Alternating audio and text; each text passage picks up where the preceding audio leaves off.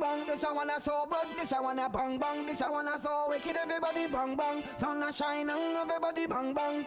This a bang bang bang.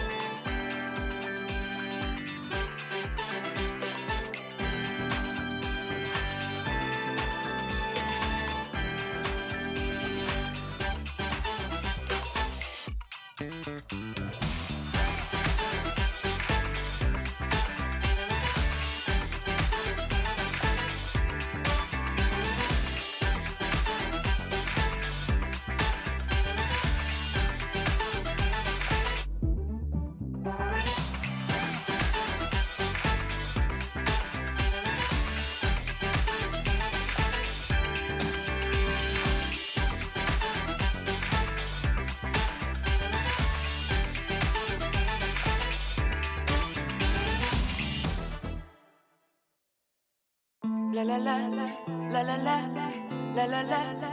Bin immer happy auf Fotos, doch im Blitzlicht der Strobo frag ich mich schon, wo du jetzt bist und vermisst dich so. 1000 Augen auf mir und ich schein immer zu lächeln und glücklich zu sein. Doch ohne dich fühle ich mich zwischen tausenden Leuten allein. Nur mit dir kann ich sein, wie ich bin. Nur mit dir. Wir tanzen so, als ob keiner zusieht. Ganz egal wo, zusammen sind wir mutig. Und wir beide drehen so auf, als ob es nur uns zwei gibt. Und singen so laut diese Melodie. Lelele, lelele, lelele. Flieg mit mir auf den Beat. Lelele, lelele, lelele. Als ob uns keiner sieht. Du bist mein Dojo, ohne dich bin ich solo. Zwischen Tokio und Soho denk ich an dich und die Sehnsucht ist so groß. Denn mit dir kann ich Luftschlösser bauen. Wir zwei sind immer ein bisschen zu laut. Ganz ohne Ziel, ganz ohne Plan. Mit dir durchzudrehen hab ich so sehr gebraucht. Nur mit dir kann ich sein, wie ich bin. Nur mit dir. Wir tanzen so, als ob keiner zusieht. Ganz egal wo, zusammen sind wir mutig. Und wir beide drehen so auf, als ob es nur uns zwei gibt. Und singen so laut diese Melodie. Lalala, lalala, lalala. Flieg mit dir auf den Beat. Lalala, lalala, lalala. Immer wieder repeat. Lalala, lalala, lalala. Flieg mit mir auf den Beat. Lalala, lalala, lalala. Als ob uns keiner sieht. Mit dir kann ich sein, wie ich bin. Nur mit dir. Lalala, lalala, lalala, lalala, lalala, lalala. Wir tanzen so, als ob keiner zusieht. Ganz egal wo, zusammen sind wir mutig. Und wir beide drehen so auf, als ob es nur uns zwei gibt. Und singen so laut diese Melodie. Lalala, lalala, lalala. Flieg mit dir auf den Beat. Lalala, lalala, lalala. Immer wieder repeat. Lalala, lalala, lalala. Flieg mit mir auf den Beat. Lalala, lalala, lalala. Als ob uns keiner sieht.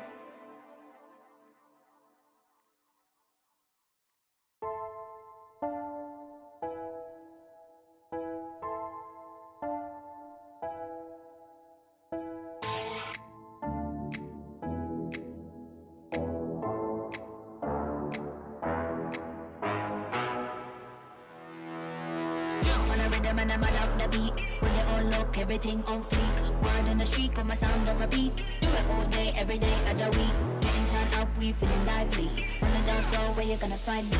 Here comes the drop, it's time to party. Here comes the drop, it's time to party.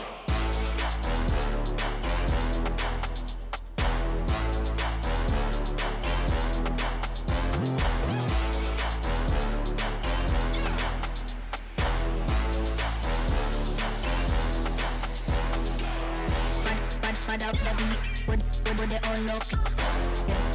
Everything on fleek. Do it all day, every day. Mad up the beat, with it all look. Everything on fleek. Do it all day, every day.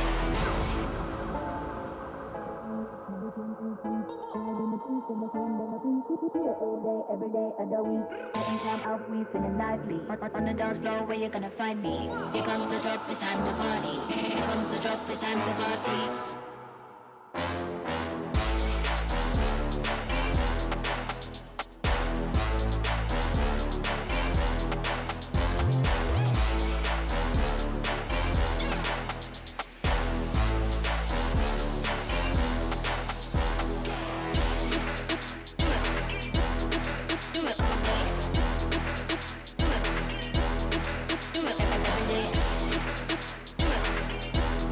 Do it all day.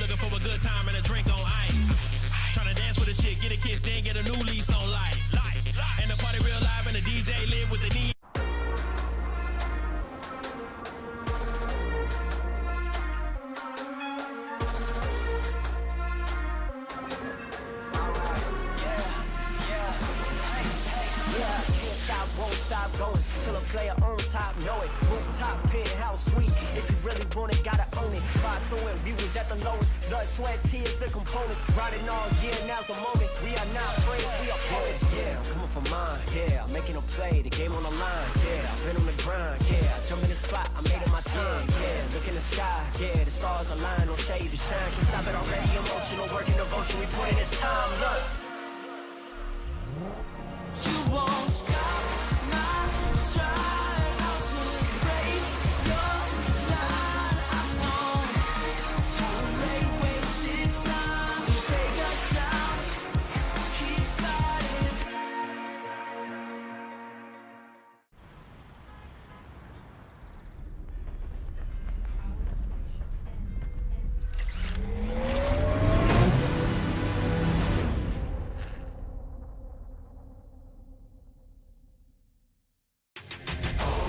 Welcome back to the Snapdragon Pro Series Mobile Legends Bang Bang.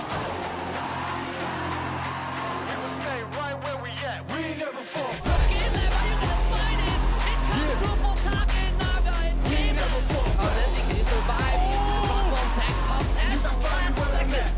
Moria, this might be it. Here comes the Tyrant's Ray. Gang the backslide. Shizo is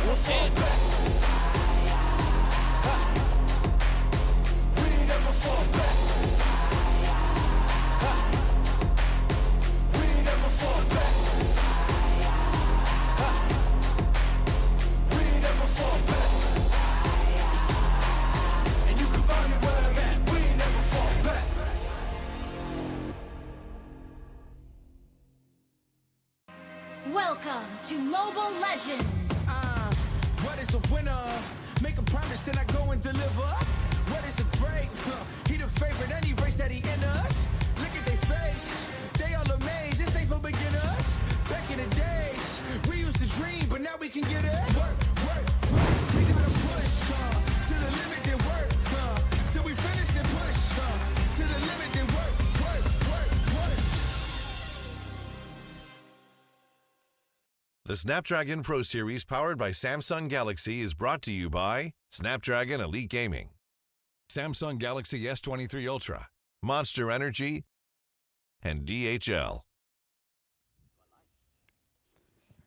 Hello everyone, good morning, good afternoon, good evening, no matter where you are, welcome to the Snapdragon Pro Series powered by Samsung Galaxy. My name is Afel, I'm going to be your host for today. And the thing is, we got an amazing cast here because I'm not alone. Alongside with me, we got analysts ICBaby12 as well as Remnar. And if you guys are like me and you guys are massive fans of Eterna, she's here as well.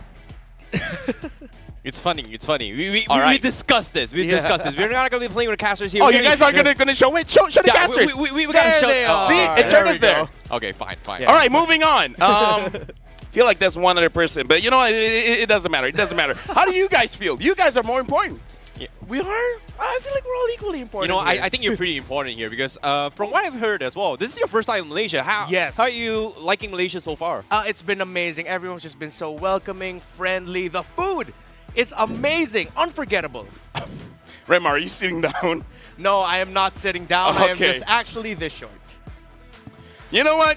We got to fix this somehow. But either ways, yes, the Snapdragon Pro Series, we're going to run through quite a lot here because I kind of feel like we need to refresh everyone's memories because a lot has been going on. The format is going to be incredible, but I kind of feel like we're going to look at all the teams. But before that, just to refresh everyone, what happened during the Open Finals, let's catch up on the video.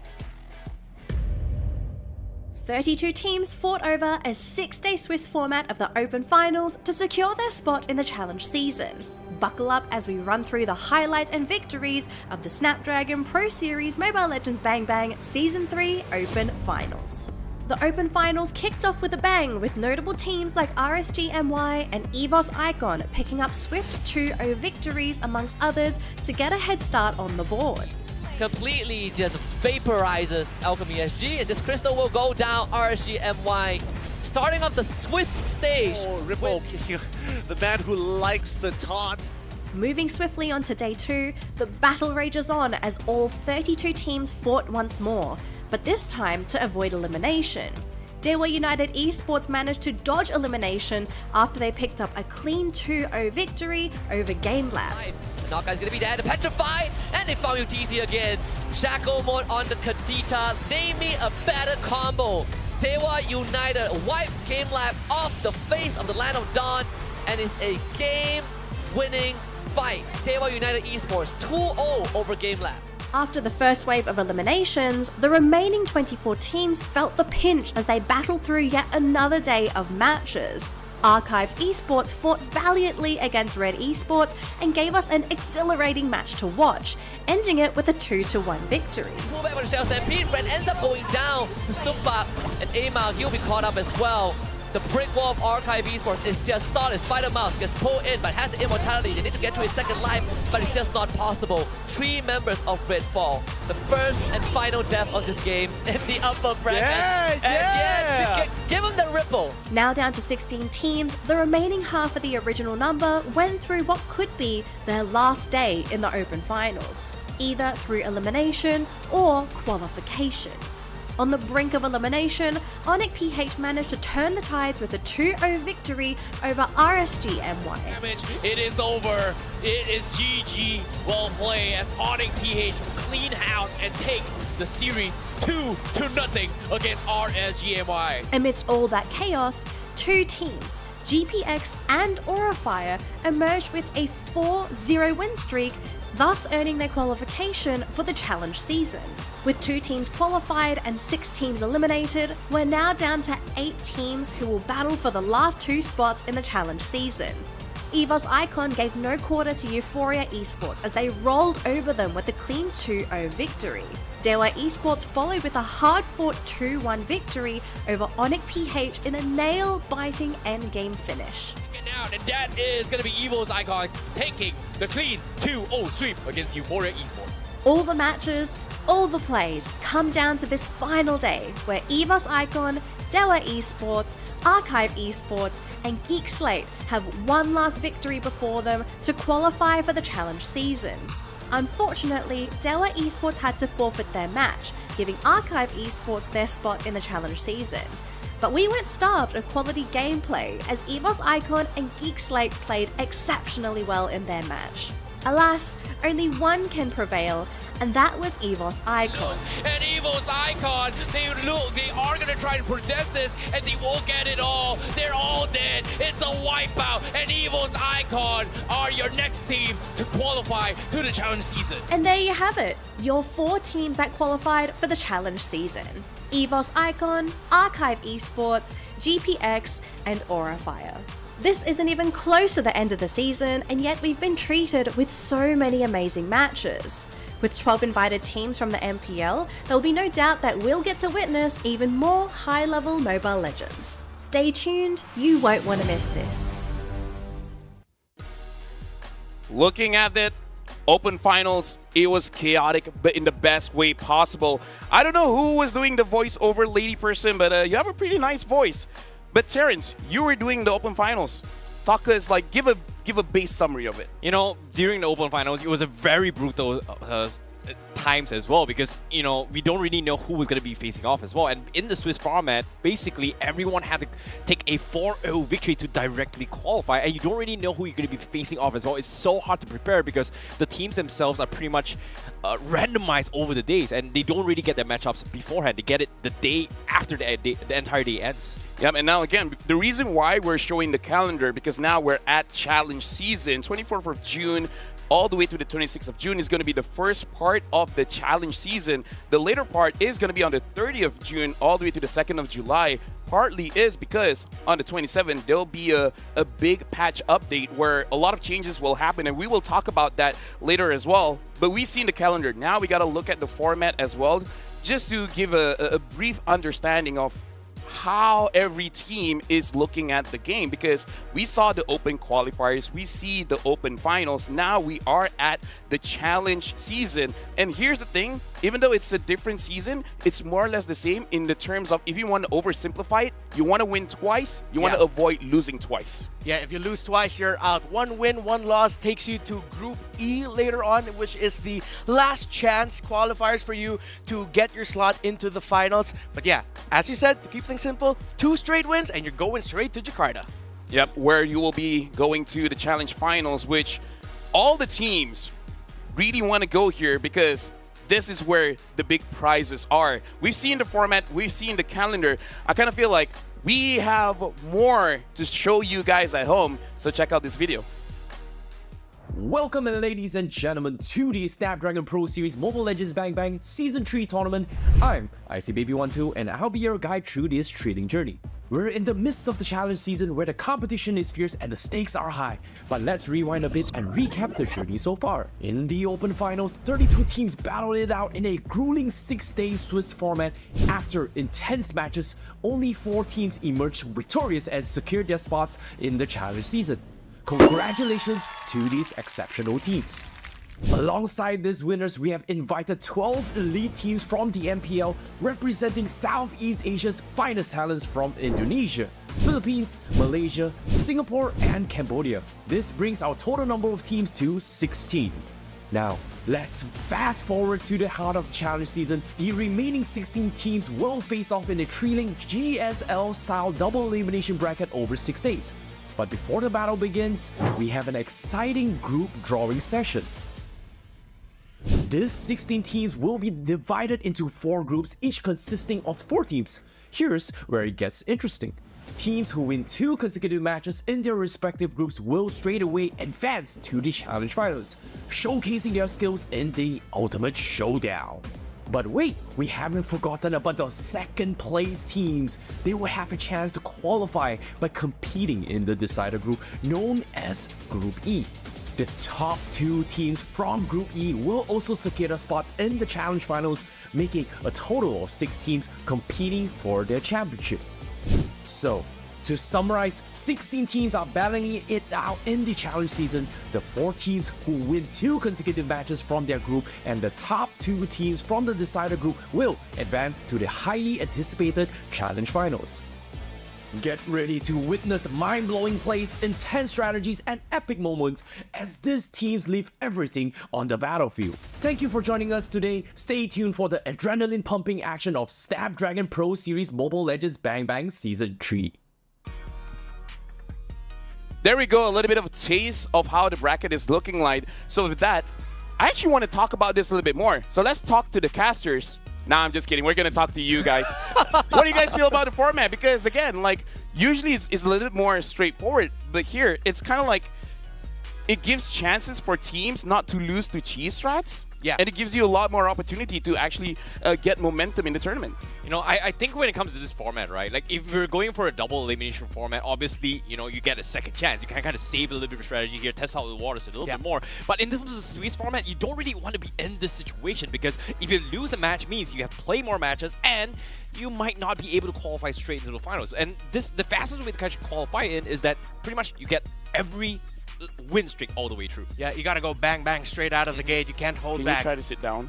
Well, or Just- if you want, I feel like that's a little bit too much there. All right. That short. Now I'll just like. Oh, yeah. This is good. This is good. Okay, Thank okay, you. move on. I'll do like a Sorry, crouching see, stance. I was is what- distracted. This is what I mean about Malaysians being so welcoming. It's like you guys are adjusting for me. Thank you. Yeah, well, appreciate it. you know what? The thing about Malaysia as well, we kind of like money. So we're going to look at the prize pool as well to see what the teams are fighting for. And this is the reason why you want to get to the challenge finals, because overall it's 150,000 USD prize pool, where the first place gets 65,000 US dollars. And the last time I checked, that's a lot. Yep, definitely a lot of money, way more than what I have, but I'm pretty sure, as we all know, the teams will be fighting for the money, but there's also the source of pride in there as well. You're carrying your country's banners, your org's banners as well, so the money looks good, but the pride is going to be there. Yep, only 12 teams will be getting this. And if you guys meet the calculations, we have more than 12 teams. So this is something that all the teams will be trying to fight it out. And honestly, looking at how things are going, today we have a lot going on. Today we have a lot of best of threes. Yeah. Even I'm not so sure that they will end it early. It might be a full 3 games in every single game. 15 games in one day. 15 games. You know, I saw the roster list for today on who the matchup is going to be like as well. Personally, I would feel like, hey, there are some teams going to be overbearing a little bit more. But because it's a Swiss format, you can't really, you know, I would say save your strategy for later. You have to go all out. You got to take your chances as well. And there's one thing I actually want to talk about as well, because you did mention about a patch note that is going to be coming up in 2 weeks' time. And that is something that a lot of us are going to be a little bit worried, because as of yet, the meta is kind of shaped in a way where, because we had MSC to kind of reference on, and then they can kind of adapt and try and qualify their way through. But after the second week, which is probably next week, that is where it is going to be a free-for-all for all the teams. Okay, here's the thing. You're talking about the teams. Let's actually look at the participating teams here. The challenge season, we see Ich, Ni, San, Yon. 16 teams. Is it? You good? No. Yeah, you got it. Yeah, 16 teams. Perfect. Look, I'm good with numbers, all right? I'm an analyst. Yeah, analyst. Yes, you I'm are. an analyst. Yeah, and you're one of the few that I've heard actually be able to count in Japanese. Yeah, Ich, Ni, San, Yon. Can you count in Mandarin? San. Okay, he's pretty good. Yeah. He's pretty good. He's pretty good. He's multi-language here. Uno, dos, tres. But now we're going to look at Group A, B, C, as well as D, where Group A, Team Flash, Bleed Esport, Brand Esport, Archives Esport being Group A, Group B, Team SMG, Homeboys, Rex, Regan, Kion, EVOS Icon, Group C, Blacklist, Alter Ego, Bigatron Alpha, Aura Fire. I kind of feel like Mirko is doing this group because there's too many Indonesians in one group. Group D, CFU Gaming, like the name, RG Philippines, Red Giants, as well as Dewa United Esports. Quite a lot going on in all the groupings here. Yeah, you know what, Lafel? I'm sorry, I have to defend Mirko here. Indonesians, you don't need to chase Mirko anymore. You saw the group draw video. Go for Eterna. He did not draw this. I'm not gonna write on that go for Eterna thing, though. Yeah, you can see the expression of Eterna's face from our No, you can't. We can see. Oh, yeah, we probably can, on the yeah, guys we on can, cams we who can, can yeah. see. But at the same time, there's something I They're want to eating right now. I know they're hinting, but No, eating, makan. eating. Okay, I get it. Yeah, learning you. But I want to bring up one very, very interesting fact as well. Is Sure. that we have Deva United Esports actually replacing GPX because of the fact that GPX couldn't exactly meet the requirement that could come in as well. So we had to find a replacement, and Deva United Esports was the replacement to replace GPX from the Open Finals. Now, actually, let's take a deeper dive into Group A. We're going to look at the brackets here, where this is the Group A GSL bracket. Again, Flash will be going up against Archive. Bleed will be going up against Bren. And again, just to oversimplify things, for all four teams, what you want to do is you want to get two consecutive wins so that you can qualify to the Challenge Finals. If you overall end at a 2-1, then you can qualify for the Group E, if I'm not mistaken. Yeah, Group E. Yeah, the decider group. Yeah, the decider group, last chance qualifiers.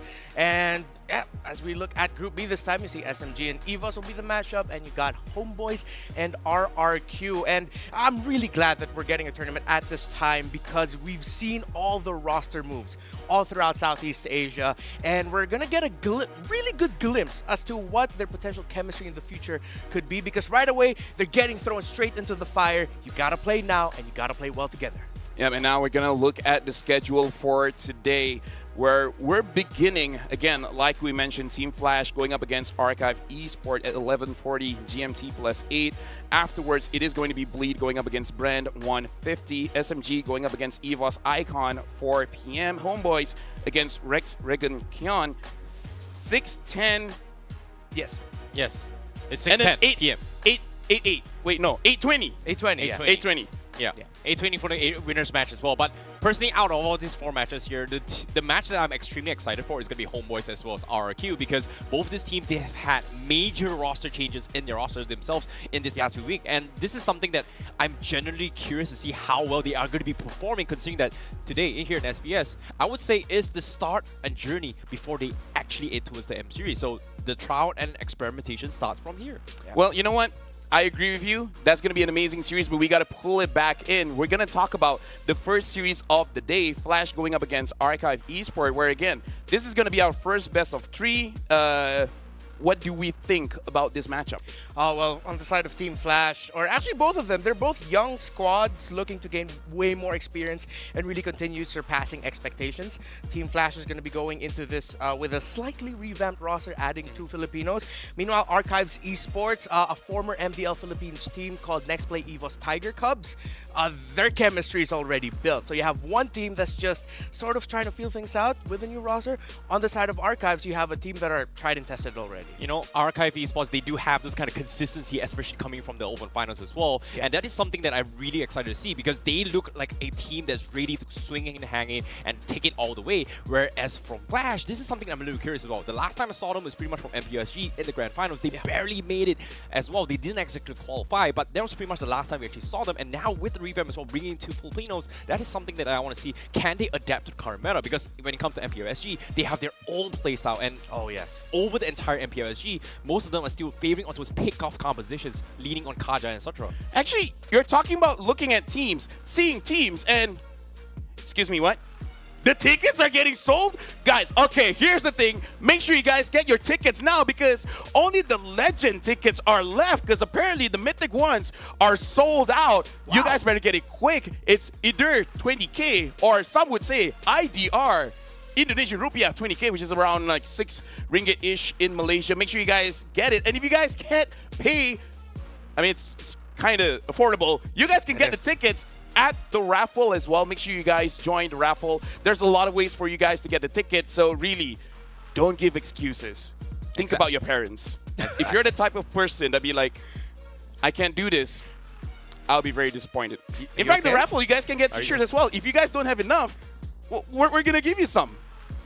Do you guys have enough t-shirts? Probably not. I actually want one as well. I want to go on a raffle, but at the same time, are you okay? Do you need like a t-shirt as well? Like, did you grow up with not having t-shirts? No. I just need more love, you know. But we got you, man. We got you. Here you go. Not from you guys. Okay. Yeah. So do you want them from Eterna? Nah.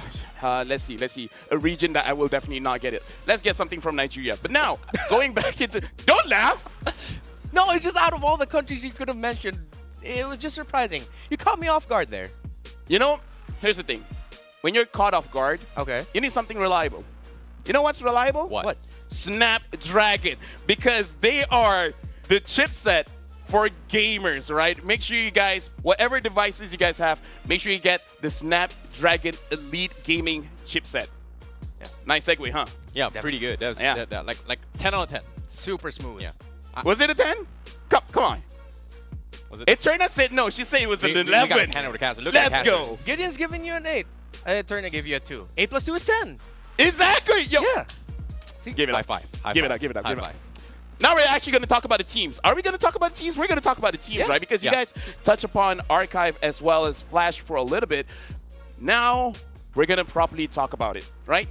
We're going to look at Flash going up against Archive Esports. Now, let's set the tempo first. Who are we looking at as the favorites? Maybe it's just a little bit of my Filipino bias in me here, but I've seen way more of Archives Esports. I'm leaning towards Archives here. Again, the factor of you have a team that already has a built chemistry, made a threatening run for the MLBB playoffs, although they weren't able to get into it, versus a team that has 2 new members and trying to figure things out. I'll lean more towards Archives, but I feel like Flash has something in them that might catch Archives Esports off guard. You know what? I got something in me as well. I want to watch the intro video. So without wasting time, let's check it out.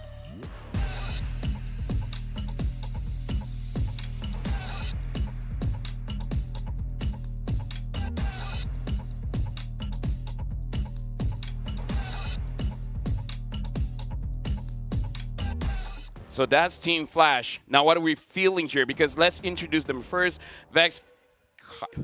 Is it pronounced as Kyrie or Kyrie? You know what? Let's go with Kyrie, Shocker, West Mode, and Jay. What are you feeling about this team? Yeah, actually, super interesting. Jay was actually the mid laner for Team Flash in their latest season of MPLSG. Now he's going to be playing in the roam position. Shocker from TNC Neo and MDLPH. And West Mode actually is going to be his name for Team Flash. So Shocker is going to be the mid laner. West is a gold laner. Shocker for TNC Neo. They struggled as a team, but Shocker was actually one of the bright spots. Very dependable mid laner. Meanwhile, West Mode, they actually have a nickname for him in MDLPH. Oh, really? They call him West Side Killer, with how well he can duel in the gold lane. That sounds like a gangster slang term right there. Yeah, because that's how he plays. He's a gangster in the lane. All right. That's pretty good. But at the same time, I'm curious to see what their opponents are going to be like here. You know what?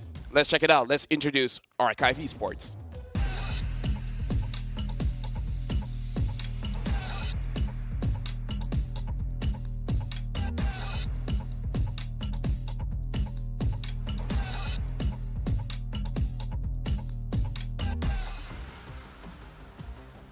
So now let's actually introduce them. Lord GM, Kizan, Lan, Sissy, Sumpak, as well as Spider Miles.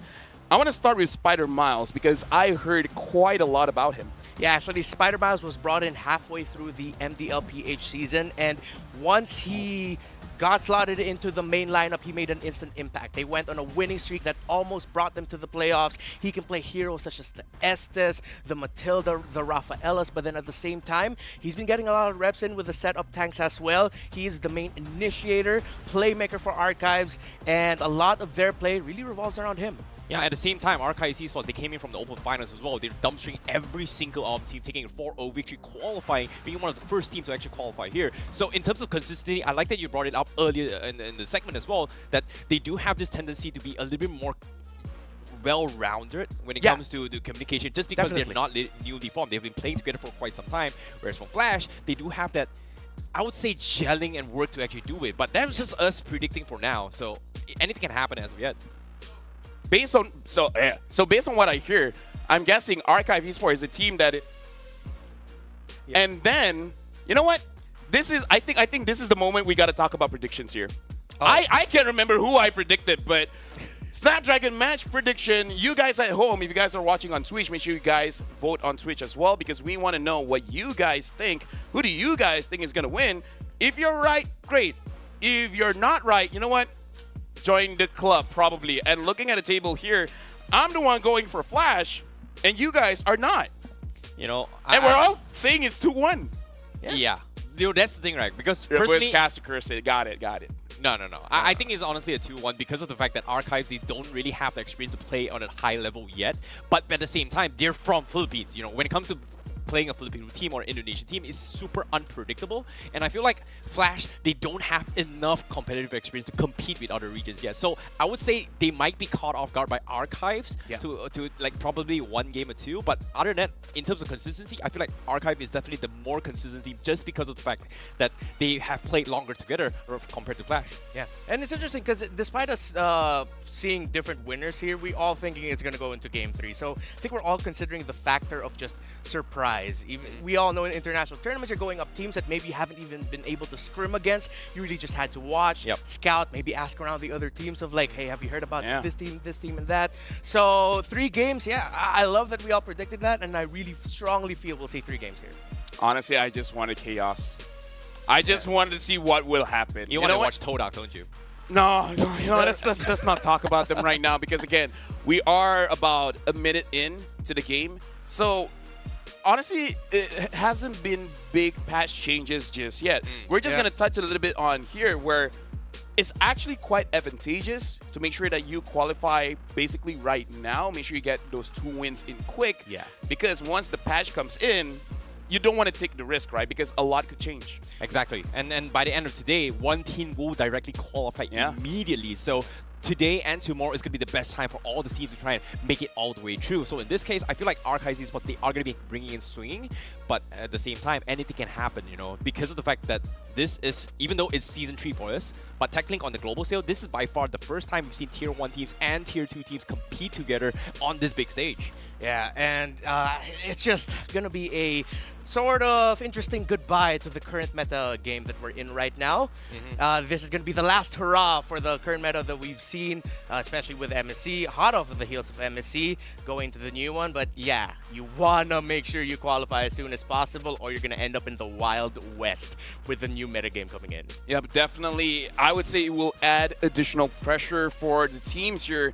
But now the timer is done soon. We're going to look at the pick and bans, and I'm very interested to see the bans because as an analyst myself, I kind of feel like it shows the personality of the team, and definitely something that I want to see because Team Flash, I heard that they're very dependent on the mid laners, the mid as well as the roam, to be able to move around the map, and then we can see a little bit more proactive plays and drafting around the gold laner. Is that correct? Oh yeah, that's definitely true for Team Flash actually, because again, it's so strange for me to see Jay going to be playing the roam role, considering how much of a monster he was in the mid lane. He has a vast hero pool in the mid lane, but I wouldn't be surprised if some of his mid lane picks, such as a Diggy and a Faramis, will go into their own, because we've already seen that. Yeah, I like that you actually brought up Jay as well, because previously when Flash was playing during the MPLSG season, they were leaning very heavily onto the Kaja meta, a lot of pick-off compositions, and then they tried to play around this pick-off composition, and then possibly force pick like heroes like Terizla or maybe a Minotaur for the counter engagements if things don't really go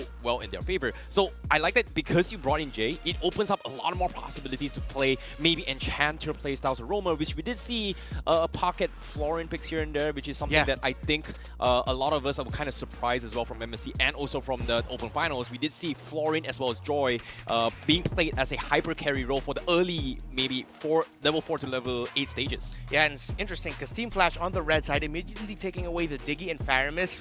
We just mentioned that'd be great for Jay, but they said, we've seen Spider Miles play, we do not want to give that to Spider Miles. Now, meanwhile, Archives are respecting the pick-off centered playstyle of Flash that you mentioned. They don't want to give the Kaja and even the Kadita over there. Fanny banned as well. The 1-1 was the last ban for Flash. Fredrin is first up. All right, honestly, looking at the bans here, Archive Esports betting out quite a lot of bursts as well as pickoff potentially. So I'm kind of feeling like Archive, they want some kind of backline hero, either the mid lane or the gold laner that cannot be protected all that well. Picking up the Fredrin, but letting go of the Novaria. The Lancelot, I kind of feel like it's just a safe pick, but Novaria here, is it a bit risky to let the Novaria go?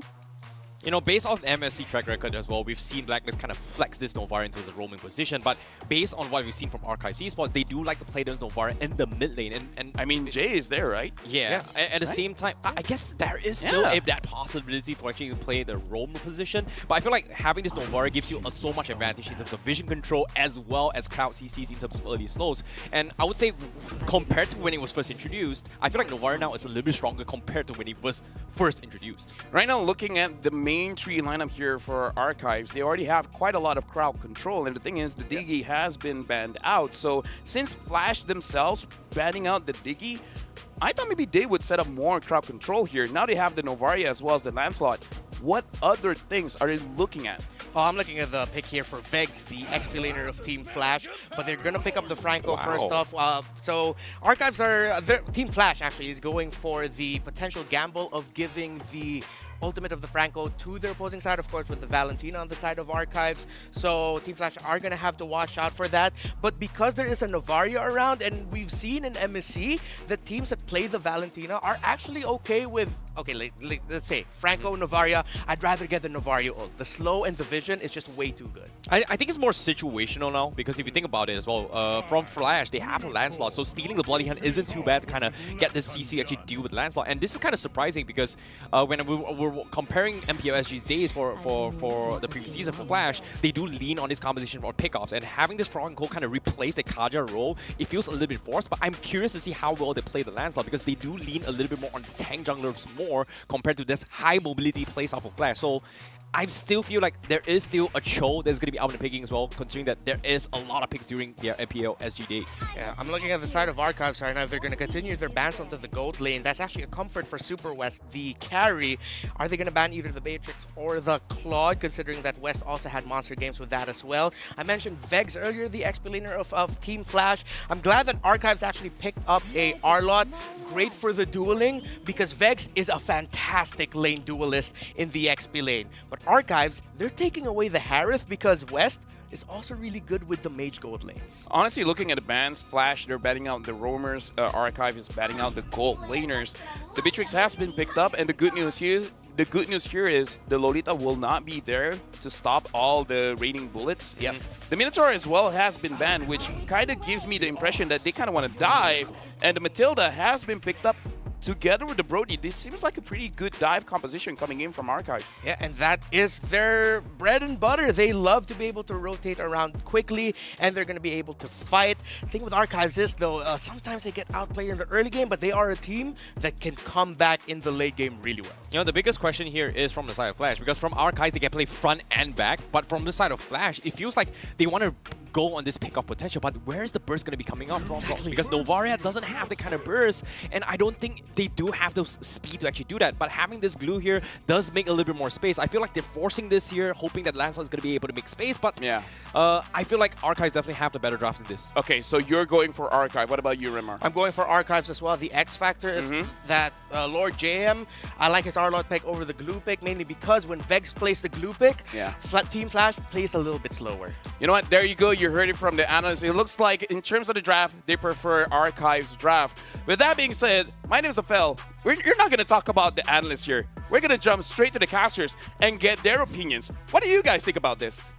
Thanks, LaFell. My name is Gilling Q. This is going to be a turner. We're going to take care of you guys as we're going to be jumping into this game for this best of 3. Let's see the predictions here. We're both leaning towards Archives. 2-1 as well. All right, I like the synergy. We didn't even talk about this beforehand. No, we didn't. At all. Interesting. But yeah, very interesting drafts coming in.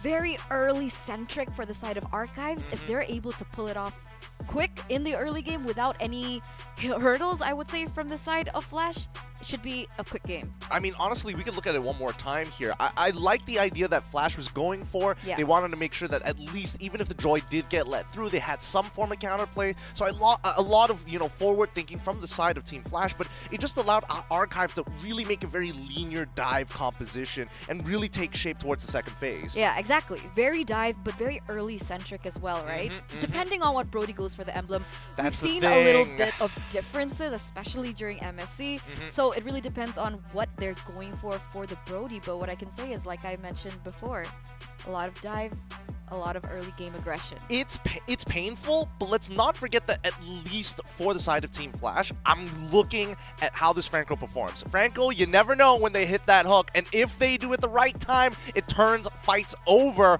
Welcome. This is our first best of 3 of today. It's going to be Archives on the blue side up against Team Flash on the red side. Let's just jump right into it, right? Eterna, first thoughts, first ideas. I mean, it looks like they're going for a traditional starter here on both the purple, both on the orange buff. Yeah.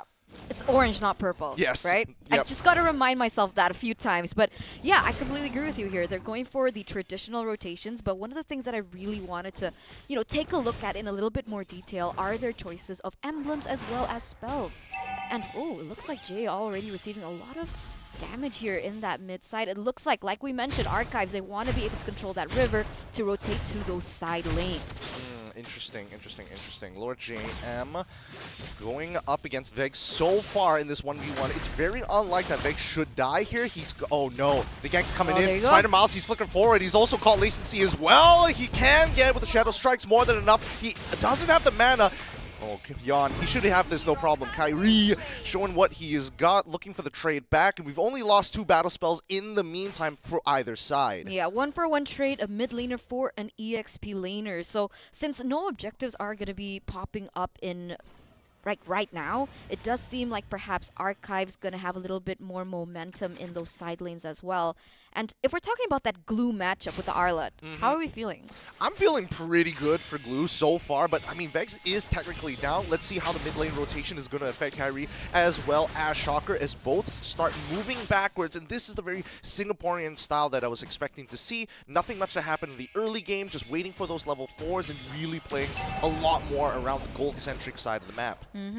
Like we mentioned before, emblems quite traditional here, but both of these teams are going to be centering around the next objective with the turtle. But this is a 4v3 situation, The Bloody Hunt onto Kyrie already. He tries to puncture in, tries to go for the 50-50, doesn't make it happen, still falls, but the kill will be going over to Spider Miles. Unfortunately, the rest of his team just not in position to really help them out, and Archives continuing to just be centralized on that bottom side. Quick Calculated is the name of the game here for Archives, and you can see that just being able to be put through towards these objectives, a kill as well as an objective, and that's going to be a 600 gold lead for them in the first 2 minutes of the game. What they need to do now is try and help Sumpak here go in for more objectives, try to go for more turrets, and they're just going to be able to snowball. Team Flash, they need to find a solution. I mean, I think Team Flash is playing to their strengths. They're making sure that the gold side usually is going to be fine, but now it's all about mid lane control because so far Archives have been rotating just quicker, faster each and every time. And look at how far Shaka has to sit backwards, even using the Astro Echo Vex. He walks up forward, grab, unable to pull anybody into the right position. But however, Lacency might have made a mistake. Quick fingers, both flickering out. Vex nearly locking him down. Yeah, beautiful, beautiful save by Spider Miles. And that is the Matilda for you. We don't see Matilda too often in this current meta, but when we do, you see the impact that she has in the game. So quick to maneuver around these team fights, and that actually is going to help Archives, who, quote-unquote, doesn't have too much mobility or high ground in the sense in terms of their composition. And now, because of that mid-trade, they transition to the top side. Archives respond beautifully here, even calling Kaizen just to make sure that nobody else is really going to start messing with that top side. They've got priority, but I don't know how long it's going to last. As Lord JM is making sure that he's keeping tabs on the enemy jungler. Right now, I like this, right? Because Archives, very early game-centric composition, that's what they're going for, but Team Flash, they can actually slow things down a bit. That is the beauty of the Franco and the Novaria combo wombo, right? They can go for pickoffs, but it seems like they're going to go for another team fight here around this turtle. Is this wise? Well, I mean, the marksmen have already transitioned, and now the EXP laners are running up towards that mid lane. Lord JM is going to reach first, which means Flash is going to take a step back. It's a 50-50 between Kaizen and Kyrie, but unfortunately, if he's a level down, he's still going to try anyway. Get lured into the trap. Thorn Rose enough the iframes to try and get out of there, but it's still going to fall into the hands of Archives. We see Lancelot fall down as Vex is trying to look for an opportunity to pull somebody out of position, but with no damage, and more importantly, West Mode on the opposite side of the map. Team Flash, they back away. Yeah, not a great game for Kyrie so far, right? 2 times he's gone for objectives, 2 times he's actually died, but Jace goes in. Beautiful Bloody Hunt instantly wanting to capitalize on the lack of members and reinforcements as Archive now looking to trade backwards. Jay and West Mode are able to walk away scot-free at the cost of 1 battle spell and nearly picking off Spider Miles at the same time. Okay, in a sense, you can say that Team Flash is kind of trying to trade back, right? They do get a kill on the bottom side. It isn't going to propel them as far as Archives Esports right now, who are standing at a 1,000 gold lead here in the 5th minute of the game. They are going too much onto these objectives, on these team fights. Honestly, if I were Team Flash with the composition that was given to me, I would go for more picks. I mean, it's tough. It feels really, really tough to say just go for picks, right? Because I feel like Jay has been monitored all the time. 24 hours surveillance so far, because Spider Miles is making sure that he matches him every single time. Looks for these off-tempo plays once in a while, but generally keeping his eyes very closely on Jay's movements. Now, another thing that we haven't really talked about is the fact that there is quite the level lead. Jay now getting suppressed, locked into place. A stolen Bloody Hunt. Nicely done by Lacency as he's going to continue his movement up towards the top side of the map. That's brutal. That's brutal here. It looks like Team Flash are going to go for a trade here on the top side, but Lord JM, they won't let that go without a fight here. 2v1 situation. Vex? Should be fine here. Does he have the split? Yes, he does have the split. He's going to channel it now. However, just getting locked into place and making sure that even Novaria cannot get him out of there. Probably should have channeled it earlier. Probably should have used that flicker, but these are very expensive resources getting taken away by Team Flash. And with that in mind, right, that's the next turtle. That's the next objective that both these teams are going to go for. Look at this. Kyrie is actually a level below of Kaizen. Seems like he still want to go for it, though. No, I don't think it's worth it. There's no time to do it right now. Lancey is just so strong, and considering how flexible he's been taking these situations, looking to punish time and time again, I think they might even go for a dive, and yes, they do! Final Slash pushes 2 out of the way, and Spider Miles is able to pull 1. Lacency, he's trying to get on out of there, flickers away as Lord JM finds his 1 kill, and is trying to make his way out of there. 2-for-1 trade as Lord unfortunately, for Vegs, holding his own left with the split, but overall, Archives are walking away with money in their pockets. It's unfortunate, right? It's unfortunate that they lost that team fight. Archives Esports, they know what they have. They know what they have in their arsenal as well. And unfortunately, although West Mode got kind of a I would say a level power spike. She had the BOD, but unfortunately, because she was in the bottom side of the map, there was not much of an impact from the Beatrix other than dealing damage onto that turret in the bottom side. I remember Reptar already mentioning, hey, Lord Jam, he is an absolute beast down by the EXP lane. I feel like even outside of the EXP lane, he is getting heads, right? On a stick, putting him on a pike as the rest of Archives slowly making their maneuver. Notice how they're moving across the map. It feels like they're holding the mid side hostage before collapsing down on the bottom side of the map as West Mode and Kyrie getting on out of there, calling the rest of the team in just in case this turns out to be a full-on engagement.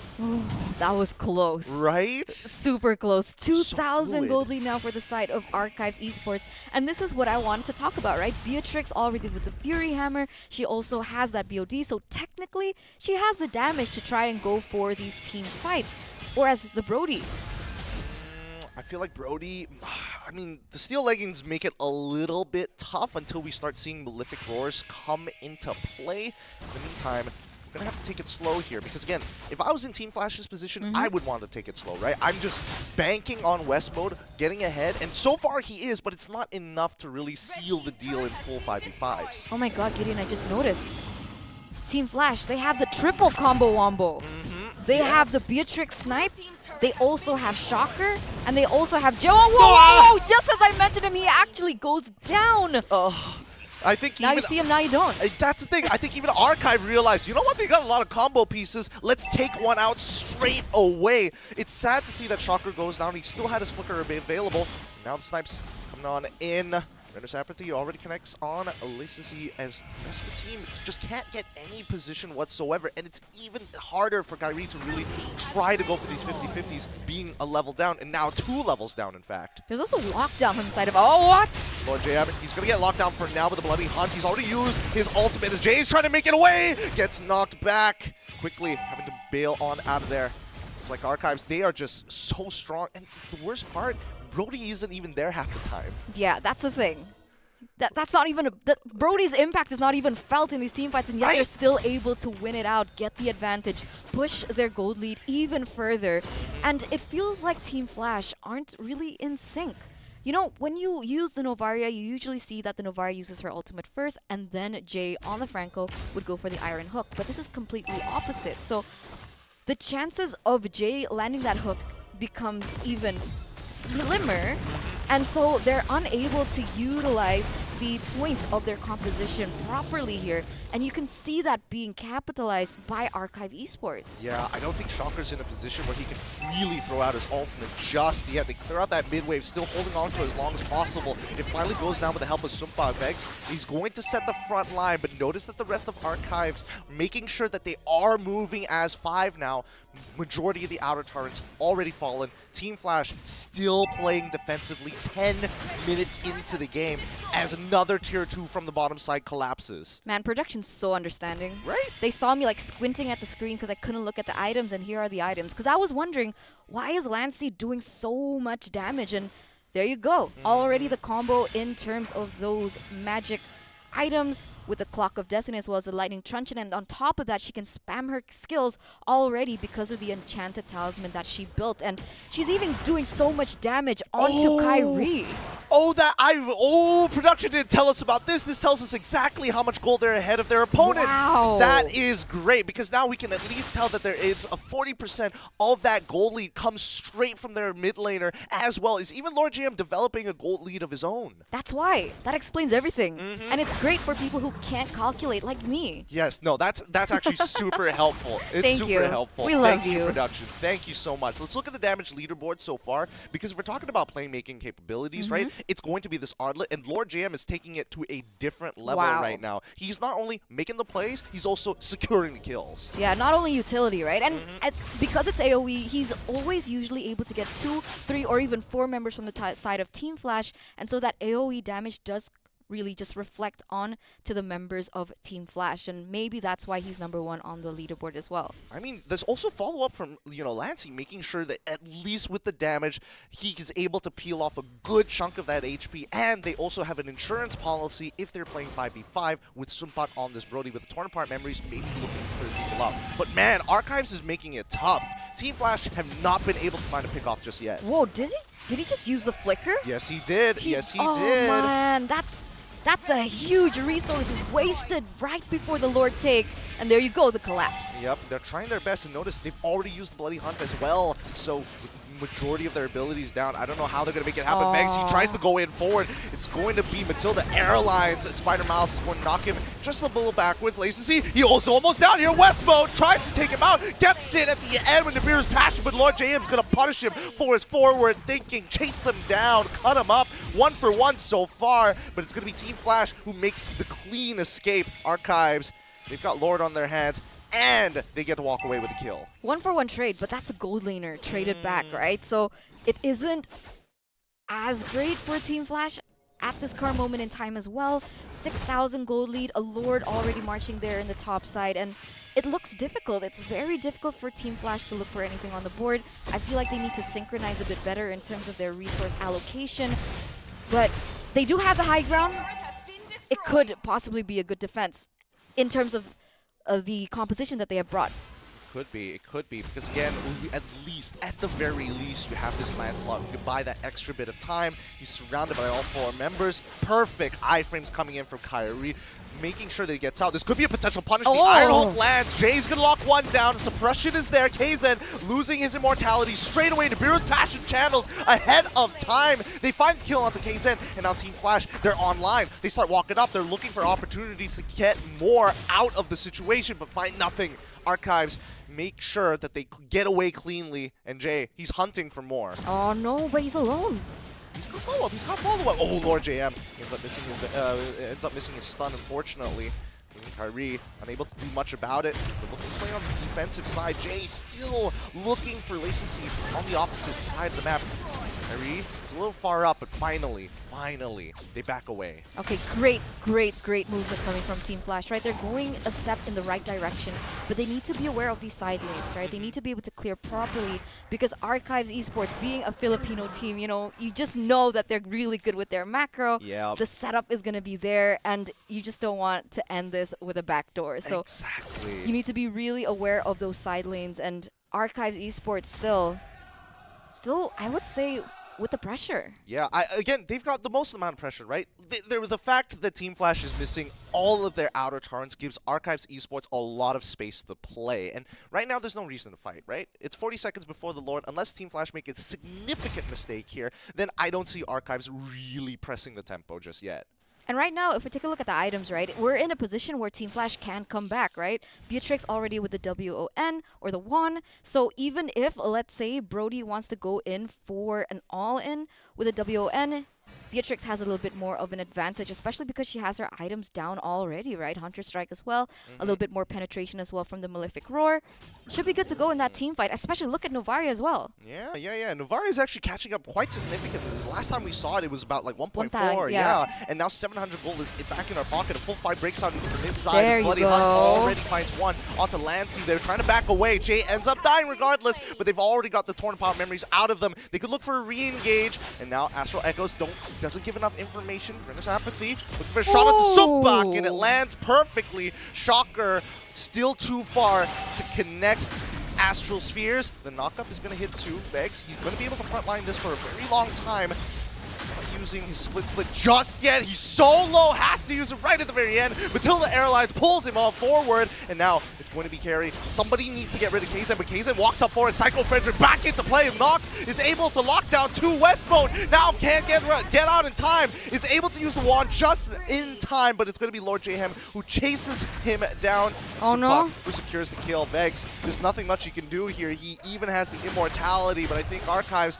made the pivot correct. And now with a mid-wave as well, they could be looking for an inhibitor. Yeah, they're not going for the Lord. They're going straight in for the push here. KZen going in deep, but oh my god, suppress happens. Yep, it's suppressed, but Vex doesn't have the damage to keep this up. They don't have the damage to get this pick off through. Fredrin is able to tank it all, getting the mega kill already, and that's going to be game number 1, done and dusted. Archives Esports showing us how it's done. Wow, Archives Esports lead the series 1-0 in this best of 3 with a very clean game. They snowballed from that early game. They were able to get a lot of objectives as well, just pushing the focus on to the side of Flash, and they didn't really have much to say. There was a moment where Flash had the possibility of coming back, but the problem was because of the disparity in terms of those resources and the gold, it looked a little too difficult for Flash. I think, to me, what annoys me is the fact that it felt like Flash was really, really passive, right? Where was the confidence that we saw from these MPL SG teams, and especially knowing how Flash plays, right? They went into the playoffs, they're in the upper bracket, get knocked down to the lower, they take out Bleed Esports with their unorthodox picks. I mean, to be fair, it's not the exact same lineup, but where is that spirit that they left behind? Look, it's a best of 3, right? Maybe they're just feeling the competition out, but I think LaFell wants a stage back. Well, we'll throw it over back to him. Bye. Thank you very much, Eternian. Now we got to go back to Remar 1-2, where I got a few things that I want to talk about. First of all, we got to talk about Lord JM because he did an amazing play on the Arlet, but also we got to talk about the mid trio for both teams because he's always the priority of Archives, and it just looks like Flash, they're just trying to play catch up. Yeah, man, I told you, it doesn't snow in the Philippines, but Archives loves the snowball. The Matilda pickup was great, paired up with the Valentina for that early to mid burst. They got it right away. They knew their condition, and they played to it. Icy Baby here mentioned, of course, Team Flash loves their pickoffs here, but yeah, we were talking about it while the game was going on, Icy, that Team Flash needed time. Yeah, they definitely needed time as well. They have this very greedy composition, and at the same time, their win condition from Team Flash was that they need to play around Jay, setting up those hooks and then getting those damage. But the problem with the draft is that who is able to dish out early game damage, and that's something that I would say Superfast was pretty much the only guy. And this is where Archives is very smart because they understood this tempo and they kept on playing in the middle lane and then punishing whenever Jay is not around. So if, let's say, Jay is on the gold lane, they force a fight in XP, and that is where things kind of went south with it. Honestly, looking at the itemization here, because Yon on this landslide is not going for a tanky build, it's actually going for a more damage-oriented build with the Endless Battle, the War Axe, as well as the Thunderbelt. Sure, he made the War Axe first, but we saw if Yon was able to get a lot of wins around the turtle, getting a lot of early kills, I kind of feel like the composition can happen. But the thing is, unfortunately, Jay could not hit those iron hooks. If he was able to hit it, and then Yon was there to follow up with the damage build that he has, I feel they will have enough damage. But the thing is, in terms of damage, it doesn't matter if you die because there's not going to be any damage if you're dead, right? Same thing with the Iron Hook.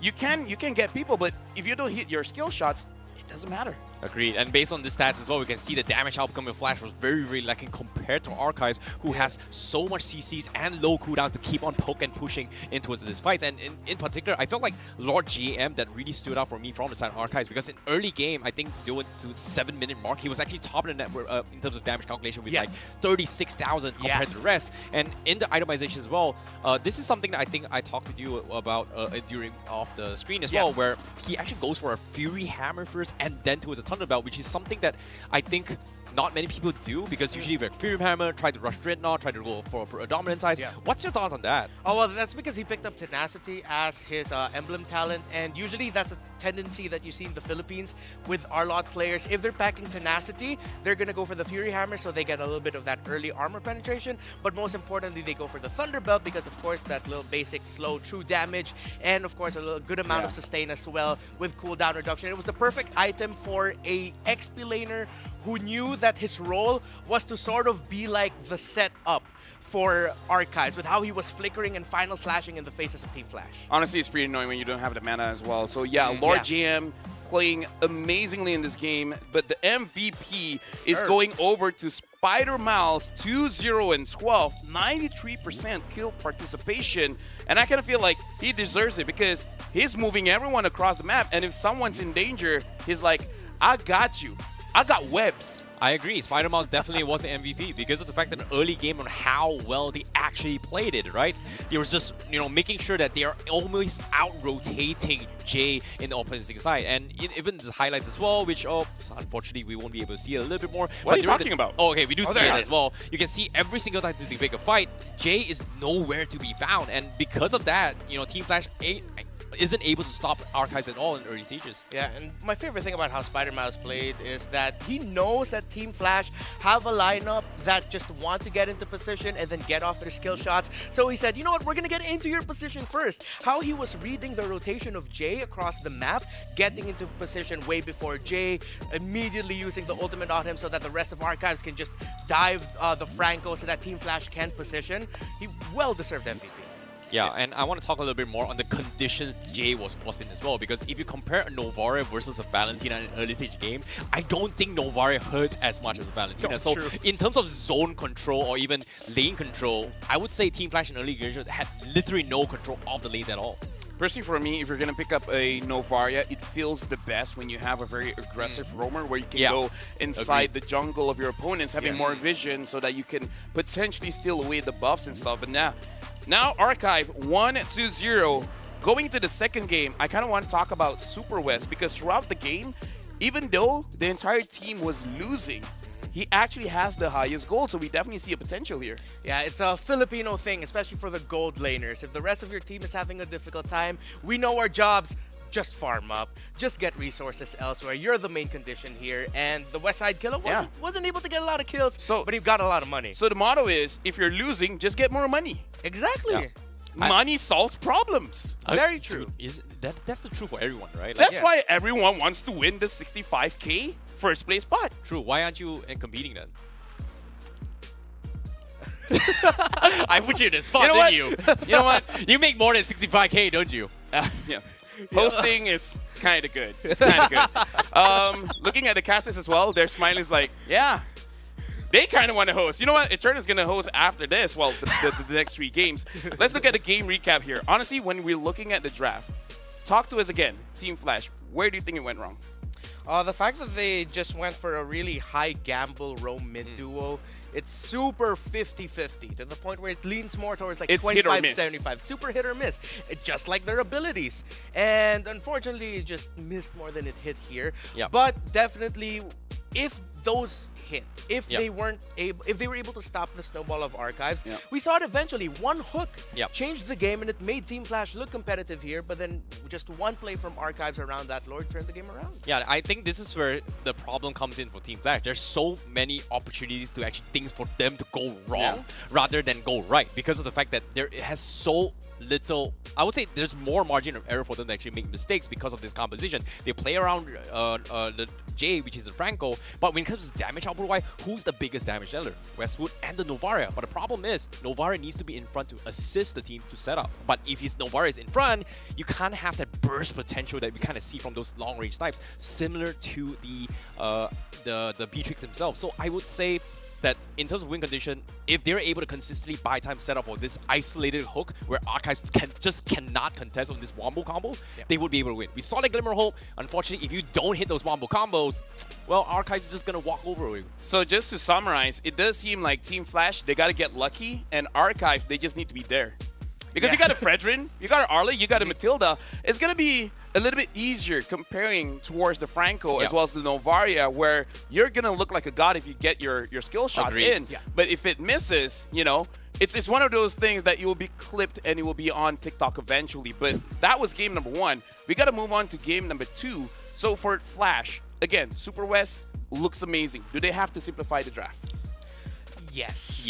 Especially up against Archives. Yeah, Archives is just, their textbook plays are just a little bit more better, right? In terms of drafts, they have this thing where like, hey, I'm just going to go move forward, hit forward, that's it. If I miss, it's fine. I can just back off, walk on, no problem. But when it comes to Flash, if they miss it, oh no, Archives Esports is completely going to swamp you. One wrong hook, no bloody hunt. They are going to completely swamp you. And in this case, I would say every time Jay sets up a hook, there's just not enough follow-ups coming in from Flash to actually commit to all this kind of fights. And most of this time, like you said as well, the damage came in from Westwood. And Westwood is farming all the way to the other side every single time, which resulted in them not able to contest at all in the early game. Here's the thing. If you want to use a composition like that, having the Novaria, having the Franco, where you need to hit your skill shots, you need an amazing device. Speaking of amazing device, we got to say thank you to Samsung Galaxy S23 Ultra, where again, rank up with Samsung, share your epic moments, and step up your game. Because at this point, it really does seem that I feel like the draft was okay, only was able to be executed well. But we got to talk about this. Sometimes pro players they need time to scale up. Right? You know, warm up is like first game kind of like autopiloting. We got to look at game number 2 because if they can win that, we're all gonna be wrong in terms of we're saying it was gonna be a 2-1. But then it's like, oh no, 2-0. We don't want that. Definitely. To be honest, I want to see a 2-1. To be honest, I really want to see a 2-1 just because of how well can they actually adapt. Because in the game itself, Flash, they were. To be honest, I did saw signs of Team Flash not giving up doing some mid to late stage of the game, just because of the fact that Jay and Westwood, they were trying to actually find opportunities to win the game. However, the tools they were given were extremely lacking to do so. So hopefully in game number 2, they play something that is a little bit more easy and comfortable to actually pull off compared to what Archives is playing. Yeah, and what I want to see from Team Flash here, if you're put in a situation where you see your opposing team snowballing, yes, you'd want to think, hey, to stop the snowball, let's contest the turtles. Make sure we can get some back. But there were moments in the game in Turtle 2 and Turtle 3 where it looked risky to take a team fight, especially with how far Archives already was able to build the gap with the gold. Team Flash could have split the map. They could have taken resources elsewhere. And this is, as far as I'm aware, the Singaporean playstyle, they really love playing around the objectives. If it's not the picks, it's the objective team fights. But we've seen, especially in MSC, the teams that know when to give up objective team fights so that they can get split pushes are the ones that shine. Yeah, in a way, it looks like they're tunnel visioning. I wonder what the casters are thinking. Well, we'll see that a little bit later. In this game, you know what? I actually agree. Because Team Flash, if they widen the horizon, perhaps they could do something. But I kind of feel like having the Franco, you're almost thinking like we have to stick with him because the moment he gets an amazing hook and we're not there, it's kind of like that one guy. Whenever you go to a party, when you leave, something cool happens. They want to make sure that's not the case. They want to make sure when Jay finally gets a pick, they're there to follow up. Now we're going into game number 2, the draft. Team Flash again, banning out the Faramis, and Archive, they're banning out the Fanny. It looks like it's going to be more of the same, but this time, Flash, they're going to be their first pick. The question is, do they want to pick up the Novaria again? If they're going to pick up the Novaria, at least build something, as you mentioned earlier, LaFell, something that can actually invade and not just rely on their side of the river to play around. They're taking away the Faramis and the Diggy. If I'm Flash here, even though, yes, the glue is a power pick for Vegs, we saw that Archives is ready for that. Their first major rotation in the first game was to take Vegs down. So they're ready for it. I wouldn't want to see a glue first pick here for Flash. No, I personally think this Diggy is a pretty clear tell coming from Flash where they want to play a little bit more CC control, right? First pick here, I feel like getting this R-Lot gives you a little bit more safety net to actually flex their way through. However, I'm a little bit curious here because what are they going to ban? Because as of yet, Joy is pretty much in the pool as well. So that's something that I think should be a priority compared to the Novaria at this stage when you go first bans. Personally, for me, I kind of feel like the Joy is a hit or miss as well because you have a lot of damage, but you're not that tanky. So if you're really good with your mechanics, you're gonna look amazing. But in a tournament stage, and if you're like nervous or something, you're gonna make a mistake. And so I kind of feel like Joy is an amazing hero, but you need the right pilot to use Joy. Yeah, and right now with Team Flash taking out the Valentina, that puts up the Kaja as a potential first pick. Archives hasn't banned the 1-1 yet, but we saw Wanwan's struggling. Agreed. MSC. Agreed. She is struggling with all the dashes across the board in the current metagame and the fact that the range of her ultimate was shortened. You feel the effect of it. So Archives reads into it. They ban the Kaja, but that means the Joy is open here. And the Wanwan has said, well, if Flash really wants to get into that, but if the Wanwan shows up here, I think Archives will answer it right away. Yeah, this is a problem here. You can see the face of the Flash as well. They're in a situation where if we pick one, Archives are going to get 2 power picks in their favor regardless. If they want to go for it, sure. But I feel like they are still leaning on towards the Arlo a little bit more because of the fact of how well I would say Lord Jam was actually playing just now and how annoying it is, especially against for the XP laner for Vex. Yeah, honestly, I agree with the Arlet pick as well. Just because technically it doesn't lose too much in the lane, but looks like they thinking that the Fredrin is more of a problem. I mean, to be fair, Fredrin can be flexed around being the EXP or the jungler. But again, I kind of feel like Kizan doesn't care that much. There's still quite a lot of strong picks around. Yeah, and there it is. The Arlot's going to go back into the hands of Lord JM. And I wonder if he's going to be able to replicate it. And this time they pick up the Novaria. And if I feel like if Lord JM can just get out of lane quicker, and then depending on where the Novaria is, so far this is a good combo because that means the Arlot can get out of lane and help the Novaria and whatever the roamer will be to get vision into the opposing jungle. You know, that when it comes to this composition here, I feel like for Flash, they need to find a way to actually mirror against the Novaria, right? But in this case, I was hoping that they get a Kadita, but because Archive's kind of first phase banned it as well, we don't see that kind of backlines composition where you can actually one-shot this this Novaria, which is going to be a big problem. But of course, if you want to talk about heroes that can actually flank the back lines, then Talia is also in the pool, which I don't think Flash does play that a lot into the role position. Yep, and right now Eve being picked up as, I would say, just a very safe pick and very strong going up against the Arlet. And this time the 1-1 has been picked. How do we feel about this? How do you feel about the 1-1? It's a strong hero, but again, historically, well, the latest history doesn't look that great. Do it. Actually, sorry, deep down I'm just wishing right now, Archives, a Lolita would be a perfect pickup right now. You don't have to worry about a Valentina taking the ultimate. You can block the crossbow of Tang, and you get that big wide AoE that pairs very well with the ultimate of the Novaria. Yeah, I think the Lolita is like the perfect pick right now, but if they don't go for it and just prioritize this power picker here, I'm pretty sure Flash is going to be banning it as well. So I would say Flash, this composition is such a strong opening compared to game number 1, and this is a little bit more safer to execute. But whereas for Archives, they're in the predicament here because of the fact that they have CCs, but if they cannot one-shot this 1-1, things are going to go through. And like you said, Lolita will be picked, so this is going to be a big problem for this 1-1 eventually. Yeah, he called it, but now what are they looking for a ban here? Because the Fredrin can be flexed, but what do you guys think? Is the Fredrin going to get flexed around? Is it better for Archives to ban out the junglers or the EXP? I think they need to ban at least one pick ban onto the carry, just because of the fact that the carry is going to be stretched through the HP of this Fredrin at least, or maybe even the Claude as well, because if Archives needs to play mobility, Claude is like the perfect hero to actually play cross maps compared to a 1-1 who needs to be in your face. Yeah, Archive's actually taking out Khalid. Oh, interesting. Wow. This is interesting. So they're reading this as a potential pocket pickup for I mean, like, Vex? to be fair, we see in Singapore using quite a lot of Khalid to make sure that they have lane priority. And as you were talking about it, like Lord JM, if he has the lane priority, if he can rotate first, that's kind of dangerous. So they just want to make sure that he does not get a bad matchup here. Yeah.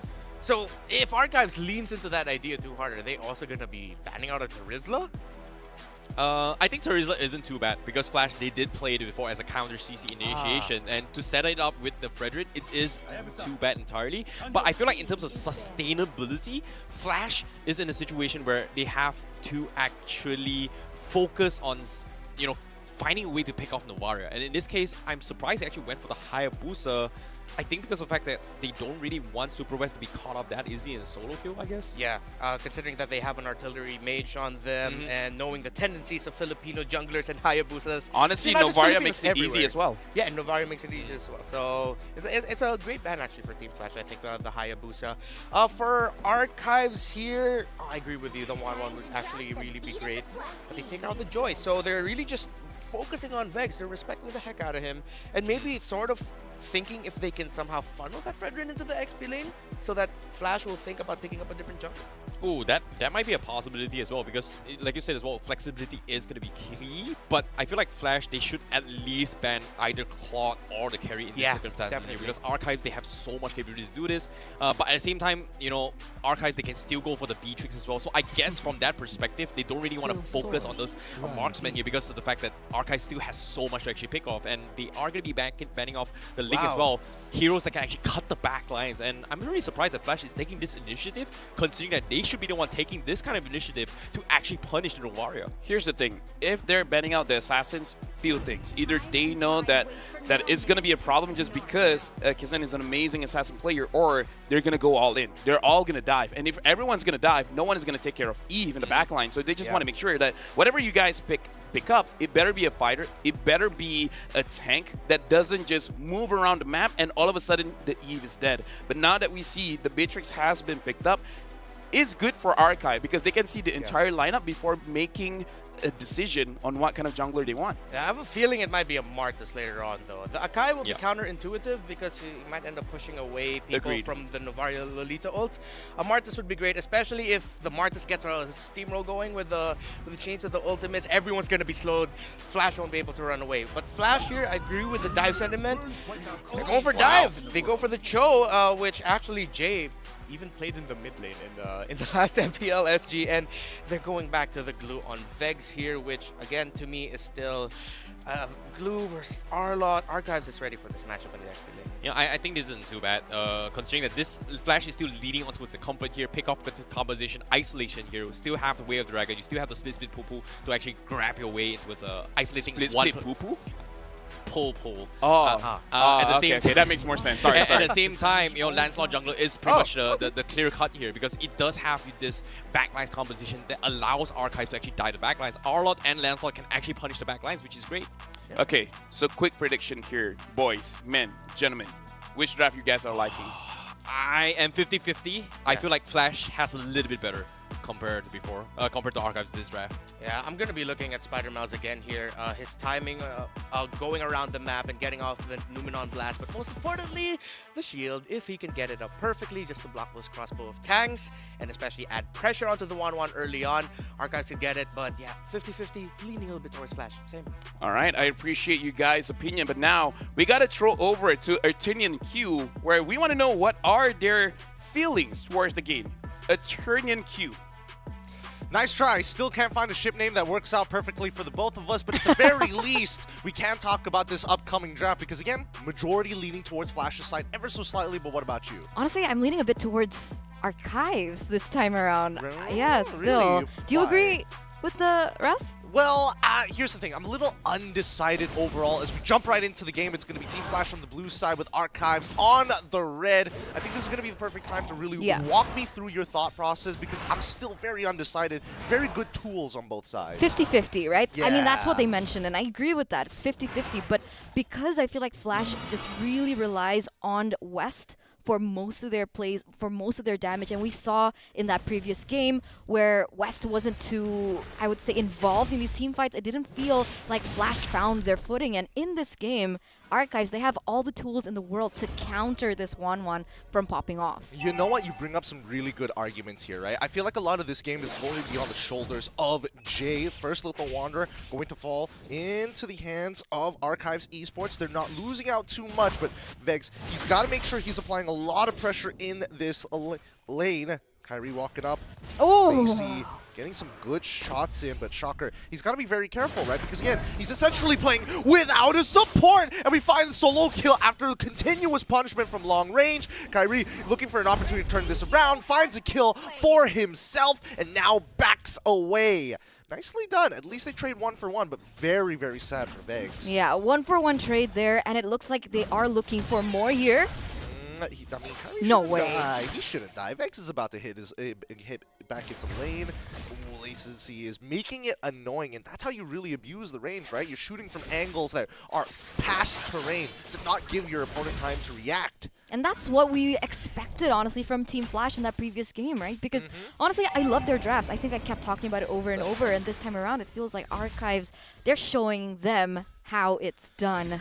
They're rotating first on this objective as well, setting it up. They have to be careful. However, Jay has not hit level 4. Yeah, that's the thing, right? Jay hasn't hit level 4. Shocker just hit his level 4, and they're not going to be able to make it in time. However, something's happening on the bottom side. It looks like Arlen's kind of in the middle of that fight. Fighting into the middle of the real world manipulation and nearly winning out that 2v1. He ends up dying regardless, but at least with KZen, he's nearby, notices that Vegs is able to top up his health back up to 50%. Mid lane gets shoved out, and then we look back to the engagement back on top. Beatrix just getting pummeled here. Crossbow of 10 coming out, gonna force a recall. Simply put, you can say that he bought a lot of time for his team, right? But Jay goes in. Oh, he gets it. Oh, he gets the kick, but doesn't take the second part of it, and now he's gonna die for this. He's still gonna make the attempt. He at least gets the kill on the Beatrix, but finally the trade comes over from Lacey. What I don't know how to feel about this. Right? Yeah, that was unfortunate. That was unfortunate. But like you mentioned, at least Sumbak gets a little bit more punished than before, and I think that is going to be the key factor of how Team Flash is going to be able to win this game, right? That 1-1 and that Beatrix matchup is already really tricky. Honestly, great. Sumbak's getting pressured, gets a kill onto Sumbak as well. We just need more time for West Mode to come back online. Yep, he's going to need a little bit of time in that case. And mid lane, so very important. Bottom side, noticing that the jungle is still pathing towards it, right? Making sure that this Arlet doesn't get too far ahead. But now that they're aware, the late rotation from the jungler on towards that top side. 36 more seconds until we see the Lord.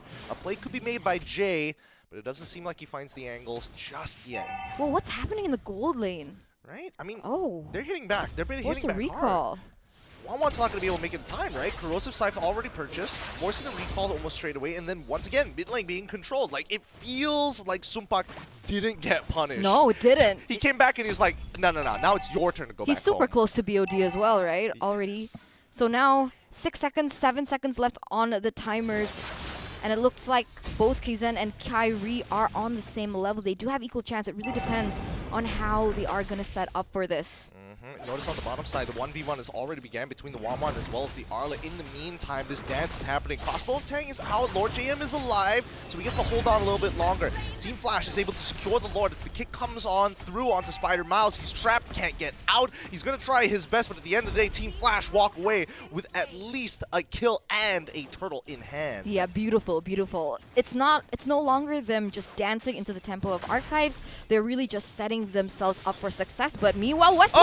Oh my god, 1-for-1 there in the bottom lane. And that's a trade. Who was it worth it for? It's worth it for nobody, to be fair. Nobody really wins out. Well, technically, it's a little bit more worth it for Archives because at least Beatrix gets to walk in for a free lane, you know, completely free. It's fresh. You have a wave to work with. Veg's on the top side with Jay. We'll try to take down that tier 1 while Spider Miles basically has to give that up. But man, oh man, had that final slash connected earlier. Lord James is probably like thinking to himself, man, it's one of those days, huh? He's seething. He's seething at this point, right? And looking at this, right, back to their economy, it's still quite equal. Very different to game number 1. Team Flash, I think they're a little bit more comfortable with this particular draft. And it's interesting that the analysts also brought that up, right? So you can see exactly the impact that it has on the game. They're actually leading quite a bit. And, you know, they're pushing the momentum. They're getting more objectives on the board. And let's take a look at the items here. Beatrix is a little bit far off. Close, very close to that BOD, to that item power spike. Yeah, I'm just surprised that they decided to actually try to go for the tier 2 boots rather than just hold it off, look to rush that first item, and then eventually go for the tier 2. So interesting choice here. This could be the result of getting dove under within the 3rd minute of the game. Maybe that has something to do with it, but we'll leave it to the analysts to break that down for y'all. So now we see the engagement moving down towards that bottom side. I mean, looking at the map pressure, right, it just feels like Team Flash is sticking closer together while Archives is making sure that 2 and 3. Spider Miles gets kicked under it. The real world manipulation stops Lacency from getting out, but Spider Miles is left isolated. Even the Numenon Blast getting canceled by the 3rd hit of G Kundo. Lord JM able to dance his way out, but isn't able to secure the kill onto Jay. That means we are expecting to see nothing else. Oh, another flicker being utilized, and as well as the Astral Sphere connecting. Now Archives has the advantage, and Kyrie cannot just walk up like this. Phantom Execution is going to be more than enough to put him out of his misery, and now Archives, they're just farming Team Flash. Who's next? Who wants to come in isolated? We don't have resources, but we've got the damage. Yeah, it's beautiful how they tailored that, right? Because, you know, looking at it in a general sense, oh, Lord JM! He finds it again, final slash, now looking to get on top of West Mode. He's trying his best. He has the crossbow of Tang, and Lord JM decides to disengage. Oh, Lord J tries his own to go for a kick, but doesn't make it through. Numenon Blast is going to slow down the RWM at the very least, but it still is able to pump out that damage. Sumbak, he's trying his best, forced to flicker away. Vegs is still alive, and Spider Miles still trying to survive. He walks off just in time, and now, finally, once the dust has settled, Lacency and Kaizen will live, and they at least get a tier 1 on the top side of the map. Archives are orchestrating these things really beautifully, right? Because if we just take it back into that previous team fight, they were at a disadvantage. They lost Spider Miles. They didn't have that proper initiation. All they could rely on was Lord JM with the final slash. and they still were able to win it out in a long drawn execution of that team fight. Fast forward into the previous skirmish in that mid lane, I feel like Team Flash's Archive's biggest hurdle from Team Flash is Shocker with the real world manipulation. It doesn't feel like Spider Miles is getting the proper setup because of that slow, because of that DOT damage as well, and hence it's a lot more difficult for them this time. But because Sumpak was able to get that item power spike, that BOD mid-team fight, you can feel that the damage was just a saving grace for them in that skirmish. Yeah, it almost felt like the tables were turning ever so slightly. I think Jay as well as Shocker are a lot more warmed up this time around. Like Jay is canceling out Numenon Blast, is making sure that the charges don't connect as nicely. Even the Guardian's Bulwark sometimes doesn't feel like it's in the right position. And so far, that's great for Team Flash, but Archives, they're looking to bounce back. And with the lead that Sumpak has developed for himself, very slight, 1.5k, now dropping to 1.4. All they need is to wait for the next objective, right? Make sure that mid-tier 1 still lives. 6 seconds. 6 seconds for the next objective, right? And this is when things get a lot more interesting. Shocker has been a huge impact in these team fights, just got the Ice Queen wand, so a lot more utility coming in from that real world manipulation that should help them in their next 5v5 team fight, where I feel like Team Flash has an edge. Yep, and let's see whether or not that edge is going to make a difference. Top side pushed out by Lord JM as he walks up. Jiu Kundo, it looks good, but the angle isn't there. They're also popping the RWM. Lord JM just walks away. 2 big ultimates already down. Vex is by himself. He might need to start using the split very early, but it looks like Lord JM is going to lock him in place. Final slash as well. Numenon Blast coming up for Spider-Man. Forward, hits 3, and now they're chasing them down one by one. Kaizen secures the Lord, and now starts backing off Vex by himself. Sumpak, this is all you. You're going to take him out as the mid lane gets shoved away, and the rest of Archives is just going to chase down Vex. Oh, that's unfortunate. You know, I said that their resources are going to be important. Unfortunately, they were forced to utilize it a lot earlier on, even before that team fight begun, even before the contestation of the Lord. Archives knew that. They went and hit on the gas, and they were able to win that team fight. Very, very unfortunate here for Team Flash. And one of the other things that I noticed is the disparity of level between Kaizen as well as Kyrie. 14 to 12. So even if Team Flash had the better setup, Kaizen on the Lancelot with a little bit more mobility to go in and do that 50-50, it's no longer 50-50. It's a 75-25 with that goal, with that EXP lead that he has. You're absolutely right with that. And it just proceeds to show that Archives have learned so much from the MDL. Even though they were very, very close to qualifying, you can see that the team has kind of gotten to a level of polish taking on a team like Team Flash and making them really sweat here. Ooh, Shocker, nearly taking that damage, but Westmo losing at least 60% of his health from Render's apathy. Probably don't want to get hit by that skill shot and once more. It's going in. They're going in. They're collapsing onto Jay. They are playing the map so perfectly, and you can see this. Oh, Kyrie? He should be fine, right? He's tanking the damage. He's taunted too. Now he gets pulled back by the final slash. It's looking a little sketchy now as they slowly back away. It still shocks me how Lacency still does so much damage on this Novario. Yeah, coming back to that point, right, earlier before that actually begun, is the fact that Archives Esports, they're very, very intelligent at playing the map, but now Jay once again getting caught, almost taken down by that shot. Luckily, he's still able to get away, but they realize that Team Flash, they like to rotate as 5. Archives Esports with the Lancelot, with Lord JM, who has a lot more going for them in terms of mobility, have been able to split across the map, take those outer turrets, and you can see the difference, right? 6-1 in terms of towers. I think the big thing that Archive Esports is that's really making it easy for them to actually sit around this Lord is the fact that they posture themselves in a particular way. Even though that they're down a man, right? Team Flash need to recognize that, yes, a 5v4 is an ideal situation, but Lord JM is making sure that he does his housekeeping, making sure the outer lanes are extremely clean. And now, coming back to Team Flash, we're seeing them hitting their power spikes. We're seeing them actually starting to get really confident, especially Westmo, who's flagging down the rest of his team. I'm big, I'm huge, put me in there, coach. Yeah, we'll see how this pans out, right? Because even if they want to go for an engage with Westwood, they need to be aware of Spider Miles on the Lolita.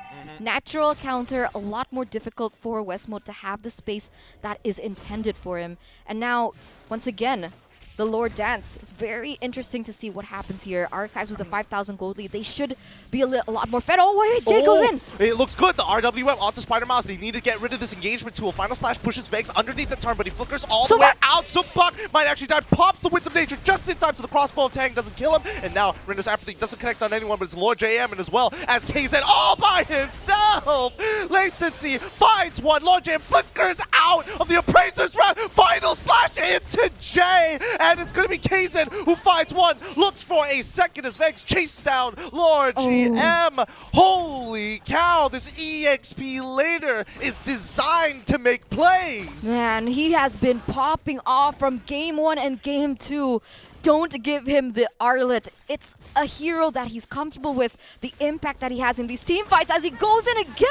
He's trying to buy time. Danny, I'm about to bust here as Kyrie is able to walk away as the RWM is trying to slow him down. Vegs as well as Shocker still making enough space just in time. Lacency, one more shot. Come on, let's see it. It's not going to connect onto West mode, but Vegs at the very least is going to be able to block it. Look, again, another great take. Lord JM willing to sacrifice his life for it. Yeah, and no problem whatsoever, right? Because at the end, that was already a 2-for-1 trade.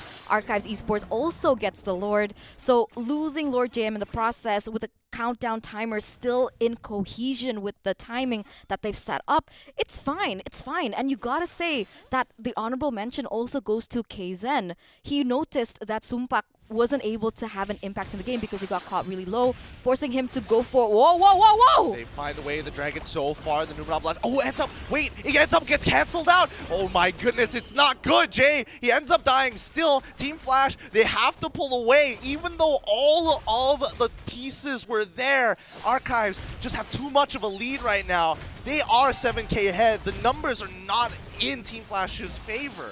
4v5 situation here. The Lord marching down in the bottom side. Does Team Flash have what it takes to be able to defend this against 5 man of Archives? As oh my god, Lord JM, he's gonna go in again. He's gonna do it. He's gonna do it. Show it to me. Show that EXP laner spirit. Now they're going. They've already lost 2 inhibitor. All their inhibitor turrets are down. RWN is gonna come down as Vegs ends up dying regardless. But still, it's all about clearing this wave here. The second wave is about to crash. This Lord, it's going down very, very slowly. Oh my god! Lord JM with the final slash. Kyrie tries to go with the Appraiser's Rest to get a trade backwards. Perfect dive. Lord JM tanks the turret, and Soapline able to just go crazy with it to end this game. Archive Esports. Some people might not even know they're an MDL team, but they're playing like an MPL finisher. I didn't know them. I didn't know their name. Well, and now they put their name on the radar. What a perfectly executed game 1 as well as game 2. 2-0 clean sweep. They are on the way to success. Exactly. They just need one more win to qualify in towards that next stage, and I hope they do with those plays coming out from Lord JM. He is a man after my own heart. He makes plays. He's willing to sacrifice for the team. He is willing to do everything necessary for victory. So now you guys know what Gideon's weakness is. No, don't. EXP laners. Amy, watch out for those EXP laners. Stop. You're making me blush. It's But not for like Team they're cute or Flash, anything. But for Team Flash, calm down, chill. It's fine, right? Remember, you do still have one more chance to still make it to the challenge finals. And with that in mind, I think we're going to throw it back to Azib. I can't find a pet name for them. Baby Reptar. There you go. Take it away. Thank you very much. That was awful as well. Thank you very much. What's their name again? I think Eternian sounds pretty cool. No, Eternian Q. No, it's the joke. It's Return. I was like, even I didn't know their names. Oh, guys, okay. you guys are. We'll get you. In the I had next to one, use the though. cough just button. censor? Yeah, I your had own to use the thing? cough button. Why did you guys catch that? Speaking of catching, we got to talk about Lord JM because that guy is an amazing player, amazing EXP leader. Even I. It's a good thing that I'm a tank because I was hard as well. He was doing quite amazing plays, but later on, because I was looking at the heat map, you got to talk about KZen as well because he made the mid game for Archives, amazing. Because the thing is, he was like, you know what? You guys are tunnel visioning. Yes. I'm going for your farm. You know, I think this is something that we kind of agree upon as well. Flash, they needed We a did? better combo. No, I mean me and. Oh, you know, okay. Yeah. I guess I'm not a part of this. Yeah, you were just all the way the other side. But yeah, the thing is that Flash had a better earlier game compared to the previous first game's draft, and because of that, they were trying so hard to kind of replicate what Archives did to them by having this snowballing effect. And Archives realized this during the third thorough fight, where they're just like, hey, you know what? We are just gonna stop you and freeze you. We're just gonna show presence. But guess what? Kazan was kind of hidden in terms of the jungles and not showing space, and because of that, Flash wasted so much time and gave Archives this initial goal lead to kind of come back and scale into the first Lord. Yeah, Team Flash had an amazing team fighting lineup. You saw how well they were able to contest the Turtles early on, were able to get some early kills with how well they formed around their Eve composition, Jay being able to rotate much quicker, Yon as well being set up with the slows and the real world manipulation to be able to deal damage. But Archives at one point just snapped and said, hey, it's not all just always about the fights, we have the map to worry about, we have the minions to worry about. Team Flash are forgetting to handle those minion waves in the side lanes, so that's where we're gonna get resources and split push. At one point in the point of the game where Team Flash actually had like a bit of a lead, or the goal was really close, there was a 2-level gap between KZen and Yon. That just shows how well KZen was splitting the map and getting resources elsewhere. Agreed. And on top of the damage taken as well, I think we kind of missed it earlier as well. Arc was taking a little bit more, lesser compared to Flash. And this is the reason why Archives is just so smart. They know when to choose their fights. They don't necessarily force a 5v5. And they have this poking composition where as long as Flash doesn't fully commit, we can just keep on poking and poking, buy enough time, which eventually allowed Kaizen to be the MVP. Yeah, Kaizen is the MVP, and I gotta say, he got the MVP because of his team. Because if we're gonna look back into the game, the way that I feel Archives approach the second game, because of game number 1, they understand the habit. What is their habit? They're waiting for Jay to get a setup. Once Jay gets a setup, everyone's going to go all in. We've seen plenty of times. Yep. Even if the Way of the Dragon is not at a good angle, they're still gonna use the real world manipulation. They're still gonna commit heavily towards that kill. And then the entire team understands. There was a moment, like right now we're gonna look at the highlights. There was even a moment where Jay was trying to get something up top. At that moment, no one overextended. Everyone from Archive Esports is like, we don't mind staying in the turrets. It's fine. Eventually, the minions will come. And Kazan just like, you know what? I'm just going to take all of the jungle away from Kyrie. Yeah, and it's also unfortunate that Team Flash just never really got their dream crossbow of tank setup. Icy Baby told me he really felt like there were times where West Mode was just respecting Spider Miles a little bit too much in his capability to put up the shield. But we saw that Spider Miles, he had a rough game, but then he made up for it in the mid to the late game, dishing out those perfect Numenon blasts. So it wasn't the shields that was the main factor that Team Flash had to worry about. It was actually just the Numenon blast and the flicker forwards and Archives being able to follow it up really well. Again, Team Flash going into their next set of matches really need to consider, okay, if their lineup is great for one thing, they need to make sure they have at least one piece that is better at another thing. If they're a great team fighting lineup, their XP laner needs to be able to split push well, or someone else needs to be really great at as a split pushing option, because so far we've seen 2 drafts from Team Flash that are just so focused and, as we mentioned, tunnel visioned into one strategy that their opposing team will just do the opposite of it. Yeah, and Archives Esports, you know, they definitely deserve this victory because there were so much mind games involved in game number 2 on how to actually punish their opponent. And like you said as well, it was, he was so focused on the shields. I've got the Numenon Blast as well, but guess what? While you've forgotten about Numenon Blast, you hear what? Here's one big fan wants to steal your Lord. Yeah, anyways, congratulations to Archive because they need one more win to make sure that they're flying over to Jakarta. Either way, amazing game. I would be surprised if Lord GM gets the Arlet again. I mean, like, at this point, sure, there might be heroes to counter it. Sure, you might have a pretty cool rotation in order to fight against what he's been doing, but you know what? The ban system is there for a reason, right? Yeah. Just don't give it to him. He's feeling it. He's in his groove. He's in the right groove. Now. He's in the groove. You know? I'm pretty sure he's playing the Arlet like this. I'm pretty sure at home, he's sweeping us. At home, it's like, yeah. He's just going like that. Turn himself into I don't know how even you the sweep the floor like this. Even the coach is like, yo, what you doing? It's like, yo, I'm feeling it. I'm feeling the Arlet. Call me Lord Arlet. Jamarlet. I don't know. It's, JM's just short for Arlet, apparently. Somehow. J Arlet M. Yeah. Arlet is the middle name. You know, it sounds like JM.Arlet. You kind of feel like J.K. Rowling kind of name.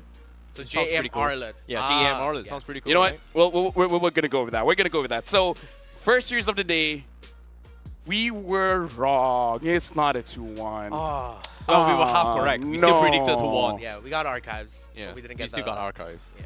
You know what? It's not a competition, by the way. It is going to be a competition when the scoreboard comes up. No, but your thing is reverse prediction. So you got yours right too, right? Oh, yeah. That is correct. Yeah. You were known for it as well. Yeah, why are you worried? 100% Yeah. prediction, regardless of what happened. This was like during Season 7 and Season 8 Boom. of MPMY. The magic for LaFell still working. Which is a bad thing for Team Flash. I'm really sorry, man. I mean, like, that's not the intention here. That's not the intention. It's just I want to spice things up. Speaking of spice things up, after this, we're going to see Bleed going up against Brand. That's going to be interesting.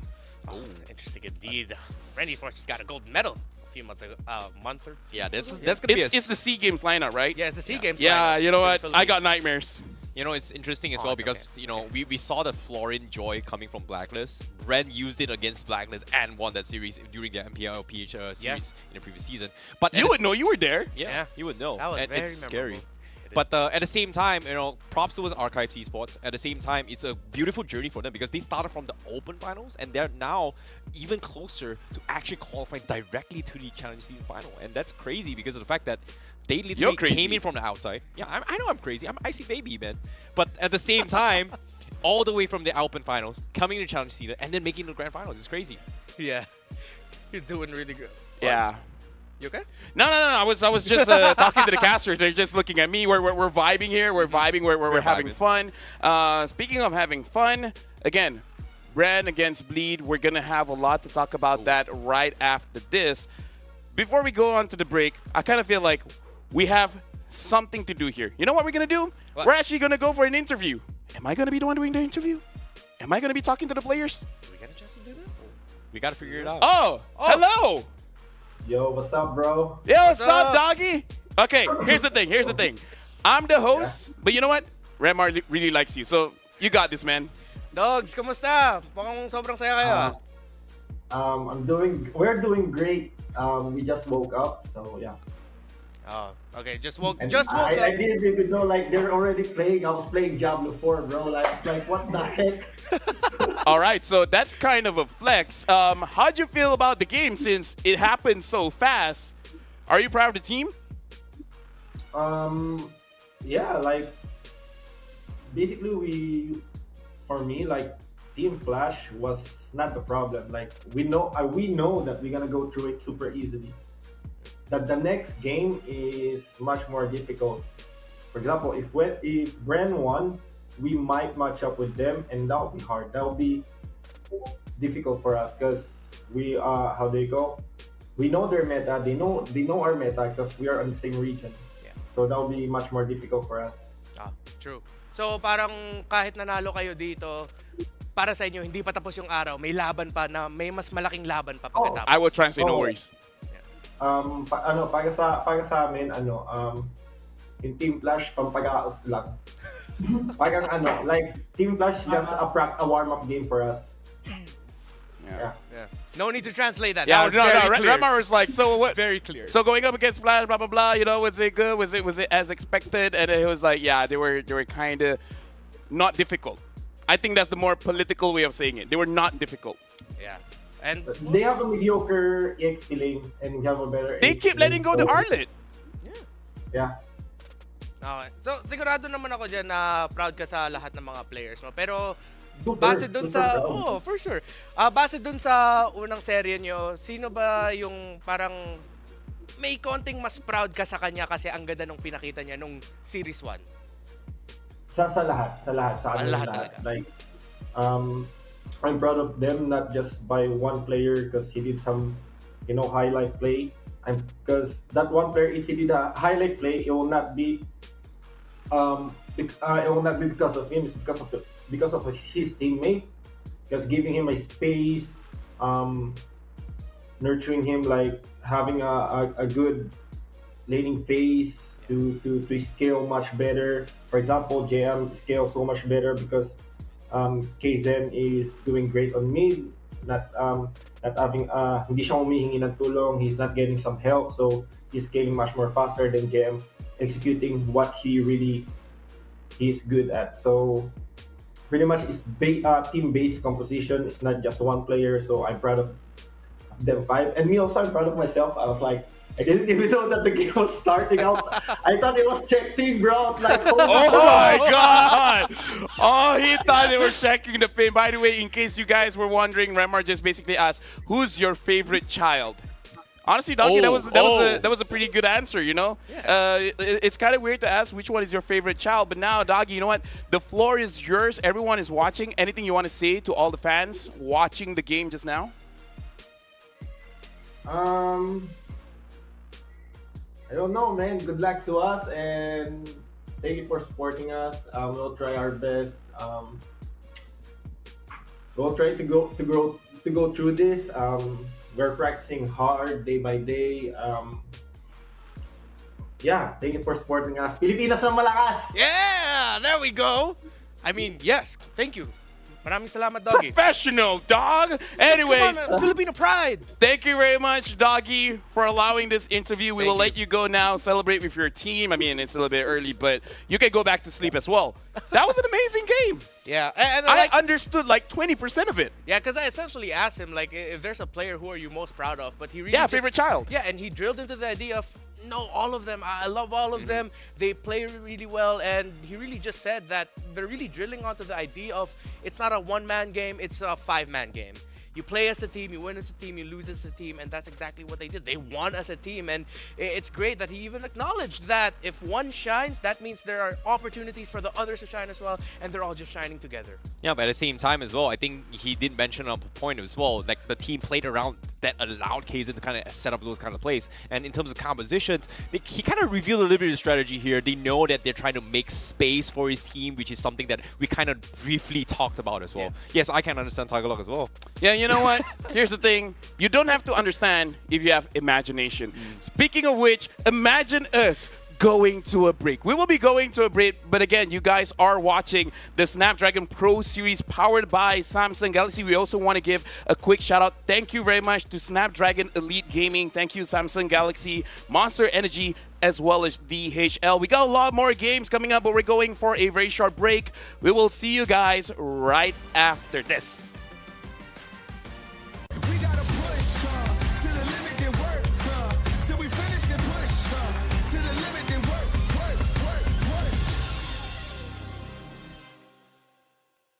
The Snapdragon Pro Series powered by Samsung Galaxy is brought to you by Snapdragon Elite Gaming, Samsung Galaxy S23 Ultra, Monster Energy, and DHL.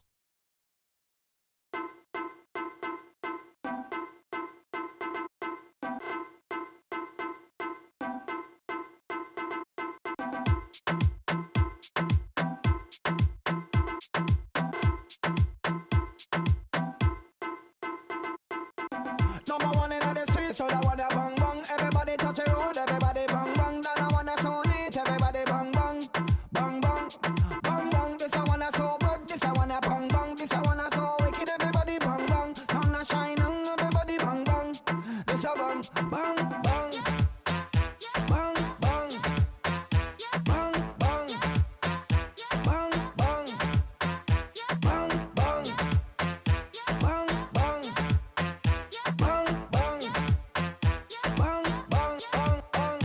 bang bang. Number one in the streets, so that wanna bang bang. Everybody touch a road, everybody bang bang. Then I wanna so neat, everybody bang bang, bang bang, bang bang. This I wanna so good, this I wanna bang bang. This I wanna so wicked, everybody bang bang. Sun a shine on, everybody bang bang. This a bang bang bang.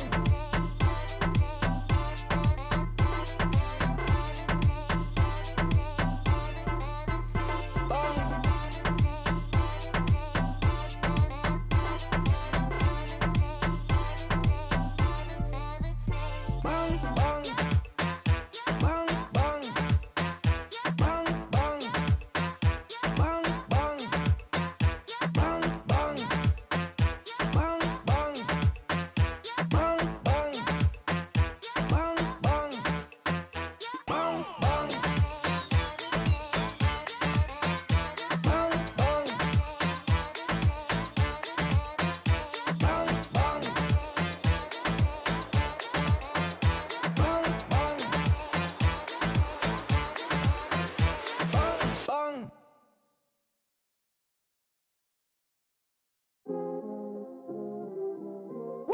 You already know what time it is, right?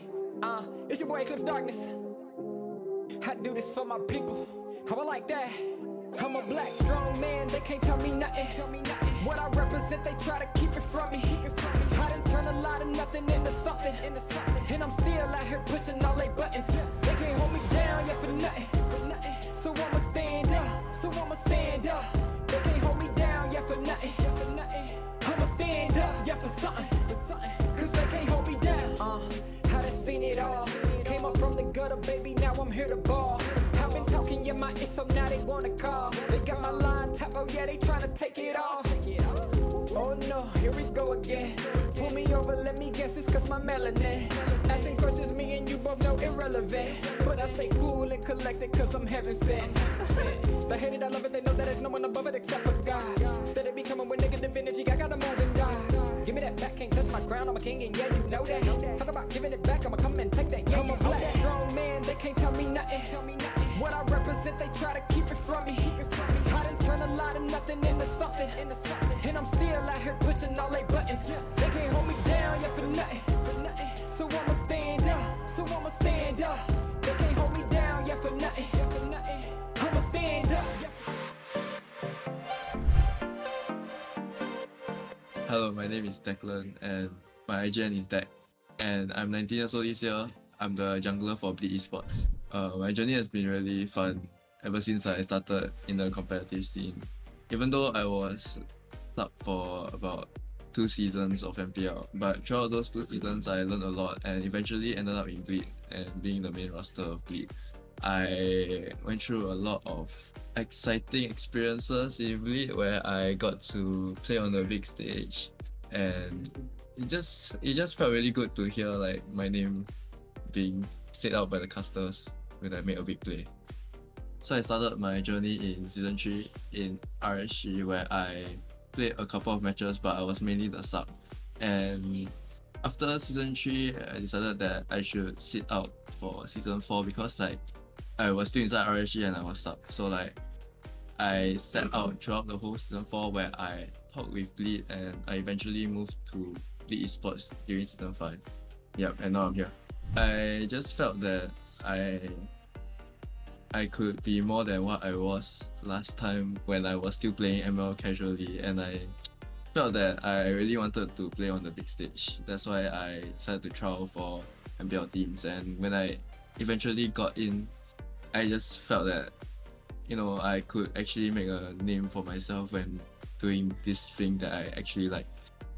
I think being a Singaporean and a professional gamer is really tough because there is a hard time balancing between school and playing games professionally, because the amount of training you need to catch up with those that are doing this game full time or like are really talented is very time consuming, and I feel that to be able to find that balance is very difficult for a Singaporean. But other than that, I feel that there's a bit of adjusting I had to do when I first played seriously, because the trainings I was really behind in training and I had to learn a lot. We gotta push to the limit and work till we finish and push to the limit and work.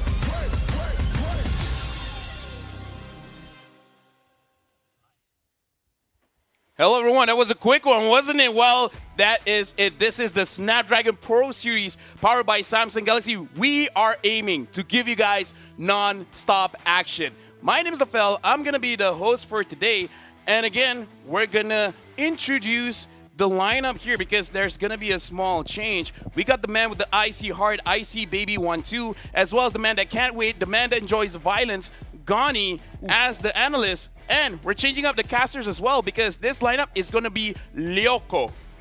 Yeah, there we go. Whoa. You guys like the name? Whoa, Lyoko. Lyoko. It's kind of like a play of Loco, you know? Yeah, it does.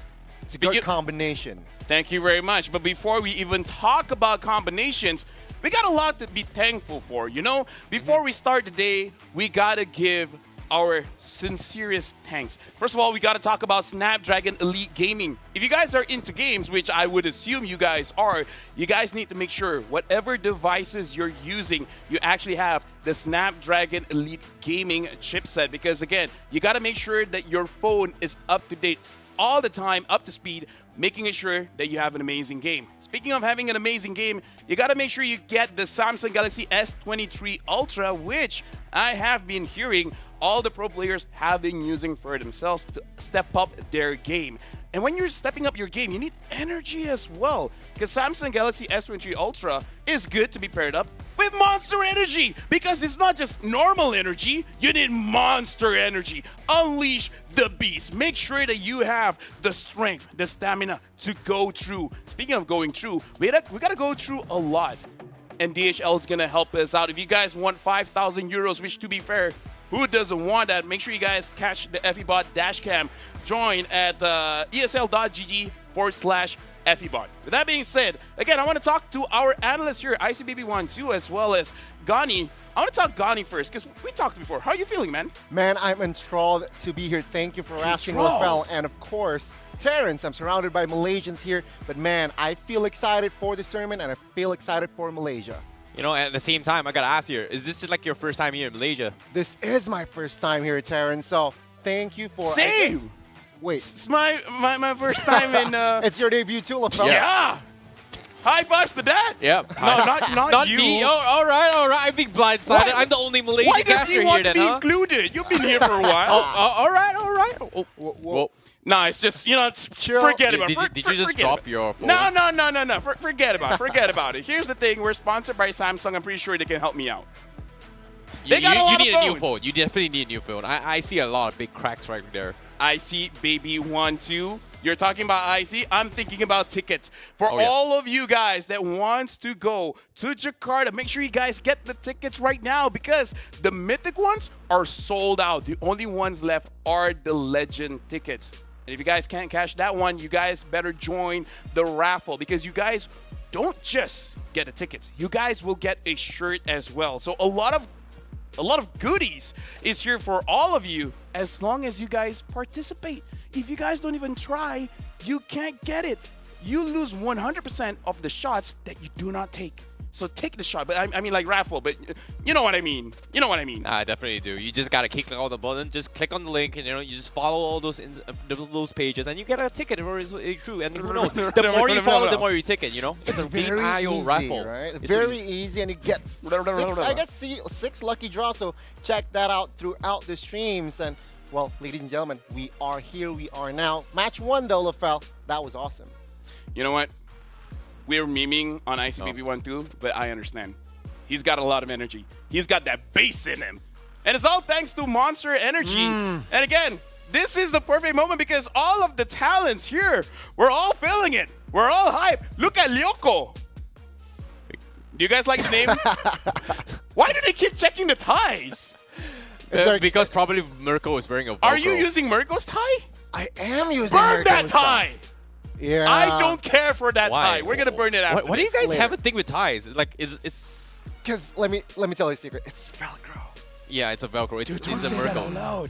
You know what? Whoa. I don't want to talk about it anymore. Like, even my hair's messed up. We got to talk about the upcoming game, which is gonna be Bleed going up against Brand. Where again, based on what Doggy said just now, it kind of does feel like Brand is the favorite here. We're gonna check back into the bracket here, where Flash is waiting, because again, you're not eliminated just yet. You need to get 2 wins to have a chance to qualify still. Archive, they just need to win 1 more. But again, like I said, we're gonna watch the next match, Bleed going up against Bren. The Battle of the Bees here, it seems like, right? One SG and as well as from the PH. Well, it's gonna be very interesting here to see, because... You're interesting. Thank you, because we're going to see an old organization here going up against a young organization here, Terrence. I think when it comes to this as well, it feels like just today itself, the first two series, just Singapore going up against Philippines right from the get-go. Yep. So we did see how Archives was able to handle the situation, but this time it is going to be Brand going up against Bleed, and this is something that I'm extremely excited to see because Bleed, they have a full team that they have so much experience to compete with this. However, they have not won a big major one against a Philippine team yet, but they did get their medal from the previous SEA Games 2 years back, 1 year back.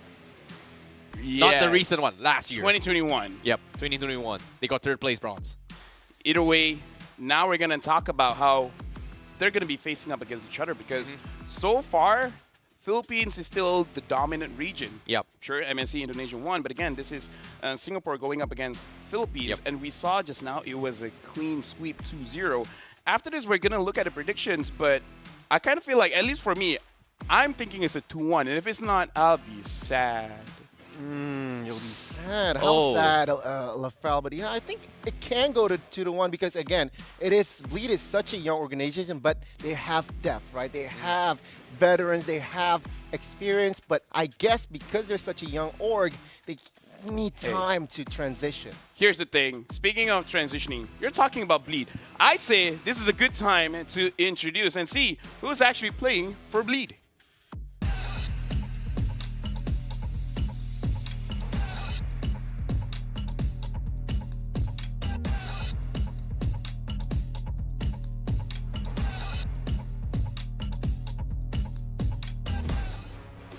All right, so speaking of Bleed Esports, let's introduce him. Is Sakit Dak, KLVJ, FMM, as well as JPL. What do we have to say about this? You know, to be honest, I was expecting Sayla is going to be in the roster as well with Bleed Esports, so I was very surprised that, they actually swapped Sayla out. So this is something that I'm curious to see as well. And on top of this roster as well, I'm curious to see what Coach Darrow has to say, Coach Young-in from the side of Bleed Esports. He's got a lot of these ideas to actually bring to the table, and the problem is, can this new reform roster of Bleed Esports can execute what he wants? They need to adapt, right? I mean, they're such a young org, but again, like I said earlier, they have experience, but with this composition of 3 Singaporeans and 2 Filipinos, they're going to be clashing of styles. They need to work that out here, especially they are going up against a big organization such as Bren. So a lot of work needs to be put in, but I believe in their experience to just be united. Actually, I think JPL might be Japanese. Like, he's Singaporean. Maybe I'm wrong. Maybe I'm wrong. No. He's Singaporean, but he has that Japanese blood in him. I think we talked about it before, and it was like, are you really Japanese? And it's like, you could guess. But speaking of guessing, I don't want to guess which team is coming up next because we're going to straight up introduce them. Let's introduce Ren Esports.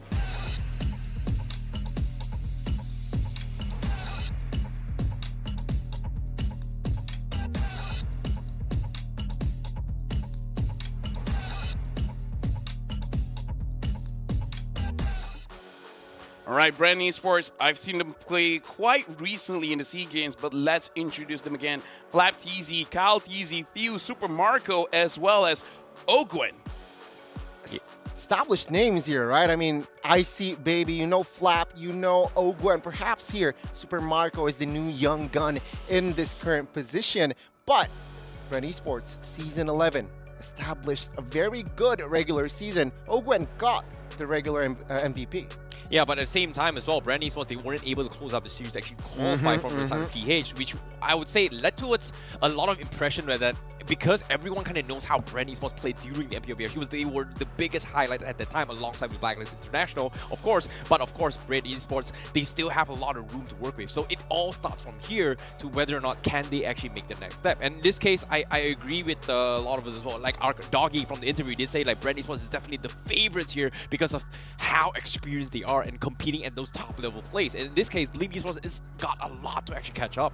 Yeah, you know what? I can't wait to see Master Ogwen play his own style. But speaking of which, you guys at home, we want to see what you're thinking, especially those of you at Twitch. Make sure you guys actually comment down below, like, who is going to win? We want to know your match prediction. And you know what? Give the score as well. You think it's going to be a 2-0, a 2-1? Either ways, we want to listen from you. We like you guys. Exactly, we do. And at the same time, I really like you as well, Phil. Yeah, I like you, Lafel. I just got straight got up ignored. rejected. Oh my God, I just Lafel. said I like you. You done him dirty. So you don't like me? No, All because right. Mirko was looking at me, and I'm like, oh, that cute face. Oh, you've got a I cute have to mute face. myself. Sorry. You've got a cute face. Oh my God. You know what? Let's look at the predictions here. And looking at the predictions, I'm going for Bleed. You guys are going for Brandon. You guys think it's a 2-0?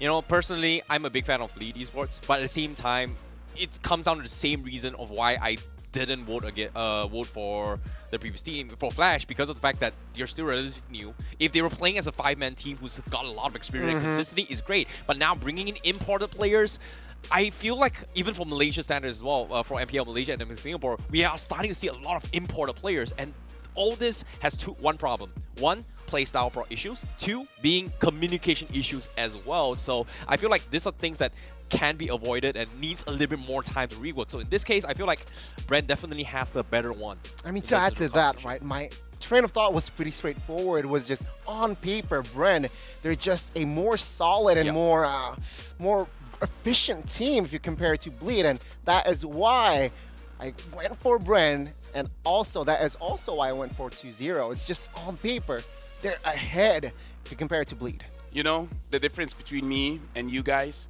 I believe. You believe? When I look at the teams, when I look at the players, So you, and do I'm you like, bleed red? and I'm like, you know what? A lot of people don't trust you, All right. but I got you. I trust you guys. You guys can make it happen. And if you don't make it happen, it's okay. Because sometimes in life, you just got to let it happen. Lafel, 2023. Just let it happen. Hold up. That's some inspirational quote right there. You just went far deep. Oh, that was not okay? It was like a big, deep, like, you see this hole, you went, you dug a hole and you went all the way deep, No, man. it's totally philosophical because sometimes God has a different plan for you. True. Just let it happen. Amen to that. C'est la vie indeed, and it seems like we're going up to draft here, Terrence. Perhaps any expectations? You know, to be honest, I want to talk a little bit more on how the draft compositions comes towards both teams, right? Obviously, I do. But when it comes to Brand, they are one of the teams that are very, very creative to bring something new to the table. And they were one of the teams that actually brought in the Florin as well as the Joy during the MPLPH days, which kind of resulted in them taking a win against Blacklist International during their times.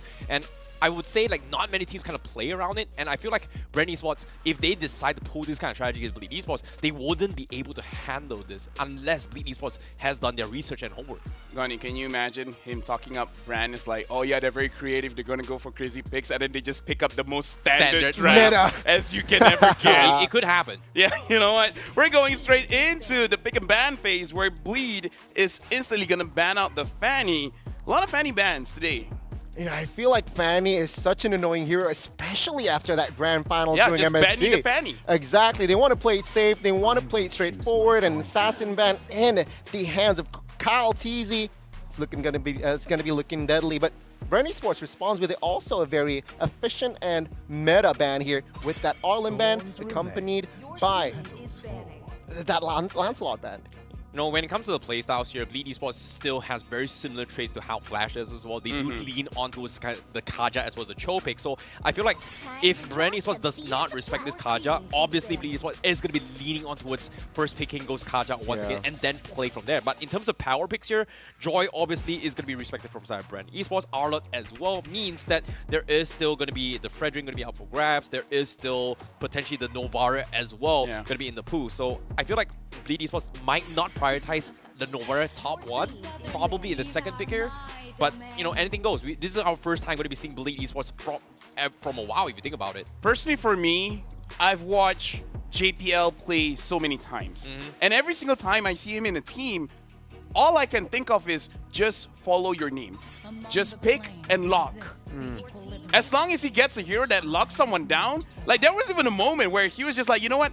I'm just going to pick the Jawhead. Doesn't matter what happens, I'm just picking the Jawhead. He will make it work. Because I kind of don't like when he uses this like enchanter style, you know, like supporting the team. I want to make sure that he can pick someone off, he can lock someone down. That's the kind of player that I've known JPL to be, and I kind of want him to stick to his guns. Yeah, I think that he should stick with his playstyle here, especially in that first game, right? Going up against Bren, they need to somehow show their power, show their dominance. Now, with that Eve ban, though, it opens up a lot, but it seems like Bleed, they will commit to this mid lane. Valentina, I like it, but I gotta agree with you, Icy Baby. I think they should pick up the Kaja.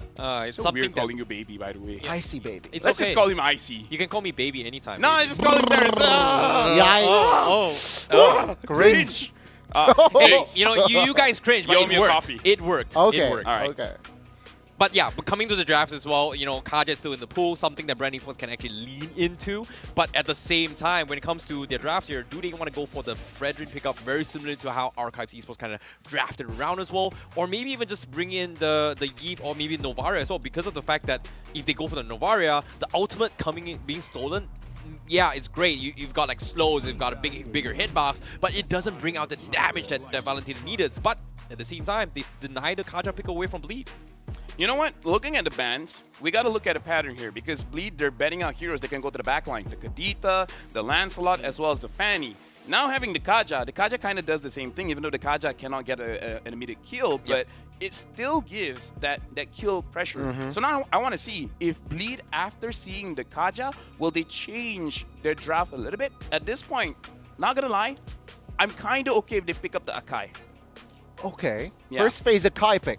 Will we see that happen, right? Because it does make sense. With the Kaja, I think you can deny that kill pressure when you have that Akai.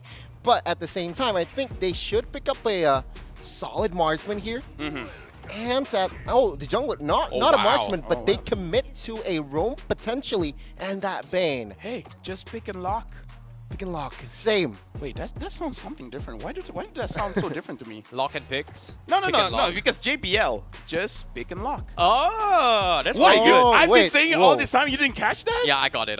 Now I got it. But yeah, at the same time, Cho, it is going to be a classic special for him. He is going to be picking off people and locking them down. How's that? No? You know what, Gani, just talk. I love the synergy here. The Malaysians, their dynamic are very crazy, but yeah, going back to the bans here, it seems like Bren, they're going for a pick-off, but it seems like Bleed responds with also the pick-off style, so it's going to be just brawl versus brawl here. Novaria is very hard to pick off though, because you can go inside of walls, and I've tried to get people inside of walls. It's very, very difficult for you to do. The Yuzong gets banned out. I kind of feel like it's a very solid ban here, especially because if there's no real way for you to dive to the backline, it's going to be pretty good to be picking up the Claude or the Beatrix. Yeah, I kind of disagree with you on the fact that Novaria cannot exactly pick off here. Like, I agree that Novaria early game isn't that great, but if you set up with a Divine Judgment that reduces No. MR I and mean, actually it's goes for hard burst, to is pick great. off the Novaria. Oh, okay, fair enough. Sorry. That's what I mean. When she goes into the walls, the Cho can't pick her off. True. That's what I meant. Well, that's probably why you've got a Bane here, which is kind of interesting. I guess Bleed is gonna be playing a tank. Tank Cho? Bane from the get-go. Building and then tank. transition towards a DPS later on the game. Maybe going for hybrid build, which is very popular before the playoffs of MSC. I just love this cough button, man. Like, why? You just love censoring yourself, don't you? Yeah, you know what? I'm bringing this home. Beatrix ban, like I said, the Yuzong kind of shows it off. It's like, okay, they're probably going to use a marksman that doesn't have that much mobility, but it could be a bait as well, because once the Beatrix is off the table, going to be a little bit more safer to pick up something else. In fact, they could pick the Leslie. marksman last just to see what's on the table, right? Yeah, I mean, that could be the approach here from Bran, but with the commitment on towards that EXP, right, Terizla ban comes through, so asking a question here towards 4 Sagitnu. EXP bans, actually. You're right, 4 EXP bans here, asking a question here towards Sagitnu, what are you going to play? And that is going to be, I guess, a tough approach here, seeing their composition. They need someone to go into the backlines, and Bleed Esports spot a good carry ban, because potentially Bane will build tank, and that carry can melt Bane, and I feel like Bleed spots that a good ban. I think this is the reason why they actually banned it as well, because they want to enable JPL to do his thing. He wants to be constantly harassing and just threatening to actually cut the backlines and going for those kind of Way of the Dragons, and the carry kind of denies that on a certain degree. But I feel like Brand Esports' idea is that they're using Bleed Esports' historical track record based on their stats from MPLSG or the previous seasons. And if you pay attention to this, Terisla, Yu Jong are comfort heroes coming in from Brand Esports, which kind of leaves an option where it denies all their AoE CC compositions, which is something that Bleed Esports loves doing to do. They go for this kind of pick-off composition with Kaja and Satra, and then when they go for it, if things don't go wrong, they counter-engage with a big AoE CC. And these are heroes that kind of enable the XP laner to do it, which in this case, Bleed Esports has no choice but to pick another hero. And I feel like another AoE CC would be a Minotaur, but forcing the Minotaur on the XP is not that great if you think about it. All right, so now the Melissa is pretty good pick against the Kaja. And it does kind of, I would say, counter whenever the teams want to clump up together. The Melissa will be doing quite a lot of damage, same as the Bane. So far it does seem like a straightforward composition coming in from Bleed. I kind of feel like their mid-game is really dependent on JPL and the Cho. If the Cho cannot get good pick-offs in the early stages of the game, they're just looking to scale. Yeah, I mean, if you look at completely at the composition right there, putting all their eggs in one basket with just pickoffs. Apart from that, Melissa, perhaps all the 4 heroes are very good at pickoffs, but during 5v5, somehow questionable. So it's going to be very, very tricky to execute that 5v5 going up against a lot of AoEs here from the side of Brand. Lapu Lapu, a very good engager. Again, Leslie, I low-key call it because they need that backline. You high-key called it. High-key? Yeah, because you're like, Leslie, and then nothing else, and then, yeah, see, I called it. You called it like yesterday. That was amazing. But now looking at the drafts, I kind of feel like both almost have the same kind of idea. Both roamers are going to get a good pick-off. The big difference is Leslie is going to be single target burst. Melissa is going to be AoE DPS. What do you guys feel about the draft? I personally like Brand a little bit more because of the fact that they are playing a little bit more poke style composition, similar to how Archive is going to play. Both the Philippine teams has demonstrated that, like, hey, they like this poke and push effect play style rather than just go all in, whereas from the side of Bleed, it's go all in. Yeah, I got to side with Brand here. I feel like with their composition, it might be a clean 1-0, but please, Bleed Esports, prove me wrong, because your composition is also quite straightforward to be executed, but then again, it's going to be very hard for you to find 5v5s effectively. You know what? There you go. Gani wants to be wrong. Speaking of wanting to be wrong, pretty sure Mirko doesn't like being right as well. We're going to throw over to Lyoko. Thanks so much, LaFell, and our analysts on desk. At your service, my name is Leo, here with Mirko, and we're bringing you Bleed versus Bren in this best of 3. It's time for Game 1. And as mentioned, this is going to be a fast-farming Bane starting off with his orange, and it's a counter-mirror approach for Bren here. It's already a very interesting start to the game. I mean, looking at the drafts again, this is not the normal Bren that we usually see. And this is because of just the bans targeted towards Kyle Teasy in the first phase for Bleed. They really did not want Bren to get the Assassins early on to go for it. So now we're already seeing a little bit of an engage early on as well. Bren, they need to stay out of this laning because both lanes, in mid and gold, they're really going to struggle. Yep, that's the story of the draft so far. Bren Esports want to protect Super Marco, and they can't pick fights, not just quite yet. And it was mentioned on our desk, our panels, that they want to protect Marco here. They want to go ahead and poke out, and I think the keyword is re-engage. Throughout the mid to the late, if they want to get good fights, they have to make sure that Marco's set up. They want to make sure that Ogwin catches the right target and protects that backline. You have JPL, you have Sagitnu looking out for him, and I think that's something that we haven't mentioned much, the fact that these two imports are going to introduce a little bit more of aggression when it comes to Bleed's playstyle. We last saw them in MPLSG. I think the snowball is definitely what's going to help Bleed take control of the game because they really need to look for that snowball. Maybe not around the XP lane, but definitely around this gold lane. Super Marco, I was really confused. I think we had an off-camera discussion about why the Leslie was picked into a Melissa lane, but it seems like both teams are already setting up for the first turtle. Yep, no pull quite yet, and it looks like Deck is setting it up. There's a knock-up on to Sagidno. There's a jump by Flap.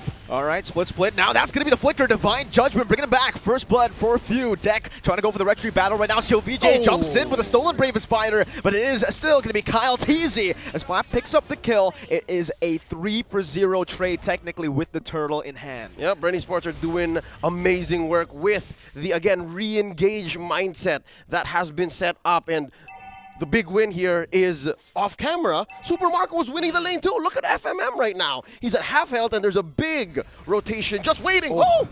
Phew. Idol ng mga kids. I love it. Picking up the Novaria here just throws back to his roots. Homie used to play a mean Selena. Back when Selena wasn't even a roamer, wasn't a mid laner, he was an assassin. And this Astral Meteor, just perfect for Few. It really is perfect. It feels like the hero was built for these long-range mages, especially the ones who want to go and poke down, who have a lot of game knowledge to utilize the Astral Recall and everything, technically, with JPL now. Jumping with the way the Dragon, going to be able to lock people down. The Divine Judgment by Kill VJ, stealing it away, but Flap Teasy, all the way from the XP lane, jumps forward with a Brave Spider. Kyle Teasy picks up the kill, and it's Brent still winning on the board here in the trade. But I do have a big concern. Again, the Melissa in lane up against the Leslie. The fact that he is losing lane, getting shoved in and getting frozen, this is not going to be good at all. As a Melissa player myself, when I'm up against a Novaria, it's already hell for me as a Melissa with low mobility. If you're losing lane as well, this Melissa, if you don't get those 3 items, power spike,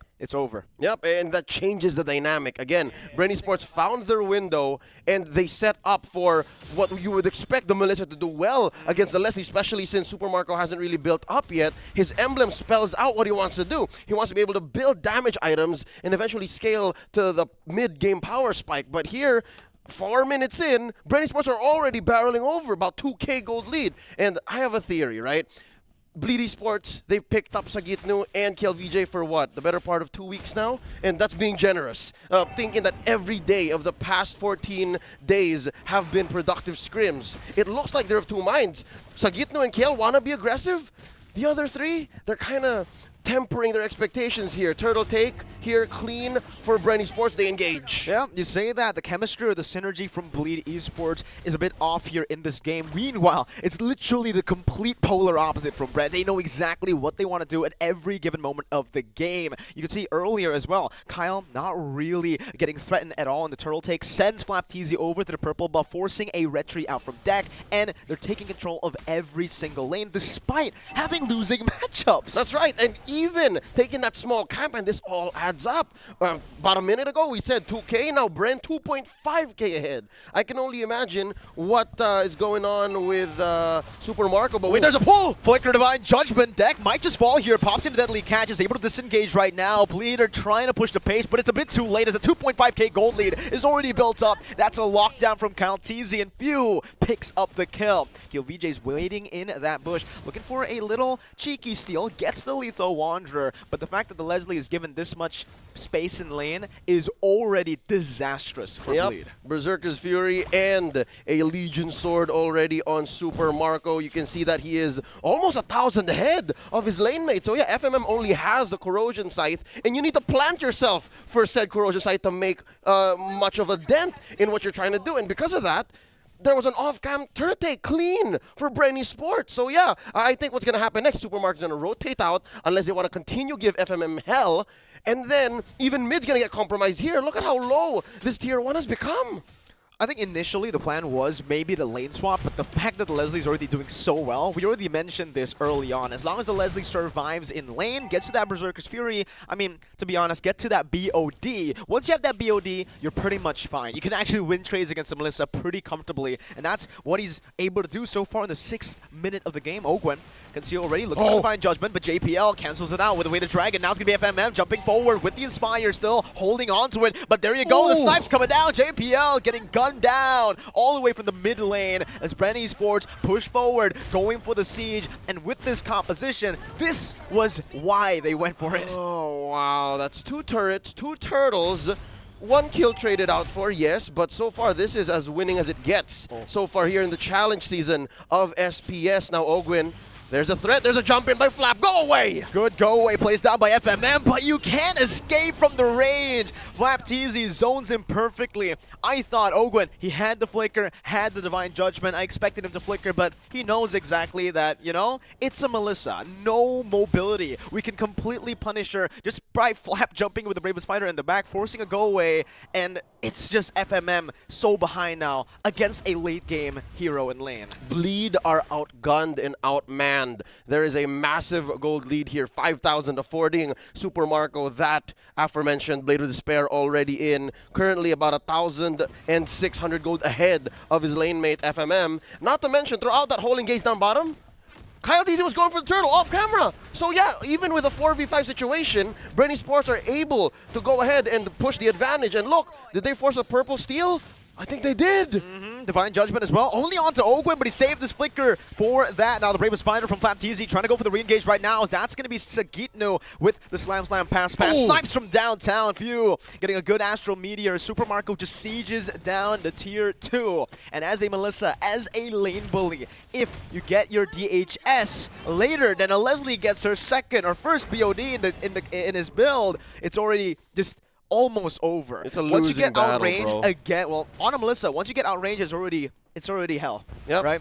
On top of that, it's a BOD Berserker in the 8th minute of the game. Yeah, you'll see here again, the gold speaks for itself, right? That's Super Marco just having a time of his life. The past 8.5 minutes have been a breeze, and that's an understatement because even JPL is wondering, like, oh, can I even consider this? And I think that's one thing that Bleed are also short on. It's hard for them to tell where Brenny Sports are. They are lacking vision, and not to mention, I've been keeping this for the past 5 minutes now, 6 minutes. The amazing damage coverage that Brenny Sports has. A few alone, rocking just 2 items here with the Enchanted Talisman and the COD. That's enough magic damage to force out the Cho to actually build up an Athena shield. He only has a pair of pants to try and stop Flap, Marco, and Kyle TZ. Not to mention, Flap deals true damage on the Leslie. So this allows the map to just be cracked wide open. A free Lord, and now Flap TZ jumps in. No one home. Bleed knows. But wait! Divine Judgment, Sagitnu caught off guard, and yes, that true damage from Super Marco. 3-0 and 0. It's a killing spree for him, and conveniently enough, I'm also a Leslie player. So honestly, looking at this dynamic, look at the synergy as another Astral Meteor connects from Few from downtown. Kill VJ not risking, not wanting to go for the Divine Judgment, and he stole from himself. That's a 4-man reveal from Few, as they're going to be able to shove Bleed back from the tier 2, picking it up for free.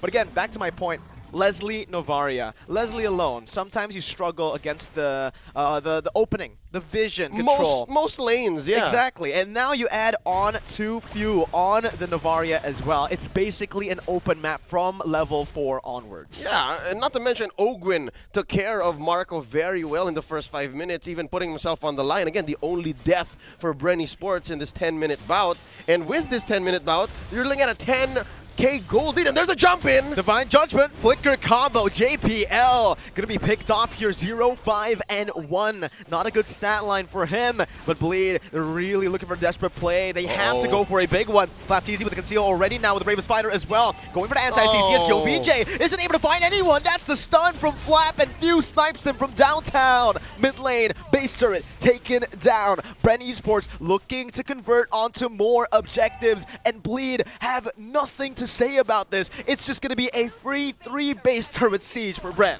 It is scalpel precision with the strength of a brute force blunt object. Brain Sports just barreled on through, and they have broken the 1,000 gold per minute lead bracket. It's ridiculous. Look, 12K now, and we're not even 12 minutes. So that means every single time Brenny Sports makes a step, they're taking 2 steps forward, and that reflects in all of their items. Even Ogwen outclasses even the mid laner from Bleed.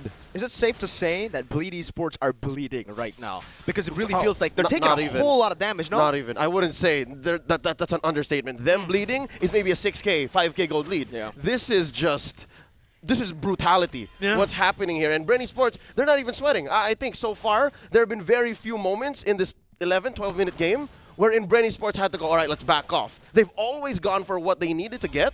And Wow. Every concealed play resulted in something. That concealed play resulted in all of the inhibitors going down. So Bleed Esports, I guess they're only looking for one thing really, a pickoff on the Marco. But no, with this concealed play! JPL is done for. That's a Divine Judgment to lock him down. And Bren Esports, they have just basically gone a pick right as the Lord spawns in. So, no, they're not. They don't want to just end it with a brutality. They want to convert it into a fatality with the Lord and with maybe, perhaps, a 13,000 gold lead by the time this game ends. It's another free Lord. And again, Bleed, they can't do anything. They pop the conceal. There's always going to be an Astral Recall. There's always going to be a lot of vision. And even without the Novaria, the Leslie, you still have Ogwen just sitting on these bushes around enemy jungle. That's right. And Flap, not even Kyle. The tanky members are too tanky for anyone to burst down. Best case scenario, and again, this is the easiest of the circumstances that Bleed can get, right? You pick off Ogwen, maybe 2 or 3 times in a row. You catch him off guard. Sure, if you're lucky, you get one on few, shut him down, maybe even take down Super Marco. But again, you mentioned the 3 bodyguards between Flap, Ogwen, and Kyle TZ. It's just not going to happen. And now, with this Luminous Lord marching in, 3 men revealed with the Astral Echo. Lord's going to crash in, and there's a jump! Flicker, Divine Judgment once again from Ogwen, picking it off deck. Now it's going to be Sagitno, flickers forward now, but Super Marco keeping the position. Meanwhile, the Lord might just go for the end right now. Flap TZ jumps in with the Bravest Fighter, still able to sustain, but he finally falls as FMM finds some damage, but Super Marco is hungry for the damage, goes in for the kills in the end, and it's Bren Esports with a 1-0 lead in match 2. I know that we've only really had one series, but currently this is the fastest game in the challenge season 13-25. of the SBS. Yes, and 2 to 15 here. There was one more kill towards the end on Flap TZ, but I don't think Flap is sad in any ways. He's in the top 3 of the damage leaders and top 3 in the gold leaders. So yeah, this Lapu Lapu was doing more than just his duty. He was pulling doubles here to make sure that his opposite lane mate or his teammate in Marco was getting as easy of a life as it gets for a gold laner, even against a Melissa, which you set up very well, and that's what resulted in this brutal victory, this fatal win by Bren Esports. It starts from the beginning, right? The fact that they have a winning lane, but they do not utilize the winning lane. I would argue that Bren, gave up on the gold lane to just play around the XP lane, giving Super Marco a solo time, which was not good against the Melissa, but Bleed didn't capitalize on that. They didn't try to utilize what is winning them the game in the early to mid. Yeah, I'm pretty sure our analysts spotted some things that we didn't. And again, the very fast 13-minute game. LaFell and the gang, talk us through. Thank you very much. By the way, Leo said duty. That was a very quick game. 13 minutes, 25 seconds. Probably one of the biggest goal gaps in the game. Like, at this point, sure, we're going to do our analysis, but I almost want to say it's pretty clear cut. Yeah, I agree as well. Bleed. Yeah, I agree. It's Bleed Esports. But at the same time, I want to talk a little bit more into the ideas that is going through with Bleed as well as Bren Esports' mind. Because Bren Esports, they have a very clear cut here. They have, I would say, a poking composition where they pretty much outrange Bleed Esports in terms of all their skills. And on top of it, in terms of power spike for the junglers as well, Bane, if they don't really snowball in early game, Bane doesn't contribute in terms of a lot of damage in towards the mid towards the later stage game unless he transitions towards a hybrid build or maybe even full switch into the damage once you reach towards the later stage game. I mean, furthermore, right, even talking about from the drafts, if you remember the second phases of bans, it was the Yu Zhong and the Terizla. Why? They are setting up for that Leslie pick. They want to have that backliner secured, and nobody can touch him from the side of Bleed. Sure, Glue can go and penetrate towards the back line, but it's not effective because Bren, they have support that can cover for Super Marco. Take a look at the post game here. Man, it's just all towards the side of Bren. Yeah, and on top of this as well, in terms of the damage taken here, you can see that Bleed Esports, obviously, they are the ones that take a little bit more damage. But I also want to highlight the fact that the itemization coming from Bleed Esports was extremely greedy. They wanted to play this poke composition, focus on objectives. So what I mean by objectives is that they want to take advantage of this deadly catch, but in terms of greed as well, Kelv J actually went for the Clock of Destiny as a first item choice, trying to take advantage of this Eternal Gem buff to kind of sustain the lanes and trying to force fights. But Bren Esports is saying, like, I don't care, I'm just going to be in your face and just wipe your face. We're not going to play this poke strategy. We're just going to go in with Kaja, Divine Judgment, and then just pick people off. Honestly, there is quite a lot that I want to talk about the very first game of this series, which we're going to touch on just a little bit later, perhaps even during the draft, because I actually want to take something that the caster said where it looks like Sagitno as well as Kill VJ, they're on the same page. The rest aren't. So it's instead of like a 5v5, it's like 5 going against 3+2. Yep. So perhaps some disconnect there. But for now, we got to talk about the MVP of the game. And the MVP is going over to Few, 3-0 and 11, 93% kill participation. And I gotta say, I kind of feel like the mid trio for both teams, I kind of feel like the game was decided in the first 3 minutes. I mean, indeed, first 5 minutes, it was a 2,500 gold gap as well. So that is already an uphill to climb. But Few, very effective, very optimal, always rotating towards that gold lane. And let's see the replay here. Yeah, based on this replay here, you can see Bleed Esports, they don't really have the position to contest this. There was a little bit of miscommunication coming in from JPL as well as KFJ, but Brand Esports, they understood that they can outrange. And the moment if Bleed Esports commit into their territory, that is where Brand Esports will shine. And time again, you can see Brand Esports is always forcing Bleed Esports to overcommit their stay and overextend instead of actually forcing Bleed Esports to back off instead. So it feels like Bleed Esports was struggling to force Brand Esports to commit to them because that is where their skills are within their reach. If they counter-engage, Bleed Esports will be stronger, but every single time, Brand Esports has denied them that opportunity. For Brand, honestly, the map is never dark. The fact that they have the Novaria as well as the Leslie should be more than enough to get you like 80% of the vision throughout the game. But the thing is, when you have a Lapu Lapu as well as a Fredrin that you could basically invade the team's jungle, and you have the Kaja as well, just to be like, okay, if anyone gets caught by JPL, I got you. I can make this trade more profitable for us. So overall, I would have to say, Brand, very good teamwork, but the draft as well, it just allows them to have amazing vision throughout the game. I can't say the same thing for Bleed because I kind of feel like JPL, he wants to get pickoffs, but he just can't find the targets. Funny you should say JPL. If you notice, Few was on a Purify, but I have not seen that game. Few tap that Purify, so that spell was a little bit of a waste, but it's very effective, right? He wants to play safe, he respects the pick-up potential, but I have not seen Few use that Purify that game. Yeah, again, congratulations to Brand Esports winning the first game in this best of 3. Again, that was a very quick match, a lot of goal difference. We have to see whether it will continue in game number 2, because I kind of feel like game number 1, Bleed more or less played with their comfort, but the thing is, they're not allowed to play their composition. Everyone was losing their lane. Yeah, I feel like they are trying to adapt to the strategies from the side of Brand Esports, right? Brand Esports from the get-go, Novaria, blah, blah. These are all the heroes that have very, very long range in terms of poke strategy. But the problem is that composition is designed to poke at heroes.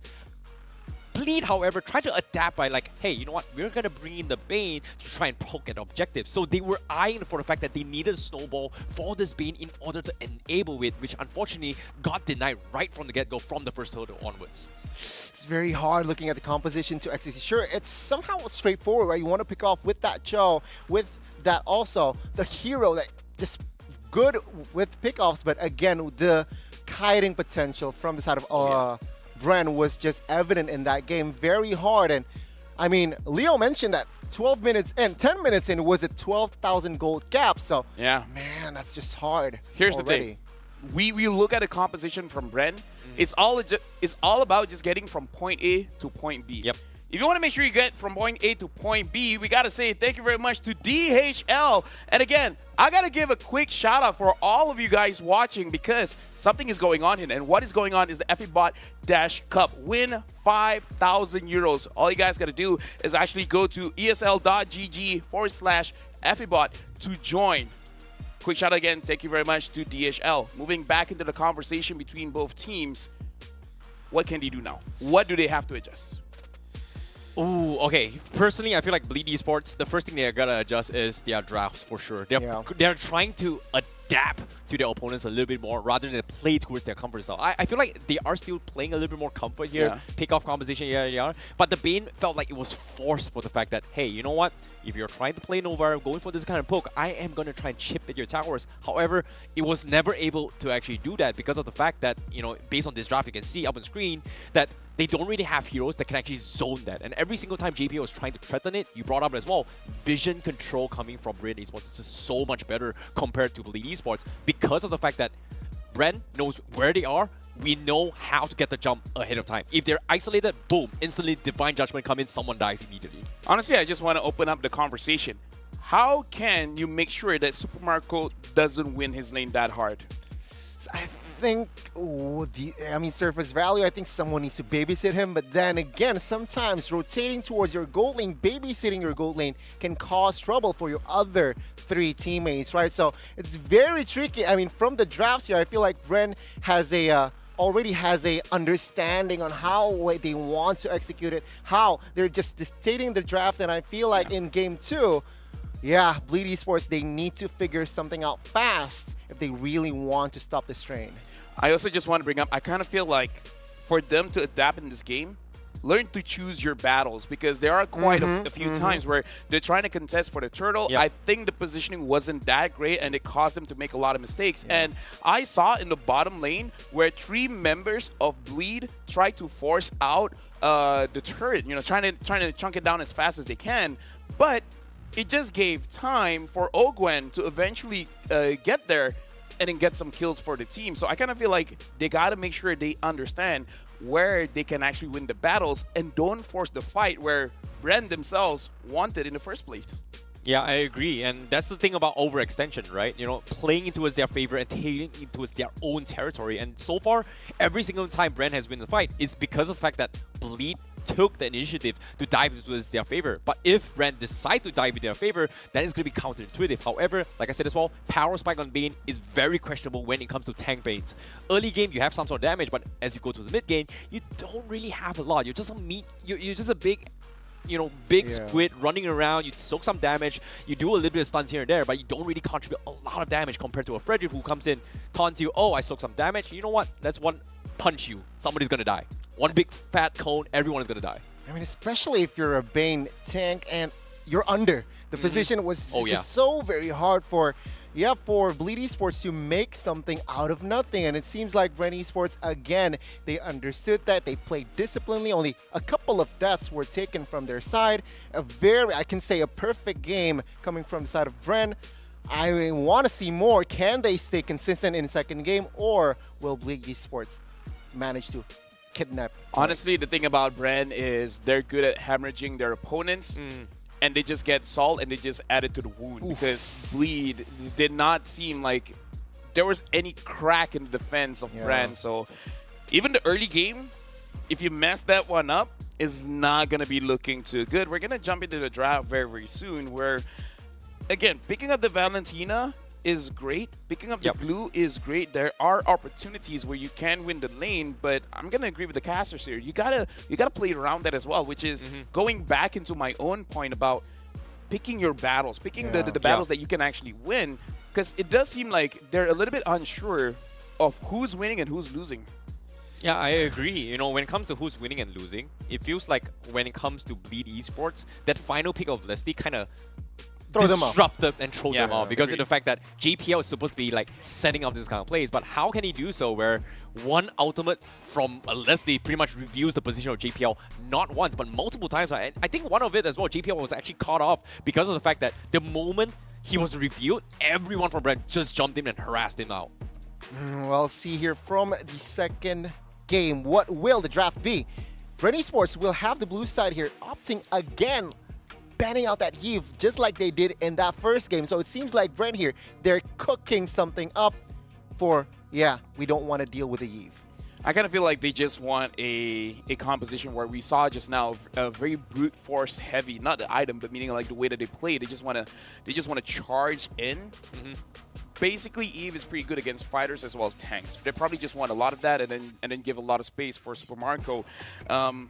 In this kind of situation, banning out the Joy is pretty okay, and Bren, they're going to ban the Kajam themselves, which for me does show that they don't want to first pick it, but they completely understand the damage of a second pick Kaja can be. I feel like in terms of priority, they still prioritize Fredrin a little bit higher because they're on the first pick, right? So it's either Novaria or Fredrin, which is a good call there. But I feel like because of the Eve and Kaja, it feels like they are leaning a little bit more on Fredrin because of the fact that Fredrin needs those mobility. The real mobility kind of denies that. If you get caught on it here, you're just going to be stuck here with a lot of slow. So I guess they're leaning a little bit more. I might be wrong, but it's just my tell. But Kadita, similar bans once again from Bleed Esports. Yeah. Probably just making sure that in the game, FMM and KLVJ will have a pretty okay time. Because the thing about the the Kadita as well as the Joy, they just don't care about who's in front. And not gonna lie, it's kind of helping out Brand as well because their composition is about having a pretty strong front line, and then everyone else from behind has a free time. So in a way, Bleed's ban is helping out Brand as well. I completely agree with that. I mean, Brand Esports can definitely exploit that Kadita ban. And looking at their last ban, it's going to be the Fredrin. So I personally feel it's going to be, they're prioritizing the Novaria here. Question is, Bleed Esports, will they... Ouch. Yeah, are they forced to ban the Novaria out? Because remember, first game, Few got the MVP. This is really smart because if you're talking about two prior picks here, 1-1 is also in the pool as well, and Fanny as well. So these are things that Bleed Esports, they need to decide. Do they ban Fanny? If they do, Novaria as well as 1-1 is going to be out for grabs. Brand Esports, pretty sure they are going to lean a little bit more on that 1-1 potentially. I might be wrong, but this is posed a very, very big question of Bleed Esports. How do you want to play this tempo? Because if one of these heroes lead into as Brand Esports, means that you need hard heroes that can actually deal with potentially a Fanny or maybe even a 1-1 as well to a certain degree, which kind of goes against their usual playstyle of going for the Cho. But no, Valentina gets banned out instead, so they are leaving it open. Here's the thing. I'm looking at the mid lane. Eve gets banned out.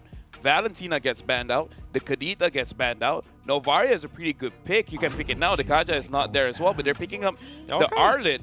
Now I'm just thinking, what other mid lane heroes are they looking at? Because the Farsa might be good, but you gotta make sure that you're safe. The if the Lancelot is there, if the Yuzong is there, it's not gonna be a fun time for the Farsa. Yeah, I feel like Brand Esports needs to withdraw with backstand that mage pick. But it seems like Bleed now. Question, right? Arlet, sure, very strong in the lane. What do you want to do? Do you want to contest in that EXP, or do you want to just pick a hero that is just hold off that lane and somehow passive EXP laner? But it seems like Bleed can definitely pick up the Novaria here to take it away from the hands of Few. I think denying it away will be a safer pick as well. It's definitely a no-brainer to actually go for it. But I feel like they're still afraid of the potential Fanny pickup, which Brand Esports may pick it up. But no, they don't go for the Novaria. They bring in the Faramis and the Martis. And seems like they are afraid that Brand Esports might bring the glue as well. So I think with the Faramis, glue is pretty much out of the equation. I don't think it's a big prio, but you know, Faramis just destroys glue every single time Split comes in. I mean, the Arlet is there as well. So, true. I don't think it's gonna happen too. Yeah. Honestly, the Faramis pick, I think it is just because the Eve is not there. Because it's kind of not fun to play the Faramis into the Eve. And another thing as well, there is potential that what Bleed is thinking is that Brand kind of wants to play pickoff, because Faramis can kind of counter that with the altar, but you kind of always have to be all around the map. Very interesting pick here for the Faramis, but this does leave Novaria open. Is there any excuse for Few not to pick it up? No, there's not. He's just going to pick it up. Oh, with the Minotaur as well. Novaria, again, outranges Faramis. So, sure. So, again, that Faramis not going to have a good time in that head-to-head. To add to that, they add another hero that can soak in a lot of damage, can cause a lot of destruction during 5v5. Three things here. Three things. Tell me. Number one, Astral Echo, slowing down opponents as well as increasing their hitbox. Gonna be great for Minotaur. Gonna ensure that Minuin Free actually hits everyone. So that's number one. Number two, if you want to dive into Bren, are you seriously going to dive against a Minotaur and an Arlet? It's not gonna work well. You need some kind of range to deal with this. And number three, Arlet loves it. When your opponent is gonna get stunned up, it's gonna be very easy for him to proc the Vengeance every single time. Oh, they go for the Beatrix instead. I was expecting them to actually lock down the glue, which is something that they're comfortable as well. Because here's a little bit fun fact as well, SPS from Season 1 as well, we have seen a lot of high win rate percentage with Faramis and glue as a composition, as a two-way ticket to try and isolate players and then take them out. So this is something that I was very surprised that Bleed didn't go for it. But at the same time, if they go for it, means that, you know, Bren can decide to pick the Fanny later on. Means that you know, if you force a Kufra, it kind of counter against your composition of trying to play this push and pull effect, because Kufra goes in, you're all in, and you're no way out. Yeah, another perspective is why they pick up a marksman here is they want to limit the marksman option agreed. in that second phase, right? They can eliminate perhaps carry, perhaps that 1-1 is also up and available, but they will definitely ban out that Melissa. So again, limiting the marksman, because Super Marco in that first game was also a beast. Now, Brand Esports here, looking at their composition, that Minotaur, man, can catch you off guard because the second skill can heal you. So if you go for all ends and miscalculate, yeah, Brand Esports going to punch you back. Honestly, this might be premature, but the first 3 picks of Brand, I'm loving it. I'm pretty scary. I'm already on board. Having Arlet S tier, Novaria S tier. Minotaur is just there to kind of like provide support. So the draft is pretty good. I kind of feel like the Beatrix is there as well because ultra late game 4-item Beatrix is going to be pretty strong, and there is an option for Beatrix to play a little bit more range with both the Renner as well as the Nibiru. If needed, can use the Bennett as well. So betting out the Melissa, great idea. Going up against the Faramis, everyone wants to clump up. Melissa likes when you're clumped up, so that's good. Other than that, I'm thinking of the Claude as well, because if they have no way to lock anyone down, the Claude is going to be hella annoying, but they're taking out the Fanny.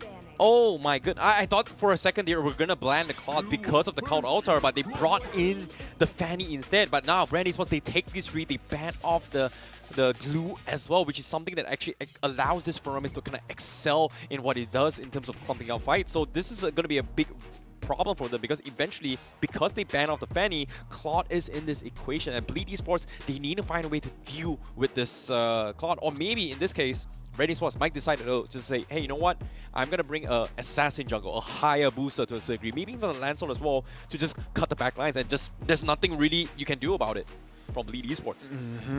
And one hero that Bleed can play around with that last pick is Atlas, right? I mean, Brand Esports, they ban out that Diggy, and they haven't picked up the Roman yet, but no, they commit to a Franco here, not towards that last pick, so they're saving up that flexibility, because Marcus can play the XP. So I feel like they're playing it rather safely here. Let's see what will Brand Esports bring out to the table. They need DPS.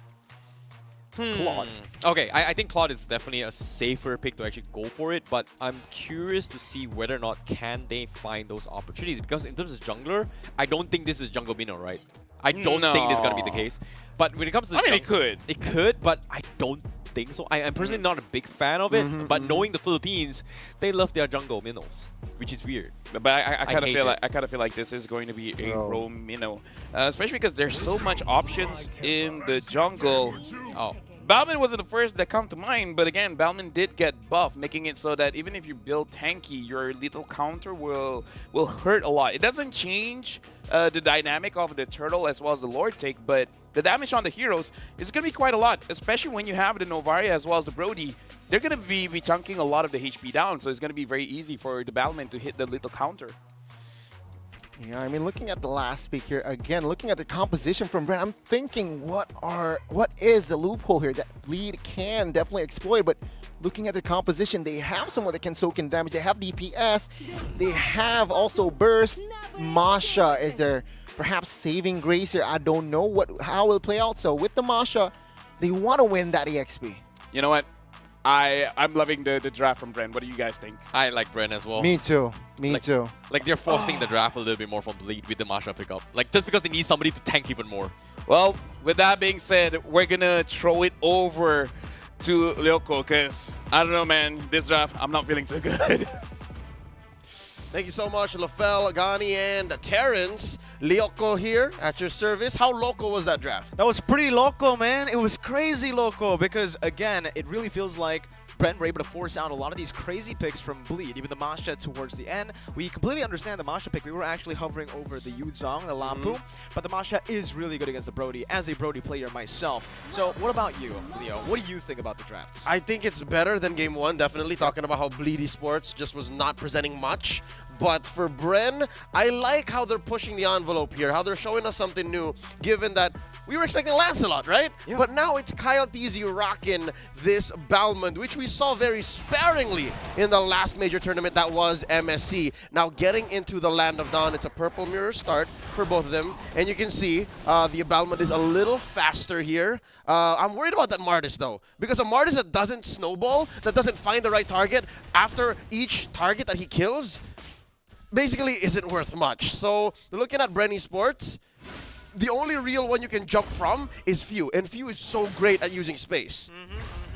You know, fun fact, last time I saw a Balmond pick in my ranked games was back when I was in Legend. And you guys can get your Legend tickets right now because it's the only one available. As Flatteezy gets a double stun, Brent should be able to find this Lethal Wanderer. That's a good retreat from Calteezy to go and collapse onto Bleed, trying to go for more invades. But I think we had a little bit of a discussion as well, Leo, about the matchups here for the gold lane, especially. Beatrix versus Brody, we said it is a skill matchup. It's a 50-50.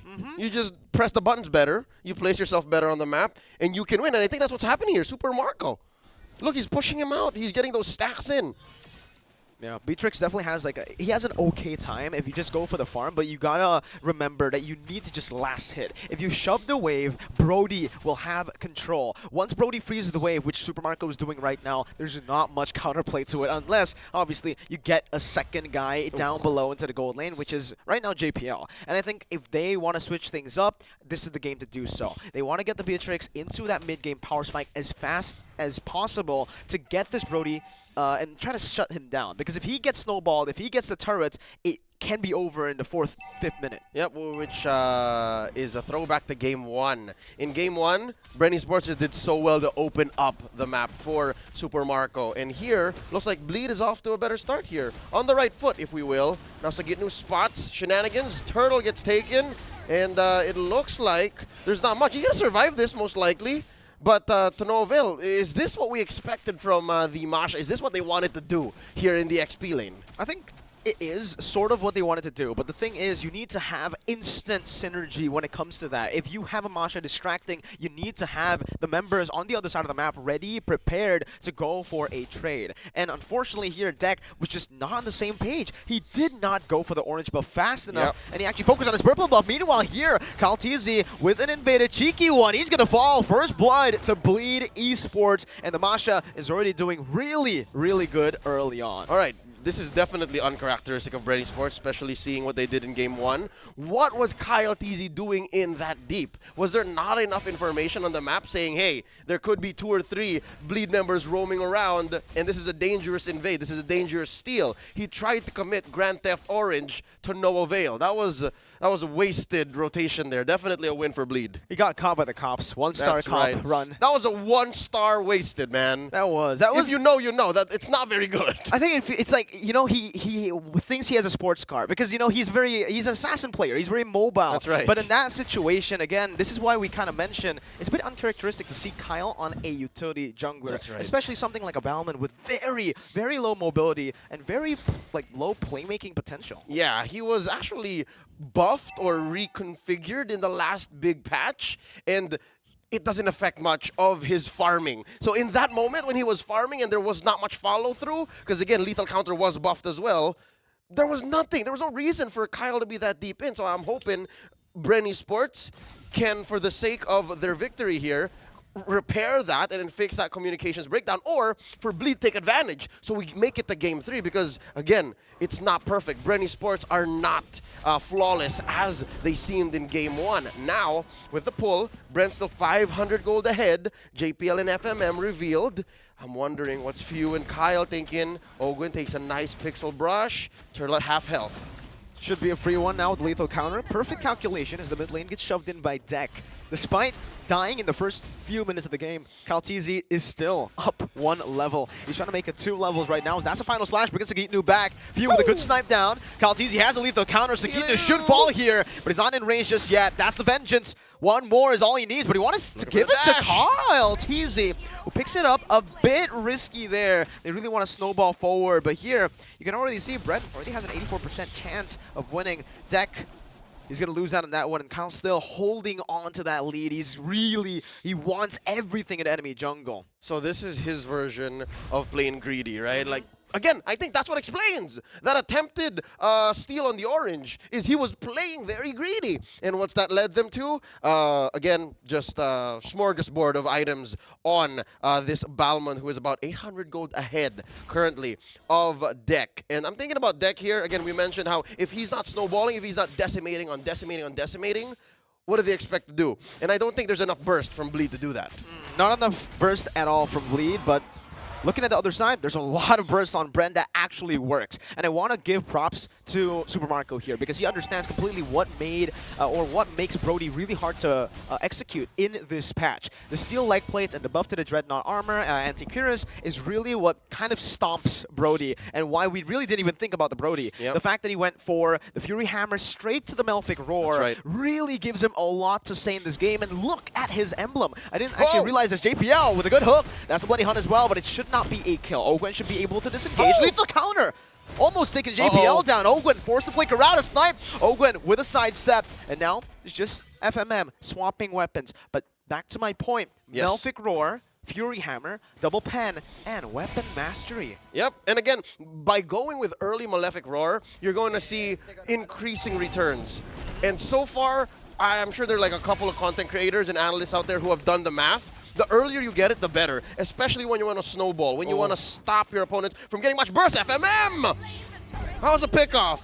Brand Esports, just one. Just one down bottom. What do you want down bottom? Everything. Yeah, everything and the turret too. This 6-minute turret take is going to be quite massive because it enables Super Marco to rotate across the map and transition and convert on that lead even more. And you can see the Melphic Roar did so much with the Fury Hammer too. So good. Steel leg plates for FMM. That's what you go for when you're up against a Brody, up against a bully in lane. But when you go for Melphic Roar first item, steel leg plates has no impact. It's a wash, man. You wear pants, it goes right through it. And what's beautiful about what Super Marco did here is he has the Fury Hammer and then a couple of Legion Swords. Now it's up to him. The world is his oyster. He can build whatever he wants from there. If he sees more pants, then he adjusts Hunter Strike. If he doesn't and he sees that maybe Bleed is getting a little greedy, Blade of Despair. I'm all for it. And now, so far, Bleed are just, again, trying to stop the bleeding. They know that bottom lane has permanent damage, not going to be as clear for FMM to farm from.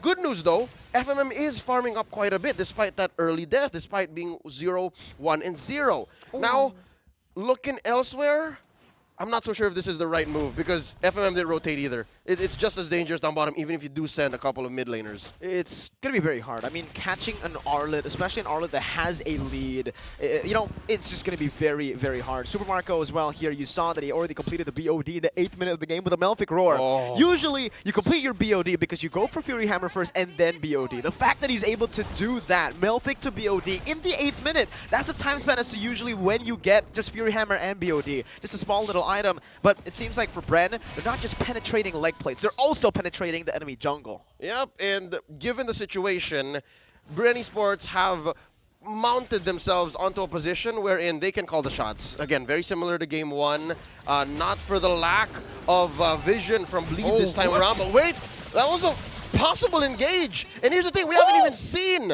the Minotaur do much.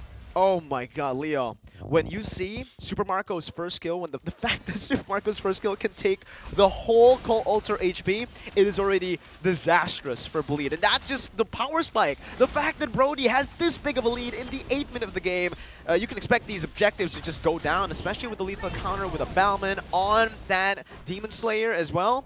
There's not much you can do when you're Bleed right now. You can just wait as you get suffocated. And so far, in the past 8-9 minutes, Super Marco has been a major cause for Bleed's problems, right? That's blocking them from even thinking about Game 3. And he hasn't even died yet. Even if, let's say, Bleed can mount a comeback and try to stop Super Marco, where's it going to come from? Sagitnu from a weird angle? A hook from JPL?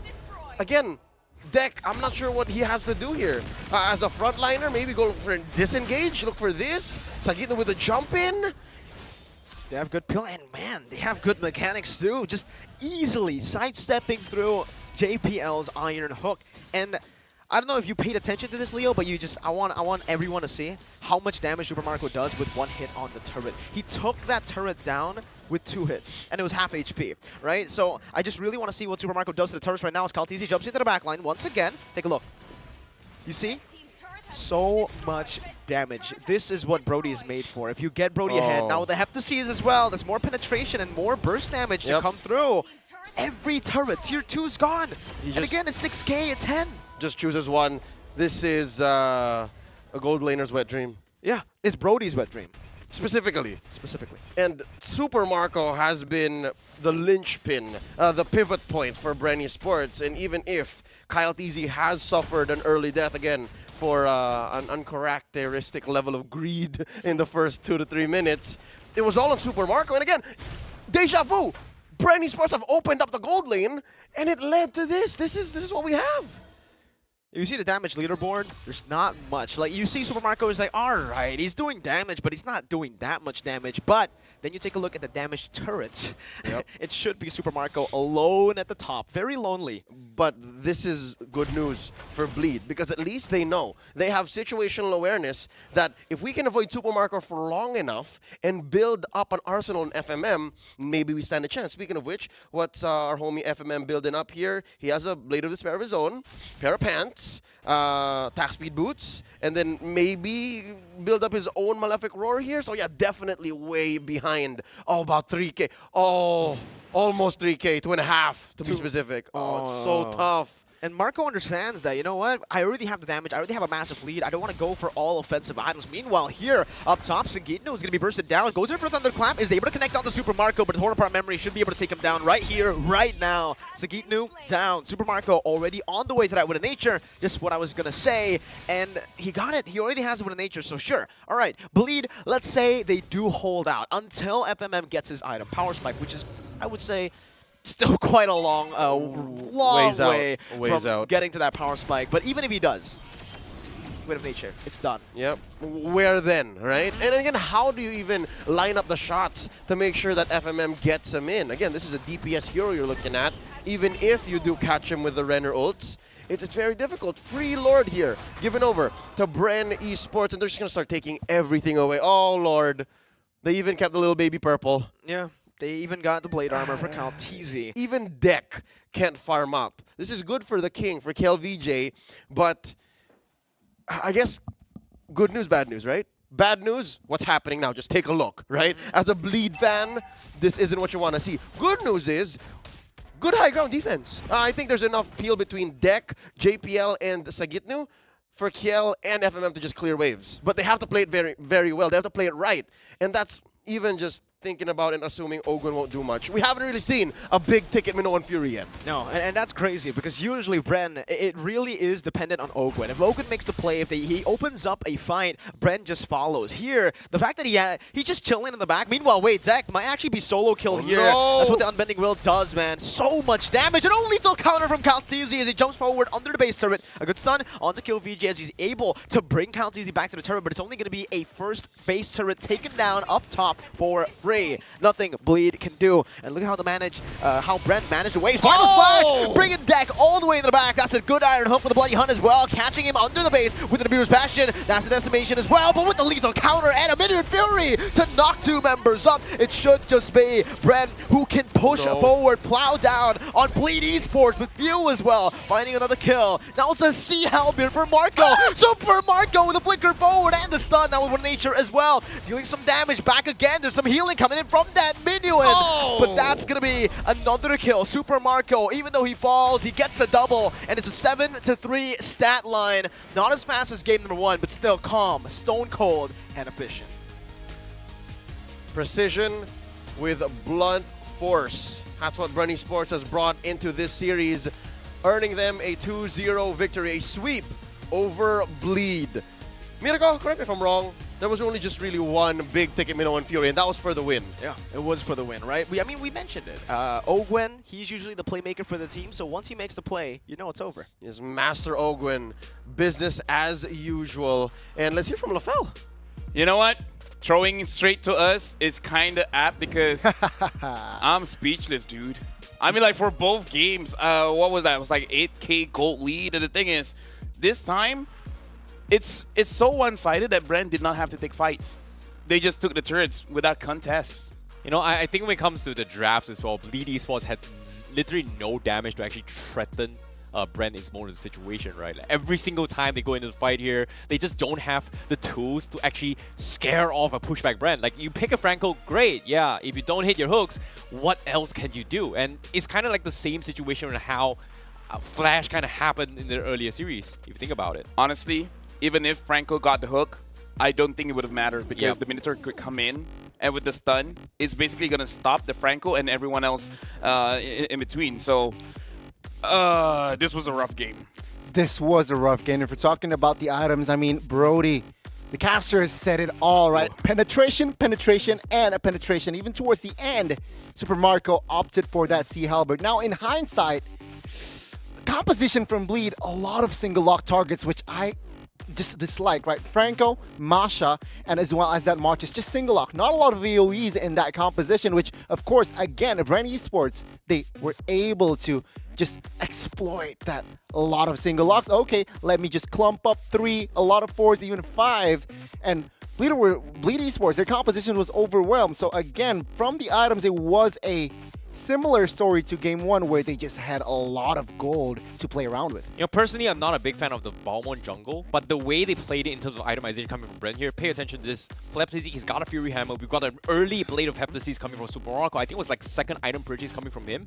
And every single time he hit, yeah, Super Marco may not be able to threaten as much as we expect in the early stage of game, but him getting those armor reductions and penetrations and reducing the armor of Bleed Esports allowed him to kind of chip away at everyone from side Bleed Esports. And this is what I mean by threatening their back lines. And every single time Bleed takes a fight, you can see that most of the time their health are getting threatened because of the fact that they just don't have enough damage to mirror what Brand Esports is trying to do. Well, Mirko called it. In terms of tower damage, Super Marco is going to be doing quite a lot. And again, we saw like, what, 4 basic attacks and the turret is down. It's very, very scary. And compliments to Mirko as well for calling out Super Marco's build. Getting a lot of penetration, making it so that, yeah, you have armor, but armor kind of doesn't matter when you have the Malefic Roar early game. And Leo is correct. Analysts have been doing the calculations. You can build the Malefic Roar early game, and it does help out quite a lot. Total heals, Sagino healed a lot, but again, in this game, it is not enough. Speaking of which, we got to look at the MVP for this game. The MVP is going over to Super Marco for 1 and 2. But the thing is, he got majority of his kills at the end of the game.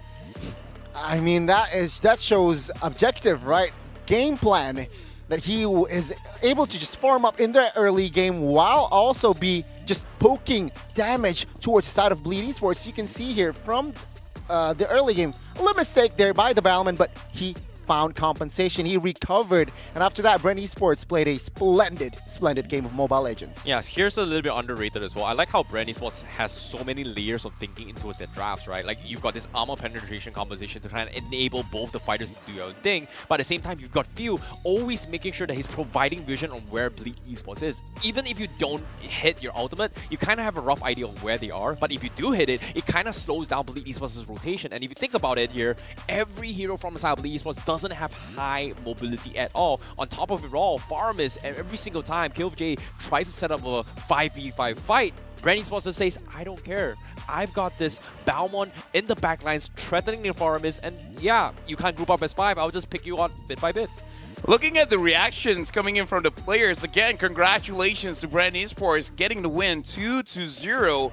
Their reactions, I was almost expecting to be like, yeah, we won. It's okay. They reacted quite more, so I'm like, okay, that's great. They're still excited for winning.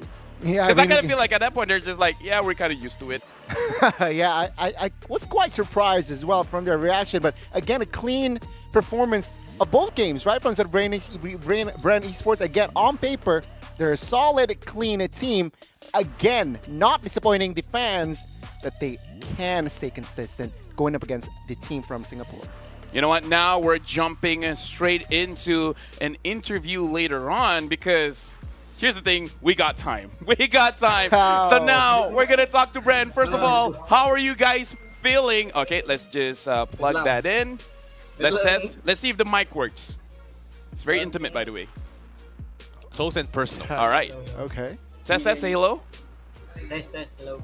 All right. So, again, I just got to say, you guys, the way you guys reacted for the win, it's like you guys were really excited. But the game looked very easy. How do you guys feel about the game? Ikaw muna, ikaw yung player. How do you guys feel about the game? Yeah. Ano yung feeling mo sa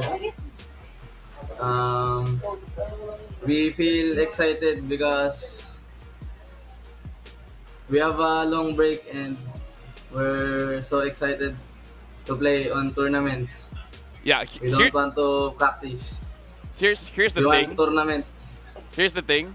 The game just now almost looked like you guys were scrimming. Did you guys thought it would be that one-sided? When we play on tournaments, we always treat it as a scrim. Always treating it like a scrim. And now, I gotta ask, with that kind of performance, how confident are you guys to go to Jakarta? I think we're 100% confident because we're so hungry for championship titles right now. You know, I've got a question here because earlier today, just now, when Archives Esports, we had an interview with Doggy. They predicted that you guys were going to be taking the series and you guys are going to be facing them off later on. What are your thoughts on Archives Esports as coming from Doggy as well? I think Archives Esports is strong, but we will give our 100% when we face each other. Okay, so with that in mind, right, you're confident in winning the match going up against Archive Esports? Can I confirm that? Yes, very confident. Also, our coach is super confident. Hey. I just want to know, do you guys think it will be a 2-0?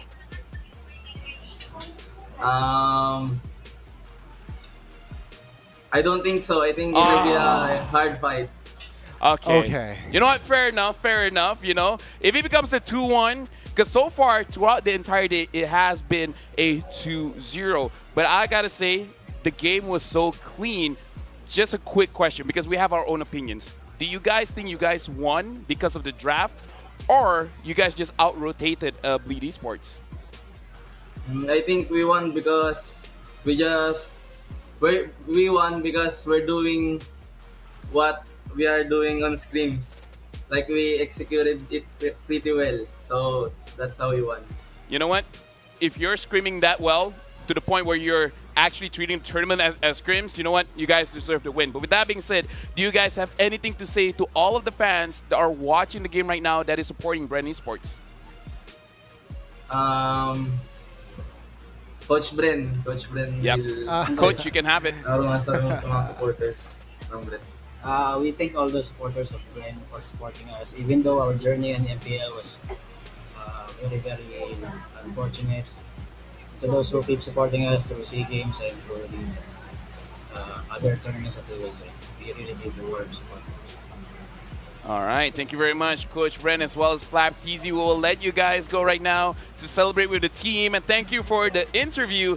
And yeah, Coach Bren basically just said that thank you everyone for supporting us, even though the journey in MPL wasn't that great, but they're going to make sure in this tournament, they're going to make it all the way. Looking at how they play, it's quite possible they could go all the way to the grand finals. You know, it's funny, you missed out a translation here because he thought you were handsome. That's why that's the one part he actually messed out in terms of a translation. Yeah, you need a Tagalog translator? Yeah, I've got you. But he was speaking in English. No, he was speaking in Tagalog. You're tone deaf.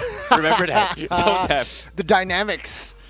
I love it. But yeah, I mean, you're right. I mean, well, to be fair, Terrence, you look handsome. LaFell, Hey, you look handsome as well. I disagree, but we got to look at the next match coming up. Team SMG going up against EVOS Icon. That is coming up immediately after this. And like you said, the last match of the day is going to be Archives going up against Bren. He did say that Flap TZ was like, okay, it's probably going to be a 2-1. We'll see. In between as well, the match that you want to watch, Homeboys going up against RRQ.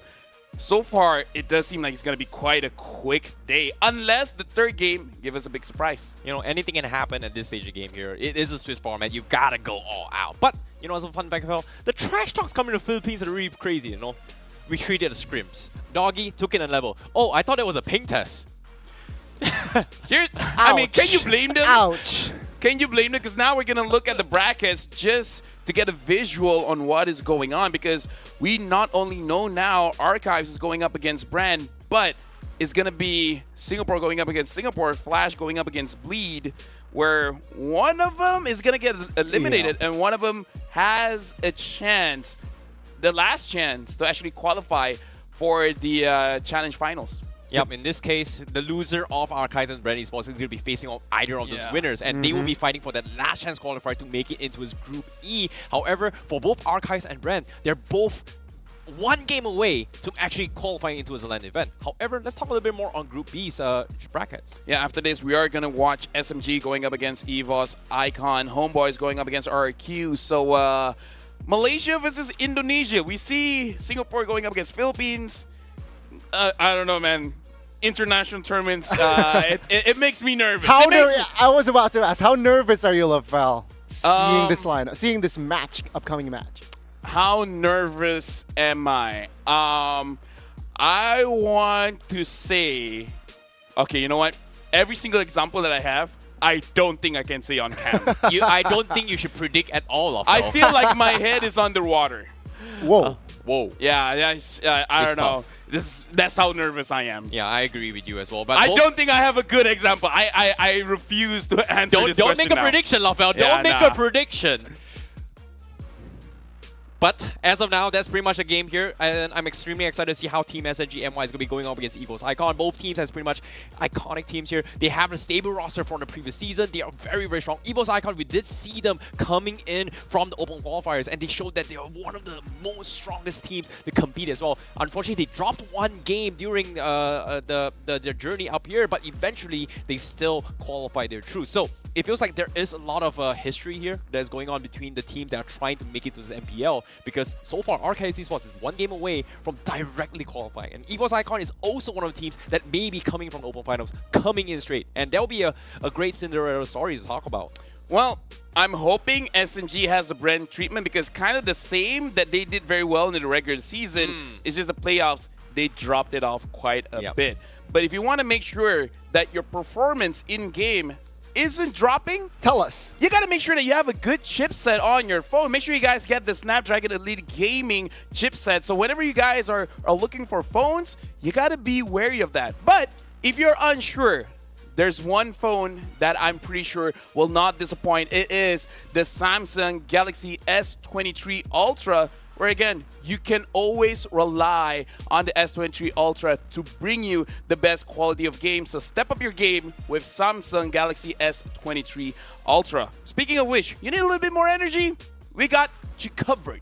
Monster Energy, unleash the beast. Make sure before you guys play your games, if you're feeling a little bit mellow, grab some Monster Energy for yourself and you guys will be all good. Speaking of which, if you guys have extra energy, you guys got to try to get the 5,000 euro FEBot Dash Cup. Yes, I just want to make sure I pronounced that correctly. FEBot Dash Cup, win 5,000 euros. Make sure you guys go to esl.gg/FEBot and you guys can participate. A lot has been going on. I kind of feel like we need a little bit of rest, because SMG going up against EVOS Icon is going to be looking great. My name is Ophel. This is ICBaby12 alongside with Gani. We're going for a short break, but after this, it's going to be an amazing game between SMG against EVOS Icon.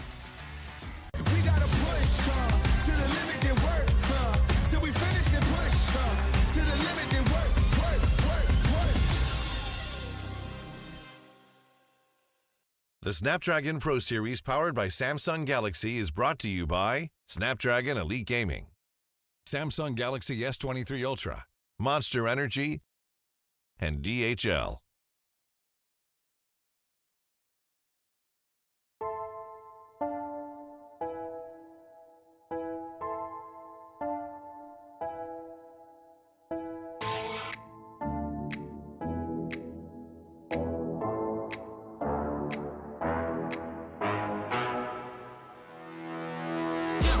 And I'm up the beat. When they all look, everything on fleek. Word in the street, on my sound on repeat. Do it all day, every day of the week. Getting turned up, we feeling lively. On the dance floor, where you gonna find me?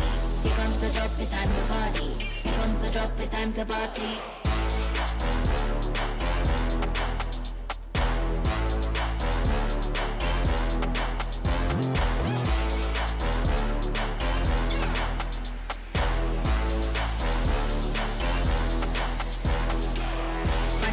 Up the beat. When they all look, everything on fleek. Do it all day, every day.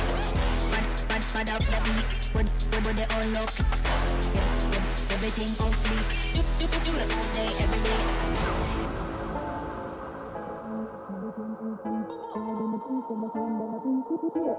Every day of the week, getting club out, we feeling lively.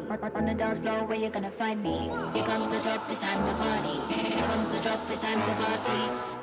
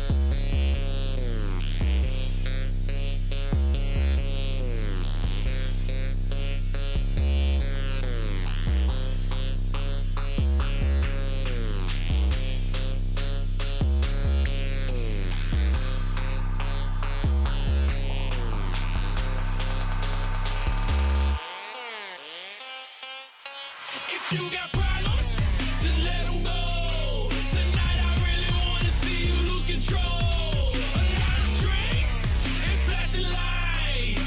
Don't just make you wanna go and start a fight. Don't it make you wanna dance and hit the floor. Make you throw your hands and drink some more. We tearing up the club until it close. Tonight I really wanna see you lose control. I thought in this spot tripping out with my girl. Me and my people get broke while we don't like following rules. Swerve crew, standing on couches and tying our shoes. Bands laced up, and when they be drumming, you know we gon' do what we do. Turn up, turn up, turn up. And we gon' keep going until we start seeing the sun come up. And I'ma keep drinking whatever they keep putting up in my cup. And please tell me if I am tripping, but I think I can sip my cup on the top of a butt. We don't ever do a lot of sleeping, partying all night and every weekend. Turning up everything that we geeking. Your body loving, you know we the reason. 2 cups, drinking, impaired, thinking that your couch is seamless, so we jump high 'cause I'm beaming. I just wanna see you put your hands up to the ceiling. If you see a hater, tell them get up out they feelings. Tonight I wanna party, put my feet all in the couch. Please don't make me come and stop the taste about your mouth. If you got problems, just let them go. Tonight I really wanna see you lose control. A lot of drinks and flashing lights. Don't just make you wanna go and start a fight. Don't it make you wanna dance and hit the floor. Make you throw your hands and drink some more. We tearing up the club until it close. Tonight I really wanna see you lose control. Came in the club looking for a good time and a drink on ice. Tryna dance with a chick, get a kiss, then get a new lease on life. And the party real live and the DJ lit with the neon lights. And then I had to start bumping the guns and telling me about something that he just don't like. Listen, homie, ain't here for that, and ain't hearing that, and ain't really in the chit chat. You get to talking all that jibber jab, then I'ma hit you with a bit of jab, and you been killing every little bit of that. So back up, this is not your house and not your table, homie, this is not your couch. Too cool, but trust I am not no slouch, 'cause I will now call a taste right about your mouth. It'll get real crazy, the party pumping, music intense and your heart is jumping. So you may wanna head to your car or something, you don't wanna be the one getting stumped for nothing. I be turning up in every single We gotta push to the limit, then work till we finish, then push to the limit, then work.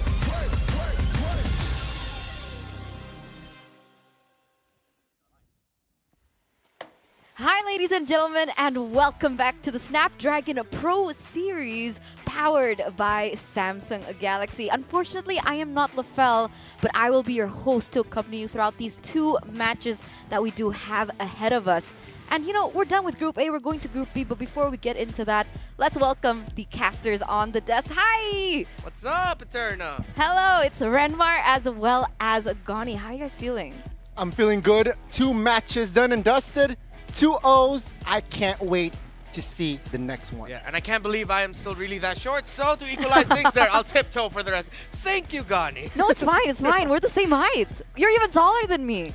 Do I need a box? All right. Do I need a box? It's fine. It's fine. We're good. We're good. We're good. We're good. We're good. But yes, ladies and gentlemen, we are about to commence the next match of the series. Yeehaw! And it's going to be Team SMG going against Evo's Icon. So finally, we get to see an Indonesian representative going head-to-head with a Malaysian representative. But, you know, there's a lot of talks that this could be finally a 2-1 best-of-3 series. Do you agree with this? Oh, I'm actually not sure. I was thinking here that Evo's Icon might be coming out of this with a 2-0.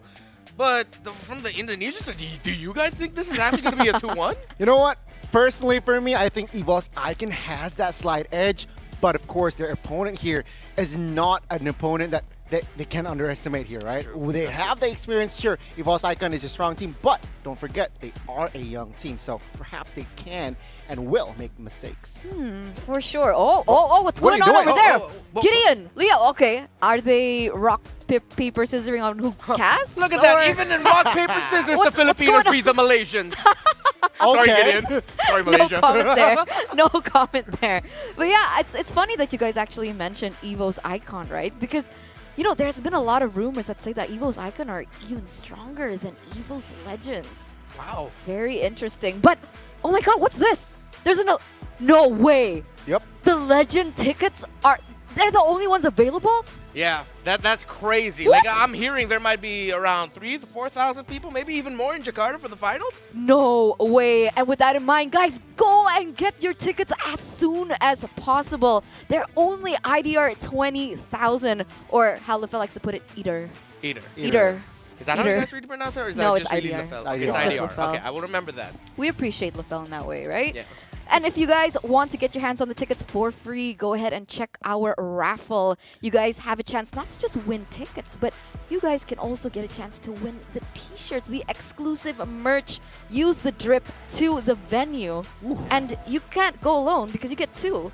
So you can ask your partner, you can ask your neighbor to go, you can ask your friend, best friend.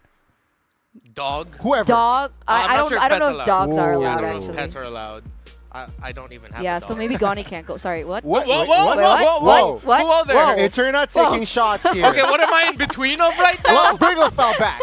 Bring Lefel back. All right. I mean, this has been an amazing event so far, right? Oh, I know yeah. it's only been, 2 matches? But, you know, this event wouldn't be here without Snapdragon, man. You know, the players have been playing impeccably.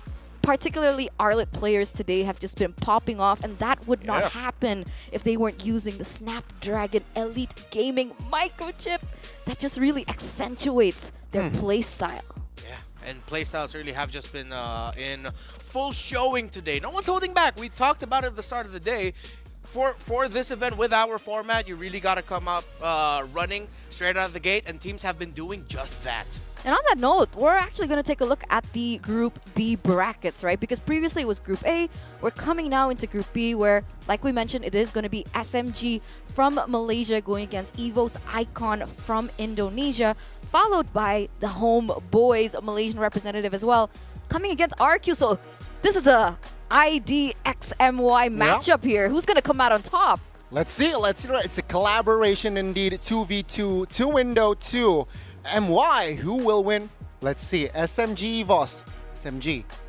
Yeah, they are experienced, but Evos Icon, they're on a roll, Eterna. Yeah, but you know, Renmar, Reptar. Renmar or Reptar? Rentar. Up to you guys. That's Okay. been a running joke my entire career. Okay, since you are the neutral one on the table, right? How do you feel about this matchup in detail? Oh, well, with Team SMG, man, I'm just looking at them and with the notes, talking to Gideon, Lefel about how they performed. Yeah, they didn't really get the result they wanted. They made it to the grand finals, though.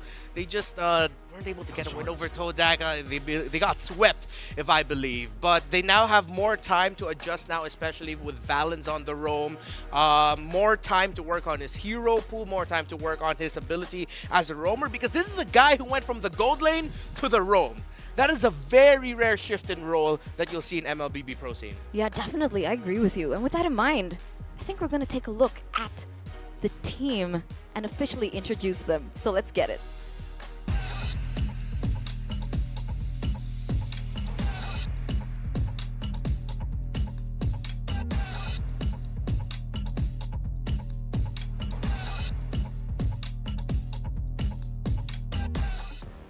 All right, and that is Team SMG from Malaysia with Smooth, Subway, Stormy, Sasa, and wait, It's Miko? Miko. Okay. Wait. He's a It's locked change in character. roster. All right, it's a change in roster.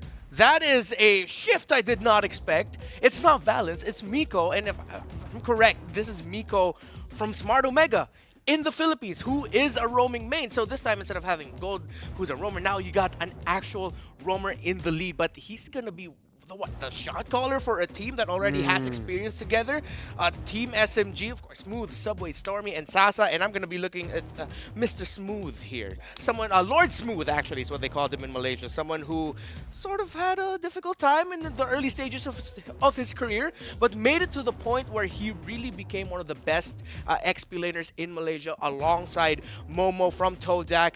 And as we've seen all throughout today, XP laners are just so important for teams. So I'm looking at Lord Smooth. All right, and let's take a look at who we need to highlight from the side of EVO's Icon. So let's introduce them right now.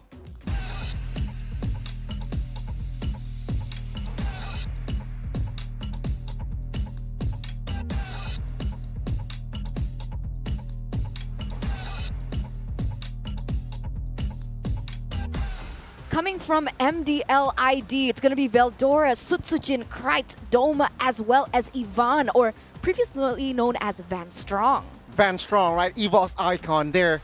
He has experience. He has shifted roles as well, but it seems like he is most comfortable in the roamer position. Now let's talk about Sutsujin, right? The Wonder Kid. He has MPL experience, but the thing about that, he wasn't really ready. Now, in this tournament, he has a big chance to prove that if he performs, perhaps in MPL Season 12 later on, he have a chance to step up in that MPL. Same story if you look at Doma. Gold laner in MPL Icon, very reliable, very efficient, and again, if he performs well here and on, has a big opportunity to step up to the big boys, to big leagues, to that MPL. But then again, they need to focus what's in front of them, and that is going to be Team SMG. Yeah, they can't let the pressure of potentially having a good enough showing to get a chance to go into MPL ID Season 12. You got to look at it now. You got to look at Team SMG, a team who was the runner-up in MPL Malaysia in their last MPL season. Yeah, I agree. Experience is definitely something that we need to take into consideration coming in from both teams. But you highlighted Sutsujin, but Krite was also present in MPL. So they do have that kind of background. But, you know, SMG, they got Sasa. They got the Kage. Yeah, one of the original Kages in the old Onyx era, if I'm Yeah. not mistaken. MPL ID Season 3 champion. He was also a playoff MVP in MPL Season 8 for Malaysia. So, yeah, we talked about the XP laner being so important. We all know Gold laner is pretty much everyone's condition for the longest time now. Sasa's championship experience is going to be coming in big. Definitely. It's so exciting to see both of these teams collide once again.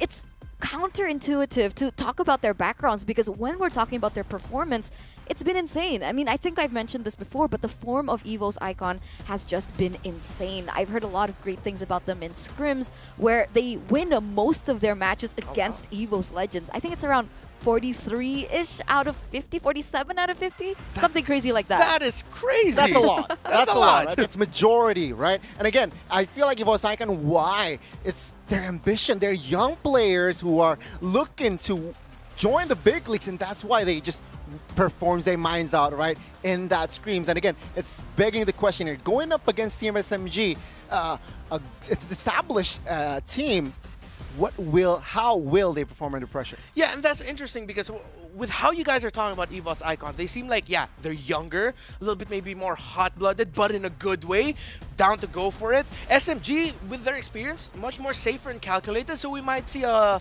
styles clash here for this series. And I like that. And when we're talking about these teams, I'm actually curious to see the predictions happening, right? And I'm curious to see what your predictions are. Are you Team Experience or are you Team Young Blood? And you guys can put in your predictions on Twitch in particular. So Twitch users, we see you. We want to hear what you guys are thinking.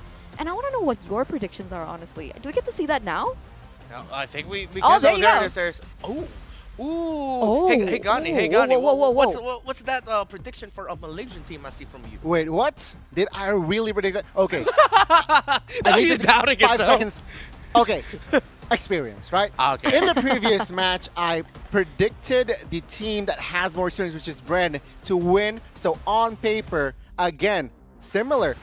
Team SMG has more experience, perhaps has more established role. You said the more calmer, safer route, objective-oriented, okay. and perhaps that is why I voted for Team SMG. But Evo's Icon, I gave a point towards their side because they won't take a game. They won't lose 2-0.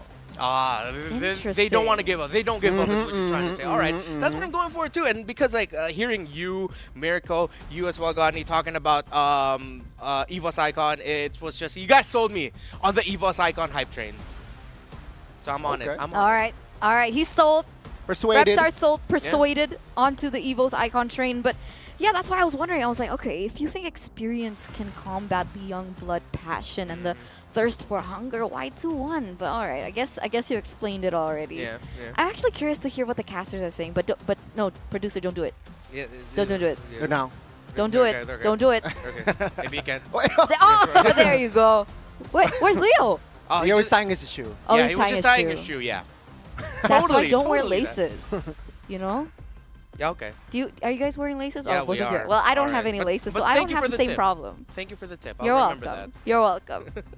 So we've highlighted the EXP laners, Yep. we've highlighted the gold laners, and now let's shift our focus onto the roamers, right? Because I find this quite interesting. So what I heard from people's stories about SMG is they are a very solid crew, but their kind of weakness, their weakest link is Valence, right? Because apparently Valence has a really shallow hero pool. So if you counter that in the drafts, it seems like they kind of fall short. So with a new with a new roamer with Miko coming with in. Miko coming in, how's that like? Yeah, well, like I mentioned, that means they get an experienced roamer here. Although Miko did have a relatively shaky performance in MPL Philippines Season 11 with Smart Omega, he's someone that you know is willing to take the lead, willing to take charge. He has coached female teams before in the past, so you know he has the leadership.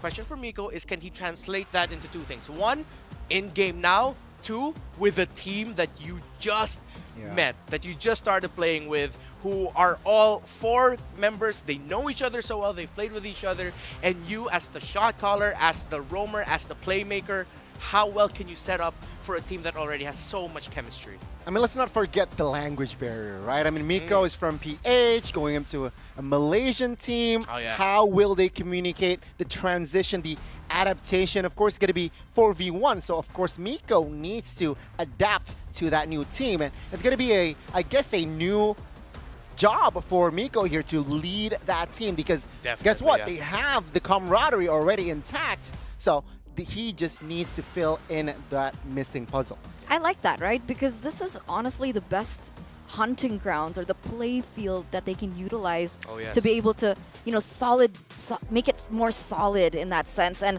with that in mind, ladies and gentlemen, welcome to the drafts here between EVOS Icon and Team SMG. Let's get it. And wow, EVOS Icon already with the Fanny being banned away. Okay, so that is a signal they really don't want to put that into the hands of Subway. But then at the same time, taking away the Fanny means that they have a chance to bring in heroes such as Farsa and an Eve. Although Farsa has dipped out of the meta, an Eve might be a good pickup for them, knowing that they don't have to worry about a Fanny.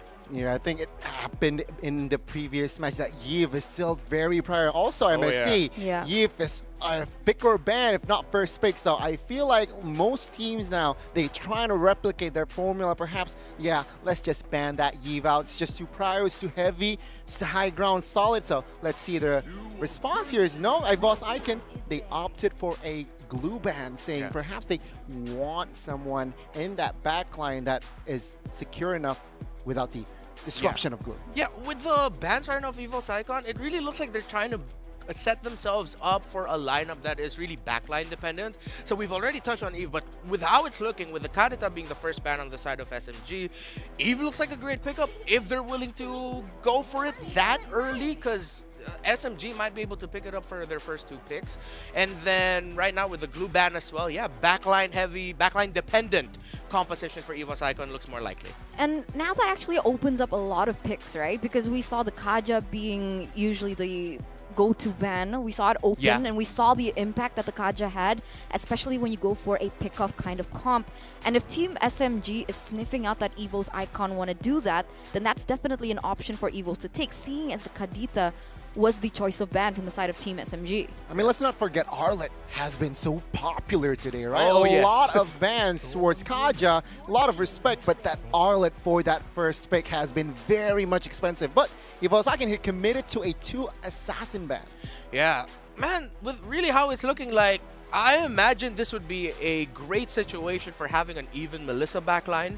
You don't have to worry about a Kareta, but then at the same time, Evos can draft heroes that are a little bit more divey, considering that they took away, that SMG took away the 1-1, took away the Kareta, so those are options for them. Eterna, you mentioned the Kaja, and I'm looking at a potential first pick Kaja here for Ivosaikan. It looks really good for them. Depending, right? Valentina is still an option. Valentina is something that Team SMG really likes to utilize. So True. same thing for Evo's icon, right? We know that Krite is a huge Valentina player as well. There's also an option for Fredrin if they want to go for flex.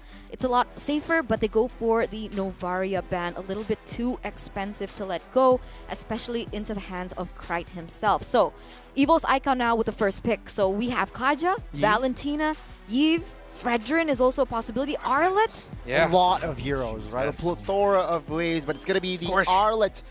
I mean, today we have seen a lot of plays coming from this hero. 100% win rate on the Arlot. It's a hot start. It's a good day for Arlot mains right now.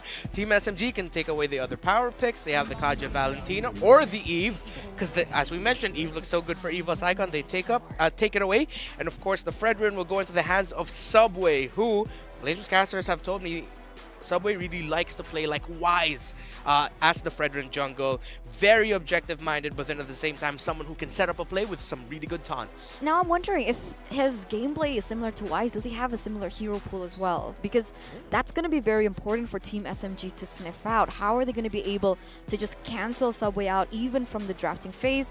But before we get too far, I don't know. Valentina, Claude, I think, is a solid pick for me. Claude as well is definitely an option to That be able one to too. dive into that backline for the Yves, but they actually go for the Joy instead. So finally, we get to see her picked up. Yeah, man. When it comes to Eve lineups, if you have the Valentina and Joy available for you to pick against an Eve, you go for it right away. You have someone who can dive the back line and someone who can take away the ultimate of the Eve. Personally, I forgot about the Joy here. But yeah, Valentina, Joy, Arlet, almost all the 3 tier S's. But it seems like Team SMG will secure their first phase with that Beatrix. Why? Again, they're eyeing to just limit and eliminate as much as possible, marksman as much as possible in that second phase. So far, it's solid. It's looking quite solid here from the side of Team SMG. I think if they want to try and go for the gold lane bans, I think Brody is quite good.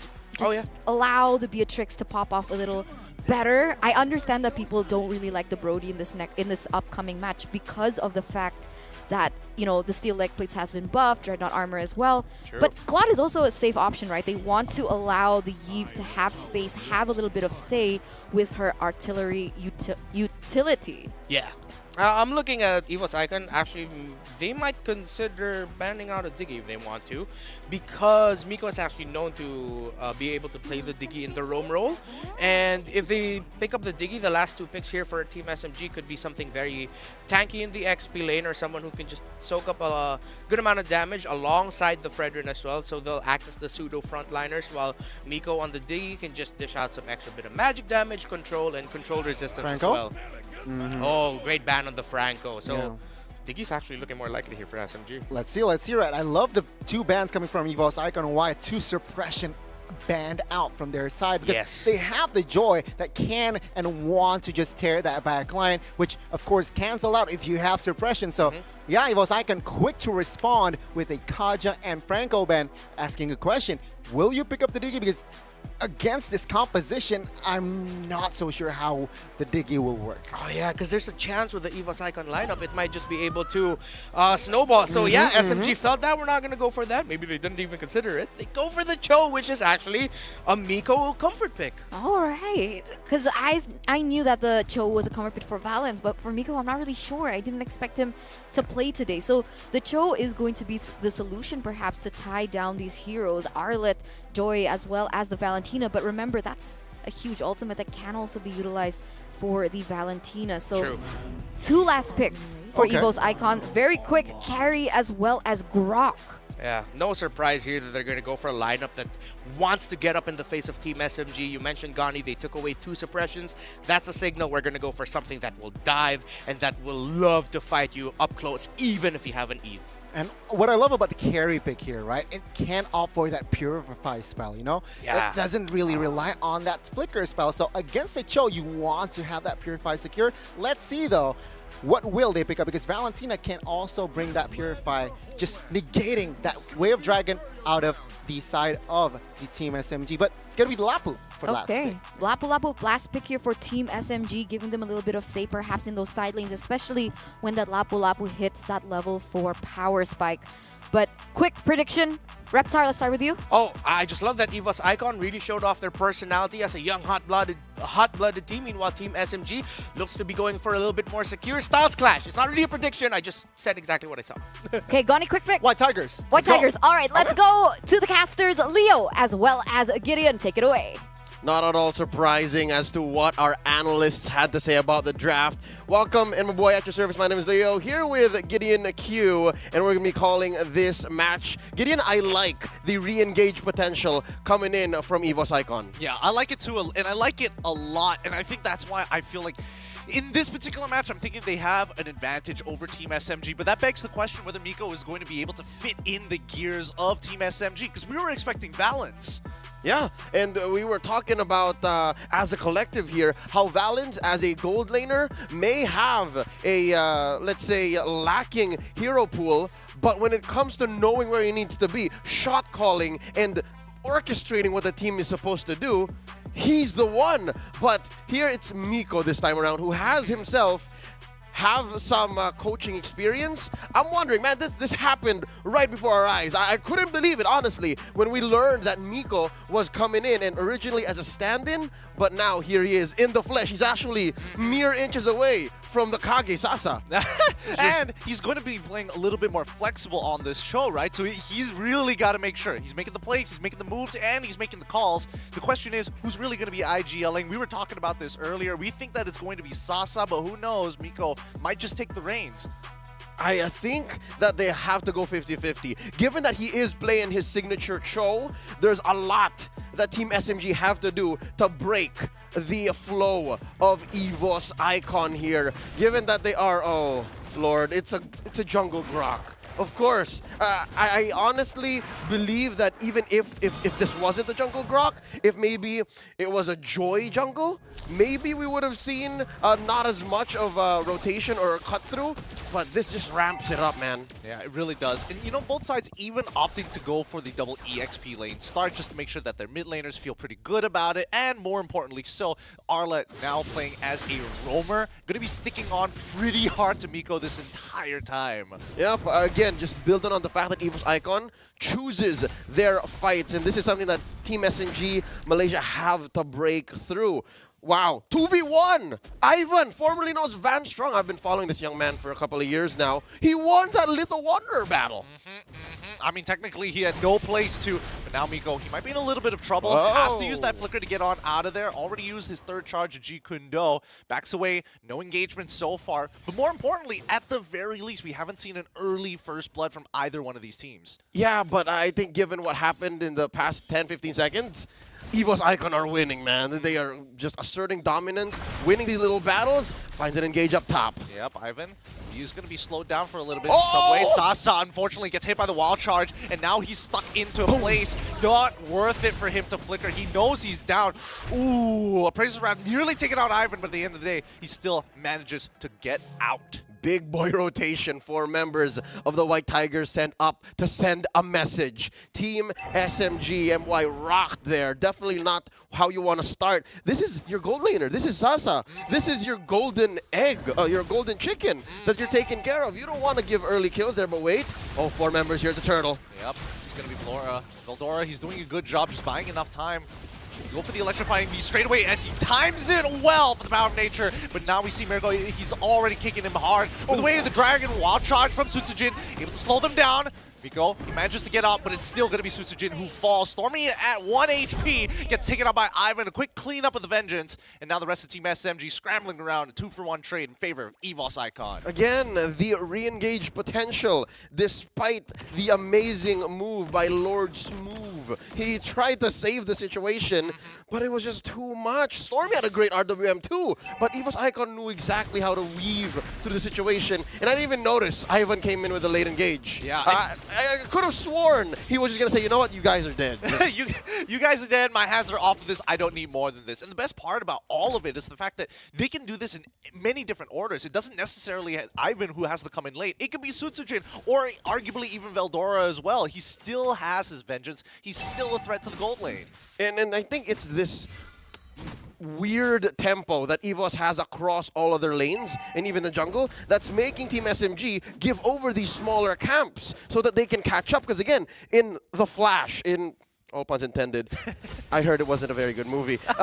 In the last minute of plays, EVOS Icon have gotten a solid 1K gold lead across the map. And what's that's done is Team SMG said, all right, Sasa, take a small cap up top. Smooth, take a gold crab down bottom. I don't need it, says Subway. But really, do they not? Because I think that's, again, the small wins, the inches that EVOS Icon are building up to lead into this mid-game power spike. I mean, that's how you're going to make an opponent bleed, right? Whether you're taking resources from a particular role. Ooh, Smooth actually getting some good damage onto Veldora. I'm actually forcing him to use his Vengeance. That's already... See, this is what I'm talking about, the trade of resources. At the very least, Veldora doesn't have to ask his jungle, could I please have a side camp, sir? That's right, and then that's what makes this all the more a compromised early game for Team SMG MY. But the thing is, at least they are putting up a fight, that they're answering the ways that they can. Now Sutsujin and Krite starting up the turtle at half health here, less than Veldora, RWM. Yep, RWM is looking really good. Veldora ends up going down. No Vengeance can't do anything about it. It's Smooth already with a Raging Slash. Should be able to take out Crit, but able to sidestep it just in time. Ivan a little late to the party, but still, he has his final slash. At the end of the day, it is EVOS Icon who secures the turtle. That's right, but at the cost of Veldora. So right now, maybe a wash, a small victory for Team SMG, given that they've shrunk the gold lead now to just about 800, 900, and this allows for Smooth and Sasa to breathe a little more. This is the first time I've actually seen them cross the river. Yeah, no, I think even better. It's the first, at least there's a potential out for Team SMG MY. If EVOS Icons keeps on putting pressure on that top side, like how we see Miko having to just stick around this side of the bush, and even Subway's getting pressured by both Sutsujin as well as Crit, it could be really tough. Now, the kick onto Sutsujin is looking good. Power of Nature isn't able to get him out, but the Wild Charge will. Walks back into Nibiru's Passion, and now even Smooth coming in with a Raging Slash straight away. Sutsujin finally falls down. I've been trying to slow down the entire backline is Smooth. It ends up losing his life. Electrifying beats coming out from Veldora, looking to try and get Miko down. Third energy couldn't. No, Vengeance is out. He walks away with 1 HP, and even Stormy. Crit, he flickers the complete opposite direction, even dropping down the RWM. That might have been a blunder. It could have been too much of an outplay of his own right. Now Ivan is going to get hit. Jikudo, straight into the way of the Dragon. Miko, the fight was so long, he got it back up. Special delivery from Manila to Kuala Lumpur.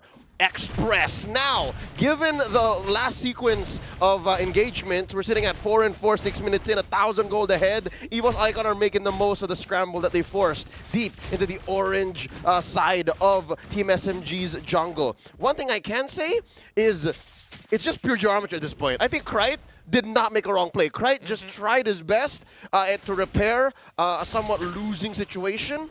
And I think the call was just keep him busy anyways. If you win, if you take a kill, sure, you're already compromising the rest of their map because Duma was doing work. No, Bandit's Rage already out. Wild Charge knocking up all four, setting up a perfect attack from Veldora to jump into the back line with his electrifying beats. Double kill already. Miko forced the flicker out here at Prazer's Wrath, able to secure one, at least one, with Lapu taking the second of his own with the Bravest Fighter. Doma and Crit doing a good job holding back. Sutsujin is able to basically walk around the jungle for free now. Oh, the punish. Team SMG, again, are not playing around. They know that they have the firepower, given at least the 2K gold lead. This is what we call a small 2K gold lead. We've seen much larger 2K gold leads, and the fact that Sasa here is at least presenting some damage. He has a Fury Hammer, he has a Blade of Despair. attack speed boots, he can punish with, I'd say, Nibiru's passion well placed. Looking at Evos, though, looking at Duma, we're just waiting for him to actually find the nice engage. He has the golden staff, he has the corrosion sight, and now Subway's in trouble. Yep, Subway, I don't think he's going to be able to make it out of this. He tries to go out. He's already got the top for the extra stats. Veldora looks for him, sees Sasa only, but they've got the objective that they were looking for. Evos Icon now with a 2.5k lead, about to convert it right after the last turtle of the game. And I think that's what exacerbates the situation, right? They're down 2k, approaching 2.53k. It's slowly growing. And again, Team SMG, it's not like Sasa can't fire back. It's just the positioning. There's not enough peel between Subway, Smooth, and Miko. Because again, Miko's busy going into the back line looking for that perfect kick.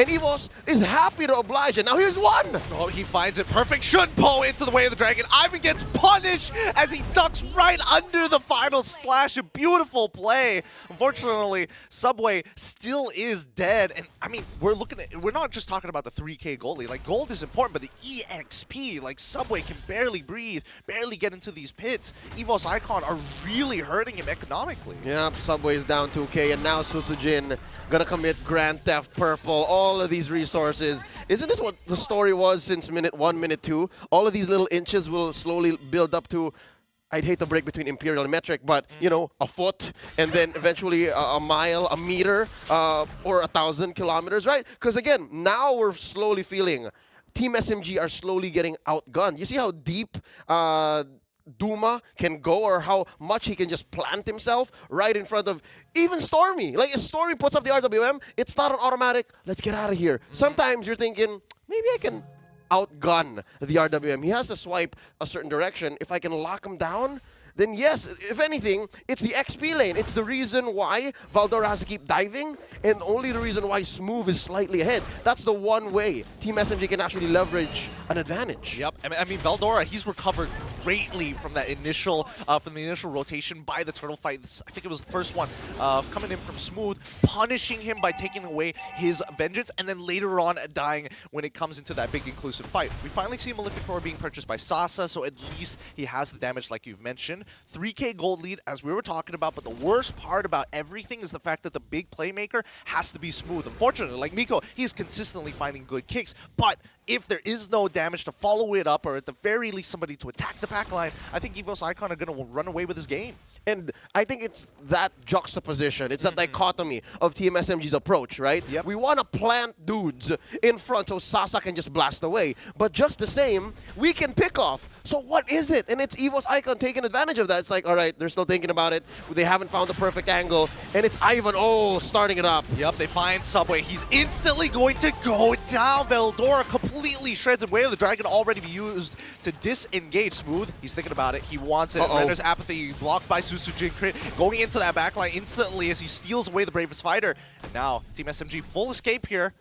Already losing 2 of their big battle spells, and also losing Subway in the process. All right, I know that the final slash was committed, but was Subway maybe thinking of something else? Oh, he tries, but the final slash committed. It finds the kill with the help of Veldora. Jump into the back, return fire from the RWM, finding 2 in Veldora and Ivan.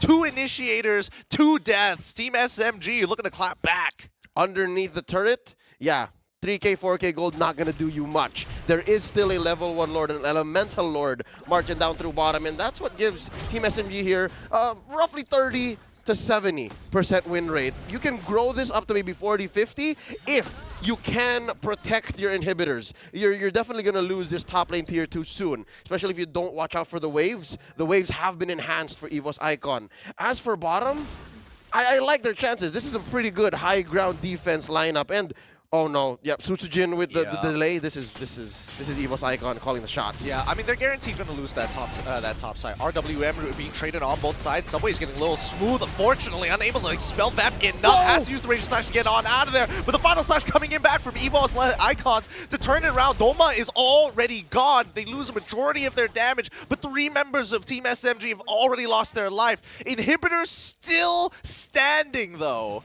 But I think it's worth it. I'd say for that 3-for-1 and a little bit of a push, That's permanent damage. I don't think turrets heal, man. Last time I checked the patch, turrets don't heal, right? So you can just force it. And again, the waves are going to constantly crash through. The waves, if you don't watch them, if Team SMG don't send anybody there, are constantly going to keep going. And now Subway has to deal with this. Again. Yep. They eventually got what they want. Wait, hold on. They're pulling it back. Miko finding the kick on towards Valentina's side. Crit, he's in trouble as he dies to the RWM, but still the kill falls into the hands of their boy. Wow, okay, 2 kills? Now that's a bit much. Coming in from Miko. He hasn't died just yet, and he's looking sharper than ever on Team SMG. They do, however, lose an inhibitor turret on the bottom side of the map in EVOS Icon despite everything. 12-12 is the kill score, 3K gold lead, 12 minutes into the game. Homie has yet to die, by the way. 209. What a debut so far. He needs to do one more thing and win, Sutsujin! He's doing it again! Bennett's rage is going to connect, but Sutsujin is tanky enough. He has the items at the very least to deal with it. Sasa, on the other hand, does not. Not to mention he's about an inch away from a wall at any time. So Earth and Force is going to do work, but no, they're not done with him! Yep, this is the second time. Sutsujin can't miss this one. Sasa hits his target. Sutsujin down. Oh, the Kage finds a kill. 3-4-3 here. So far, Sasa has helped the rest of the team and himself, but that doesn't change the fact that he's still 2K down. That hasn't really changed much, especially given that Duma died once, and that's really just because they were sour. They were forcing that push down bottom. Now here's Team SMG back on the board with a pull, 4 to 5 members in. Yep, Veldora, he's trying to make a shot. Sasa, he does some damage. Ooh, tactically rolls away. Vengeance already pops. Smooth force the flicker away as he attacks the back line. Do they steal it? They do! Team SMG secure the Lord. Subway ends up losing his life. Render's apathy comes on now. Veldora, he's waiting for his cooldowns, but I don't think it's worth it. Crit, Shadow dashes twice, doesn't connect onto anybody. No flickers, no battle spells. Everybody maximizing their resources, except for Ivan. He's cool. He's cool. He's always been cool. If anything, he's been an anchor throughout the early, mid, to now approaching the late game. He has set up a lot of what's making EVOS Icon lineup work here. And looking at the damage leaderboard, yeah, Krite, he's using his flicker to maximum advantage. Maybe of all the flickers he's done, only one of them have been defensive flickers. He's always been on the front foot here on the Vanguard, as well as Valdora. So now what this does is, especially with this Luminous Lord coming in from Team SMG, is you can expect the map to slowly turn red more. But yeah, not like this. Not if Team SMG haven't taken care of their waves. So maybe this is where, also, here's a theory. Maybe because of the Miko jump in, and they changed it up with Valens, maybe communications aren't at 100%. Maybe it's like 70, 80%, which is why Subway has died more often than he shouldn't have. I mean, that's fair. I think that's fair, but it's also a testament to EVOS Icon just hard targeting him. Like, so many times you see Ivan just using that final slash just to displace your boy Subway here. I mean, he's trying to eat fresh, but man, he can't help that giant hitbox he's got. It's huge. And again, you can use it to your advantage. And I think that's what allowed Team SMG to score that Luminous Lord. If it was any other jungler, say maybe a Martis, right? Say maybe a Lancelot, it wouldn't have the same effect. A Lancelot that keeps dying, a Martis that keeps dying, isn't as useful as a beat-up Fredrin. Yep. So, again, you work with the pros and cons here, man. Even the negatives, because they make for better pictures. Aubrey Graham. Now, about 16 minutes in, 14-3, Gideon, I'd say we have a game. This is a game. Yeah, right? Because Team SMG have really utilized the fact that their high ground defense is good enough to kind of just keep forcing out these waves. The fact that even though EVOS Icon were never able to break even to the 4 or 5K gold deficit against Team SMG is a testament to show that Team SMG are playing it as slow as possible. Yep, and there's situational awareness. Team SMG, despite this being a new lineup, so to say, they know how to use their strengths. And again, watch Miko. 16 minutes in, we're approaching Evolved Lord territory. Hasn't died yet, so he's done well to protect himself. So not only is he trying to stitch in this new lineup to work against a very strong team like EVOS Icon, but he's also flourishing in that role. He doesn't want to lose. Renner's after the seal. No, doesn't connect. I think Subway got it. Yep, Subway's off of a tick, I'm guessing. No, he just walks up. Hello. Gets it anyways. Yeah, no retribution used as well. All right. Yeah, exactly, right? So it is a tick. I'm pretty sure he wouldn't have messed with Sasa and said, gotcha. It'd be really funny. Right? I imagine the side-eye, bro.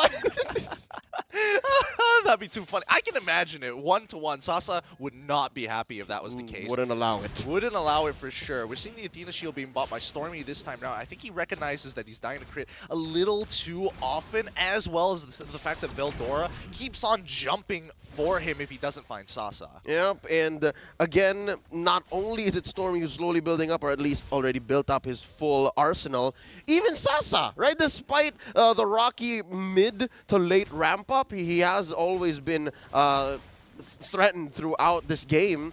He just needs to finish that Rose Gold Meteor, and then Bob's your uncle. He can actually fight. He also has that Wind of Nature. So even if Duma does find him, it's a fair fight. It's a 50-50. Here we go. Once again, Subway losing his immortality. Final Slash is already down. Miko is looking for an opportunity. His move has already jumped into the middle of the fight, but the back line is already getting attacked. Forced away by Veldora. He's getting locked down, but it doesn't matter. Crit steals the Bravest Fighter, forcing use the Raging Slash early. Stormy with the blast. Void Blast is able to secure it. Doma put at 10% HP, but unable to close this out. A 2-for-1 trade in favor of EVOS Icons, but forcing at least 2 recalls from EVOS' side. It's a win for EVOS Icon, but only maybe by an inch or two. This was a great approach to a team fight. The Team SMG knew that they were losing to begin with, but they stood their ground. And that's step one. It's just EVOS Icon, their lineup is built to really break through the box that SMG wants to set up. And they're going to lose this Lord, and at least they didn't lose more members, unless... Oh no, Miko! Well, they've already got the kick. I mean, the Vengeance is keeping Veldora alive as long as possible. Sasa! One more tick was going to take him out. He ends up dying regardless. Miko gets his immortality pop. Sasa is still trapped in the corner, Sasa! but the rest of the team has covered for him. Body blocked, in a matter of fact. Willing to sacrifice a wave down on that bottom side to find Sutsujin, and as well as Ivan. They go back down to clean it up for the Crystal, and now have to deal with the Luminous Lord walking down to their base. Because of Sasa's unshakable fortitude.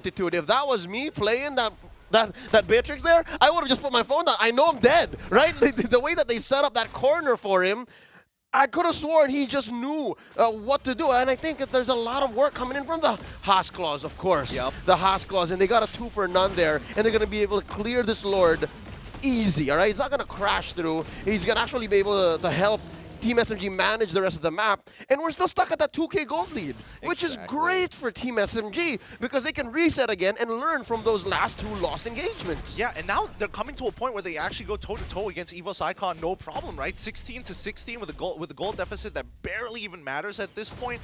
I think that Team SMG MY are in a really good spot. If we pull up the items, we're trying to look for anything out of the ordinary because remember, at this point, the only thing that matters, having enough gold for potions and item switches like Winter Truncheon, or even looking for another immortality. What is odd is I do think we've come to the point where Ivan has started juggling, and that's how well you can see EVOS Icon going, and how much Team SMG are fighting to stay in it. Because again, that's a roaming Arlot. The fact he's already started juggling and switching between whatever those pair of pants were prior just shows that, all right, we have to win by an inch and then eventually go from there. And so far, map's looking blue. EVOS Icon looking to penetrate from either mid or top. Big wave being cleared out here by Team SMG. Yep, I mean, it's about housekeeping at this point. Team SMG, it's not like they really need the gold at the end of the day. Everybody's max level. Everybody is pretty much full items. And maybe not for Miko, but he's catching up pretty quick.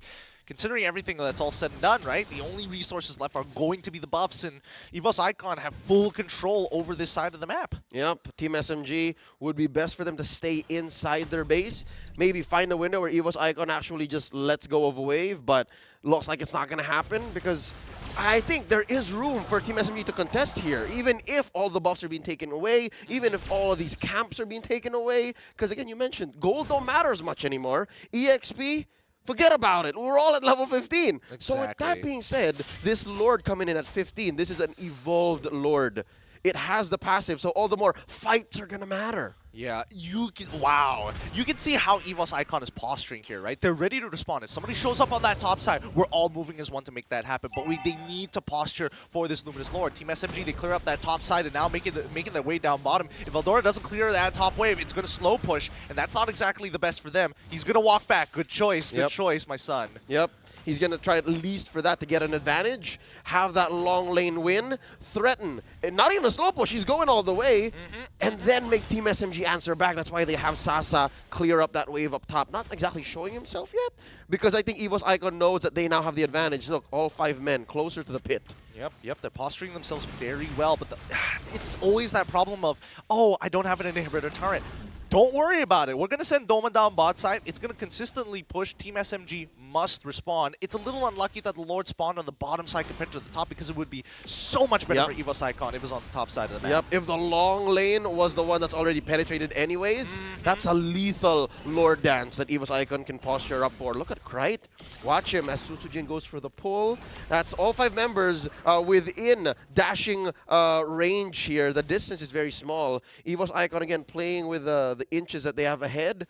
Stormy spots Valdora, but oh wow, the core heroes from EVO's Icon are hidden. And for Team SMG, it's Miko and Sasa. So again, a lethal kick can really do him in. Yeah, it's crazy how Team SMG has held out for this long, and they've conditioned EVO's Icon. Yeah, try to force a fight one more time. We've done it multiple times over these past 22 minutes, and each time we're able to equalize the score. So I dare you, try and force. The conceal play is already out in Sutsujin. They recognize that he's all by himself, but the flank play coming in from EVO's Icon's 3 members looking for Sasa in that back line. Sees only 2. Smooth and Stormy ready to make it work. The final slash buys a little bit of time as somebody comes back up to life. However, he's got nothing left, and Doma coming in extra late to crush the entire scene. Team SMG start crumbling apart. Doma finding his 1v1s, and that's going to be an unstoppable joy. Veldora absolutely crushing this game. Cry all by himself with Smooth and Stormy at the same time, trying to deal with it for as long as possible. Raging slash, actually doesn't connect, but they still find the RWM just in time. Veldora finally sweeps them under the rug. And now it's just the Lord Smooth standing, the one last member of Team SMG here to watch Duma and the rest of EVO's Icon barrel away at their base. EVO's Icon takes game 1. Woo! That was a pretty sharp game coming up from EVO's Icon. That early game especially was devastating, but I think, Reptar was right. A lot of teams really focusing down for their EXP laners. And I mean, it's not the traditional Arlet that we were expecting, but still, that joy came out huge. And I think it's that spice, it's that adjustment, the variety coming in from EVO's Icon that allowed for them to leverage that XP lane advantage, right? The fact that you're not thinking of an Arlet coming in through the back line to stun all of y'all with a final slash. It's Valdora who's threatening a couple of kills. And again, even in the mid game, even if Team SMG kind of figured it out, it just was too late. Even if you can posture up for more re-engages, more fights, EVO's Icon exactly knew what their win conditions were. Exactly. And let's not forget, we didn't realize how long they could stagger their CC. Everything just takes a little bit too long. The knock-up coming in from that wall charge, even though you don't get that maximum impact of colliding into the wall, just the knock-up alone, you can wait a couple of seconds, and then you can final slash. Which is in contradiction to what Team SMG wanted. They wanted a kick, they wanted a taunt, they wanted an RWM. It was just a little too much for them to do within that small window that EVO's Icon was presenting. Let's see what our analysts think. Eterna. Hey Leo, thank you so much for that game. Wow, EVO's Icon lead this best of 3 series against SMG, and we can't really say it was too clean. There were moments where EVO's Icon made small blunders because of how aggressive that they were playing. But, I'm going to throw it to you guys. Analysts, what do you guys think about that game? Oh, man, Gani, I love that everything that we set up here with the storyline, EVO's Icon and their young hot-bloodedness, SMG and their experience and calculation, displayed perfectly by both these two teams. Indeed, and let's talk a little bit from the drafts here, right? Remember, Joy was picked up first from Team SMG, and then Beatrix. Particularly taking a look at the game, Beatrix got no chance from the early game towards that mid game to play around, to farm. Because why?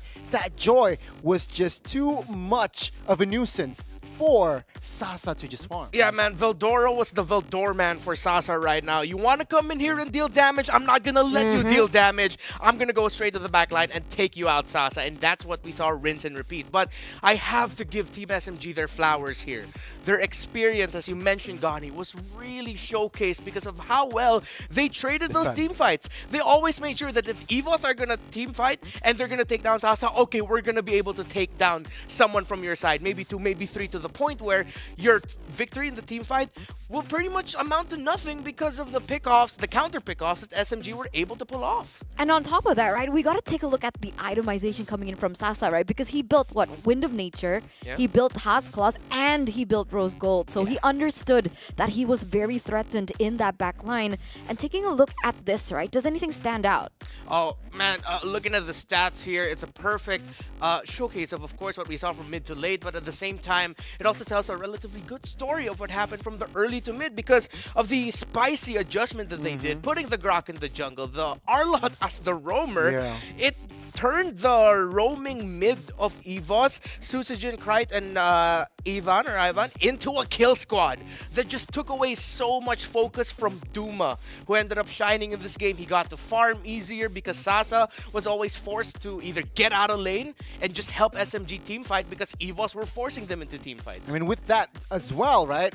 Lapu, Fredrin, as well as Cho will not have a good time going up against that carry that is fed already. And we can see here translated to the game, even though the Annihilator is actually Stormy, the Eve, but it's just Doma towards that late game, destroying and melting most of the members of Team SMG. Definitely. Honorable mention goes to Miko, right? Because there were a lot of moments that they understood Doma, the main damage dealer. They needed to take Doma out. When there were moments where things could have swapped to the side of SMG, that was on the foot of Miko for sure, but this is your MVP for that game, 12-3-3, the Joy, who just did so much. Oh man, Veldora the Explorer just finding the right target over and over again. Where are we going? To the back line. Exactly. Thank you. We linked up on that, Gani. 10 out of 10. Thank you. But these are the highlights. Yeah, I mean, it's, like you said, rinse and repeat. Veldora understands that he is stronger if you're, especially if you're going up against a Beatrix, and it's just always just being that nuisance towards Sasa, especially when he has no flicker. Yeah, it's just GG. Very tough for Sasa to make a play. Oh man, Sasa here. Imagine from early to mid, you were forced to get out of lane because you were ganked first. You had to leave Duma to farm freely because SMG thought, you know what, maybe we could get them with counter plays, but then Eva's Icon would get a lot. But I like the adjustment here from SMG. I just have to mention that at some point they realized, yeah, we won't be able to protect Sasa as much as we want to. Let's just see if we can get Duma. And then that's how they were able to hold on for so long. But eventually, EVOS Icon just found the opening because of how easy it is to find an opening straight to the backline of SMG with their Joy. It was unfortunate, right? It was very unfortunate. And it displays the difference in play style, right? You could feel that EVOS Icon were really just setting the tempo for Team SMG. And they are known to be aggressors. We saw Krite going in for flickers most of the time, like Leo put it. What did he say? 7 out of 10 times or 9 out of 10 times? Basically, a lot of times he uses that flicker. And sometimes it works, sometimes it doesn't. But they want to make those gambling plays. And most of the time, they are able to get an advantage because SMG played so safe. So the question is, did they play safe because it's their playstyle, or was it because of the draft that was given to them? It feels like a combination of both, honestly. Well, personally for me, it's just the drafts, right? They got the Joy, they got the Valentina. What did Team SMG draft? Beatrix. Well, that's just already GG's from then and there. To add to that, the second phase, what was the ban? It was Franco and Kaja. So nobody, literally nobody can really stop the Joy because Miko was just focused on finding the targets, focused on initiating, and that was what translated to the game. That was evident. The Joy was just unstoppable. Sasa did not enjoy his early mid-game. Late game, he was already behind, and it was just already EVOS controlling the map, dictating the game, and GG. Yeah, and you understand why that had to be the case here for Team SMG. The fact that Miko at some point said it'll be too difficult or maybe not even worth it if I peel for my marksman. I'm just going to try to find their opposing marksman instead, or maybe even their Valentina. Take away a major damage dealer because they know whatever they try to do, Sasa will have a difficult time. Yeah, So they just said, we'll take out your marksman if you're going to take out ours. Man, I don't think Sasa was using the best device in the world. Ooh. Yeah. Yeah, I don't Switch it up. yeah, Switch it up. I don't think he was using the Samsung Galaxy S23 Ultra there, because if he was, he would have been able to turn that game around. So if you guys want to bring up your A game, turn the game around, if Sasa was using the Samsung S23 Ultra, then you guys get your hands on the best device in the business. Because, you know, I'm not a good player. I'm so bad at Mobile Legends, but because I'm using the Samsung, I got to Mythic. Well, then don't sell yourself short. I'm pretty sure that isn't only just because of the great device you have, but because you're a pretty great player as well. No, the thing is, so cute. Eterna Yeah, went. I got you. Eterna got to Mythic with only just a game from Grandmaster because Yeah. of that Samsung Galaxy Ultra. That sounds like a bug to me in the game itself. If that's the case. Just a game. Yeah, you can get away with that with the S23. Yeah, maybe. Yeah. Samsung. Yo, Samsung. What up? But with that in mind, we are going to take a look into a short video. So ladies and gentlemen, don't go anywhere.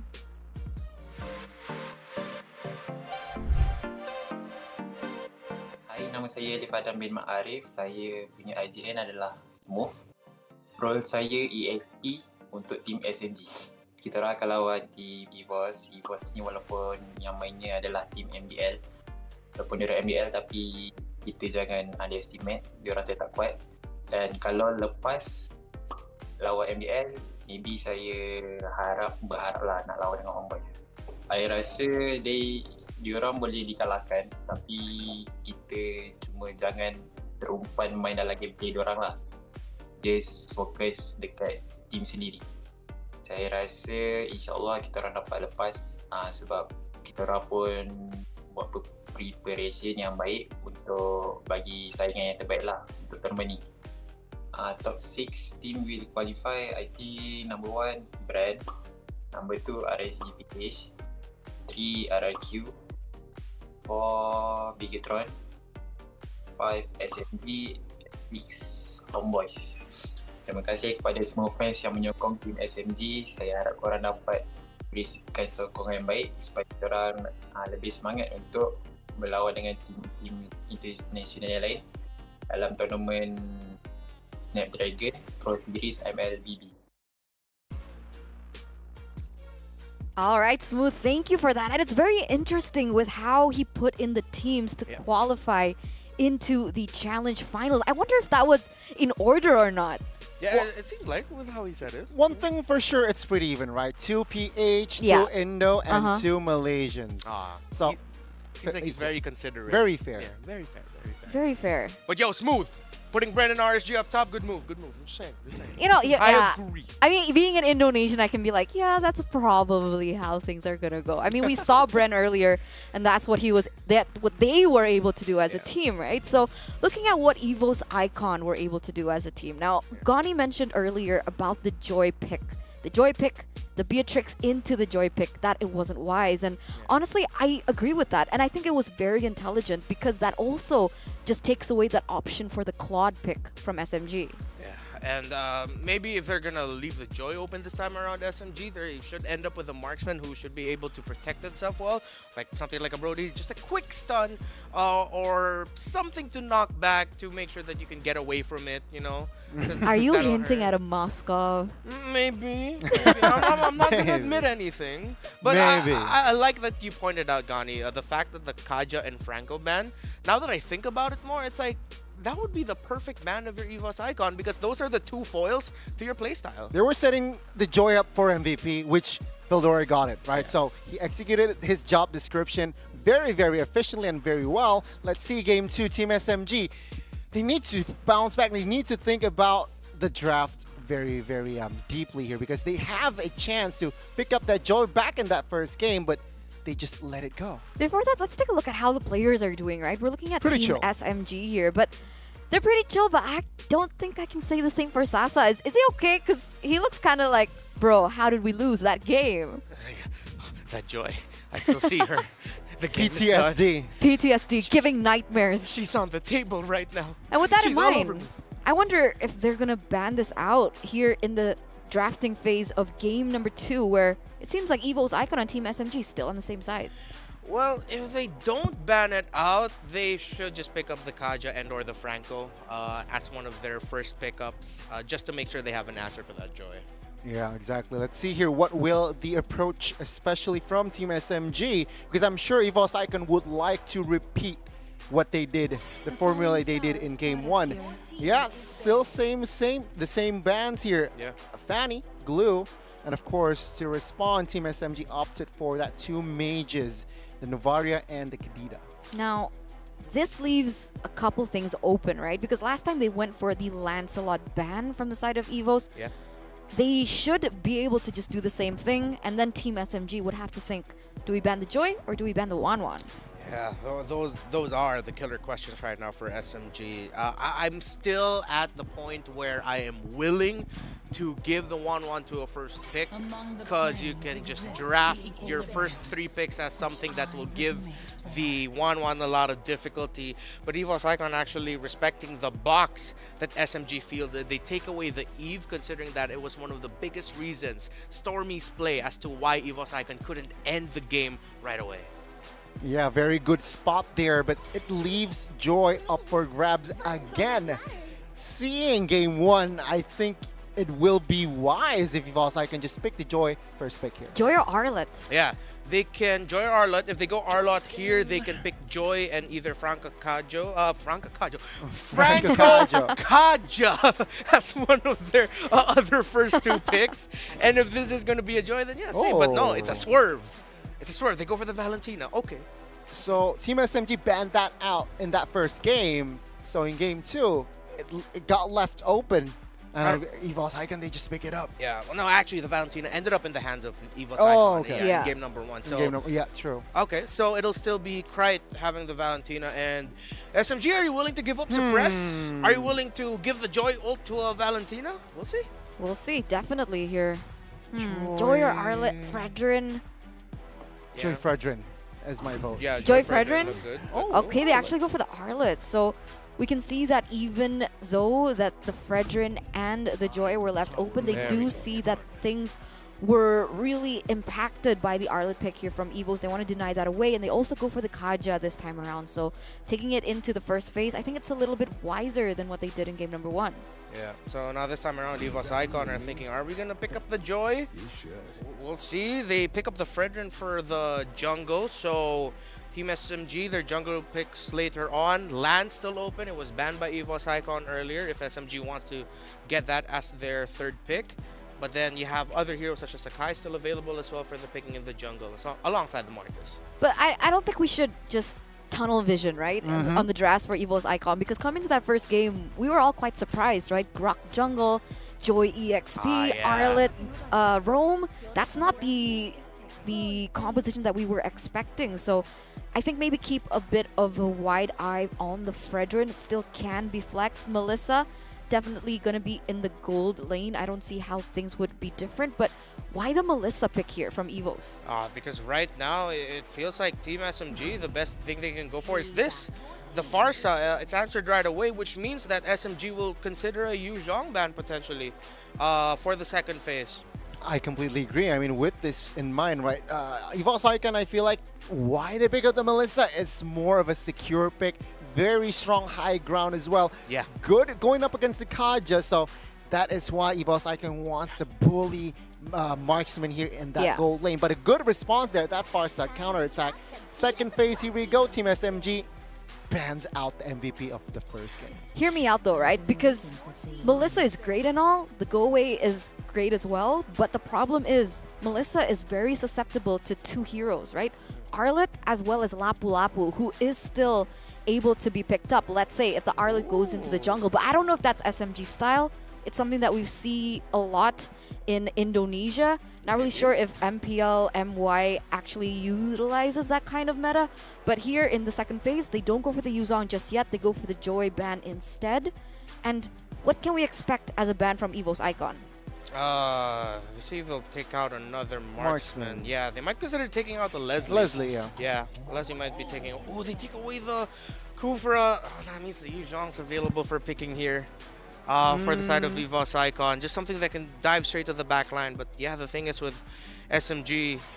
Let's see. Oh, they take away the Claw. It's like Evo's Icon wants him to pick up the Leslie. Because the Yuzhong would just look for that Leslie and Farsa. Yeah, it's not looking good. I was thinking about Team SMG picking up the Yuzong themselves, but then again, where would you put the Kaja? Yeah, you don't have room for it. Very tough, I don't right? know. I think just Beatrix, honestly, is safer for Team SMG. Well, Beatrix. Beatrix can could be be. the answer, yeah. Sasa needs to recover from that first game. But let's see here, what will the approach be? Because going up against the T3 heroes from the side of Evo's Icons, they need AoE stat. Yeah, I can't focus. Why? LaFell and Gideon are like just staring. Not LaFell? LaFell, Leo! That's Sorry, Leo. I can't something about LaFell. I'm you sorry. just hurt Leo. his feelings right now. Leo, come back. Come Leo. back. Leo, I'm so sorry. Leo, giddy up. Oh, very interesting Oh, here. okay. Balman gonna be the choice from Team SMG. Yeah. So Arlet EXP for sure, right? Yeah, Balman, jungle. Yeah, and you mentioned the Lancelot and the Arlot as heroes that can give the Melissa a hard time. Well, the ultimate of the Ballman can reach the bubble of a Melissa if he has enough space. So they were thinking along the lines you were thinking of, Eterna. So the Ballman's good here. Evo's Icon, I've never seen a better Yuzhong pickup in my life. Just go for it right now. And then the Roamer, maybe a little bit more control as well, just to add to all their multiple layers of control that they already have. I mean, I'm sure Veldora is feeling himself after game one, alright? Yeah, So, man. yeah, just go Yuzong, but no! He wants kill pressure. He wants to just bully in that EXP. He picks up the Daroth alongside the Feramis to add more extra life. It's interesting, right? Because naturally the Feramis would be such a good pick according to the playstyle of Evos who like to go for those gambling team fights. But Feramis clumping up everyone around. Oh my god, there you go! Wow. Bro! It I was like, actually were you happened. talking about the Moskov? That's scary. I wasn't mentioning it anymore in the draft because I was thinking, yeah, they're not really gonna go for Moscow No. despite me wanting to see it. That is scary. I don't know how that happened. Oh my god, okay. Oh wow, what a draft. Okay, quick prediction, SMG or Evos? Reptar, let's start with you. I saw the Moscow, so I'm going SMG, and I also want to see a game 3. You know Okay. what? I'm on board with Reptar. Game 3, here we go. Team SMG takes game 2. All right, with that in mind, ladies and gentlemen, let's head to the casters. Leo and Gideon, take it away.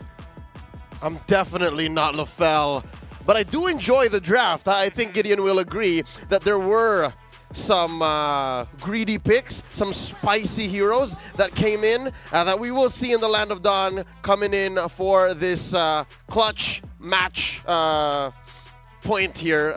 It could be a sweep for Evo's Icon if they make this Daroth work, or Team SMG can take us all the way. I've never seen a team who's wanting to win their entire strategy, actually, to want to win the lane this badly. That's right. Melissa Daroth. The Melissa pick was already like a little jarring because Arlet was already available. Farsa over there. We knew that Farsa could be a potential in that next 2 picks, and yet they still went for it. And then, towards the end, I think it's no secret that even the analysts were saying, this is a great Yuzhong. Just do it right here. And that Roamer could have been anything, but yeah, that's what made the Moscow Voldemort just much to the pleasure of Reptar, right? He was just like, there it is, I wasn't even asking for it. So, what do you think Evo's Icon is thinking? I think Evo's Icon is thinking, if we just win the lane, there's no way they can recover. Because again, I think based off of game 1, let's go off of the information, right? Veldora got away with way too much. They understand that the overall team fighting is a little messy because of communications, but Sasa was losing his lane, mid lane wasn't having any control. Even on the bottom side of the map, even EXP was having a bit of a rough time. And that's only when it's after the first item. All right, maybe this makes more sense now. Look at it. It's not even just winning the lane, man. It's pushing the tempo way forward.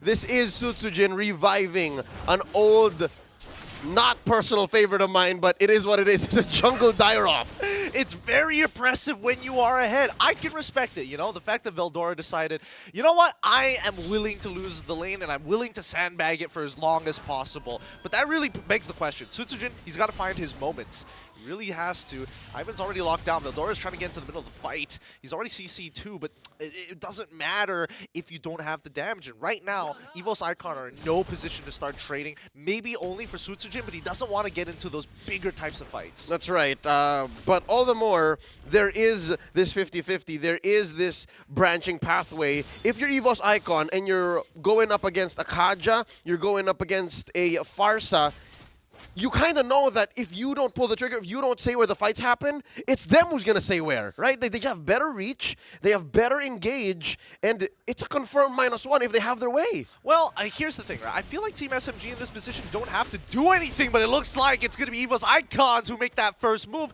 and that's what you want to see out of Sutsujin, jumping right into the fight and being followed up perfectly by Crate, because he himself doesn't have enough burst just yet. Yep, and not even a flicker spent from that Valentina. And that's what I was talking about. Evo's Icon has to say, no, the fight happens here. Whether you're ready or not, whether you have the divine judgment on the right target or not, we will take one head away. We will be, in effect, the -1. Oh, Smooth. He tries to get into this fight. He's not level 4 just yet, but now the Vengeance right after it. Veldora, so little health, and even the final slash was committed to it right before this turtle fight. There's no way they're contesting. Smooth. Oh, dodging the stolen lethal counter in time with the Vengeance, but now Subway ends up getting absolutely rolled over by Sutsujin. He even commits his retribution for it as well, just to ensure you're not running away from this. Yep. Well, I'll be damned.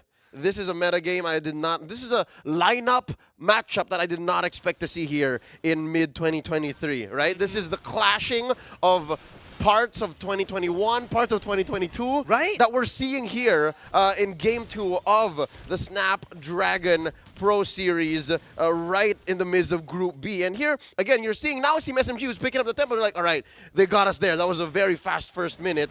But they're not seeing this. There's a play down here in the turtle. Yep, and they know that Sutsujin used that retribution. And unfortunately, Team SMG have to remember what their win cons are, right? If they're looking for pickoffs, they got to make sure that they have a damage dealer and maybe even Subway just to ensure that the kill goes through, or maybe just play around neutral objectives. You have this Balmont for a reason. You might as well secure every objective in the game with the help of the lethal counter. Which now makes sense, if not only by taking the context of Game 2 here in this match, but even Game 1. Because again, oh, no, Miko, this is what I was saying. If you're able to shred through the front line, Sasa is compromised. He can't just sit there, press the auto attack button, inspire, and hope for something great.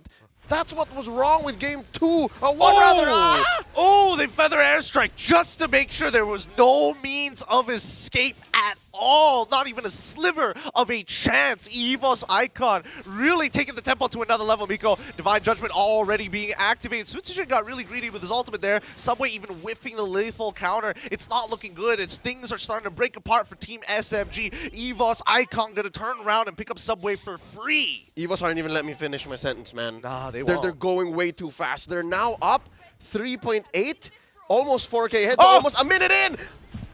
There's a punish. There's a punish. Finally, right? Finally. Man. So committed a flicker too. He did commit to the flicker? Yikes. Okay, so at the end of the day, Smooth is going to die. There's no way he's going to get out of there. Is this what it's like feeling? Is this how people feel when they watch The Flash? It's like everything's so quick, but it's like, man, it's kind of uncomfortable. Yeah, this is messy. That's what it looks like right now. It is. But at the very least, Evo's Icon, they know exactly what they want out of these engagements, right? Even if they're giving away a couple of kills to Team SMG, at the end of it, they're getting map control. And with more map control, that means they can come from many different angles, which is great for Sutsujin because he doesn't just want to be funneled into a fight. Yep, and again, the fact that these engagements are messy are only really benefiting Evo's Icon. It's Team SMG who wants the step-by-step. It's them who wants to take it slow, who wants to, again, temper expectations and go in when they're ready. But Evo's Icon, they're okay. It's just, all right, somebody in front of me, Spectre step, Abyssum strike, now pull! Yep, they find the initial pull, but Sutsujin is still alive. Feather airstrike that's being stolen by Krite is doing amazing work, taking out Stormy before he can even pop his own. Kind of crazy that Krite was able to do that in time, but man, Stormy is taking so much punishment. Oh, look at this show of dominance from Krite. He's just standing there in the middle of Team SMG's jungle, making Subway think, can I really take my own buff? Sir, may I?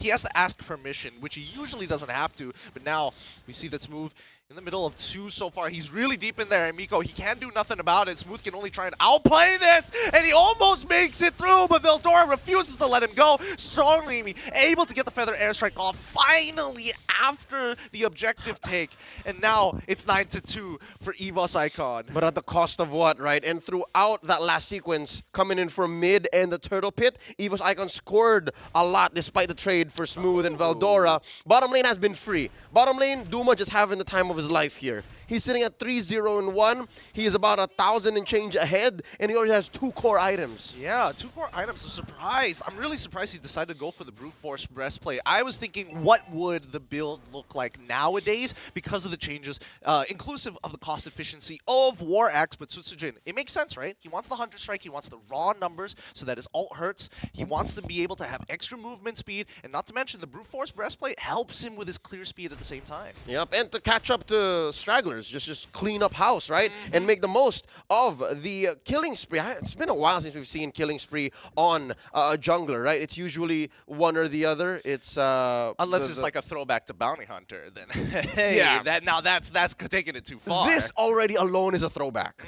So this is what's throwing off Team SMG, and they're forced to answer and pick up the EVOS Icon's tempo. They're sitting about 5,700 gold ahead at 7 minutes at 9-2. Already I can say this is a worse situation for Team SMG than Game 1. Yeah, it really is. And I think this is going to be a real test of how EVOS Icon closes out the game. I think that's been the biggest problems with a lot of these MDL teams, right? Especially when they're facing against an MPL. How do they close out games? And I think this time round, with what Team SMG is working with in their draft, a lot less high ground to really work with. They still have technically the replacements, the worst versions of both the Beatrix and the Eve, instead having the Moskov as well as the Farsa. This last turtle going into the hands of EVOS, but yeah, Team SMG, let's see if they can hold out. Yep, it's a worse situation. It's a worse holdout, but no, Sasa gets cornered here. Didn't even stand a chance. Miko and Smooth, they could have tried, but the fact that Ivan was sitting there, and now they're even trying a kill on Smooth. He's trying his best. Retribution coming out from Sutsujin just to slow him down. Oh, the execution almost there. At least with the Missile Strike, it's more than enough. Miko, he's low, but he refuses to give away his KDA any more than he has. First death in between 2 games. Stormy gets pulled back in time. He doesn't tries to flicker out of that. Stolen Feather Airstrike to put him out of his misery. The Shadow Stampede coming huge. Now, Sasa just having to just watch his teammates get cut down one by one. Back-to-back maximum range, Abyssum Strike, just the tip hitting to secure a kill. And then the, 1-2 step flicker finger feathered airstrike. Yeah, Subway is not going to survive this, no. Miko can't do much, not like this. It feels really, really bad, right? Even Sutsujin, he's tanking it, and then when you think it's over, nope, it's going to be the call all-time. Feather Airstrike once again. The insurance policies, they are covered. He's going way too far. He wanted that triple so bad. Again, it's with the forward flicker that Krite is playing with. Again, I would do the same thing at 6-0. He suffered a death there. Smooth. Hold on. Sasa has been pushing this entire time. Miko is trying to slow it down. He's willing to give his life down for this. Subway, he's going to be walking in, and now they're taking a full fight while Sasa is pushing down to a tier 2. And now EVOS Icon, they've done more than enough damage, but luckily Team SMG, they cleared the waves at the same time as they delayed the recall. So that's going to be 2 structures falling into the hands of Team SMG. And that's what's keeping SMG in the game. It's not going to put them in a winning position, not quite yet, but it's stopping this 6,700 gold lead going to 8, going to 9. And it's buying a place on the map for Team SMG to find plays, to maybe find an odd angle, have Miko, have Smooth, find Duma, maybe even Krite, but with the way Krite has been reading the map, that's unlikely. So yeah, best case scenario, you punish Sutsujin for being greedy on the engage, or even pop an early called altar forced from Ivan. But yeah, there's only so much you can do, especially given that the long lane now is the lane that got penetrated. Team SMG have to pay extra attention to this. Yeah, we again reverse the situation from the last time in game number 1, where the opposite side was not the long lane, but now they already make. Oh, Veldora, they don't even stand a chance. They got locked down. They instantly get melted by Doma. I don't need to say anymore. Even the lethal counter coming up to take out Veldora. Finally, Feather Airstrike is trying to peel away, but it doesn't matter as Doma once again just shooting, driving by, making sure that he is even more gangster. Sutsujin with max stacks on his brute force breastplate, taking out the rest. That's a complete wipeout for the side of EVOS Icon with their 8K lead 10 minutes into the game. As clean as it gets, they were threading the needle. They traded out Valdora. They knew that someone had to give, but just the same, they executed as clean as they could, forcing a fight deep into enemy territory. And now, despite the waves not being all in for them, they still scored a free Lord, and it's going to lead to Team SMG to wonder once more where it all went wrong. How do we stop this from happening? Because all I saw there, all I read was, yeah, attempted conceal play, but what do you do from there? What do we do if we do get a pull? And we're not even sure who we're going to find. I think that's one thing that Team SMG need to work on. Vision. It's not like Nico can just start walking near bushes and start using his ring, right? Like, all right, anybody here? Anybody here? That's just a little too dangerous. So yeah, they're forced to defend from inside their base now. That's their only move. Yep, this is really disastrous for them, right? It feels like they're suffocating under the water, and unfortunately, they don't have a lot of time to work with left. They are looking to take down at the very least the Lord. Feather Airstrike being utilized to try and deter the rest of EVOS Icon. But again, great high ground defense because of their draft. EVOS Icon hitting the 42k mark means that they have an opportunity to start a fight, and there they go. Veldora looking again, right opportunity to make it happen, but in the back line, we already see the final slashes come out. Doma still alive! Double kill coming out from Smooth, but he still falls, and Doma lives. He can continue auto-attacking, but he has no targets to hit just yet. He doesn't want to get into range. It's 2-for-1 trade in favor of Team SMG. We're getting a repeat of game number 1, aren't we?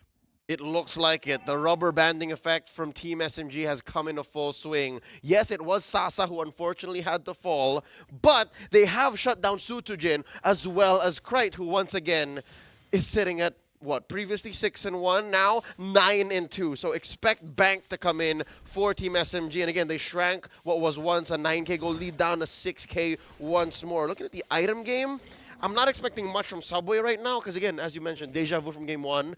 He has a role to play and he just has to stand there and take it. But Sasa, now that he's back on the map, not quite going barefoot just yet. He's still trying to build one more item. Lord knows what that could be. Maybe a Rose Gold Meteor once more? Winds of Nature, probably. I mean, technically, yeah, it's got to be, Should right? Should be, yeah. He probably wanted to keep it as long as he can, but I think there's too much mixed damage to really get the full benefit. That's right? why the RMG was what came off first. It's unideal, but there's RGM. really no way around it. The RGM, yes. There's no real way around it. You're just hoping that your team is eventually able to make the play, and I think, worst comes to worst for Sasa. He gets really lucky with his knockback, and it collides into, like, multiple people at once. I think that's their only saving grace. Even Smooth, right? He tries his best each and every time, but Doma is just way too far ahead of the curve. Stormy, he gets caught out here, forcing that flicker straight away. Miko and Sasa trying to get on out of there, but Sasa, almost there, and he gets protected in time! It's Smooth who saves the day! He tries his absolute best, and he's able to get Sasa walking away scot-free when it looked like all else was about to fail. 2-for-1 trade in favor of EVOS Icon again. But just the same, it's Sujin who went. So this sends a message to EVOS Icon. The White Tigers now have to think, hey, wait, we have no retribution. And they have a Balmond. They still have Sasa, who, by the way, still, despite being at the cusp of losing the series, still has nerves of steel. That was an amazing clapback, an amazing use of the Moscow's kit. He just purchased the Hasclaw as well, so even if he gets Hasclaw, yeah, again, he's looking for cost-efficient items that really benefit him. This upcoming fight is going to be so important because right now Subway cannot be thinking about trades. He's got to be thinking about taking away this Lord, and it's the perfect opportunity, right? Level 14 compared to level 15 with the extra 1,000 true damage, but now Eldora walking up. Ivan is pulling away, trying to get Subway out of this position. Miko as well. Again, they have to give it up, but now they're funneling them back in towards their jungle. The conceal play is already there. Appraiser's Wrath is well committed, but EVOS Icon, they can't necessarily go further than this. Yep, there is a big swing when it comes to battle spells. Team SMG used quite a bit. EVOS Icon as well, to no avail, but at least EVOS scored a Lord. It's a Luminous Lord here that's going to crash into the base if Team SMG aren't careful about it. So now again, we're back to the situation we were in about 4 minutes ago. Team SMG going to defend inside their base, but just the same, I'm not so sure. Yep, Feather Airstrike already being committed onto Miko's target. Doma is already done for, and now Team SMG have a damn good chance of bringing this game back from the brink. 15 minutes in, Sasa still alive. Feather Airstrike stolen from Krite, going to be committed against them, but they've cleared up all the waves from mid to top to bottom. Team SMG only lose a single inhibitor. If an inhibitor will fall. That's what I was going to say. And just the same, I didn't expect bottom to be the one to go. I thought it was mid that was going to go first.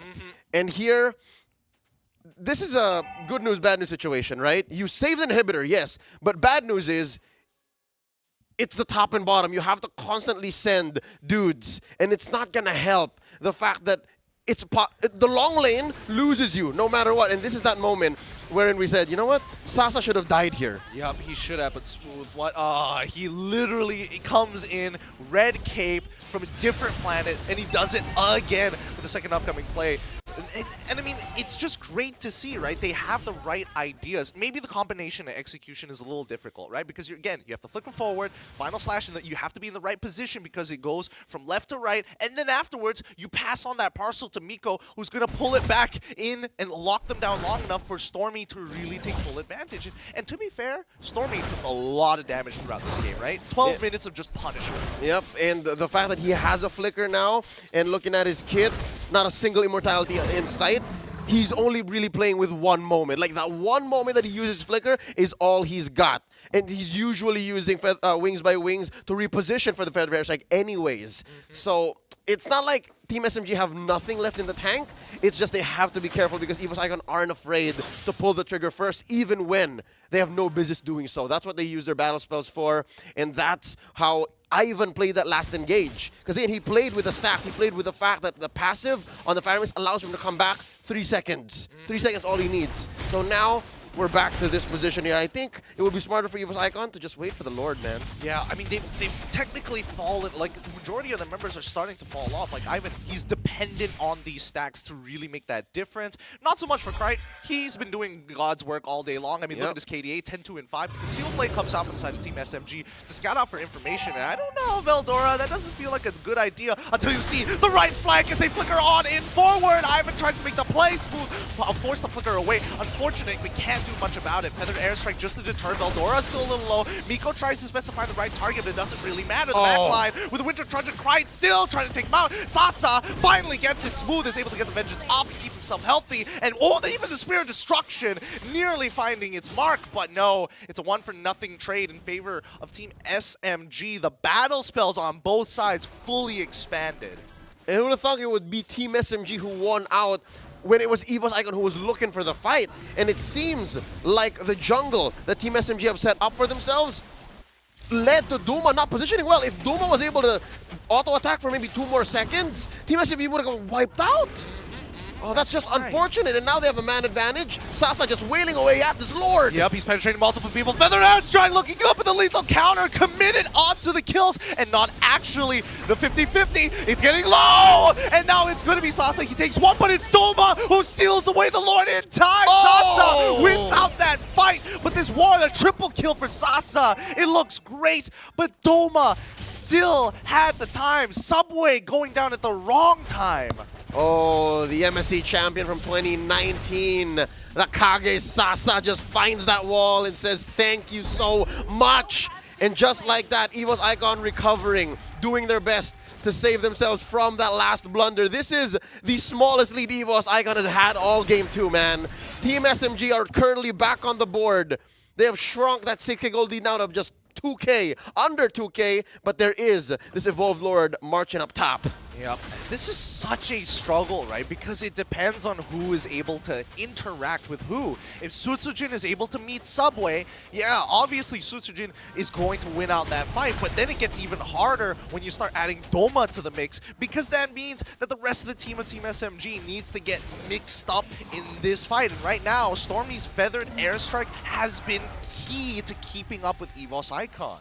Not just, I think Smooth is doing God's work as well, especially in the last comeback, right? Just stunning the right target, and I think that's what compromises Duma. That's what makes Sutsujin an easy target to just pop as soon as he overextends for just an inch. Again, I'm not sure what the metric system is in the Land of Dawn, but whatever that smallest pixel is, right? And just says, all right, he's in Vengeance, doesn't matter, DJ or even Final Slash, all right, jungler's out, we can win. And that's what happened in that last engagement. That's what shrank this goal lead, and that's what's giving Team SMG a second wind. Yep. And now that they've evened it up, 26-15, we still haven't seen a team get any more space than they've had right now. And I mean, I think it's going to come down to the next upcoming fight. Let's look at the instant replay and break this down one more time, because just look at the position that Subway was in, right? Yep. The divine judgment that was stolen by Krite just to try and pull him away. I think even from Subway's POV, he's like, nah, stop it. Look, Sasa, this is that moment. Oh, and then the wall just planted Duma. That's how he wins out these 1v1s, man. Again, he's last Kage for a reason. Well, not really the last Kage. He's our my Kage. He's our Kage. He's my Kage. There you go. Your MY Kage. There it is. Yes. Oh. All right, so during that whole replay, I'm thankful to the universe that nothing else happened on the map. And again, it's just because both teams are posturing up for this next big fight. About 30 seconds away from this Lord. It's a 22-minute stacked up Evolved Lord that we're going to be dealing with here. And this is as close to 50-50 as it gets, man. If anything, Team SMG has a small lead. Wow. Wow. After all this time, it only took them 20 minutes to get here, right? 22 minutes in a matter Better of late fact. than never. Better late than never, but I do think that Sutsujin, he cannot go for the traditional front-to-front. I think he's got to start thinking about flank angles, because Smooth is making it really difficult for him. And it also helps, it also doesn't change the fact that Sasa's normal auto attacks pierce through multiple targets, so sometimes he's not even the ideal intentional target. Nope, not at all, especially with the build he's gone for, which is a pure hybrid. Actually now juggling between a physical defense item and what might actually be an immortality. So Sutsujin now has to be a little more careful, not as a wanton. And there's a pull! Oh, Divine Judgment to make play on to Stormy, and now without the majority damage dealer, it's all up to Sasa to try to hold out on their own. Miko has enough items to keep him alive. Whoa, okay, bit of an interesting flicker there coming in from Cry, but as well as Ivan, but didn't exactly get the results that they wanted. At least they got the flicker out of Miko, which is, again, all the playmakers here are losing their resources, leaving only Smooth to be the last option. Because of the amazing pull, the stolen DJ, we can almost forget the mistakes, but right now, 3v4! Yep, Subway, he's taking a lot of that damage. Smooth, ready to turn this around, but they don't know whether they want to keep on going for this good discipline play for EVOS Icon. They cannot keep making the same mistake time and time again. Yep, it's all about lane management now. The waves have to crash in the perfect way, because if I'm calculating the timing right, Stormy should be coming in clutch. Stormy will be able to come in to try and go for that last defense, but this Lord will play such a big role. 5 seconds, 4 seconds now till Team SMG's mid laner comes in. Yep, they're trying their absolute best. Muddles in the middle just to make sure they can't walk out further than this.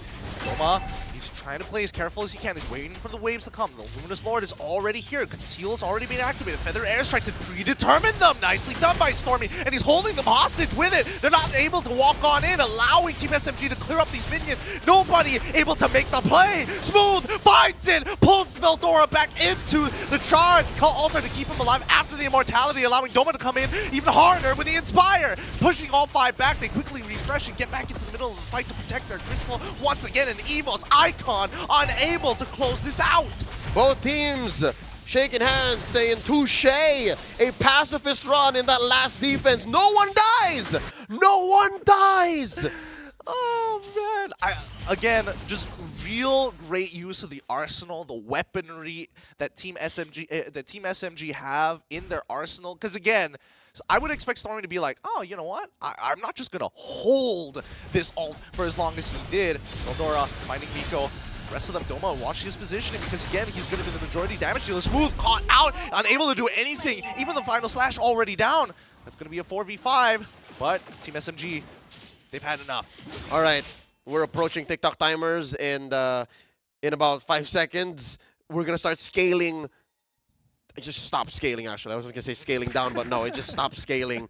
Even Lord, coming up in about a minute, is at his maximum strength now. Just 4 defenders left. Yep. Oh, Ivan, he flickers forward to try and get the position onto Nico. They're trying to go for the crystal, but it's not as easy as it looks, as Doma isn't able to get as many free hits as he would like. We already see the Winter Truncheon coming in.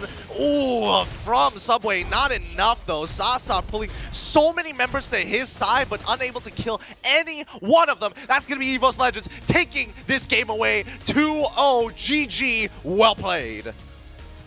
In the end, the numbers game just was not for Team SMG, especially after that pick-off on Smooth, who was feeling it. I think Smooth was feeling himself, given that amazing high ground defense, what could have been an end. Maybe a minute or two earlier for Team EVOS Icon, but I don't know. I think this is where, again, my theory from Game 1 stands. Maybe they're not as gelled together as they could be as a new lineup. And again, that's why some parts of what should be a team that is moving as one just sometimes just goes off of the rails, and then that's what led to this win for EVOS. I think it's very clear. We've seen with the majority of teams today, anybody who's been adding new members into their roster generally is going to struggle a little bit, unless it's a very minor tweak or, you know, taking into account that they need to be from the same region, making sure that they speak the same language. So many things could go wrong here. If anything, it looks like Nico is communicating with Sasa. I'm not so sure about the rest of them, but I want to know what our analysts think. Eterna and the gang, what do y'all see? Thank you, Leo. Thank you, Gideon. What we see is a 2-0 once again in SBS. It's been 2-0 all around, but that was such a performance coming in from EVOS Icon. Yeah, and even Team SMG, it was just, it felt like Game 1 all over again with just a lot of different pieces in the hero picks. It was very intense here at 39 as well as Renmar. It was very close. But again, same story as per Game 1. It was EVOS just leading the way from the early game and mid game.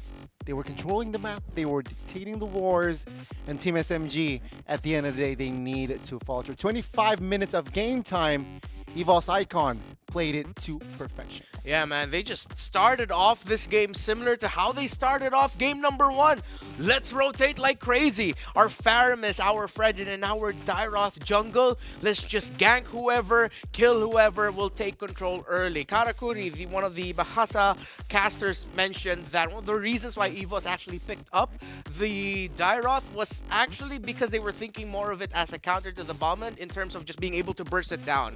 So I get why they went for that, and hell, let's be honest, it fits their playstyle perfectly with hardcore aggression from the beginning. And that's what I loved, right? Because when we saw the Yve being picked up in one of our previous matches, we saw that the counter towards that was the Mardis. But Mardis with Balman usually wins on these trades, on the objective. So my question was, who's able to beat it out with the Balman? And it turns out one of the answers is the Dyroth if played well. There was a moment in this game where, because of how I would say early-centric EVOS Legends drafted compared to SMG, we sweated a little, right? Because Sweaty. SMG, they had Farsa, they had the Moskov, who generally does scale into that late game, and there definitely was moments and chances for SMG to come back into the game. As we also take a look at this, the bread maker is still Sasa. Yeah, so unfortunate. So unfortunate, but again, makes sense, right? I mean, 25 minutes of game time. Moskov with this attack speed that he has. Sure, he will farm a lot of gold towards the end, but also do note that, yeah, it's official. Arlet that has a 100% win rate in this tournament. Broken. It's broken. It's gone. Thank you so much, Team SMG. But yeah, congratulations, EVOS Icon. Again, Doma, take a look at the tower damage on this guy. 30k worth of damage is just so clear that they aren't forgetting about the objectives. Yeah, man. And the fact that they put the Fredrin in the XP lane and made that into their frontliner, their damage soaker, even though they have a lot of picks here that look kind of squishy, that just look a little bit too greedy, Doma just got to take out Muddles perfectly, timed that really well so that when SMG looks like they have a good opportunity to continue fighting because Stormy was able to get some hits with a feathered airstrike, Doma just says, nope, you're not getting anywhere near me, and he was able to minimize his deaths and maximize his impact. So the question now is, who was the most valuable player from EVOS? We're going to see it in a bit, ladies and gentlemen, and the man himself, Ivan, or however you guys want to pronounce his name, Van Strong. 5'2", 21 KDA Faramis. And this is what I mentioned even from the draft pick. Faramis is such a good hero for a team that is as aggressive as EVO's Icon.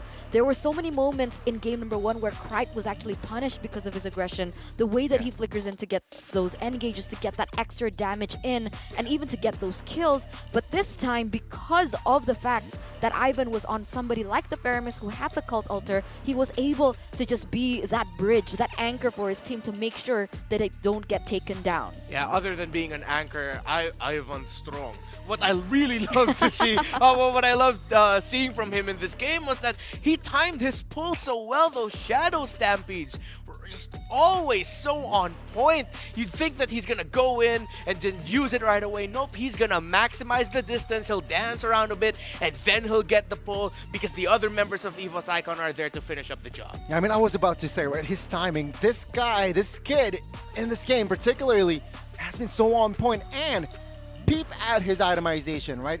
Hybrid defense, and as well as also building enchanted talisman and fleeting time. So he is that confident to know, just I want to maximize my cooldown reduction, but also be tanky at the same time. 2 deaths, only 25 minutes game. Spectacular performance by this kid. Yeah, man. And EVO's Icon here, they've put a stamp on this tournament in terms of really showing off what their identity is. We're gonna play fast and dominate early. Definitely. But it was kind of treading the needle a little bit, right? I mean, sure, EVO's Icon, they were very aggressive, but there were so many moments where they made few mistakes. Yeah. And that was punished by SMG. And imagine doing those same kind of mistakes against a team that is a little bit more in form. Like, let's say against Bren. You can't pull the exact same thing against a team like that. So congratulations to EVO's Icon going a step further in SPS. They just need one more win to be able to make it to the Challenge Finals, but they do still have a lot of homework to work on. And of course, for the side of SMG, there's still one more chance to win it out, right? Yeah, you're still alive, LG. basically. Still in the tournament, they can still make it to the Group E last chance qualifiers. And seeing what SMG brought out, again, you mentioned the experience, you mentioned their, well, ability to defend so well. We saw it 2 games in a row. Composure, exactly. SMG, if they can channel a bit of that composure, defensive energy into something maybe a little bit more aggressive in the early game, while still keeping that composure, should be a good balance for them. I want to see some improvements from Team SMG. Again, Team SMG are not out of this tournament just yet, but they are walking on thin ice, right? One more defeat, then they'll be out, but they're still EVO's Icon again. Congratulations. So for now, the record is ID 1, Malaysia 0. Oh, just put this on the record. He's keeping score. Okay. Facts. Malaysia still has one more chance, right? In the next match. Homeboys, right? But wait, coming back into this. See, I forgot what I was going to say. It's you got distracted. You'll remember. Yeah, I got distracted It's with the okay. 1-1 thing and with the 1-0 thing. You'll remember. It's okay. Man, wait, what was I going to say? You got this. Let's go. Oh, I remember. Okay. It's a good point to bring up the challenges that SMG does have right now, right? Because they have, maybe shot calling issues or language barriers because of what we mentioned, the fact that they did have a new roamer. Yeah. So they still have time to tweak things up. This tournament does still go on for a couple more days. Yeah. So fans of SMG, what are the fans called? Wait. I didn't write it I'm down. actually not sure. No, I'm gonna look for that. But yeah, I agree with you. Team SMG, with how they played here. Really, they have some things to again look forward to. Of course. But it's so strange because sometimes, yeah, we can just say assumptions about what's going on behind the scenes. But as Gideon and Leo mentioned, you saw it in game. Timings of specific entries. It looks like sometimes Smooth thought that they were gonna go for a play, but then the other members of SMG was there. So it's safe to assume that our assumptions maybe just aren't assumptions and they're actually happening, that maybe there's just a slight disconnect between their newest member and the other members of SMG. And that's what cost him the game technically, right? That last play, Smooth was a little bit offside in that position, and there was no clear backup from the Team SMG side. So for the most part, they were patient in that game, but that last bit was that shown that perhaps they got a little bit, the disconnect was shown right there. Yeah. Overextension, the impatience coming from that team was also displayed, and that was technically what cost them the game. EVOS Icon started rolling and bashing on towards them, and it was just scramble players of Team SMG that was just exploited by the side of EVOS Icon. Yeah, EVOS Icon were an interesting team, and I mentioned in the drafts, right? Like, don't tunnel vision on these picks. Don't assume that this Fredrin is going into the jungle. And even in game 2, we saw that again. Dairoth going in the jungle. That's not something that even in Indonesia we're used to seeing lately, right? Especially after the new patch. But yet they were still able to make it work. But of course, ladies and gentlemen, taking a look at the next upcoming matches. Now, this is when things get a little bit more interesting, right? Homeboys going against RRQ. And this is not the old RRQ that we know and love. This is a new RRQ with a lot of new players stepping in. So when we're talking about new players coming in, switching of rosters, it hasn't really given them an advantage. So, Connie, do you think RRQ can do this against Homeboys?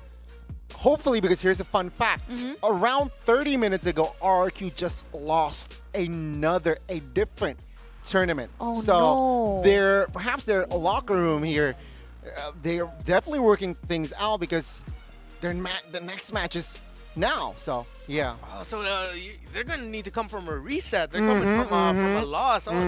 It could be a tough day in the RRQ camp. Meanwhile, Homeboys are probably going to want to bank on that, right? It's like, oh, they're demoralized. Let's just be confident and play aggressive. That might happen. Oh, man, that's not good. That's not good. It's going to be a 1-1. But let's take a look at the Group B GSL brackets. First and foremost, with EVOS stepping forward, one more win will grant them a spot towards the Challenge Finals in Jakarta, Indonesia. Whereas HB or Homeboys as well as RQ, they still need to fight it out. However, SMG will be going against whoever loses between the matchup between HB and RRQ. And they do still have a chance to be able to make it into the Group E. And it's interesting because all throughout the day, one of the storylines, other than, well, our lot, is the fact that you're seeing teams that are introducing in new members, mentioned by Gideon earlier, new members or a completely new lineup versus teams that have already been established and already have that chemistry and that link up. So it's going to be interesting that we're going to be seeing that again. Is the RRQ Hoshi lineup ready for this up against a team that have already been playing together for quite some time? Those are the biggest questions. All right, yeah, those are definitely the questions that we need to get answered because I'm so hyped for these next upcoming matches. But it doesn't seem like EVOS want to talk to us right now. I'm sad. I wanted to talk to Sutsujin, They're celebrating. Yeah, They're celebrating? Sometimes it's about the Mamba mentality, you know. All right. I mean, they still need one more win. Yeah, and they're focusing on that. So I get it. I understand. I'm sad. I just want to go home now. I think they're... Hey, don't go. Oh, sorry. It's fine. I wouldn't talk to me too. Whoa. I'm okay. It wasn't like, it's not like that. Tone it down a little. Yeah, I'm okay. We're okay. It got sad real quick. Yeah, we're good. But once again, ladies and gentlemen, we would like to thank our sponsors for making this tournament possible. Thank you so much to Snapdragon Elite Gaming. Thank you so much as well to Samsung Galaxy, Monster Energy, as well as DHL. Because, you know, these things, without them, nothing would be possible, right? We need Monster Energy to be able to hype up these games. Unleash the beast. We need the Galaxy S23 Ultra for the players to be able to play as amazing as they are now. Wow. Yeah. We need DHL as well to be able to utilize that cool mini game that they made to get some money. Oh yeah, we love money. They have a tournament too. Yeah. I thought you were gonna say DHL because so far we're delivering. Oh, that's pretty good too. That's very smart. Nah, I just wanted the viewers to know about the FBBit Dash Cup, right? Because you guys get a chance to win 5,000 euros, and that's a lot. That's so much, I can't even calculate it in my brain. I'm not that good at math, so I can't do it. Maybe Gani is. But with that in mind, ladies and gentlemen, we are going to throw to a short break before we get into the next matchup between Homeboys and RRQ. And with that in mind, stay tuned. See you later. We gotta push to the limit and work till we finish the push to the limit and work.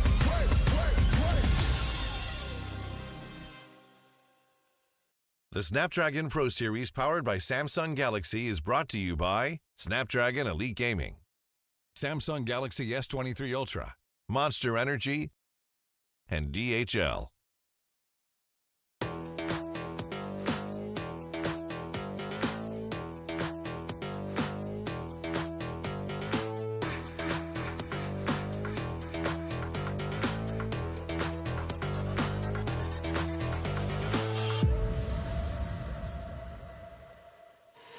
Confidence is key, and my keys all jangling. I can open any door, serving body, face, and more. Confidence is key, and my keys all jingling. I can open any safe, serving body, hair, and face. Confidence is key, and my keys all jingling. I can open any door, serving body, face, and more. Confidence is key, and my keys all jingling. I can open any safe, serving body, hair, and face.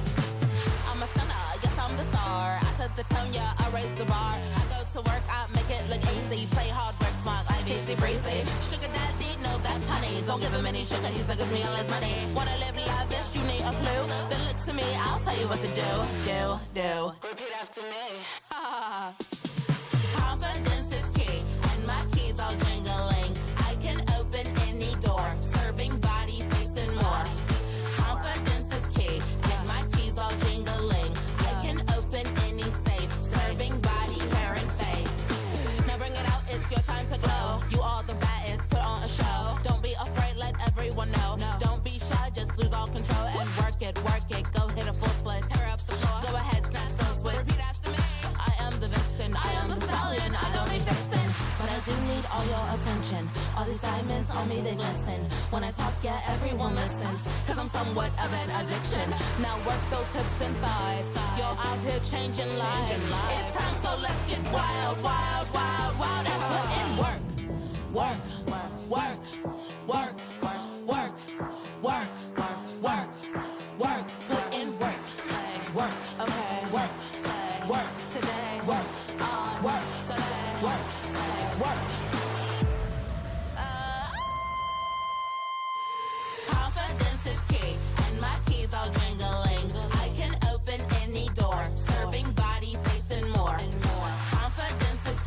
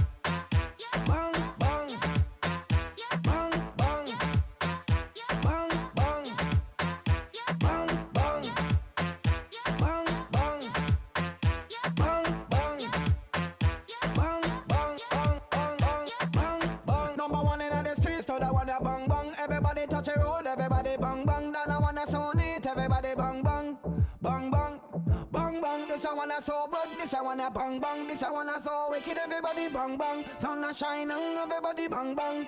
This a bang bang bang.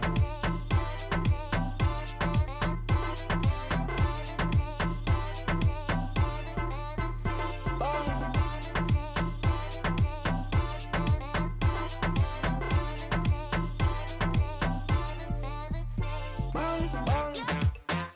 Bang bang. Bang bang. Bang bang. Bang bang. Bang bang. Bang bang. Bang bang. Bang bang.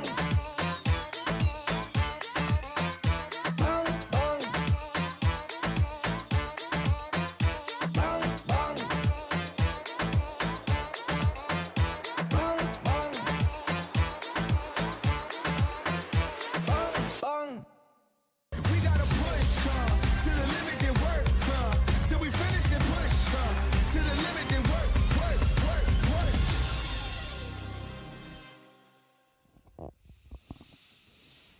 Hi, ladies and gentlemen, and welcome back from that short break. But wait a second. Goni? You're different. Do I look like Gani to Oh you? my god, it's Icy Baby. It's Terrence. Hey. How are you feeling, Terrence? You know, it's been a while since I last saw you. The last time I saw you was like, what, Last MSC year. 2022? Where I kind of flexed, hey, I got a brand new chair. Yeah, it was an entire year. We last saw each other at MSC, and it's finally great to be back on the caster desk with you because we do have an amazing upcoming match. And I think a lot of people have been anticipating this matchup between the Homeboys as well as RRQ. Now, it's going to be you versus me here. So Yeah. let's ask, just a solid standpoint here, a neutral standpoint. All right. How are we feeling about this? Because of some adjustments and what happened just a few minutes ago, I'm leaning towards the Malaysia side here. I'm looking at Homeboys might be able to get out of this with a victory. Oh, that's new. That's new because I was expecting a little bit more on the RRQ side. Just because I'm a Malaysian guy, I'm supposed to be on the Malaysian side. You're gonna be on the Indo side. Okay.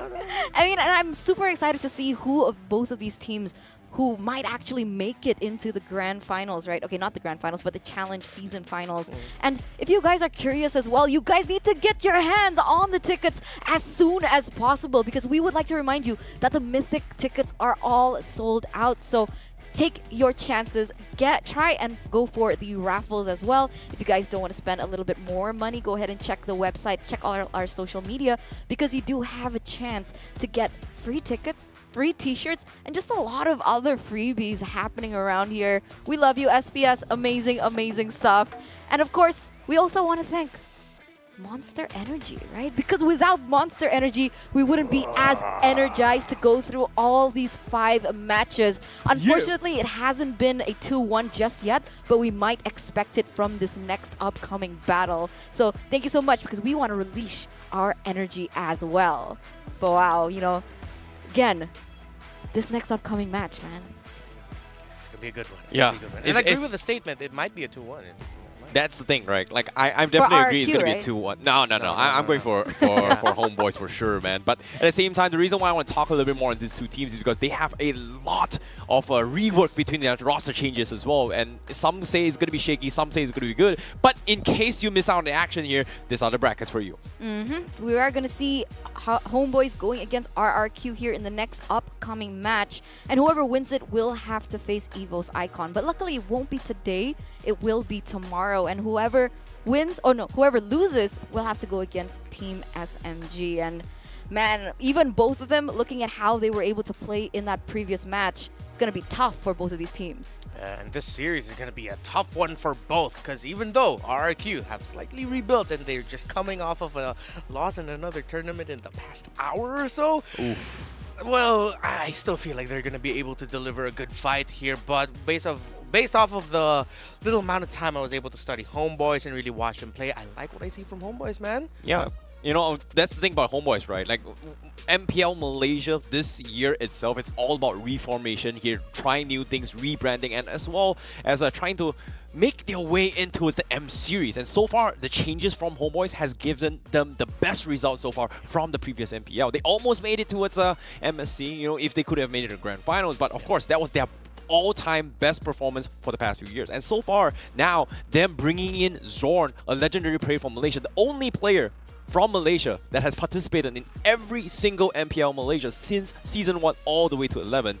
Now joining them, I want to see whether or not if Zorn is going to be playing today. Yeah, that's the question, right? Is it going to be Barbosa or is it going to be Zorn? Oh. Your feeling is Zorn. I want to see Zorn. All just, right. you know, if win or lose, I just want to see a little glimpse of Zorn, a taste of how MPL Season 12 is going to look like. I like that. That could be a tagline for him. A little taste of Zorn. A little taste of Zorn, I like it. So Zorn brings more experience, right? And you know, when I think about that, that actually reminds me of RRQ, right? With Zin coming back into the scene for RRQ. He was the gold leader for the longest of time. He was actually a jungler at some point, and he also does have that experience. He has international experience. He has the taste of even winning the trophies. So with that in mind, does Zorn still have that upper edge? Okay, that's the thing, right? Homeboys, they're trying their own things out. Mhm. We haven't not really sure whether or not Zorn or Barbosa are going to be playing. Yeah. But I do want to quote from Mirko as well. He said that RRQ feels like an anime romance story now, where the team kind of plays around both Zin and Naomi coming from Myanmar. That is a big wow factor when RRQ actually kind of announced it. Yeah, and especially if you're RRQ, you want to play around Naomi. You got one of the best roamers in the world who is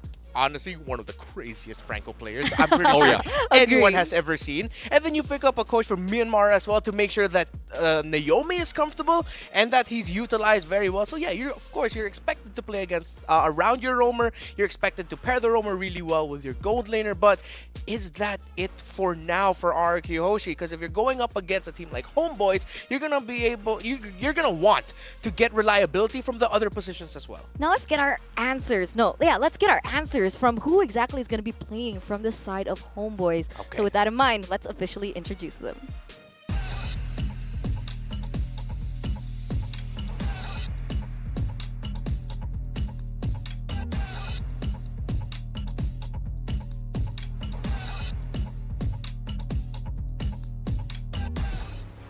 All right, and here it is, the official team lineup from the Malaysian representatives. Sapat, Chibi, Warlord, Anip, and Zorn. So no Barbosa today. Oh, I love this. Like, I know Zorn is always thinking outside with his box, but at the same time, I worry one thing. One thing that I worry from Homeboys is pretty much that is there some sort of chemistry going on between them? Like, can they play together as a team? Zorn has been known to be very, very flexible, but every single time teams hasn't been able to kind of play around him. So that's something that I think Homeboys will struggle a little bit here, because in terms of difference of approach towards the game itself. Yeah, you're going to want to be able to play around your roamer really well. RRQ are going to do that. You're going to want to match that. There cannot be any chemistry issues. There cannot be any hesitation in terms of rotations. And talking to LaFell earlier, Homeboys also has to work on their positioning, if I'm not mistaken, yeah?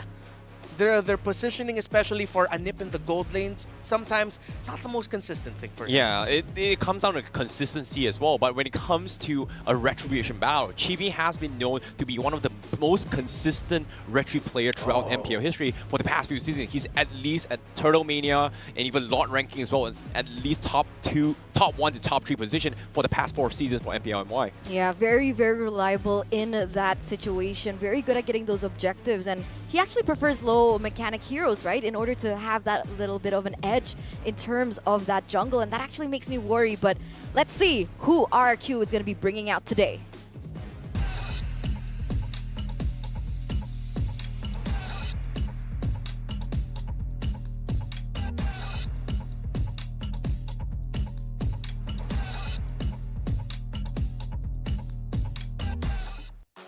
And here it is, the official team lineup from Rex, Regum, Kaon, Banana, Rainbow, Chipui, Clay, Zin, and Fursik. So we're actually not going to see Naomi here in this next upcoming trifle against Homeboys. It's going to be Rainbow instead. An interesting decision here by RRQ Hoshi. We hyped up Naomi, and even the RRQ fans, I'm pretty sure, super hyped up for Naomi. But I feel like after this, after the results that they got earlier, they wanted to get that Indonesian connection strong here. So they bring in Rainbow, and I'm interested to see how Fursicko mode, as we'd like to call him in MBLPH, is going to be playing here here in the jungle, going up against one of the best junglers in MY that you mentioned earlier, Chibi. And of course, for Sin here, how well is he gonna fare against Homeboys? How well is he gonna match Anip in the gold lane in terms of their dueling and being able to position better than Anip in the team fights? You know, that's the thing, right? I was expecting Skylar going to be put into this roster as well, but at the same time, Zin has been dominating his gold laner majority of the time. But my question here towards RQ, especially for first thing, is that he's got a big shoe to fill because Albert is no longer with RRQ, which was one of the biggest names from RRQ history. And I'm pretty sure, Turner, you've got a lot to say here. Even though you're the only Indonesian on this cast, you're the guest host or something like that, I know you have something to say about RRQ about this. Nothing. Whoa. You're that confident, No, huh? I'm kidding. You're that confident, I'm kidding. Either that was confident or kind of cold. Calm down. Okay, I'm getting honestly a little bit worried, right, about the jungle in particular. First Sick for the longest of time was an amazing kid. His mechanics were on point. He was so close to Albert. He was even known as almost stepping into the shoes of baby alien himself, right? And that's interesting now that he's actually now in RRQ. But consistency has always been a problem for him. I think when he was really young, he made a lot of bad decisions in the jungle that actually costed Evos the game at the time. So when you're asking me how I feel about this, I'm really 50-50. I'm really worried. But honestly, I really want to know what you guys think in the audience. For those of you who are watching right now, what do you feel about this next upcoming match? Are you team RRQ or are you team Homeboys? Let us know, especially for those of you guys there at Twitch, because man, I'm worried. I'm worried. It's crazy. I feel your nerves from here, Oh Eterna. my god. Yeah, but like, okay, based off of what both of you said, it seems like these two teams also have history with inconsistency. It seems like it's not just a Homeboys thing, it's not just an RRQ Hoshi thing. It seems like both of them in certain positions, certain key positions rather, have issues with inconsistency. And so will that show up here? Will it be a factor here? No, when you put it that way, he's actually right. You know, I'm not gonna lie. And you look at the casters. Wait, why are you cutting on the job? Like, why are you taking a slap? Man, why are you slacking, man? I need some monster energy. What didn't we get? I want some. I want some monster energy to energize myself. One of the best drinks in the business. Throw it to me. Look at Eterna's face. She's pouting so hard right now. She's mad. She's real mad. Oh, look at the smirk of this two guys. You don't need to show off just because y'all got a can of Monster. Come on. They're feeling tall and mighty. No pun intended. All right, even though they're taller than you. At least I have my Samsung Ultra here to help me through this, right? Because let's take a look at our predictions, right? It looks like okay. It's 2 against 1. 2 against 1. I'm in an RRQ sandwich, so I'm going to start from me. RRQ, I believe... I can't even say that I think they might get it. Okay, It's still 50-50 for me, to be honest, it was a very hard decision for me, this prediction. Why? Because of the fact that... Boys, come on, man. Now come there's on. 3 of them? Really? Man, they really are unleashing the beast over there with the 3 of them. They are feeling it right now, just like these players are feeling it in their games as well. Really? Cans? Yeah, I'm still waiting for my can. Excuse me, producer. All right, LaFell, Hello? come on, brother. Yes, Okay, he's coming over. He's coming over to I see. We'll finally get our moment, I see. Yes. I don't get one? Peace. Hey, there you go. What is this? We're doing a TikTok pose right now. Unleash the beast. Unleash the dude. This is not. This is beast. Okay, one more time. 1, 2, 3. Unleash the beast. What is going on? I love it. Wait, what's going on at the caster desk now? What? They're multiplying? What? Why are there more? What? Dude, every time they drink, they kind of duplicate, you know? It feels like an episode from Me6, you know? Yeah. Like from Rick and Morty. Yeah. Like this is multiplying into different genders, different race from all over the world and country. And the funny thing is, like, where are all this international cast are coming from? Yeah. Why are you guys here in Malaysia, man? Exactly. Why am I here? Why is Reptar here? Who's Reptar? Renmar. Who's Renmar? Who am I? Who do you want to be today? I want to be the very best. I'm gonna be that no one ever was. Yeah. Does Eterna act like that? I don't know. I literally don't do that. I don't know. I'm just trying. As of yet. I'm gonna be Icy Baby. I'm gonna be Icy Baby. I can't get any taller than this.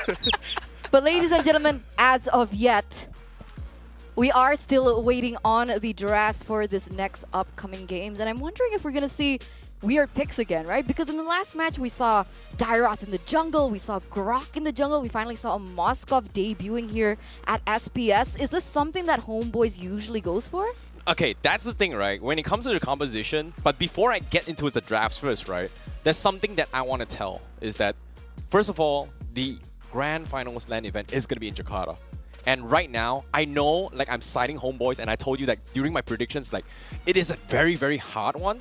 But I still cannot imagine if, and only if, RRQ doesn't make it to the Grand Finals. And imagining a Indonesia LAN event without RRQ feels a little bit weird for me. No, it's personally. fine. No, it doesn't. It feels really weird for me. Fine. Why is so it fine for you? that's why I It's say weird it's for us. Because we hard. won MSC. Uh-oh. Oh, wow. All right. No RRQ, no problem. You really had to flex that. Oh. Okay. Indirect shot. Where was right there. Malaysia? Today's the day. Let's go home, boys. Come on. But yeah, coming back to the question, right? Is Homeboys known for weird picks like Todak, or Okay. is it just a Todak thing? So the thing about Homeboys is that they have been very, very inconsistent with their shot calling. They always kind of have this tunnel vision mental block back in the days. And ever since they introduced Coach Dio as well as with Warlord and Barbosa into this team in the previous MPL MY Season 11, they have gotten their best ever achievement, which is pretty much top 3. And ever since then, they have been showing a lot of signs that they are growing and they're very, very serious on improving the Malaysia scene from MLBB ever since Malaysia pretty much lost their 2 slot tickets to the international stages. Yeah.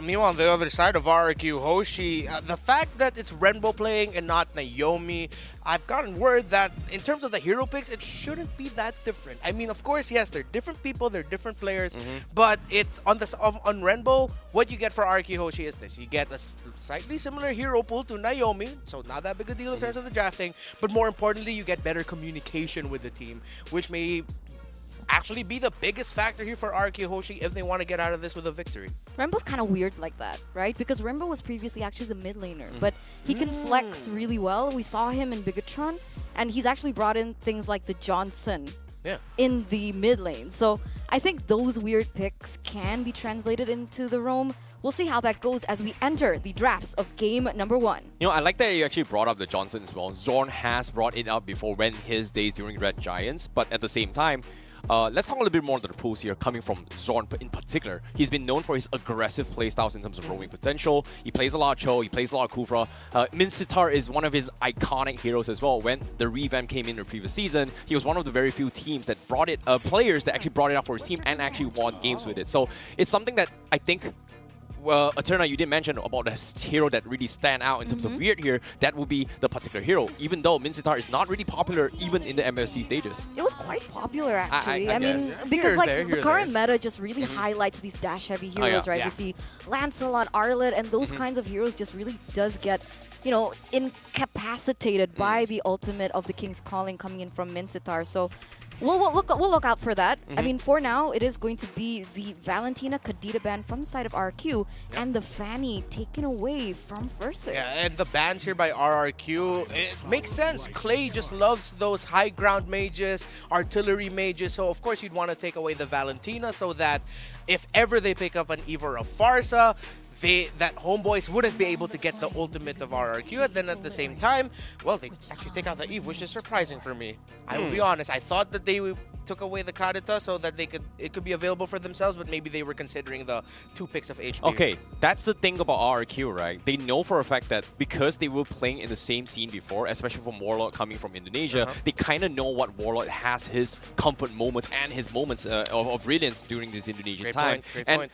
Homeboys has shined so much because of the fact that Warlord was able to demonstrate himself that he has so much flexibility and able to snowball his heroes. So I feel like RQ is in a situation where like I have answers to meta heroes, but I don't really have good answers for Warlord. So in this case, they're trying to limit options for Warlord and kind of force the rest of Homeboys to actually play unorthodox meta heroes to kind of compensate to play around Warlord. Yeah, that makes sense with something that LaFell mentioned to me earlier, that Homeboys as a team just that just loves their river control, and Eve is fantastic with the holding the river, holding the middle portion of the map. So RRQ, they'll play it safe, they'll pick up the Fredrin, but based off of what we saw from EVOS Icon earlier, let's not automatically assume that we'll go into the jungle, but there's a relatively good chance that it will. Don't get thrown off is Yeah. basically Yeah. what we need to Hey, expect from hey. Indonesia. Because usually we always feel the same way about games from Malaysia, honestly. But Indo are also kind of in that, Gray just area. gray area Ah. as well. So now Novaria as well as Arlet has been picked up by the Homeboys, and with the Faramis being taken out as well, what is Warlord gonna play? That's the thing, right? I think it's gonna be the Novara coming from Homeboys. I don't think Zorn plays a lot of mage heroes. So far, I've only seen him play a Selena, and that was like, what, 2, 3, 4 years back during his time with GigFam. So I don't think it is gonna be a double mage roaming composition. But I feel like RRQ is a little bit threatened here. They're trying to get a little bit more security with this Faramis pickup. And so far, with this Arlot pickup, it makes a lot of sense because of the fact that you need somebody kind of zone Faramis in the backlines, and currently with this opening coming from Homeboys, they don't really have that. However, they do have the Melissa, which is something that can actually deal with the Call Altar alongside by I would say the denial pick here coming from RQ with the Claude. Yeah, and most importantly, the Melissa will just shine alongside the slow that the Astral Echo of the Novaria can dish out in the control of the Arlot. And the fact that RRQ decided to pick up the Claude right away, they said, you know what, we don't want to fight for the marksman or worry about our marksman pick going into the second phase, so we'll pick it up right away. So right now, we're looking at a roam for Homeboys, maybe potentially, and a mage for RRQ Hoshi. Hence why Homeboys took out that Farsa. But we also really have to address that Faramis doesn't necessarily have to be a roam, it can be a mage as well. Yeah, that's what I was about to say, right? Because Clay in RRQ has used the Faramis a lot as a mid laner. It just really helps the way that RRQ likes to go for team fights. But with this, with the Farsa being banned away, the Uranus as well, very interesting. But it looks like Reptar, you're emoting. What's on your mind? I just like the Uranus ban. Uranus after MSC was one of those picks that I'm looking Just at. because Onyx picked it and kind of won games with it, huh? Yeah, that, and also, come on, we gotta consider the fact that sometimes in the draft, it really doesn't have a direct answer to it, so it'll just keep splitting, and then the map will get ruined. So Homeboy said, we really don't want to take that chance. We'll take that Uranus out. Very respectful. So, ruin, huh? So now I know what type of person you are now, huh? What's that? What's that? You like what type, huh? Whoa there. What's with this psychological I'm a little analysis? confused as well. What is this? Oh, but you get it. But now, Okay. seeing the Martis. Archive ban, and as well as the Martis pickup coming from Homeboys, which is, I think I like the idea that Homeboys is going, but considering that based on this draft head-to-head, if I didn't have MSC as a reference point, I would have liked Homeboys draft a little bit more. But after seeing MSC's performance, we do see a lot of counter plays and split push strategy, which is something that, as of now, based on Homeboys, they do lack rotational capabilities to try to keep up if they go for this kind of split push front-to-front fights. That's interesting, and that actually begs the question, does RQ want to go for an assassin in the jungle, or are they going to stick to the Fredrin? And the answer is they're going to stick to the Fredrin. Lapalap in the EXP, we have Minotaur for their roam, and it looks like their drafts are coming together. Last pick, Homeboys. Oh, it's going to be their roamer pickup. Wonder if they're just going to decide to go ahead and pick up a Franco, or this, the Diggy. Oh, wow. Ooh, is this a surprising pick for Sorn? This is so Barbosa, no? I've never seen Zorn play Dig like this before. Like, this Wow. is new to me. This is actually off the books new to me. I'm surprised they're going for this double roam composition. I like the idea coming from Homeboys, but I feel like RQ, they have a very, very solid composition where they want to make space for seeing the kind of farm offsides here. They have 4 very, very annoying heroes to actually buy time and beefy ones as well. They do not have those high kill potential values, but if they can drag this game long enough, this is where Zin is going to be able to carry the game for RQ. Honestly, I think the Diggy pickup is also exceptional, right? Because they want to try and perhaps bully the gold laner as well, right?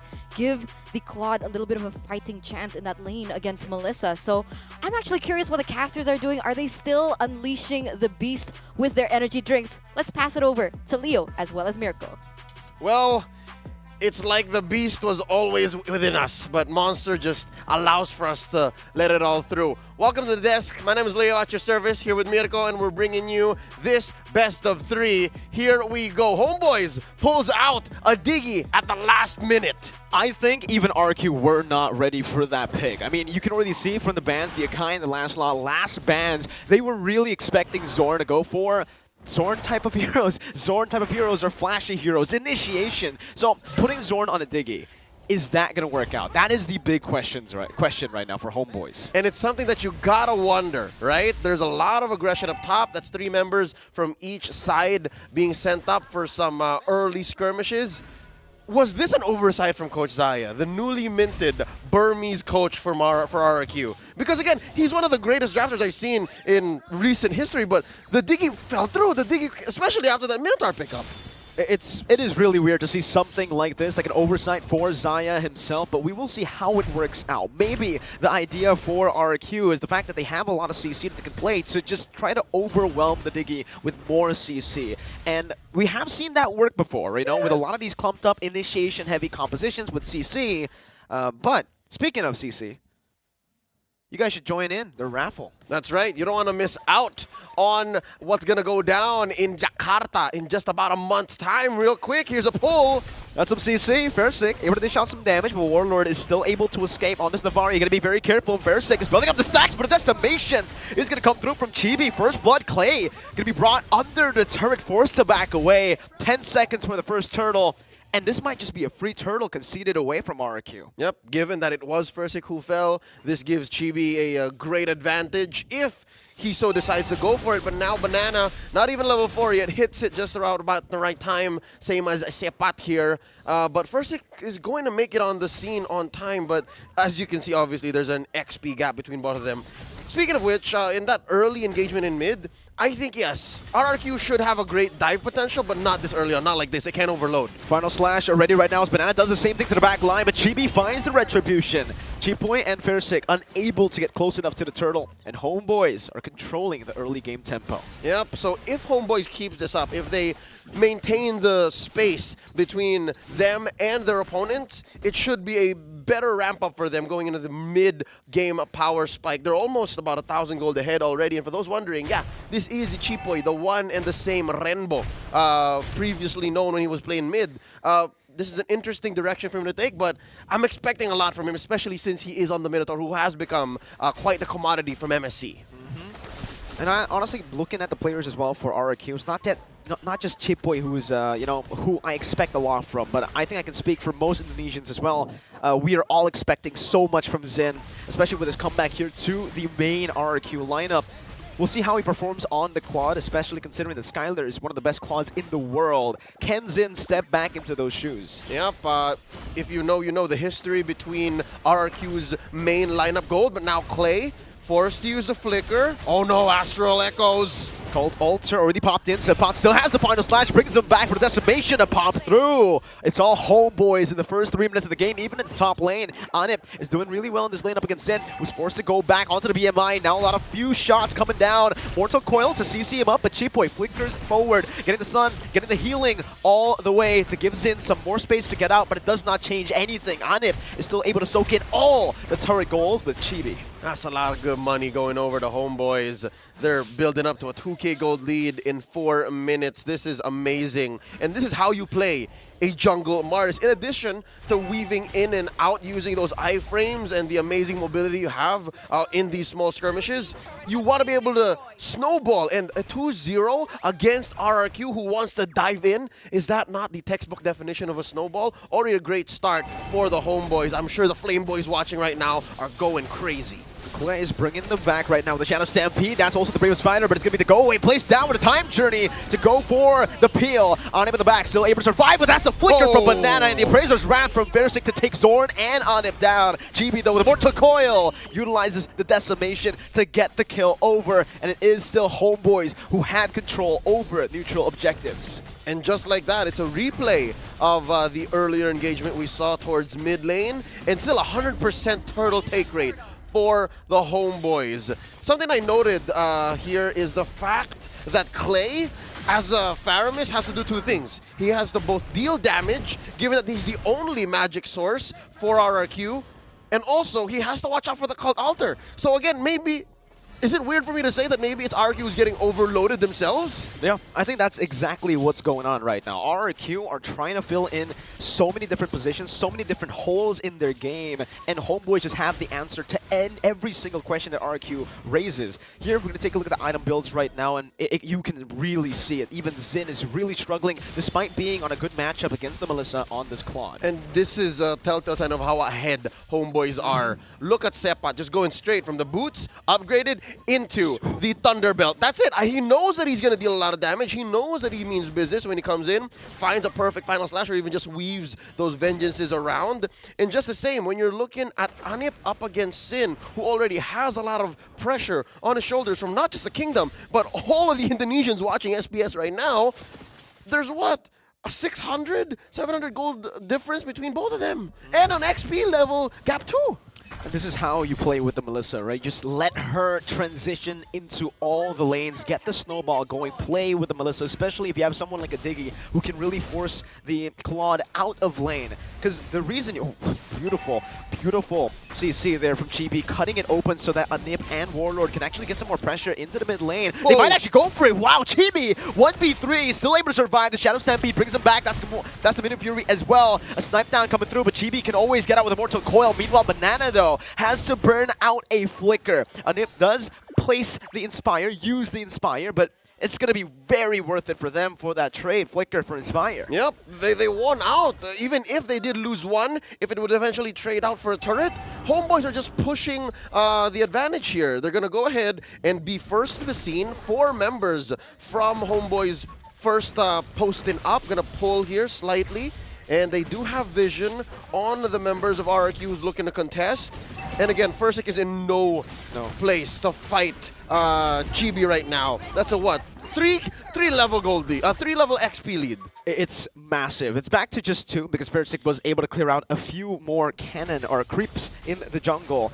Thing is, we kind of spoke about this backstage, and even Eterna mentioned it, the inconsistency of Fursic. How is he going to perform here up against one of the most consistent junglers in MPO Malaysia, Chibi, with his impeccable retributions? Unfortunately for Fursic, that has been one of his weak points, right? His retribution has always been a bit shaky. Yep, last seen in his heyday of MSC 2021 and winning the MPL ID in Season 7. It's a tough go for RRQ right now, seeing that they're 3K down, and now Banana, the only frontliner. Here comes Fursic from the north. Oh, see, they know that even with a pincer maneuver like that, even with an amazing angle, RRQ are not in a shape to fight.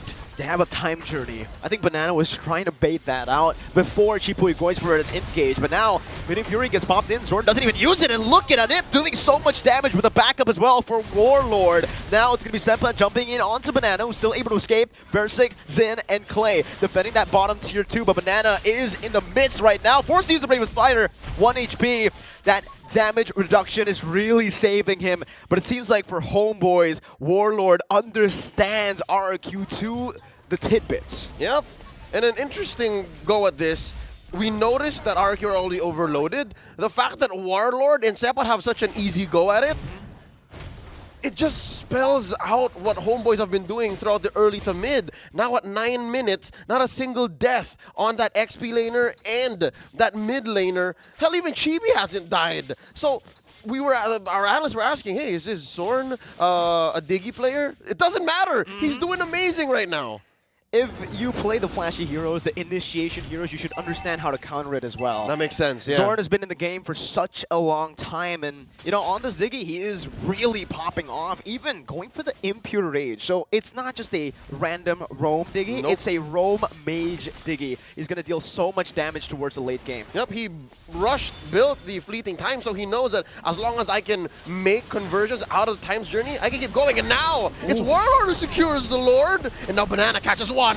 Zorn still with the time journey right now, and that's going to be a Nip free hitting in the back line. That's going to be Mini Fury connecting onto the back as well, but it does not matter. Chibi's going wild, a Nip as well. Zin with a blazing duet defensively. Warlord picks up the killing spree, and it's practically a wipeout. The only reason it wasn't was because of Clay's passive. Homeboys can just walk through the base now. Clay is 2 levels behind of Warlord. At this point, what can he say in this base siege? Oh, wow. They force the Holy Shield to pop, and they put in a 5th of damage, and it looks like they're not done because Anip is staying. And again, you all know, at this point, everybody knows the dynamics and the interaction between a Melissa and a Faramis. Cult Altar means nothing to a Melissa. Forget about it. Forget about it indeed. Banana there getting melted down. RRQ, you can see the predictions 91%, but it does not matter. Homeboys, they thrive being the underdogs, but that's a weird engage from Anip. Gonna be sliced down by Zin, as now it's another overextension from Subpot all the way under the base turret. It's Zin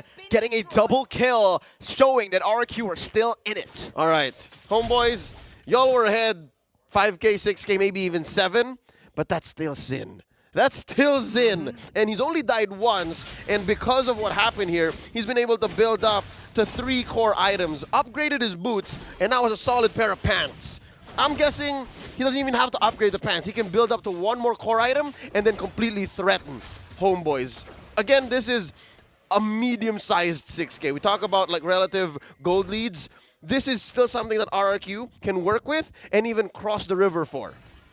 I think if we look at the items as well here, the power spike is there, technically. The fact that Zin has only kept, has kept his gold deficit to this extent is crazy. The fact that Melissa is only 800 gold ahead of him. It's because of that last clash. A lot of bank shutdowns came through over. Yep. And now homeboys pushing RRQ out of their own jungle. This is the Indonesian side of the map. So homeboys know that they're still ahead. They have to close the gap. And something to note, right? A majority of this, half of the 60 gold lead is on Chibi alone. So that's something to note. Chibi has to be the one to say, you know what? I can take 2, I can take 3. Let's force it. Definitely a penetration here down bottom. Definitely. Oh, final slash onto 2 on Nip now with the combo. Doing so much damage with the bundles. Instantly, the Decimate comes through as well. Chibi finds another. And it's a Nip who's able to find Fairsick. Now Zin gonna be stunned up. That's the bundles once again. But Mini Fury connects onto 4. A late time journey here from Zorn, but it does not matter. They get the shielding and they get what's necessary. Clay dove under the base. It's gonna be Clay bringing Sapot back. Zin doing the damage to go for a shutdown again. And he finds a killing spree. Sepot falls. Now in the mid lane, it's another minion wave. But Nip should be able to siege this down, and Zin has no say in it for now. As messy as that engage was, it still was a 3-for-1 plus 2 inhibitors falling. So RRQ now have to consider, you know what? This lower quarter of the map, the other half of the map for us is going to be, again, dangerous is an understatement. But yeah, it's dangerous for us to walk around here, especially given that homeboys are now 7K ahead. I'm surprised that Fursick even would decide to try and contest here. What's going on? Soren has his ult. They have the Astro Echo. Spots 3 here.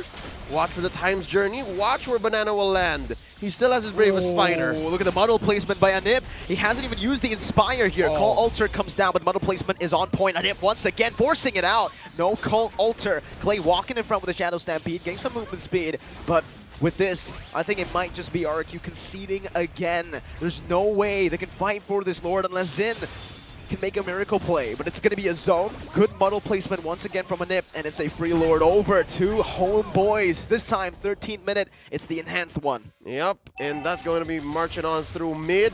It looks like the waves are in a healthy spot right now. Map is looking red. RRQ has to stay inside their base. Here's one thing that I think RRQ should be very worried about. Their high ground defense ain't very good. Again, when you invest in a dive lineup, you don't want to be in this position. 3-man final slash. Clay gets brought back. The Mini Fury comes down, but the Time Journey cancels it out. Now Zin was waiting at the base. He actually recalled right now as Banana jumps in, gets a stun down with the Bravest Fighter. A Nip with the Wind of Nature, still able to cut away right now. That's going to be the dive coming in with the Call Altar. But the go away stops him from diving. Banana with a flicker defensively. Zin trying to clear out this mid lane Lord. He's going to be able to do so right now, but he will lose the last base turret up top. Almost a snipe down from Warlord towards Banana. Clay brought back the muddle placement coming down. Zin in with a win on nature right now. Jumping onto there, but he has to bounce back. Now Cheapboy flickering defensively. Banana once again with the Raven Spider onto the bits, but it does not matter. The damage is not enough. Zim coming back in with a BMI, now getting more HP. It should be Homeboys getting this right now, and Zim will finally fall to the decimate. It's a two-man stun. It's a dreadful kill for Chibi. And Homeboys start strong with the first game victory.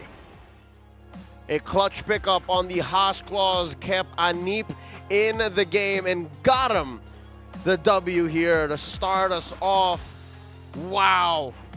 Even before the game started, everyone was throwing big question marks at how RRQ will perform in the absence of a more anchor-like jungler, in the absence of their new pickup, the Burmese roamer in Naomi. And I guess the Homeboys saw that. The Homeboys just read that as a go signal to just put the pedal to the metal. It was too much for them to handle. Completely steamrolled, stomped in that game. I think zero neutral objective control. And usually when it comes down to just neutral objectives, you gotta say the trio mid was just not there, was not participating as much because simply, I feel like they just got shoved, they got poked way too much by Homeboys. Yep, I was actually optimistic that the amount of dive that RRQ had would overload Zorn. But again, sometimes the solution is enough to solve a problem. There are no complications. Homeboys just answered this A, B, C, and they found that victory in short 15 minutes. I wonder what Eterna and the analysts think about this.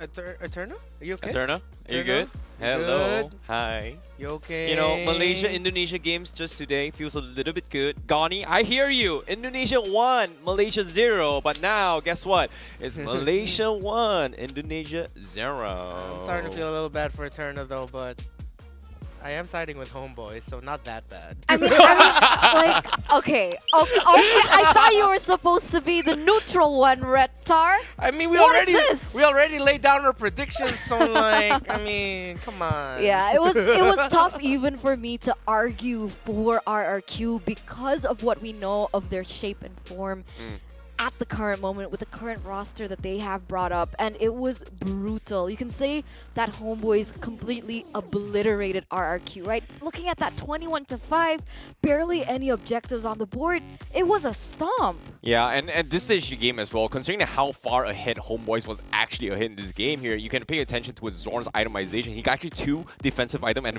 then went for a fleeting time and then got a little bit greedy trying to go for an enchanted talisman, but doesn't even matter. It was pretty much over because most of this fights, RRQ, they can't really do too much because of this final pick of Diggy. They have this CC composition designed around trying to make space for Sin to kind of scale into the game and then win up the fight. However, that win condition was actually given to his Homeboys instead, and because of this, Homeboys was just completely snowballing way through. And for Chibi to get like an early 5-0, helping Ani to get like a level 15 by what, 10 minutes, 11 minutes in the game, which was ridiculous if you think about it. The pros in MPL Philippines, when they play against Diggy, they mentioned something about their play changes. They hesitate more. They doubt themselves more. Will they enter? Will they engage?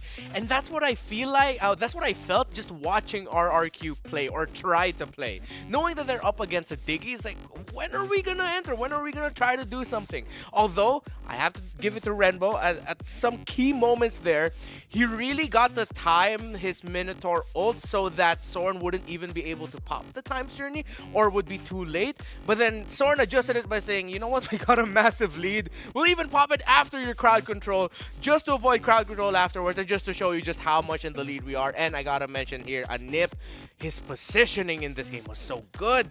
RRQ had a really tough time trying to take him down. Yeah, even at the end, it was kind of difficult to even get that Minoan Fury. And Anip, you can even see his GPM, 809. It's one of the highest right now here in SPS coming into day number 1. Yeah. But that's the thing, right? I mean, Zorn not only was a utility-based hero, but he was also able to help carry Anip in that early stage of the game, being on a Melissa who usually and naturally loses that lane in matchup against the Claude. So coming into game number 1, I'm actually quite curious who actually got the MVP, because a lot of people were doing excellent, right? Chibi was just popping off with the Retribution, able to always get it above Fursic, and that's it. That's the MVP. Chibi 9-0. He didn't die at all? Yeah, he didn't at all. Like, his decimation, ever since he got his first ultimate, he was able to just get kills after kills and resetting his way through, getting multiple ones on towards RRQ, which one of the biggest problems coming in from RRQ's composition, because of the fact that they don't have early damage control compared to what Homeboys is. And every single time they force a fight, you can see in these moments as well, every single time RRQ tries decisive force a fight, time journey is there, and whatever CCs they use gets completely negated by this time journey. And even then, what else can they do? Because if you think about it here, all the heroes coming from RQ are pretty one-dimensional. Once you commit, that's pretty much it. You don't have like major spells where you can actually bait out time journey or poke afar, which in this case, Faramis compared to a Novaria, who's got the longer range? It's a pretty clear cut. Novaria is going to be able to threaten you more compared to a Faramis. Yeah, and the biggest question for me for RQ, especially in the early game, was it felt like they forgot they were playing up against a Martis, because in some key moments where it really looked like, hey, this is a disengage, they engaged. And of course, Chibi would just chain decimation after decimation. But we have to give credits here to Sepat, who at some point just said, you know what, I'm gonna windshield wiper RRQ over and over again, and his setups were massive here for Homeboys. Of course, with Sor not playing a setup roamer, the setup needed to come from somewhere, and it came from their XP laner. But because of the efforts of Chibi in the early to mid, chaining decimations, taking the objectives, it was Homeboys riding this game comfortably. That's why it was so difficult for me to pinpoint a particular MVP. I feel like everyone just really stepped up, and they knew their job desk, and they were able to utilize and were able to execute it perfectly, and that makes them leading the series here against RRQ. And man, I never thought I would say that. RRQ are looking like their kingdom, their era, their dynasty has started to crumble. Ooh. Wow, to hear that from Eterna, it feels a little bit heavy-hearted. You know, even as a Malaysian, I can show a little bit of empathy, man. You know, I can show a little bit of empathy. But most importantly as well, I don't know who the drafter, who's the one that actually made the call coming from Homeboys to say like, hey Zorn, you're playing Digi, I don't care. Because if I were in RRQ shoes, and me as an MPL MY caster for so long, I've never seen Zorn kind of play in this Enchanter playstyle, and he's been known to be this kind of flashy plays. And even Mirko has called it out during the cast that, hey, he's known to be playing those shells, he's known to be playing those Kaja, those flashy min-style plays. But guess what? All he needed to do was just pick a time journey. And in this case, if RRQ was given a second chance to play a mirror matchup without the Digi, I don't think the game would have gone that close. You know, I think I need that one-sided, some time sorry. off. Yeah. You know, I need something to entertain me a little bit. Okay. I can't do it. I need to get my S23 Ultra. Where is it? Where man, is it's it? not there. I really want to go to the DHL website. You know that mini game that they have that you guys can win a 3,000, like 5,000 euros. It's 5,000. Yeah. It's not 3. It's way more. It's 5,000 euros. It's crazy. And the best part is, well, this program was kind of running throughout the weeks as well. And when the first week come, the first place, the rankings was like hundreds and thousands, almost millions apart from the rest. And that one guy was just like, how many hours have you played? Because I've tried it. I could not pass the 2,000 mark. Well, and you it's know, crazy. I don't want to flex Reptar, but I'm actually at number 10 on the standing. So I'm yeah. quite close. You're number 10, but guess what? Only one wins. So you're still 9 places behind. You got to try That's again. why I need to play now. Hey man, take it easy. I mean, RQ just lost game 1. Take it easy. I know, Rein it back right? a little bit. Rein it back a little bit. Good guy Reptar. Good guy Reptar. But we were secretly just beating her later on. Yeah, we gotta keep it up. Keep it up. Yeah, okay. Mirko, help. Eterna, you're very pretty today. Don't worry about it. You're the most prettiest person I've met today. I am offended, my man. That hurt. You're handsome. She's pretty. All right. You don't want to be a pretty boy, right? We're peace. We're gonna unleash a biz. You know? Unleash the monster. Yeah, you know what else hurt? What? RQ losing. Oh. Yeah. I mean, look at this game recap, right? Like, what happened? So, from what you guys mentioned, right? I'm just gonna sum it up. So, do you think that the drafts were the main problem for RQ, or was it just execution? A little bit of both, because of the fact, like, I feel like the draft coming from RQ was designed to make space. And in this case, they weren't able to make that space for Sin to kind of pop off. And in terms of the damage control wise, they don't really have a lot of damage as well coming from Faramis to actually threaten them. So the idea was like, hey, I'm going to use CCs, buy time, stall the game long enough for Claude to kind of do his own thing. But for Homeboys, they have this composition where, hey, you don't have damage. You know what? I'm going to run in your face. By picking this Diggy, kind of completely destroys all of RQ's idea of using Chain CC's composition to buy time. Yeah. Means that Homeboys just get in, get kills, and there's absolutely nothing they could have done. Yeah, exactly. As Southeast Asians, two of the most terrifying sounds you can ever hear are these. Number one, your parents counting down while holding a flip-flop in their hand. Number two, hoot hoot as the last pick. And that's exactly what RQ heard. They heard the hoot hoot as the last pick, and they're like, oh no. You know, I like, if you can zoom in his reactions, it really represents that. But at the same time, to all Malaysian fans, if you guys are watching, this is a very, very good historical moment for Malaysian teams, because it's been a while. Malaysian has been bullied out of the international stage, and now for them to actually potentially kick RQ down. Oh, come on. Maybe, come on, just maybe. SEA Games? Come on. I know. Don't give us that. I know, but at the same time, you know, I want to see Malaysia give more chance. But at the same time, Mirko and Leo is just staring me down as like, it's not hey. Lafel? Hey, it's not Oh. Lafel. That's not Lafel. Oh, I they've thought got it was something. Lafel again. So what's up with them?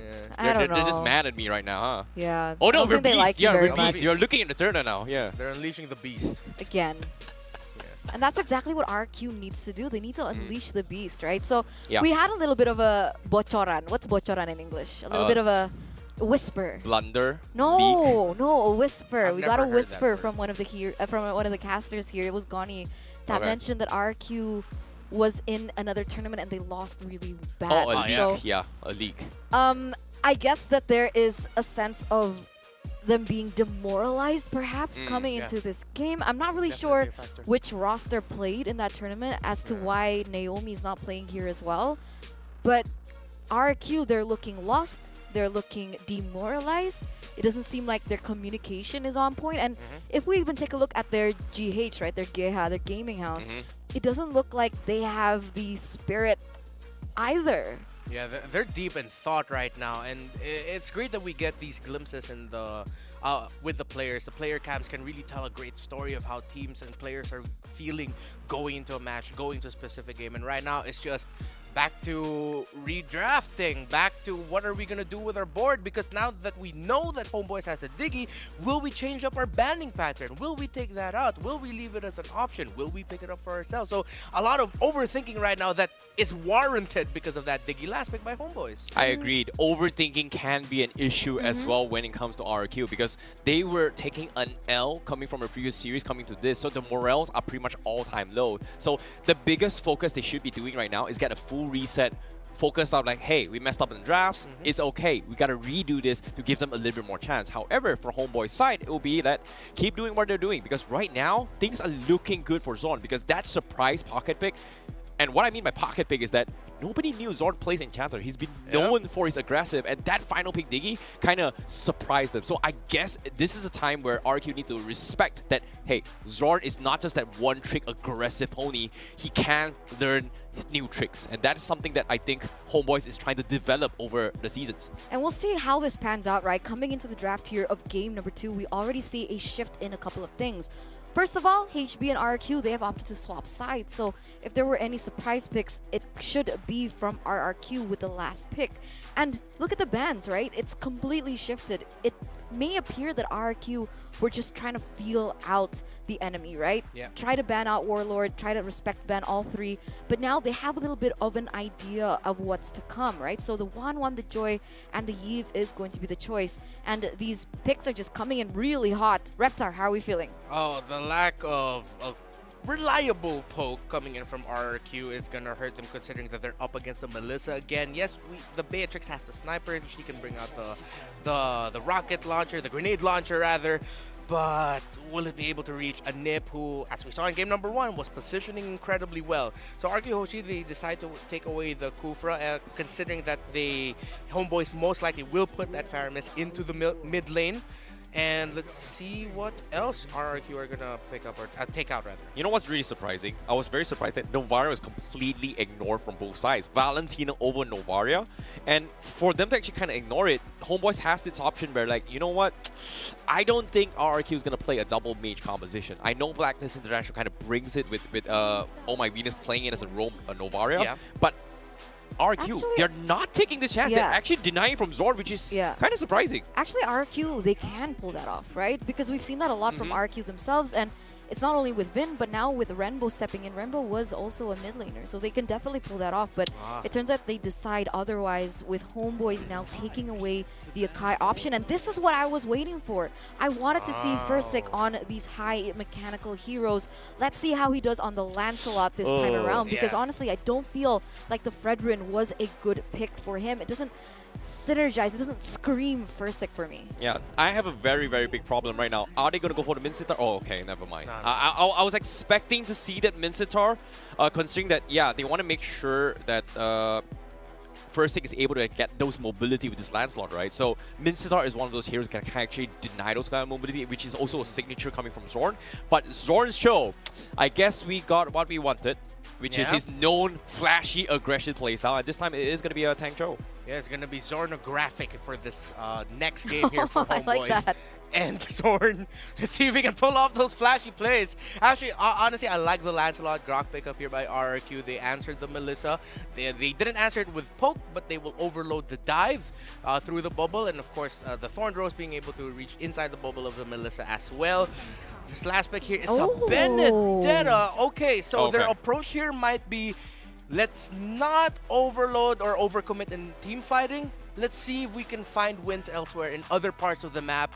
RQ might look to be more macro focused here. Look for more split pushes. You know, if you can see my camera right now, my heart is beating so hard because of the fact that I've seen Zorn playing backlines. Now he's playing aggressive, but seeing the drafts coming from RQ, I'm sorry, Malaysia, but I like RQ's drop a little bit more. I mean, for RQ, I feel like there's more room for error, right? So we'll see how execution comes to fruition here for RQ against Homeboys in game number 2. And with that in mind, let's throw it over to the casters. Leo, Mirko, take it away. And we will catch and bring it over here. It's time for game 2 between RRQ and the Homeboys, who are at match point. Match point. You know, I think we spoke about this as well during the drafts. The fact that they picked up Beatrix this time, not the Claude, shows you. I mentioned it, Xin is a very vocal player, and I think he wants to just get his hands dirty in lane. He wants to be given a hero that reaches his power spike a bit sooner into the game so that he can have a say earlier. Get his hands dirty in a good way. Yes. So this is along the lines of a comeback, and they start with a lineup that is a little bit more, I'd say, easier to activate in the early to mid. And we were wondering, where is this Grok going? And yeah, can confirm, Chipoy picked up a few new tricks. He now plays Grok. Something pretty weird, because I've never seen him play the Grok that much. And here, what I honestly am very impressed about is the fact that Fursic is given a Lancelot here. Let's see if he can go for it. Zorn already falling first blood, but Nano rotates very early on this Benedetta. Was able to actually force Zapat back away. Yeah, but here's the thing. Either way, regardless of what happens there, best case scenario, Zorn burns the flicker, maybe survives. But just the same, he made his bed. That was a decision that he had to make in the first 30 seconds of the game, and now he's back.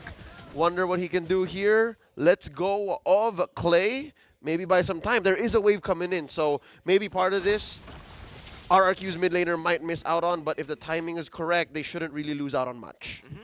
Well, back again to my point here on the Lancelot, that's something that Fursic is comfortable on. You need to give Fursic a comfort pick. He is a very moody player. It really depends on how he wants to tackle the game, and if you give him one of his comfort heroes like supposedly just the Assassins or the Lancelot, even though he's building tank, he will be able to perform much better than he was on the utility picks like the Fredrin, even the Martis, even the Akai. So I really like the little micro changes from RRQ. We'll see if it can work out.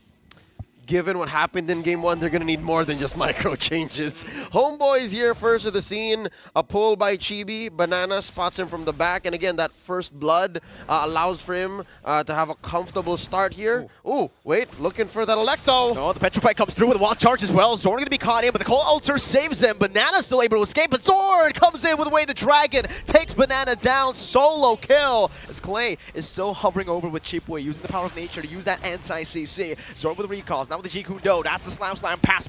Trying to just buy or get some space. Open it up for Chibi to get a free turtle. Versik forced back, now only onto the purple buff. But Chibi used this, he did use his retry. He wants to go for the invade. Versik is down. Simpat finds a kill and even finds the purple buff. Warlord's gonna fall, but it's all good for Homeboys because it was completely worth it. Yep, even in that sequence alone with the turtle was a clear win. With the steal, if I'm not mistaken, it went through. Given that Chibi did not use it, wasn't expecting a 3v1 there. But yeah, as I was saying, Homeboys have won the past 2 big engagements, and maybe just RRQ closing the gap, punishing Zorn's deep movements up top. I don't know what's up with Zorn. That's one good pick off in mid, and then now he's back to just running into members of RRQ.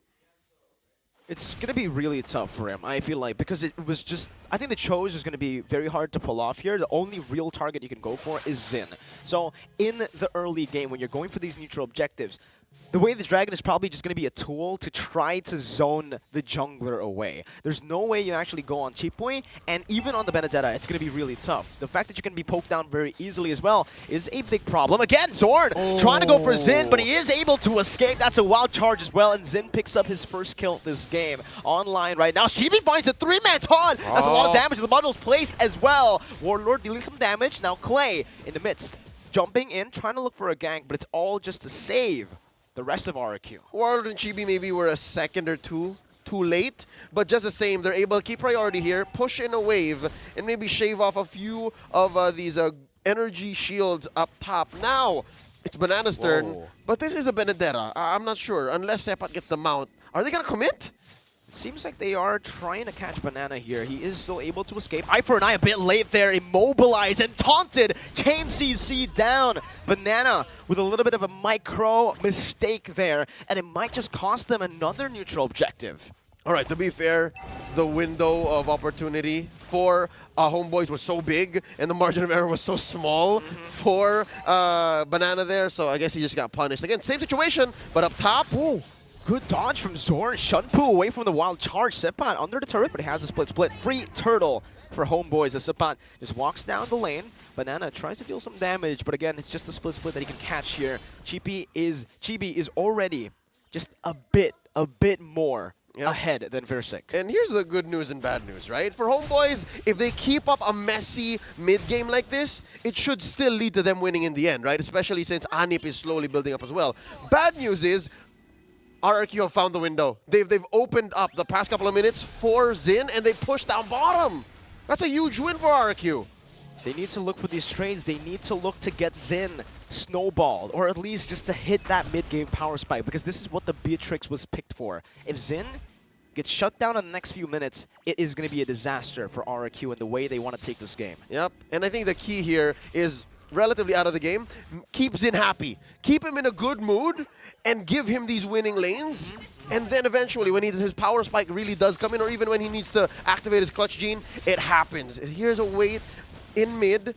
Look at Zorn. Look at Chibi with a taunt. Two-man taunt. Chibi gets brought back towards the rest of the Homeboys with the Petrify combo from Banana. Finds two. Clay is caught in the midst right now. Xin is able to dish out some damage. Versik picks up the kill on Zorn. Right now it's a 2-4-2. RRQ still in it to win it. Not that far behind. Pisangila. That was crazy. He went deep in behind the 2 or 3 members of Homeboys. And again, this is how you buy that late game or that power spike for your gold laner. I don't think Xin was ready for that. That's why he held back a bit.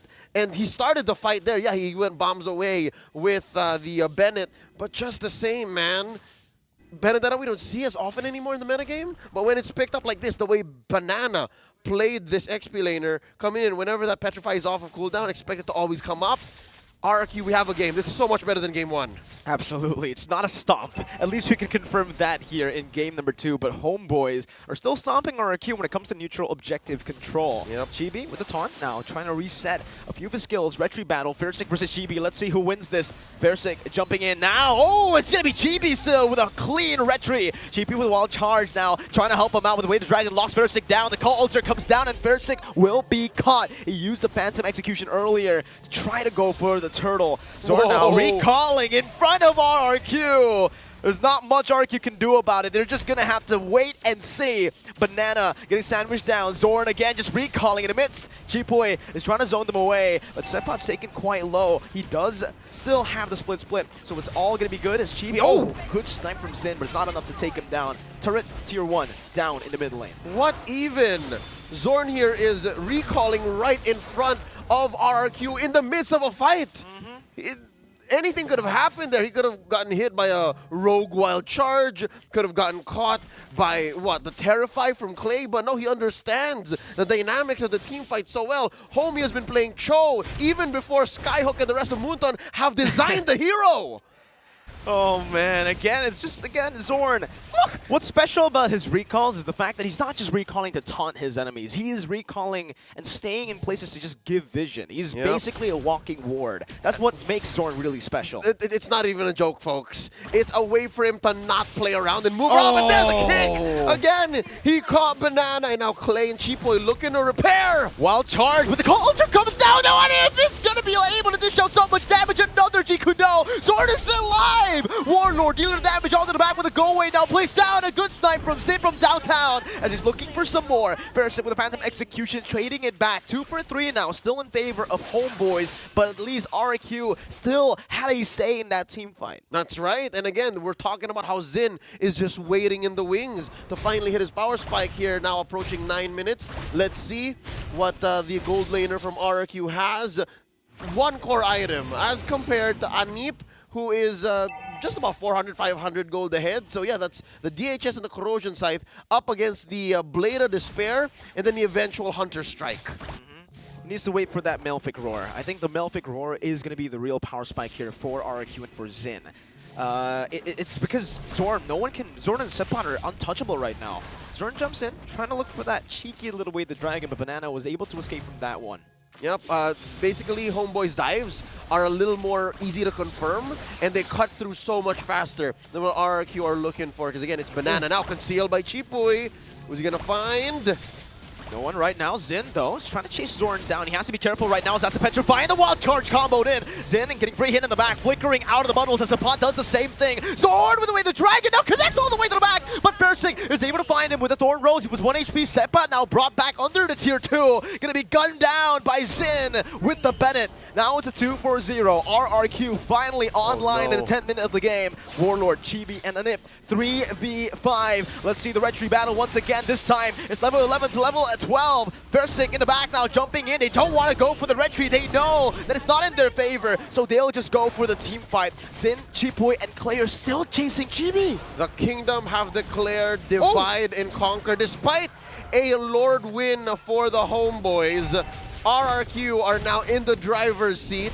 Let's see if there's a punish coming in from the Homeboys. They do defend their mid-tier 1, but just the same, RRQ have closed the gap. Nay, they even got a small gold lead for themselves, and they're converting through the roof. What a clapback. Again, this is definitely a much better situation than they were in Game 1. I think it was a very intelligent decision to make for RRQ. Knowing how consistent Chibi is, how much of a nuisance he is in the retry battles, it's never actually a 50-50 when it comes down to Fairsick versus Chibi. The fact that they just completely ignored it. See, exactly. This is why they ignored it. Grand Theft Purple in your face. I can only imagine what Fairsick is going through right now. This is, not just, they also punished Zorn.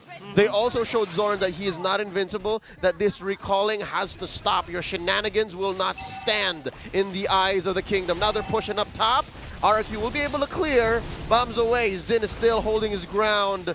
They push away the homeboys. Beautiful go away. Chipu going to be zoned down. Now Nibiru's Passion coming through. RRQ losing Chipu in the process. Sword finds away the dragon, knocking Fiersic back onto the bundles right now as he gets immobilized. And Anip is massive. Anip now jumping in, finding another. It's a double for Anip, making a triple kill as Banana is the only one standing. This might be it. It might be a clean sweep. Oh, and now it's just Banana versus the world. He's still able to escape. He's still able to clear out the minion waves. 1v4. Pisanggila. Dude, he's crazy. You're talking about the other members of being massive? Dude, Banana has been carrying this game. I think we mentioned this in game number 1, Leo. It was Banana and Zin, the two consistent members, just trying to hold it down. And this right here, they're showing it once again. They're the pillars. But this time, Leo, Zin has finally hit his power spike. That's right. He did fall here, a shutdown with a 3-kill streak. But just the same, Hunter Strike, check. Malefic Roar, check. BOD, check. Now we're just looking for that one last bit of sustainability. Looking at the lineups, no, maybe not the Rose Gold Meteor. So yeah, more likely the House Claws here. So with that being said, man, I didn't even think of what to say at this point because I thought it was over, but Banana bought them back a game, and now Zorn falls. That's Zin's power spike. You can see the damage already. It piles up, and Zorn can no longer just stand in front randomly. RRQ now with a conceal. A nip in the midst. Banana trying to zone them away. Chibi is isolated in. Appraiser's is massive. It finds 3. First in the back, using the puncture, but the go-away silence is down. Banana with the petrify, and the final blow finds the back line. Sapat and Chibi now the 2 last members trying to defend, but Banana will not let them back away. Jumping in, but Chibi finds the taunt. Clay's looking for the kill right now, but he will not be able to find it. Banana gets out with the eye for an eye, and it is just going to be a 3-4-1 trade. That's the that's an unfortunate combination of heroes to be left on the map, right? Especially when you go for a 3-for-1 trade. Wow. It's the Glue and the Frederick. They're not going to do much alone together, but just the same. RRQ, man. You saw Banana? Are we watching the same game, folks? Are you not as hype about Banana as I am right now? Oh, if anybody unleashed the beast in this game, it's Banana. Banana has been drinking a lot of He's a monster. He is a monster. He's an ultra beast here in game number 2. His petrifying, his final blow, that saving play he did up top. But now it comes down to how he manages the waves and does the same thing in team fights. That's right. Sepat drawing a line between RRQ and Chibi and Anip, dealing a lot of damage. Zorn spots Banana. I wonder what the engage is going to be. Flicker now from Sepat. And Terrifying comes down. Zin trying to gun him down, but Chipui falls first. Zin brought back to the team right now, but he's still able to escape, but not for long. Chibi follows it up. Zin and Chipui are down. Banana, can he do it again? He has to. It's their only chance. Now Homeboy's going for the blitz take on the Lord. Purple going to be secured here by RRQ. First, he's going to get his hands on it. It's his only option left. Check it out, Zorn. Putting up a perimeter. Yeah, this is going to be a Lord over the Homeboys. It's going to be a Luminous Lord. They're second this game, so expect it to crash on through top. And with that, at least, they're going to have a high ground defense. It's not going to be like that last time Homeboys were inside the base. Wow. Damage leaderboard. Take a look at this. We were mentioning Zin, we were mentioning Banana, but Clay has been dealing the most damage for RRQ. It's something with the Valentina and dealing damage that's not really seen. You know, he's just like, he dashes here and there. We don't really see it, but then we look at the charts and Valentina's almost every single time up top there. Yep. I think it comes with the territory, especially if you're usually stealing Cult Altar. We really haven't really seen Clay steal the kick yet, but that's before Sin hit his power spike, so maybe now, right? Maybe now. 15 minutes in, 16-16. Cheapoy here in trouble. Here comes the Lord. Oh, what a well-synced wave. 3 waves crashing at once. Still the Enhanced Lord up top. Nibiru's Passion to be popped in by Zin right now to clear out the waves right now. Banana is able to use a final blow onto the back. Eye for an eye to escape. Good escape, good distraction from RRQ. They're able to defend 15 minutes in, and RRQ do not take the L yet. Great escape, mind you. Boys like girls. Here's the thing, right? Here's the thing. Banana, he missed out on a couple of eye for an eyes already in the 16-minute game, right? But here now when it matters, he is on point. He's heated up to the point wherein everything he does just keeps RRQ in the game. Homeboy's up by 1,000. Who's this purple gonna go to? If it goes to Chibi, I don't know what to say, and it does! It does! Versick now with the throw roll. Chibi gonna be caught in the final blow onto the back. Now it's a 4-man knockup. Clay still able to escape forward now. Meanwhile, Zin still kiting away. The splits onto him. Zin mounted down, and Zin will fall. He brings Sippat to the base first, though. 2 for 1. RQ still in it right now as Warlord. The once RQ Senna member will be executed by Versick as he picks up a double kill. Meanwhile, the roamer, Zorn, is able to take the final base turret down in the bottom lane. We love you, old brother, but not here, not today. It looks like RQ are going to hold on for just a little longer, about a minute until another Lord comes up. So yes, we can expect this Lord to be evolved, and it's going to matter. It's the kind of Lord you just don't want to leave hanging. You want to march with this Lord. He's going to put marks on your opponent, and whenever you hit him, it'll deal extra damage. It's going to suck for your opponent. But just the same, if you're a member of the Kingdom, you're living for this. RRQ are back in this game, and they're turning the map red. Thing is, they've already lost 3 base turrets. Is it too late for them to make a comeback here, to mount a comeback? No, it's never too late, especially with the way that they've been playing. Yeah, Zin has been caught out by Sippat a little bit longer, but just the same, Anip has been standing his ground where he shouldn't have more often in the past 5 minutes. So yes, I think it's not too late, especially with how Banana just seems to be getting better by the minute. It's crazy. It's crazy to think that he's able to dive in as deep as he has and not die. It's been a while since Banana died, bro. What's his nickname? You gotta come up with it right We'll work it out. We'll work it out. But right now, I'm just happy to be here. Look at this Lord here, less than half, 1/5 of his health. Who's gonna take it? Red Tree Battle. Versick wins it for the first time in this game. But what is Anip doing in the bottom lane now? They're trying to just force RQ back, but that's exactly what RQ want to do. They just want to disengage, and they want to utilize this enhanced Lord.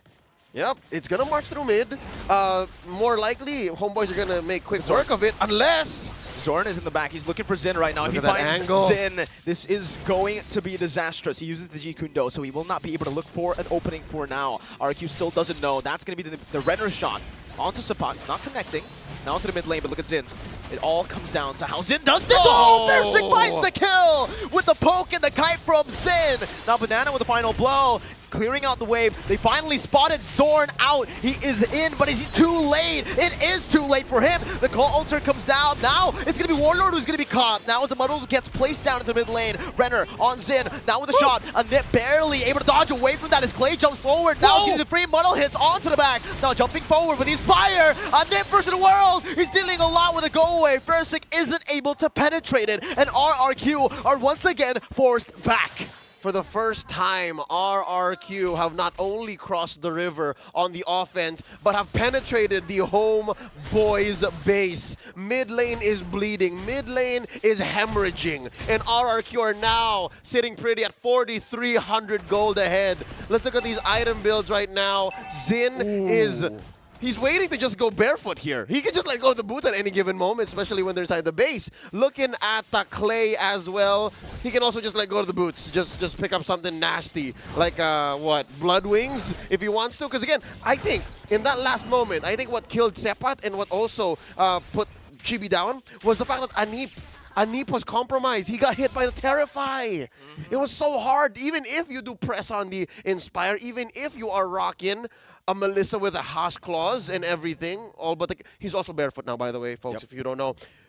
It's so hard. It's not as easy. You got to give it up to Clay, right? The fact that I like that you mentioned that Terrify really gave RQ the win in that team fight. Woo. Because if Anip was able to free hit there, he popped the Inspire. That's right. It would have been a wipeout or close to it. 3 for 0 at least. With the way Banana's been playing, yeah, it would have been a wipeout. And he did not even use the Petrify then, right? So this allows RQ to reset and wait. He gets spotted. Oh, no, not Banana, not like this, not in the state that he's in right now. He's in a state of flow. Yeah. Psychiatrists will want to study his brain after this. For sure, the true clutch gene found in RQ's XP laner. But no, back to the main story here. RQ, yeah, you were asking if is it enough for them to make a comeback? Look at the map now. It's better for RQ. It does look better, especially the fact that they got the base turret in the mid lane. But the side lanes are still going to be very hard to micromanage. These waves are going to be slow pushing constantly towards RQ. And Banana, again, will have to play that role. It will come down to how Banana micromanages the waves. That's right. It's all on Banana. Now Versick looking for a pull. It's 3 versus 1. Chipui following up. and they want to give Zin this orange buff first. So they secure it. Now, where is Zorn? That's a scary thought to think how Zorn might actually find one. Wait, Setput! What? Gets taken out! Zin with the meltdown now! That's what the DHS Hunter Strike and Melphic Roar combo does. Woo! So much damage on his hands. All right, that's a 4v5 clear advantage for RRQ. They're going to utilize this 3.8k gold lead as well. Zorn going to be spotted there. Shipui pops into conceal. Zorn escaping, but Banana chases him down. Zin is doing the same thing now. The GB with the Razor's Wrath! It finds Zin! He stood there. He just took it. That's right. And he stacked up the damage. All of the Crystal Energy Shield translated to Zin's life, and it just took one hit. That's it. It was so worth it for RRQ. It's a one-hit KO. But that turned everything around. Chibi is now full HP back again, and it's gold lane for XP. Not a trade you want to be going for at all. Not just. They're also 20 seconds behind. Oh. Even if this trade happened, if it happened earlier, then maybe they can both reset. But now, RRQ, they're lacking firepower. It's up to Fairsick now. Let's see, quality over quantity. Can he find another retribution? Or will Chibi's consistency prove to be the force that drives RQ to their loss here? Also watch where Clay is. You hear the concealed play. Anip just It's drops the muddles there. That's it. This is a clear win for Homeboys. We're back where we started about 8 minutes ago. Wow, I mean, I don't know what to say. Zin, his characteristic has always been, he's always barbaric, he's always very aggressive, offensive, always taking the offensive, but in that particular situation, maybe not. The fact that he didn't even utilize a dash or a flicker that he has on to dodge away from the Appraiser's Wrath, he just miscalculated. There was a bloodthirst in him. You saw that I am going to take you down, Chibi. By hook or by crook, but then Chibi was like, anime moment, don't take it personal, kid. Uno reverse card moment. Yeah, there it is. But yeah, between Chibi and Zin, it's Chibi who's the kid, but you know what I'm saying. Oh no, here we go. Three waves. This is an Evolved Lord. Yep, all 3 waves synchronized by the Homeboys. I can already hear all the Flame Boys going crazy. They're going wild for this. Zorn is able to find the way to drag him to Clay with a tough boost, able to escape now with a Bennett's Rage coming down. Now in the back, Sepon is still able to zone the back line away. G-Poo in the midst right now will be taken out by Warlord as Zin pops into the Peter's Passion, but it's going to be too much. Oh boys, they've done it. They're taking everyone down one by one. Banana, the last man in the front, but it will not matter at all. Winner's Truncheons being bought, but Homeboys have just clean swept the Kings. Kingdom falls to the fires of the Flame Boys, and you can see, wow! Who'd have thunk that 2 series back-to-back we would see the Indonesians and the Malaysians take one over each other? What a day! 1-1 Malaysia, as Icy Baby wants to put it. Indo and Malaysia in Snapdragon Pro Series right now, and what a day. And this is just the challenge season, man. The first day of the challenge season. Zin's debut didn't go too smooth here. His return. Oh, wow. But again, I gotta say, in this 24-minute game, we saw a lot of back and forths. And I am thankful, regardless of what the result is, I'm thankful for what we saw. Definitely a star was made in Banana here. I wish I did you a solid here, Banana, because you were working hard. We saw glimpses of brilliance from the side laners from RRQ, but that one mistake from Zin, really, I feel like that costed them the game. The fact that they were able to turn it around and find the Lord evolved. Oh, it was so difficult. I wonder if our analysts in Eternal loved Banana as much as we did. Pisang gila. Pisang gila indeed. We love our bananas, but at the end of the day, bananas don't bring us wins. And that was such a beautiful performance by Homeboys. Why are you looking at me like that? Yeah, because bananas gives you potassium. Yeah, so? Yeah, that's it. You know, it doesn't give you win, it gives you potassium. Oh. It was a fun fact. Yeah, it was a fun fact for you. Thanks for the fun fact. Yeah. And we feel for you, okay? I mean, I know earlier we were joking around, we were bantering, but we feel for you and we feel for you. Yeah. I don't know what to say. You know what I gotta say? I feel good.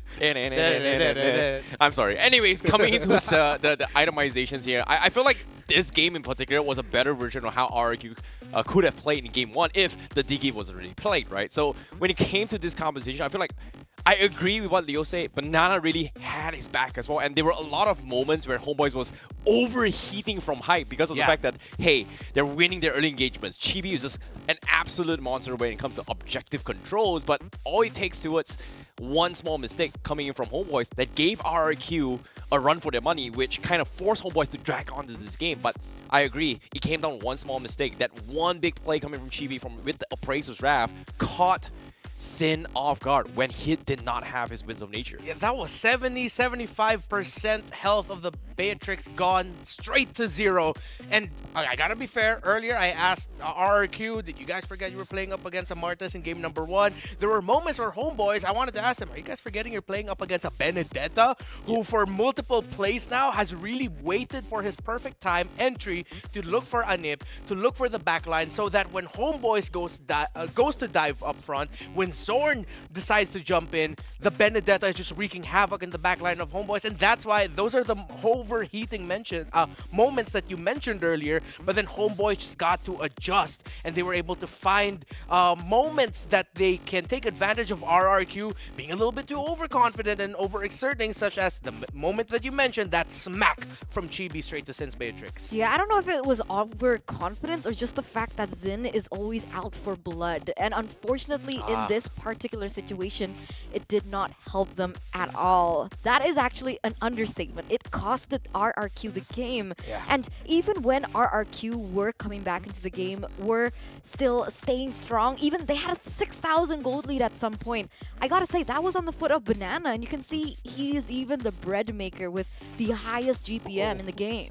Yeah, and at the same time, when it comes to the damage here, I feel like both teams has kind of had their early win conditions, right? Like Homeboys, their objectives here is to make space, set it up for Anip to do their own thing. And RQ, every single time they commit, they have to commit all out into its tanking towards Anip's damage here. So I feel like Banana, his job was making sure that Anip doesn't get his opportunity to shine, which time and time again, well, he did his job. I say Banana did a fantastic job. But Deserved MVP. Wow. Surprising. Okay, I thought it would be surprising. Chibi, but it's actually Warlord on the Faramis. I mean, we did see that he had the most amount of kills, no, assists, Assists, as well as being able to absorb that damage, but I did not expect this, a 90% KP. Yeah, he became the Rock because Sorn was looking for pickoffs. So they banked on this Faramis, staying with Anip, making sure he stays alive. Look at that. Great usage of the Cult Altar, knowing that RRQ might be able to dish a good amount of burst early on, so no need to hold on to it. There's a potential risk there that they might lose Anip, and he just said, Anip, I'm gonna take care of you. We are the back line. We're gonna get dove on, but we'll do our best to hold strong. And I get now why he really became the MVP of this game, despite Chibi just being a god with the retribution. The Cult Altar and the timings, the positioning of Warlord was massive for Homeboy success to set up Anip. yeah, and even in the final moments as well, and we could see like Homeboys, they were in a very, very awkward this is the position. moment. Yeah, this is the moment that Zin kind of completely flopped, and it was Warlord that actually chunked his HP down towards 25% with his Ghost Person, and then to set up with the Abrasive Wrath. So Zin the totally did not combo. expect that at all. That was crazy. Yeah, oh man, that was so much damage. Okay, so now we understand, looking at the replay, seeing it in slow motion, that Warlord did chunk him to 75% health, and then it was Chibi to finish it off. And I gotta say, even though Homeboys were able to win this game, I felt like Versik was a little bit more at home with the Lancelot. But one of my main concerns was he kind of built, I think he built a lot more damage items than the tank items, and with the composition that RQ brought, were they a little too squishy? Okay, that's the thing about the composition, right?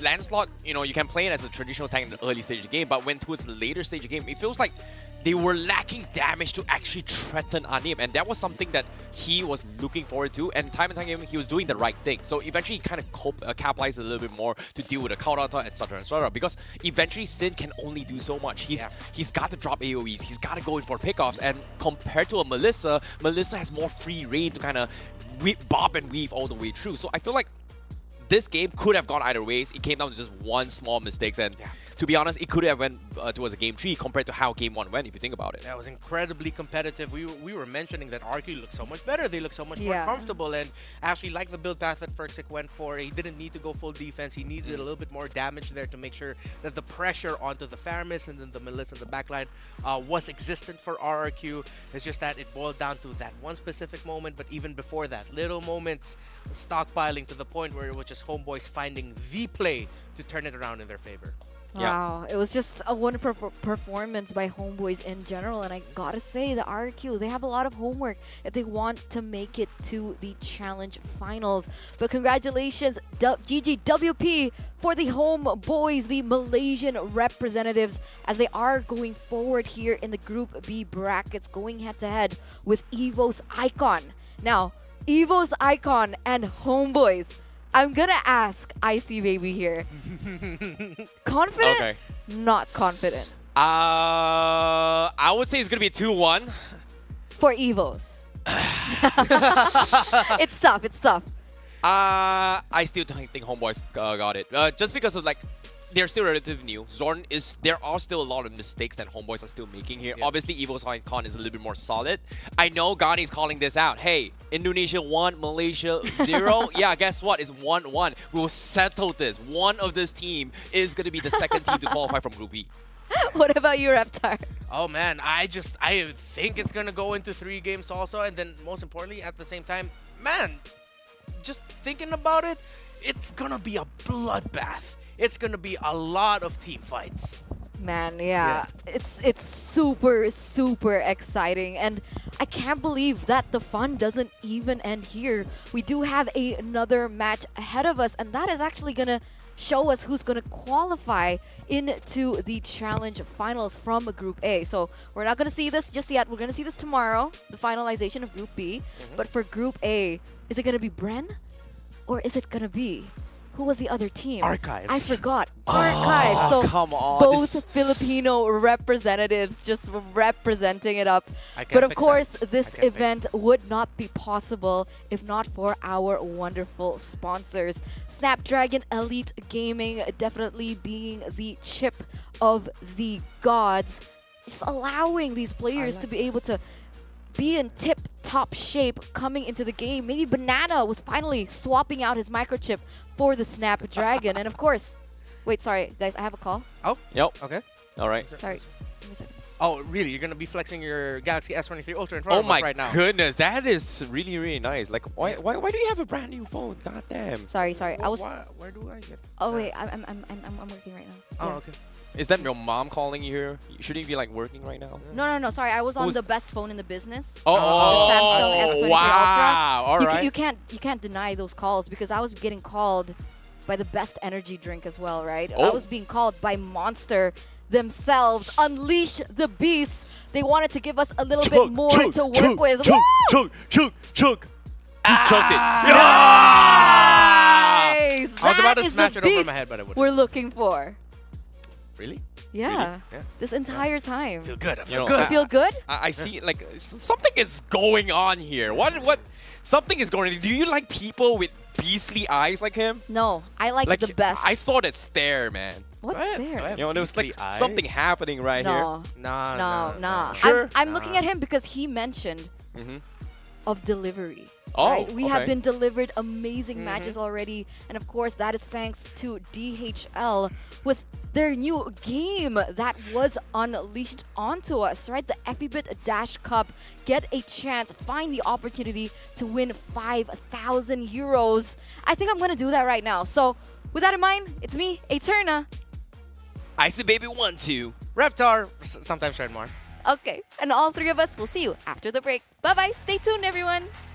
We gotta push to the limit then work till we finish then push to the limit then work.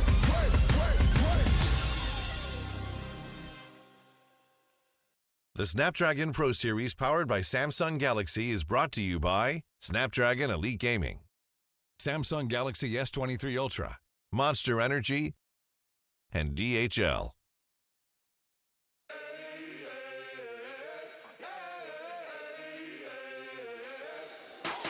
Call the Babylon, call the priest. Back to life, I'm under siege. Breaking the chain, unleashed. My true power stars aligned. Cause when I left it down to fate, it was taking up too much time. It's a miracle, it's a curse, I will not be deterred. If you predicted the worst, bon appetit, eat your words. Keep my score, fire the gun, watch me how I overcome. What they said could not be done, I did it, now sing it.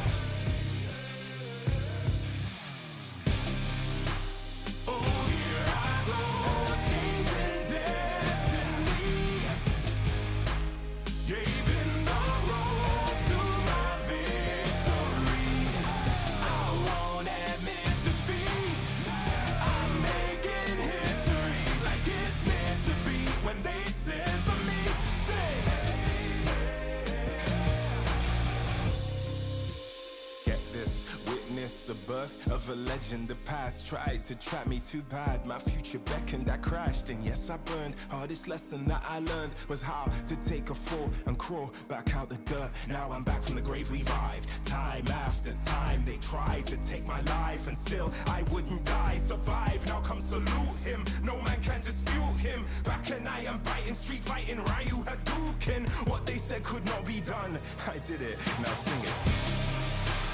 Oh, here I go, changing destiny, saving the road to my victory. I won't admit defeat, I'm making history like it's meant to be. When they said to me, say, no man can dispute him. Might as well salute him. What is written isn't done. Watch me how I overcome.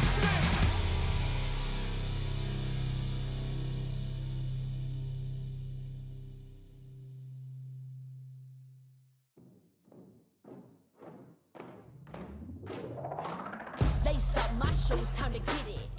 Put in the work, I'm with it. Paying my dues with sweat and tears. There is no weakness here. I ain't new to this, I'm a veteran. Wear my battle scars like a letterman's. I done crawled through the mud full speed, so I wouldn't underestimate me. That's a rookie move. Homeboy, I got nothing to prove. Team player, but I'm still self-made. I'm in it for the passion, not the parade. I don't need the lights or the cameras, just me and my opponent. All the work that I put in has led up to this moment. Let's go. You go hard, I go harder. You beat, I beat farther. You cannot match my speed, cause I'm out of your league. I'm out of your league. I'm out of your league. Everybody wanna get like me, better reach for the stars, cause I'm out of your league. Game time, let's go. I hit that mark weeks ago. I'm about to laugh you up. Tell me, have you had enough? You would think I had a PhD in psychology. The way I get in your head, there is no escape. Like I said, I'm out of your league. I play fair, but show no mercy. Only give my time if it's worthy, cause I keep my mind on a mission, and you don't fit the vision. I ain't cocky, okay, a little bit. I call it confident, but they can handle it. Don't blame me, it's just my time. So move, cause you're blocking my shine. I'm out of your league. You better go with plan B. You taking the crown? That's a fantasy. You can't step to me. I'm out of your league. Better beef up that defense. I give you an A for effort. Now hit the bench. You go hard, I go harder. You beat, I beat farther. You cannot match my speed, cause I'm out of your league. I'm out of your league. I'm out of your league. Everybody wanna get like me, better reach for the stars, cause I'm out of your league. You go hard, I go harder. You beat, I beat farther. You cannot match my speed, cause I'm out of your league. I'm out of your league. I'm out of your league. Everybody wanna get like me, better reach for the stars, cause I'm out of your league.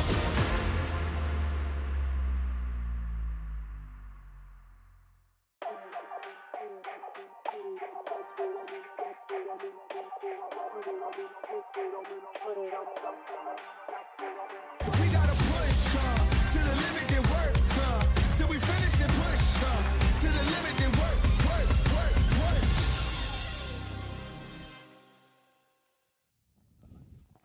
Well, hello everyone. This is the final series of the day. And I gotta say, man, after seeing the previous game, Homeboys going up against RQ, I am hyped. But that's not my name. My name is Afel. And by the way, welcome to Snapdragon Pro Series powered by Samsung Galaxy. And now, I'm not alone. I got my boys here with me, ICBB12, as well as Gani. How are you guys feeling? I am doing okay. Terrence just here. okay. It's personal after now. After the previous match, I'm okay, right? Because it seems like record-wise here, Terrence, we're even. Yeah, that's why production put 2 Malaysians here and 1 Indonesia. It's gonna Wow. be 2-1. To cast a PH match? No, I don't know, man. Like that's tomorrow. I'm hoping that's gonna happen tomorrow. No, I mean, it's just a prediction. Eternal left her phone. Oh, what? Dude, yeah. Oh. Dude, don't check her IG, man. This is some weird stuff going on. There's a What? lot of No. sus pics, don't they? She's on a losing streak. Oh! I didn't Eat know that. she was GM. Damn. Oh, what? She needs to play a bit more, but you know what? Shout outs. It's mine now. Actually, it looks pretty good. It looks You see cool. that? It Right? looks cool, Yeah, right? it looks really, really slick as well. I mean, here's the thing. You know what? It matches the black outfit as well. I love it. You black. not black. Oh, okay, I'm colorblind. Wait, am I? I'm colorblind now. Okay, you know what? So far, I've been doing the colorblind joke. Looks like this guy is more colorblind. Okay, I accidentally locked it. I need to get the password. But for now, we're going to look at the brackets where we've seen Flash going up against Archive, losing 0-2. Bleed losing to Brand 0-2 as well. And that is going to be the match that we're going to check out. Archive going up against Brand. So far, it's been a 0-2 day. We got to see if the trend continues. Personally, I don't think this is gonna continue just because of how Archives and Brand has been playing at an exceptional level. And we did get an interview earlier, inside scoop onto the interview between both Archives versus Brand. They both don't seem all that confident that they can take a 2-0. They're like 2-1, probably like Brand would say. Nah, I like, think yeah, they're just being 2-1. humble. But I feel like Archives, I really want to see Archives kind of pull it off to think about it. Let's not forget it's PH versus PH. So technically they know each other very well regarding the drafts, regarding the play style. So it's going to be very personal seeing them two meet up. Sure, one team is from the MDL, one team is from MPL, but I believe they know each other very, very well. So you believe in... It's going to be a tight game. It's going to be tight? Mm-hmm. You know what? This is the challenge season. We're going to watch Archive going up against Brand Esports. And whoever wins this one... Official. Going to Jakarta. Is Jakarta great? Jakarta is great. You've been You're there. great. You've been there. Yeah, I've been there, yeah. Hopefully Terrence will join us to come to Jakarta as well. Hopefully. I can only pray. But at the same time, talking about these two teams here, personally, like when it comes to Archive and Brand, obviously Brand is going to be the stronger team just because they have that MPL standings. But I do want Archives to win just because it's a better story to talk about. One of the teams that are hungry to actually prove themselves to be the best here, and right now, all the way from the Open Finals, here, their season, one more game away, and they are going to qualify and completely thumbstring MPL teams. He's moving too fast. I want to talk about Jakarta again because prediction. We want to go to Jakarta. If you want to come to Jakarta as well, make sure you guys grab the tickets because only the Legend tickets are left. Wow. I mean, like, to be fair, you could buy it or you could join the raffle where you can get the ticket and the t-shirt as well. Pick your poison. Just join everything, you know? Get it while it lasts because at this point, I'm not surprised if by tomorrow, the tickets are gone. Everyone wants to come to Jakarta. What are you guys doing with the drinks? You know what? We're just checking out the drinks. It looks very, very good. Just a normal checkup. Yeah, basically, you know, we were having a little bit of a personal haram moments where we share a drink together. Brand going up against Archive. You were talking about it. You want the storyline. You want Archive to do well. Yeah, yeah. I actually want her Archives actually do well because of the fact that they have been playing together for a very, very solid time, and they are here to prove themselves that they can compete at the highest level. And this is something that I think not many teams, especially from the MDO teams, are given that kind of opportunity. And recently, the biggest change was Devil United entering into his MPL ID. So maybe this is just an opportunity for Archives Esports to say that, hey, MPL is not just all that. MDL has what it takes as well. To continue the conversation, we gotta have visual. We gotta look at the players. So let's introduce Archive Esports.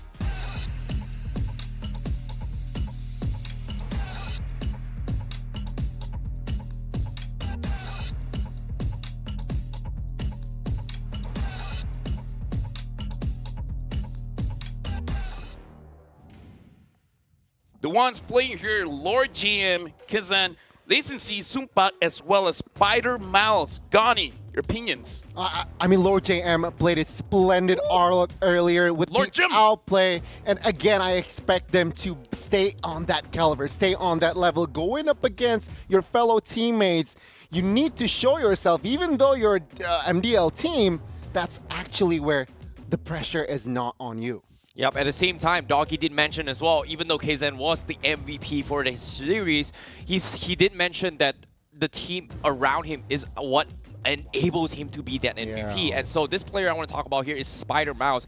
The Romo here from the team has been able to set up a lot of very unorthodox plays. Very, I would say, they're the reason they won. You know, the moments here, the most assist moments where he was able to just set it up for the team to kind of enable himself. So I feel like Archive Esports stands a very, very good chance if they are able to stick to the game plan and then bring it up against Bren here. But in this case, I feel like Arlott and Lord GM has been dominating on XP lane. But at the same time, it was against the Singapore team, so I don't know. Nah, legit, I kind of feel like just don't give Lord GM the Arlott if he's going to get the Arlott. I'm going to be very much surprised. This is Archive Esports. Now I gotta ask, are we ready for Bren? Because we gotta look at that team as well. So let's introduce Bren Esports.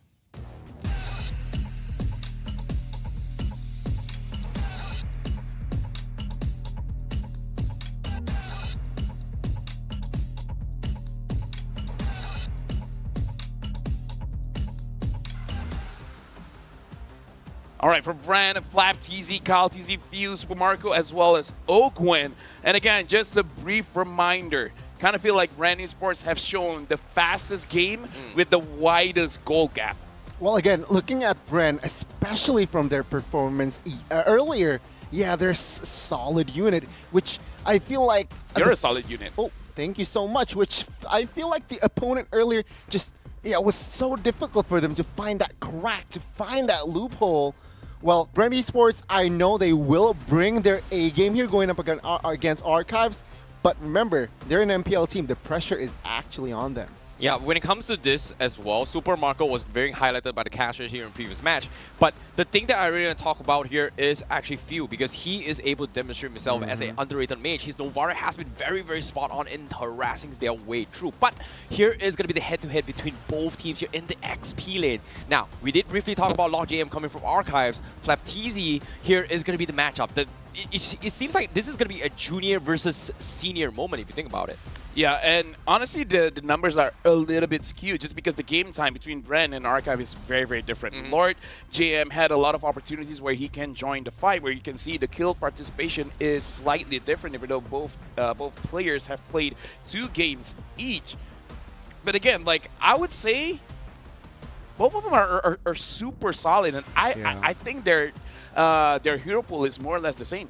You know, that's the thing, right? When it comes to debating in terms of stats here, it feels like Bren Esports just knows their game a little bit more better. Like, their strategy, their execution has a little bit more cleaner when they played it against Bleak Esports. Whereas from Archives, of course, you know, they did play against Flash. This was the grand finalist coming from MPOSG. So I would say, I wouldn't say that Singapore is the weaker team, but considering that based on this track record, they are currently in the bottoms here. So obviously, it is going to be in that situation. But based on these stats, there's just 2 ways that we can spin this. One would be Bren Esports obviously is the cleaner team. Archives, however, well, they are the more consistent team, if you think about it. So we're going to see, again, somehow a clash here, right? Senior versus junior. Which team is best based on today? Well, it's not really clear because RRQ, the favorite team to win, actually loses. So I'm not quite sure about that, but the team has been the stronger team on paper. You just win this match according on the first day of SBS. Yeah, I'm checking my paper, and yeah, you're correct. Based on what you said, it's true. It's the Why script, does it turn to have a paper here? because there is a script, you know, where we trash talk that Malaysia is gonna 2-1 Indonesia, even though that's gonna happen tomorrow. Well, we're going to talk about, again, Archive going up against Brand. I kind of feel like when we're going to watch the game, the length of the game is really going to be something that I'm going to pay attention to, because even if Brand won, right, we got to see how strong they win, I guess. Right? Because here's the thing. I kind of feel like this is their moment for them to show up, because if you're going to Jakarta, right, because again, whoever wins this one is going to go straight to the Challenger Finals. You kind of got to win with style. By the way, just to let everyone know, Mirko is doing like this thing and this a bit. Off camera. He's trying to distract us. Sorry. Lafel, come here. Please. Nah. Stand here in the middle. I would like you to demonstrate that again. Nah. I would like you to demonstrate that again. Oh my God. Even they're laughing. We're going to look at the predictions here, because so far we got to see how the room is feeling like. And whoa. Oh, come You're on. thinking Archive? Terrence. Come on. You guys are boring. Don't you guys want to see an underdog story? Who doesn't love an underdog story? I do love an underdog story. Yeah, but why'd you vote for Brett? Not in this case, though. Okay. Do you guys like a story? Why? Yo, do you guys like a story? No? Remar kind of likes a story. You know, they're both Filipinos. Okay, so most importantly, regardless of whoever wins this, one Filipino team Who's is your pretty much taking favorite the first slot. Filipino? Your parents. Naisu. Good answer. Naisu is pretty great. Naisu is nice. I agree. Naisu is nice. Naisu is nice. Prediction now. Yeah. So, okay, here's the thing. I've been wrong the entire day. Okay. I've been wrong the entire day. Even the games that don't show what? No, you've been right. Oh wait, no. Oh wait, yeah. Yeah. You know what? I'm better than Mirko today.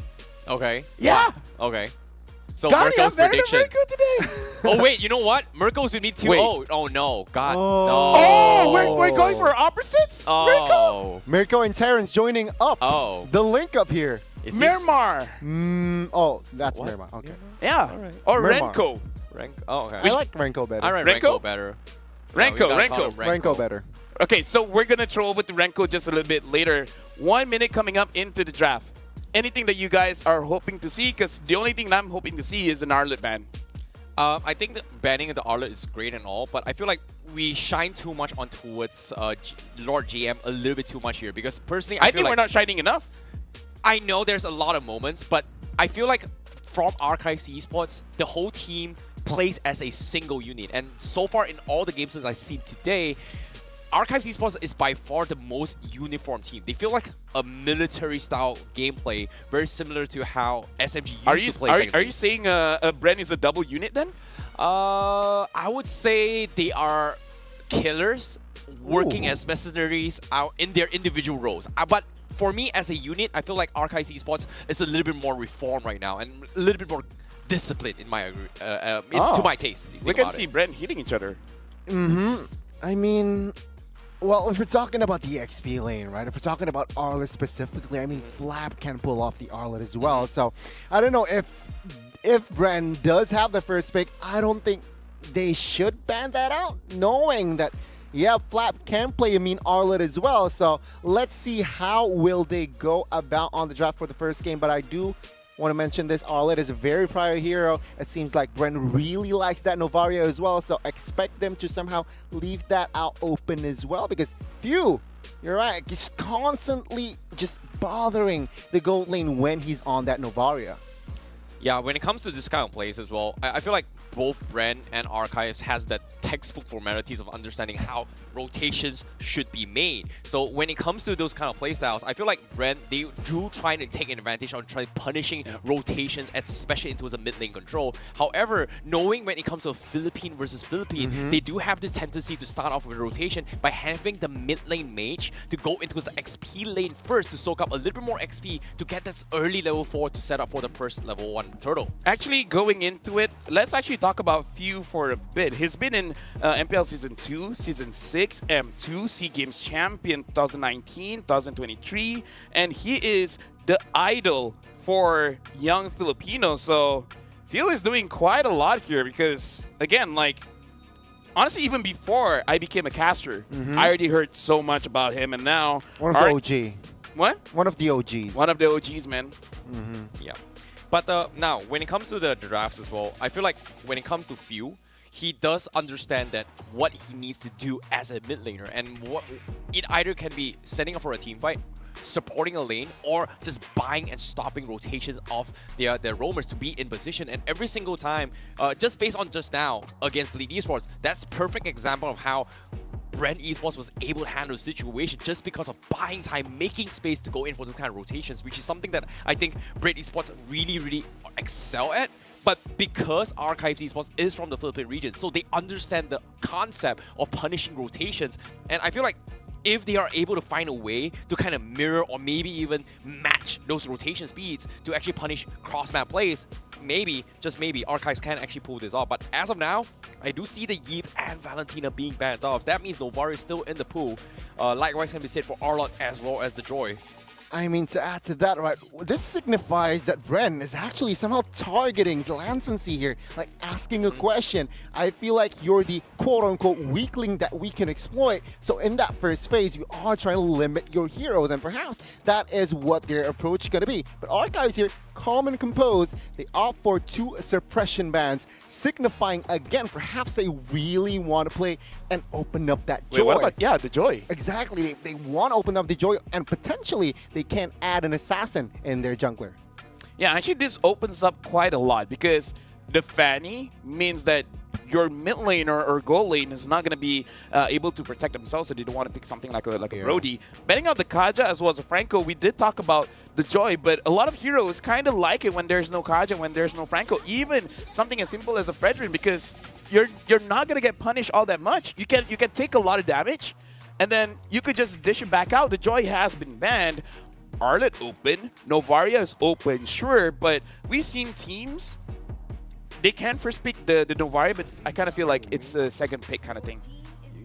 Okay, now seeing the Fredrin being a priority here, maybe Archives Esports wants to kind of flex it out as well, which is something that it can be a possibility as well. You can put in XP, you can play it in jungle. So in this case, they are still keeping those options open, but I feel like Brand Esports is pretty much a no-brainer here. Just take the Arlott and deny the Nova altogether, just to kind of see how Archives Esports is going to be reacting to this. But that's the thing. If you do that, means you are playing to the draft that Archives Esports is trying to set up to do.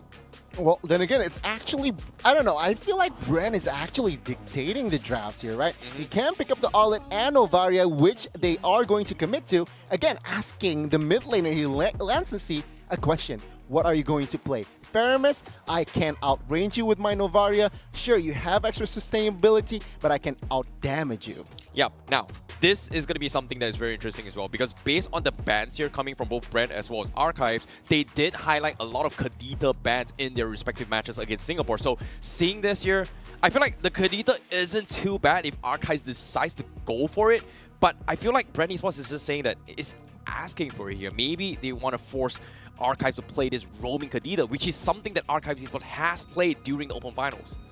Sorry, the Open Qualifiers, yeah.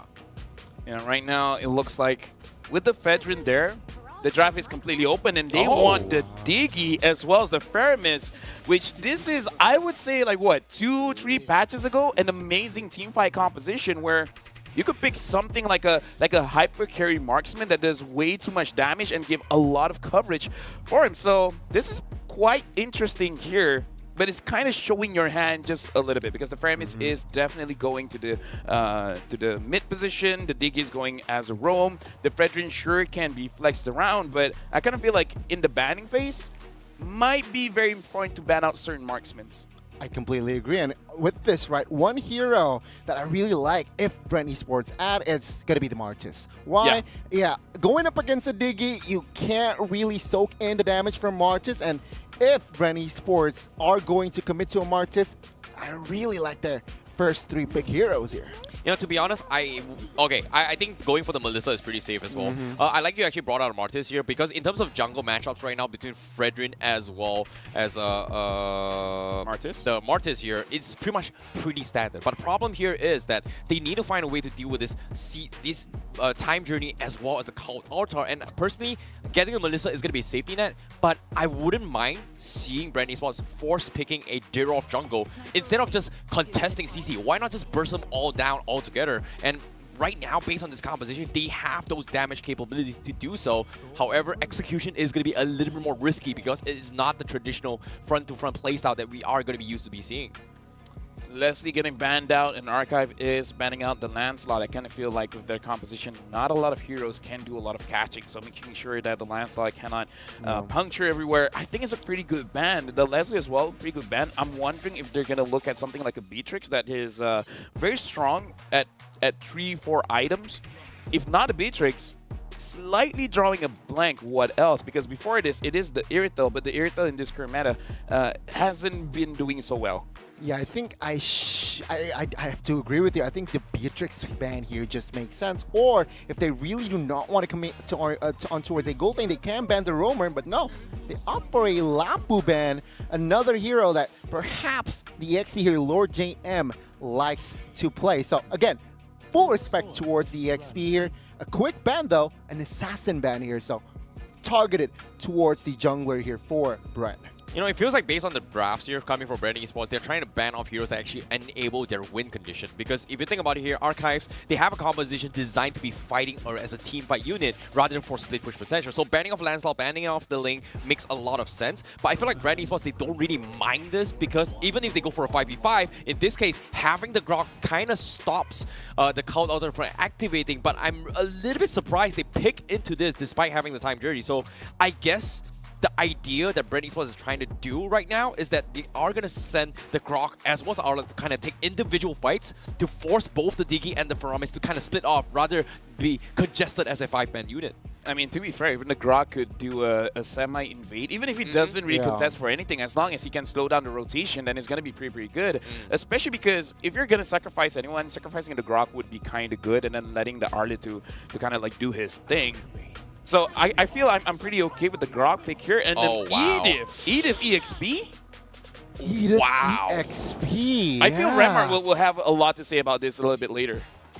I actually like this because of the fact that they don't really have a lot of magical damage.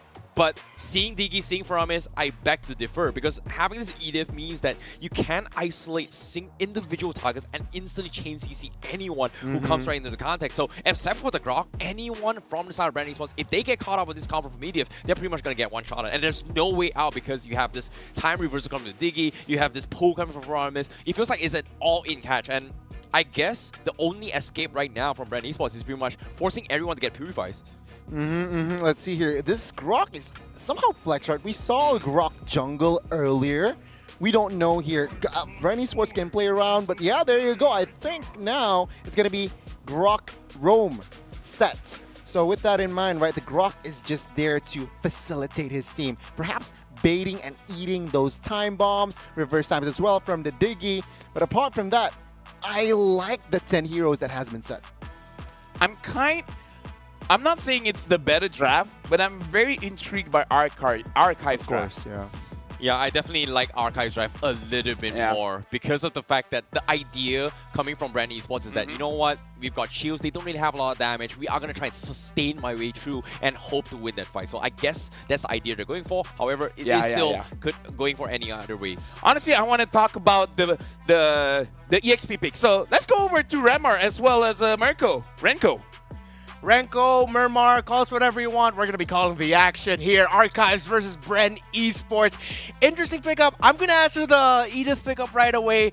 It's a Lord JM comfort pick from the MDL. Ooh, all right. So we're really going to see some comfort picks come out. Maybe this time they do not want to hold anything back. They just want to go guns blazing from the start of this best of 3 series. Welcome to the Land of Dawn, ladies and gentlemen, for game 1 in this best of 3. Oh, we were talking about this behind the scenes, Miracle. When the Diggy was picked up by Archives, the body language of even Super Marco was like, oh, not again.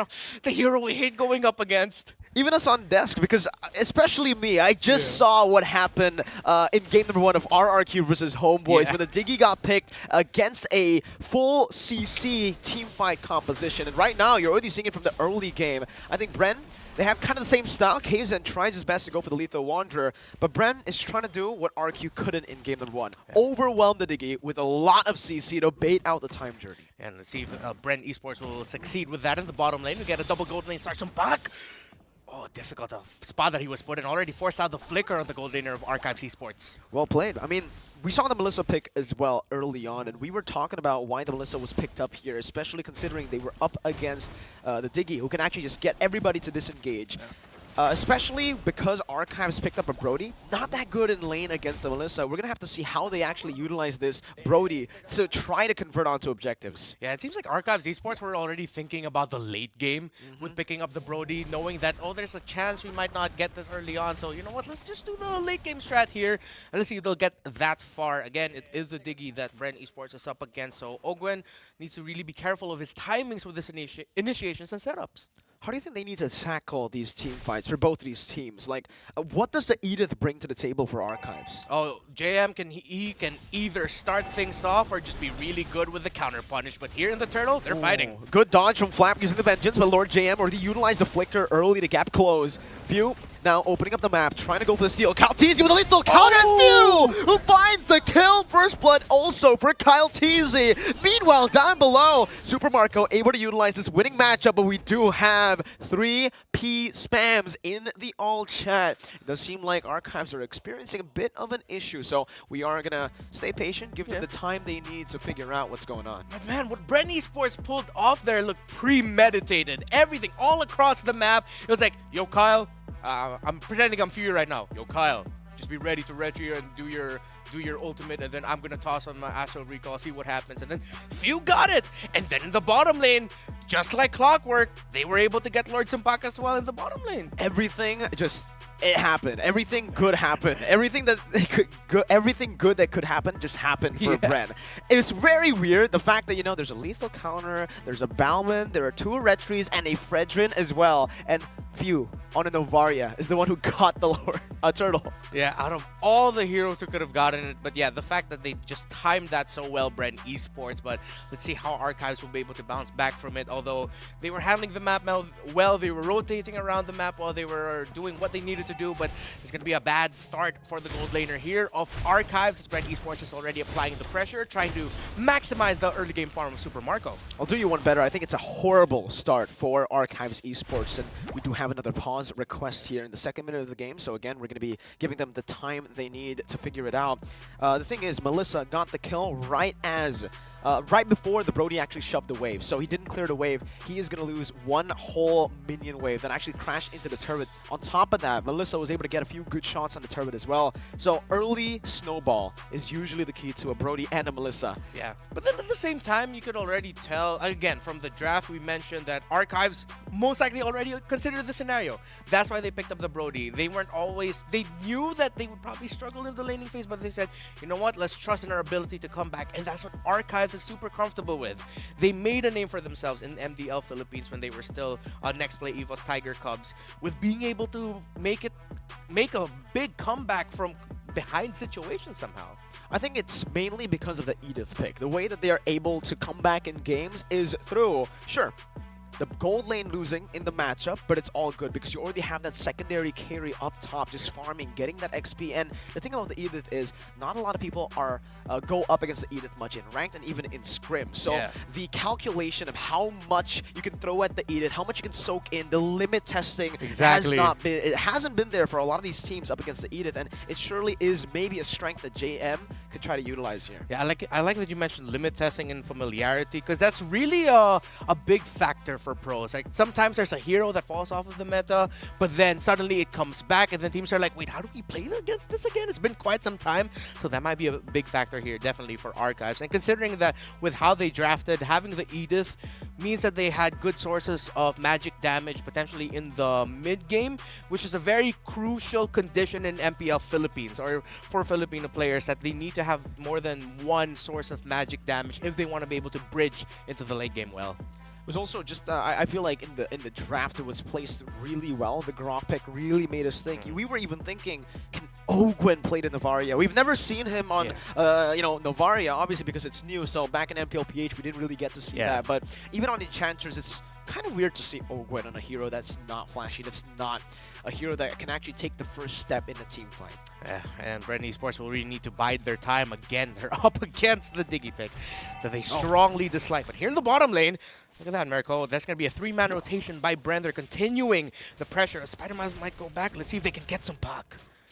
Unable to cancel the recall, but this is already going to be good again. What Ogwen's doing is just pressuring Sompak, just trying to force him to move away, giving Super Marco so much space. And hey, Kaizen finds the orange buff, instantly just goes down below. He needs to help Sompak. If the Brody does not get an early snowball or a good lane, it's going to be really tough, especially considering he got the killing spree. Oh, the vision provided by Few, but here comes Bren fighting. Oh, look at the wall, pinning him down, forcing a flicker.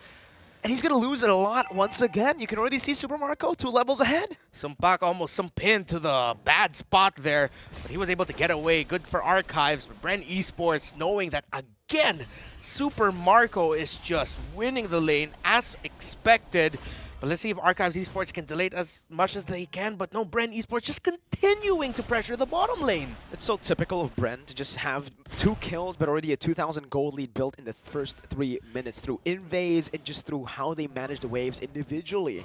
Yeah, at the same time, you can just really tell the difference in rotational speed between the Bauman, between the Fredrin, and Caltesi just moving around the map a little bit more comfortably in Bren Esports as well as a team, knowing that Caltesi is just comfortable while going around the map. Lancy spotted out. Let's see what happens. He's going to be careful. Whoa! Instant dive! Lancy didn't even get to use the co-alter. That was a surprise. Archives didn't expect it. Purple buff, though, K's unable to get it. They even baited out the Retribution. Meanwhile, down below, Super Marco jumps in. It's a wild charge that takes Sompak down. Still 2 levels below. Caltesi now with a lethal counter and that Retribution advantage will be able to secure the second turtle of the game pretty comfortably. Waiting for the dash. Lord JM not able to use the onward. Oh, Caltesi with a great sidestep back and forth. Happy feet. That was a Kyle Teasy crip walk right on the face of Lord JM, being able to dodge that Edith. And again, all across the map, the XP has turned into a dead lane. The turtles are for Bren and Kyle, and the gold lane is just totally Super Marcos right now, Mirko. Another wave. Sompak has lost another wave. And on top of that, every single lane is losing because of this Bauman pick. This mid lane shouldn't be going the way it's going right now. It shouldn't be this smooth. Meanwhile, though, a lot of mismechanical moments happening from Lord JM that is really uncharacteristic, especially on his signature pick. Yeah, I think he's looking at the Arlot right now and saying, I wish I could have gotten my hands on that, but he didn't. He did get his signature Edith, though, but right now, FlapTG just looks comfortable dashing all around the Edith. Just pushing the pace again. He already has a 2-level lead, so he can honestly just freeze the wave, just kind of force the Brody even further behind. And Bren, that's what they want to do. Bren. Astral Recall already connecting onto Sompak, but the Astral Meteor will not be able to connect. Bren are looking to siege this down. Just completely zoned out right now. Archives Esports, Lancy forced to go back, and as expected, the Melissa will be able to get out of lane first. Few just as a warning shot onto Spider-Man, said, I'm going to hit you with my Astral Recall, and it is getting close to a 5,000 gold lead, almost 6 minutes in. Archives, what else can they do at this point? They just somehow need to get resources somewhere. How even the jungle right now is getting invaded already by Bren Esports. They really understand how to push the pace, and even in the XP lane, Lord JM on a signature Edith getting out-traded by FlapTZ, one of the veterans as well. Considering he's still very young, it's very strange to call him a veteran. A young veteran. That's a common thing in the MLBB Pro scene. A lot of young veterans. Sometimes we call Few uncle, but then we realize, wait, he's 24. So he's not that old. Not old at all. Not old at all. But Bren Esports right now still just has an insane hold on the map. Archives cannot find anything.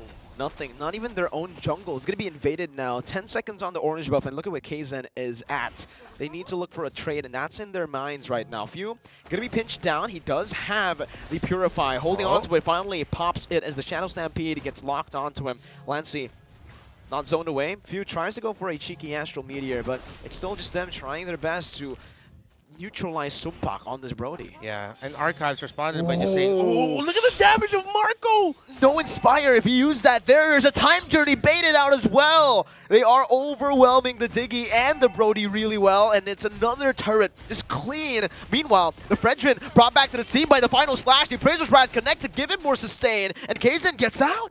Kaizen surviving a scrap against 2 Bren Esports members. Lancy and Lord Jamin mid. They're not going to commit into anything. They know it's so risky. No way. 7th minute, final slash on the 3! Oh my goodness, and the Ogwen with the wombo as well. Lord JM using the primal round to get that shielding. Beautifully done as Calties isn't able to finish him off, but that's another astral recall, and you can see it, you can sense it. Few is hungry for blood. Super Marco though jumps in with the bottles, one more hit. Lord JM always just defying odds and surviving. Oh, I saw your reaction earlier, Marco. 7 minutes, a golden staff already for Super Marco. Archives, can they get out of this, or will Brent Esports find another win? Did you even see the Cult Altar? It came out instantly, disappeared as Few almost just threaded the needle to find Spider Miles. Another free turret goes to Brent Esports, 6K gold lead in the 8th minute. But honestly, Renmar, can we talk about how crazy it is to get Golden Staff, 3rd item, Power Spike item for Melissa in the 7th minute? Yeah, and being 3 levels ahead up against, well now 2, but it's getting close to 3 as well, up against your lane opponent. Brent Esports, if you're just watching this series right now, Archives versus Brent Esports, 2 Filipino teams. Brent Esports take their condition of the early game perfectly. Set Super Marco up for success, win the objectives if you can, and they did. And now Archives, with a lot of grit and heart, will try to find a way to make a comeback against a Brent Esports that snowballed really quickly. I don't even think they can do anything about it, right? I mean, that was a free Lord this time around. A final slash brings Lancy back.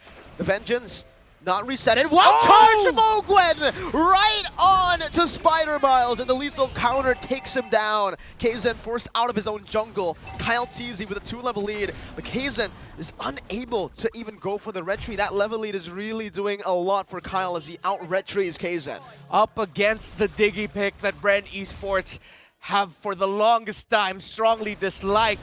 Ogwen has just cracked the egg of Super Miles, and Archives Esports are just trying to hold on for dear life. Kaizen with taunts. Bren are just continuing this demolish job of Archives. They're on a different level, and it's another snipe down with the Astral Meteor. Brenner looking to siege the base turrets down with the first Lord. Even with the Lord passive left, Easy finds the final slash, baiting out the time journey and a flicker from Sumpak. This is massive. Renmar, they still have waves to play with, and Archives do not have a time journey. A nightmare for Archives. One definitely not for the history books, as Brent Esports are just continuing this onslaught. Full info gathered, and the damage coming from Super Marco. It's melting them down. Melting them down. Brent Esports now with a 9K gold lead and a few snipes downtown. They can just take it slow. They can freeze the waves and absolutely suffocate Archives Esports. As we look at the items, just everything that they have gathered. A Malefic Roar already for this Melissa. 4 core items and only a Blade of Despair for Sumpak's Brody. If that doesn't tell the story, I don't know what does. Just Brent Esports in total control, and Archives, I feel like in this scenario, Mirko, they'll just have to somehow punish a Brent Esports being too eager to end the game. 3.6K gold lead just between the gold laners here. And even the alarm bombs aren't really doing much to Ogwen. Yeah. With, again, Spider Miles going for magic, you usually expect just much more damage to come through. Yeah. And that's why Archives drafted like this. But then, again, with the draft that they have, it is susceptible, or Brent are susceptible to getting punished if they're not careful. But Brent just looked sharp.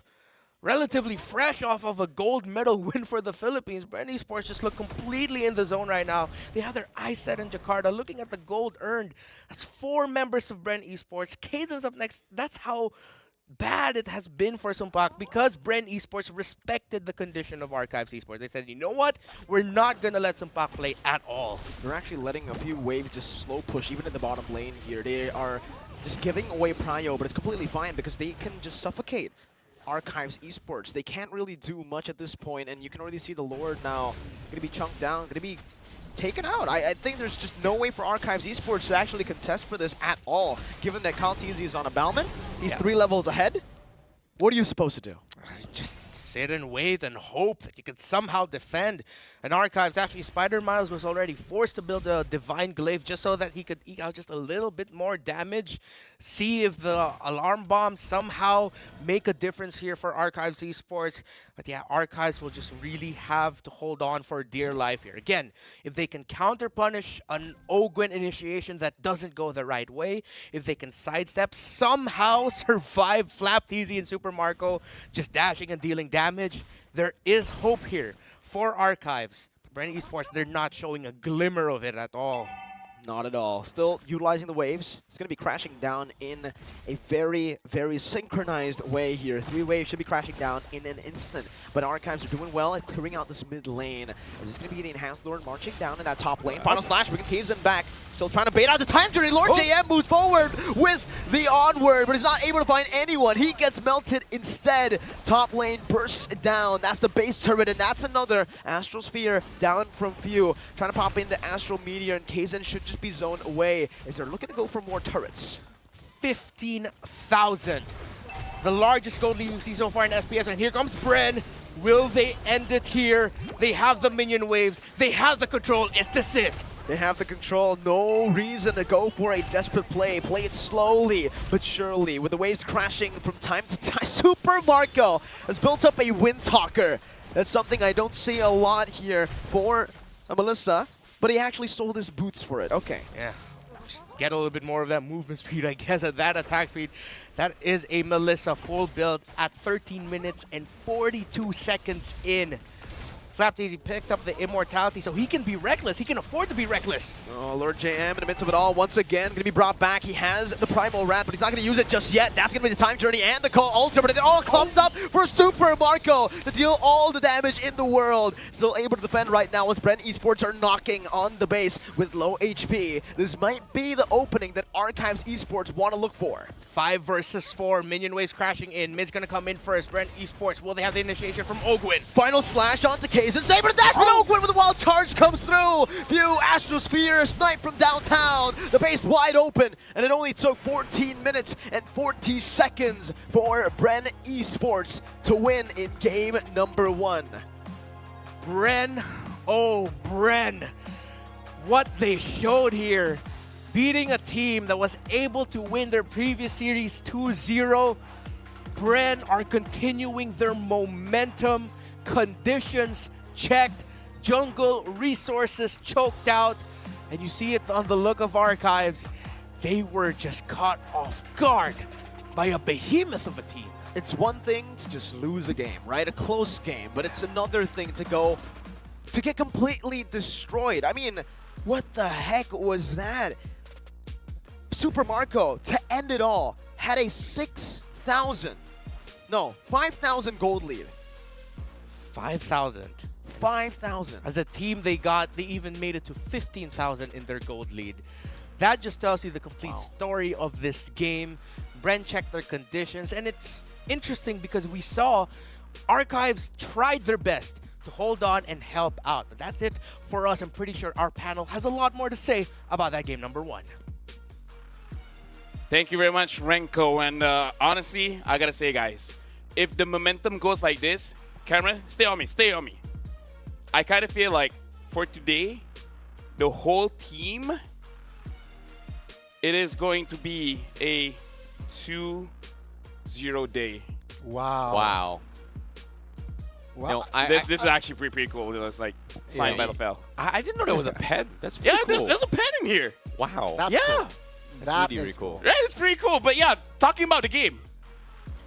No, seriously, just go back into the game. Okay, back into the game here. I'm just, to be honest, I'm extremely sad to see that Archives Esports took a 0 kill deficit in all these fights here, because the drafts coming in from Archives Esports was designed in the composition where they want to force a 5v5 fight. But Brand Esports took this initiative where instead of forcing a 5v5 fight, throughout the entirety of the game, ever since the first turtle engagement, they were able to snipe it off with few, and then with that additional lead, they were just playing a lot of cross-map plays across the map to actually just force Archives to kind of split off. And this is the thing about having this Foramis and Diggy composition. If one of them splits off, the combo gets completely disrupted, and the poking potential of what Few is doing at the table is just extremely annoying if you think about it.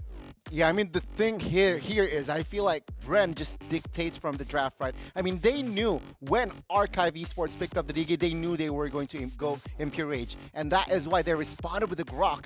Grok, once he got Radiant Armor, he can eat a lot of time bombs. And that is also displayed in that game. Once he got the Radiant Armor, he just invade, doesn't care. Even though the Digi built damage, no, I can soak in that damage. And thus, it just opens a lot of space for Bren to just play around the map, control the map. And again, it's just a clean execution from the side of Bren Esports. You know, I'm a little surprised as well because when it comes to damage output, Lord JM was doing only 14k, considering that Edith, when he pops his auto form, he does a lot of magical damage. So I guess when KaoTZ got his early Dreadnought armor as well as Radiant armor, that is where things that it was very, very difficult for Archives Esports to kind of capitalize on this situation, because it's not just the Edith that is going to be countered with this Radiant armor. Lenscy is also getting countered as well. Spider-Mouse also being countered as well, which is a big problem in the entire synergy coming from Archives. So I feel like itemization-wise, checked from Brand Esports. Rotation-wise, checked as well. And every single time they see that Archives Esports is split off, they always force a fight, which is crazy because Brand Esports is just so aware of what they need to do in all these times.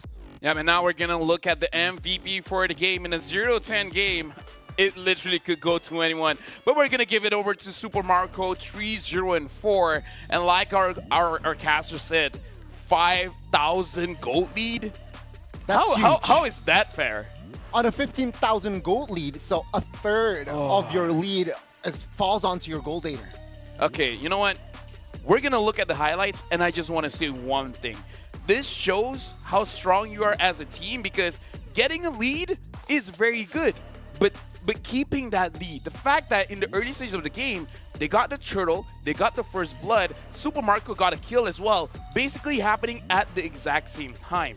After that, it's game over. This is how a very good team operates, that once you get that lead, you don't let it go. You just keep building up on it. Yeah. I completely agree with you. Yeah, I agree, and this is something that Brand Esports is just so smart, you know. When it comes to Super Marco, they kind of enabled him to get a free farm here by having Gwen kind of rotate down bottom to kind of set it up, because of the fact that... He could be OGN. Yeah, but at the same time, FlapTZ was also trying to set up a place on a cross map, which kind of forced Archives Esports to split their forces time and time again. And it feels like from the get-go, Brand Esports, since the first turtle, was just completely dominating all the lanes in general. Yeah, congratulations to Brand winning the first game in this best of 3 and winning in that kind of fashion. I gotta say, Brand so far, I was talking about it. You don't just have to win. You gotta win with style.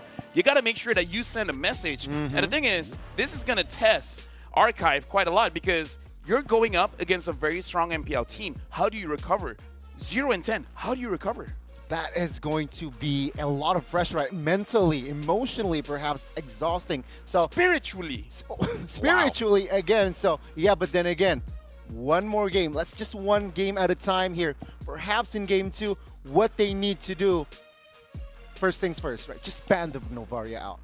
It's just too much here. Novaria in the hands of you just enables a lot in that team, rotation-wise and as well as damage-wise. Novaria in that game, from that game, was untouchable. He only misses a few shots. Exactly. I agree, and it's so smart because he's always chipping away at the HPs of their roamers, which is crazy if you think about it. And poke. With all this poking strategy, it feels like Archives Esports is in a situation where they need to figure out what they need to do, because I feel like based on this draft, forcing the D-Gate for Armis, which is kind of off meta, it's more like a pocket strategy. You know, it kind of won them off. Now all they gotta do is just rub it off. Hey, the podcast strategy, we wanted to surprise Brand Esports, didn't work out. Let's play something more comfortable. I guess that's the way they kind of bounce back for Archives Esports. Honestly, I just want to see them winning the lane, because so far we've seen Brand in every single matchup that they've been playing.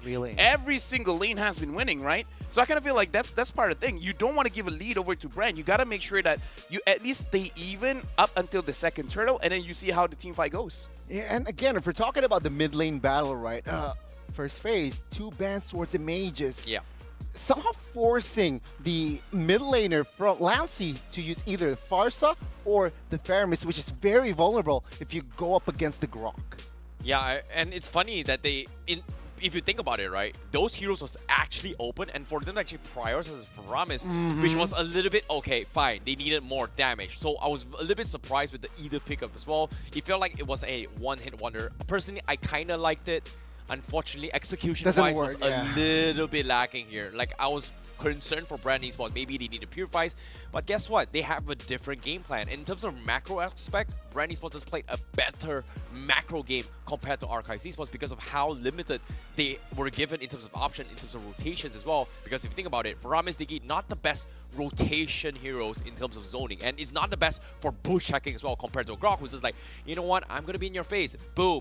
I drop a barrier, I can kind of zone people out already. Yep, and now we're jumping straight into the second pick and bans. Brand Sport will be first pick, Archive will be on the second pick. So far, throughout the day, we've been seeing a lot of priorities on the Fredrin as well. Brand bending out the Fanny. Gonna be an interesting start, and by him just pushed, what you call it, like flipping the phone up and down. Flap is showing that we're gonna have a bit of a redo, so we have a little bit more time to talk about it. I feel like this is good. We got to give them appropriate time because unfortunately in the first game just now, we did see Archive asking for a pause. And I'm not talking about the mental strength, right? It could be a small issue. It could literally just be a cat walking over the charger and then you just dropping your phone. But that could cause domino effect. Domino effect. Which perhaps, disrupts them mentally, disrupts them emotionally, and that is perhaps the sole reason why they lost that first game. You know, the cat. It's the cat, huh? Do you have cats? Nope. Do you have cats? Don't ask him about cats and dogs. Why? Just don't. You know, we talk about it after the cast. Okay. We have pets. We have pets. Yes. Okay. Something is going on here because apparently, I feel like anything happens, blame the cat. Because if you think about it, in the previous, don't blame the cat. We gotta, dude. No. Dude, we gotta blame the cat. Dude, trust me. Drop the conversation. You don't want to push this any further. It's an inside joke kind of thing, but trust me, you guys don't want to know. I wish I didn't know. Okay. I don't know. Now I want to know. I want to know too. What's going on? The less I know, the better? Question mark? Mirko, you know? Yeah, he knows. Why does he know? What's going on? What's with the cat? It's your cat. Oh, I'm sorry. Okay, wait. Talk about the game. Okay, fine. Talk about I'm sorry. Okay, let's talk about the game here. Archives, they're in the hot seat, right? They're down 1-0. Again, mentally, spiritually, going up against a better team on paper. They really need to somehow. What do they need to do, Terrence? Here, I can't even think what they need to repair going into game 2, perhaps from the draft. Win lane. I'm saying it straight up. Win lane. Win lane. Win lane. Win game. Destroy the. That's what my dad says. My dad says, son, if you're losing the game, at least win the lane. Even if you lose eventually. At least you won your lane, and then you could just hype all chat. Guys, what are you doing? I did my job. I'm like 4-0-12. What are you guys doing? Plebs? I don't know. What do kids say these days? A little tip from LaFell. A little bit of taste on what it's gonna be like to play ranked games with LaFell. From my dad. You know, even if you lose the game, my dad is an EXP laner, if you guys can't tell. You know, it's like, he has this mentality that is like, okay, LaFell. That's why he calls me, by the way. It's like, yo, LaFell. Not Fell, huh? Yeah, you can lose the game, you know? Okay. But if you're using a Yuzong, okay, and you're like, let's say 7-2-14. Okay. Right? Losing feels less painful when you're the MVP, and when you make your opposing EXP laner feels like he wants to quit the game. Okay. That's what you should achieve for. Sometimes winning is not enough. You want to make sure the other person feels like they lost. Even though, at the end of the day, they won. But yes. Okay. Yes. You know, it's all about getting their hits, right? You gotta play the mental game, huh? Okay. Kasi I like it. mental job. Well, would you say that Brand Esports is doing this in particular to Archives right now? Yeah, I mean, like, look at Zarn. Zarn canceled his TP a lot of times. You know, he's spamming his way, he's taunting them, and he's all about psyching them out, huh? You know, it's all about the mind games. I like that. It is all about the main games. You know, Esports is the mind games, man. Yeah, it's all about chess as well. You gotta outplay your opponent. It's a spiritual game as well. Okay. Whoa. Oh, whoa, spiritual whoa. game. You went deep real quick, huh? What's going on? You're all right? Astral Echo, Astral Meteor, Astral Recall, Real World Manipulation. Isn't that spiritual? Wait, no, that's astronomical. Yeah, it is astronomical. You're close. You still got the troll there. You're pretty rhyming as well. He's he's done. He's done. He's gone. He's out of here. Get out of here, Lafel. Get out of here. But yeah, coming to the games here, I feel like, Brand Esports definitely has a little bit more opportunities to actually capitalize on this kind of situation, right? So when it comes to Archives Esports, they have been riding on this morale of being undefeated from a challenge final. So this is officially their first defeat since Season 1. So I would say Season 1, yeah, they didn't actually do too well. They were kind of in top place, but they have been improving. So right now, momentum and morale is a very, very important factor. So when it comes to what LaFell was trying to bring up as well, is that when it comes to the mindsets, the morale factor, it is very, very important. So oftentimes, teams lose in playoffs or LAN games is because of the fact that they're feeling a little bit down. So getting themselves hyped up and psyched is going to be the key competing factor. So now with this a little bit of a delay here, where we're trying to reset the game for game number 2, hopefully it is going to be enough time for the coaches to kind of drill in their mind, hey, Archives Esports, we made a mistake. Don't worry. It's not over yet. It's not over yet. That's going to be the important factor. You know what will get me hyped? What? Tell me. If I get a phone. Okay. Okay. I mean, like, if someone is sad and you give them a phone and it's like, that's yours. Insta happy. No one will be sad anymore. I agree. I couldn't agree with you more. LaFell, so let's just jump into the drafts here, no? Bren will have the blue side, so they will switch side here. Huh. Once Same again, bands. they are still banning off the majors, and I agree. The Novara is something they have to take out as well, because this extensive range coming from Novara is kind of disgusting. I think back in the days we see a lot of Yves. We saw like Yves when Yves had a bigger box in a revolutionization, as well as the feathered airstrike. It was extremely annoying because you can poke people from afar and kind of chip away at the defenses, and that is something that Brand is just so smart when they play with this Novaria. However, when it comes to Archives Esports, they play the Novaria a little bit different. They don't really play it in terms of Are you saying they're not smart? I would say they have a different approach of the game. I wouldn't say they're not smart. I'd say they have different people have different kind of IQs, I guess. Just like different IQs? I would say not everybody's got the same IQ, all right? Let's take a step back. Let's take a step back here, folks, all right? Let's focus on the drafts again. First game, 2 mages banned from side. I will give you another opportunity to explain yourself, but yeah, you know what? Never mind, Gotti. You have a better voice. Okay, first game, 2 mages from side of Bren. Second game, 3 mages. So it's clear target ban towards Lancy. Meanwhile, Archive Esports somehow forced to ban the Joy out because they banned the Kaja already. Now, Bren, already with the control and dictation of the drafts, let's see what will they prio here. Oh, well, Arlot is going to be in up for grabs as well. I feel like just denying it away from Lord Jane is going to be the way to go.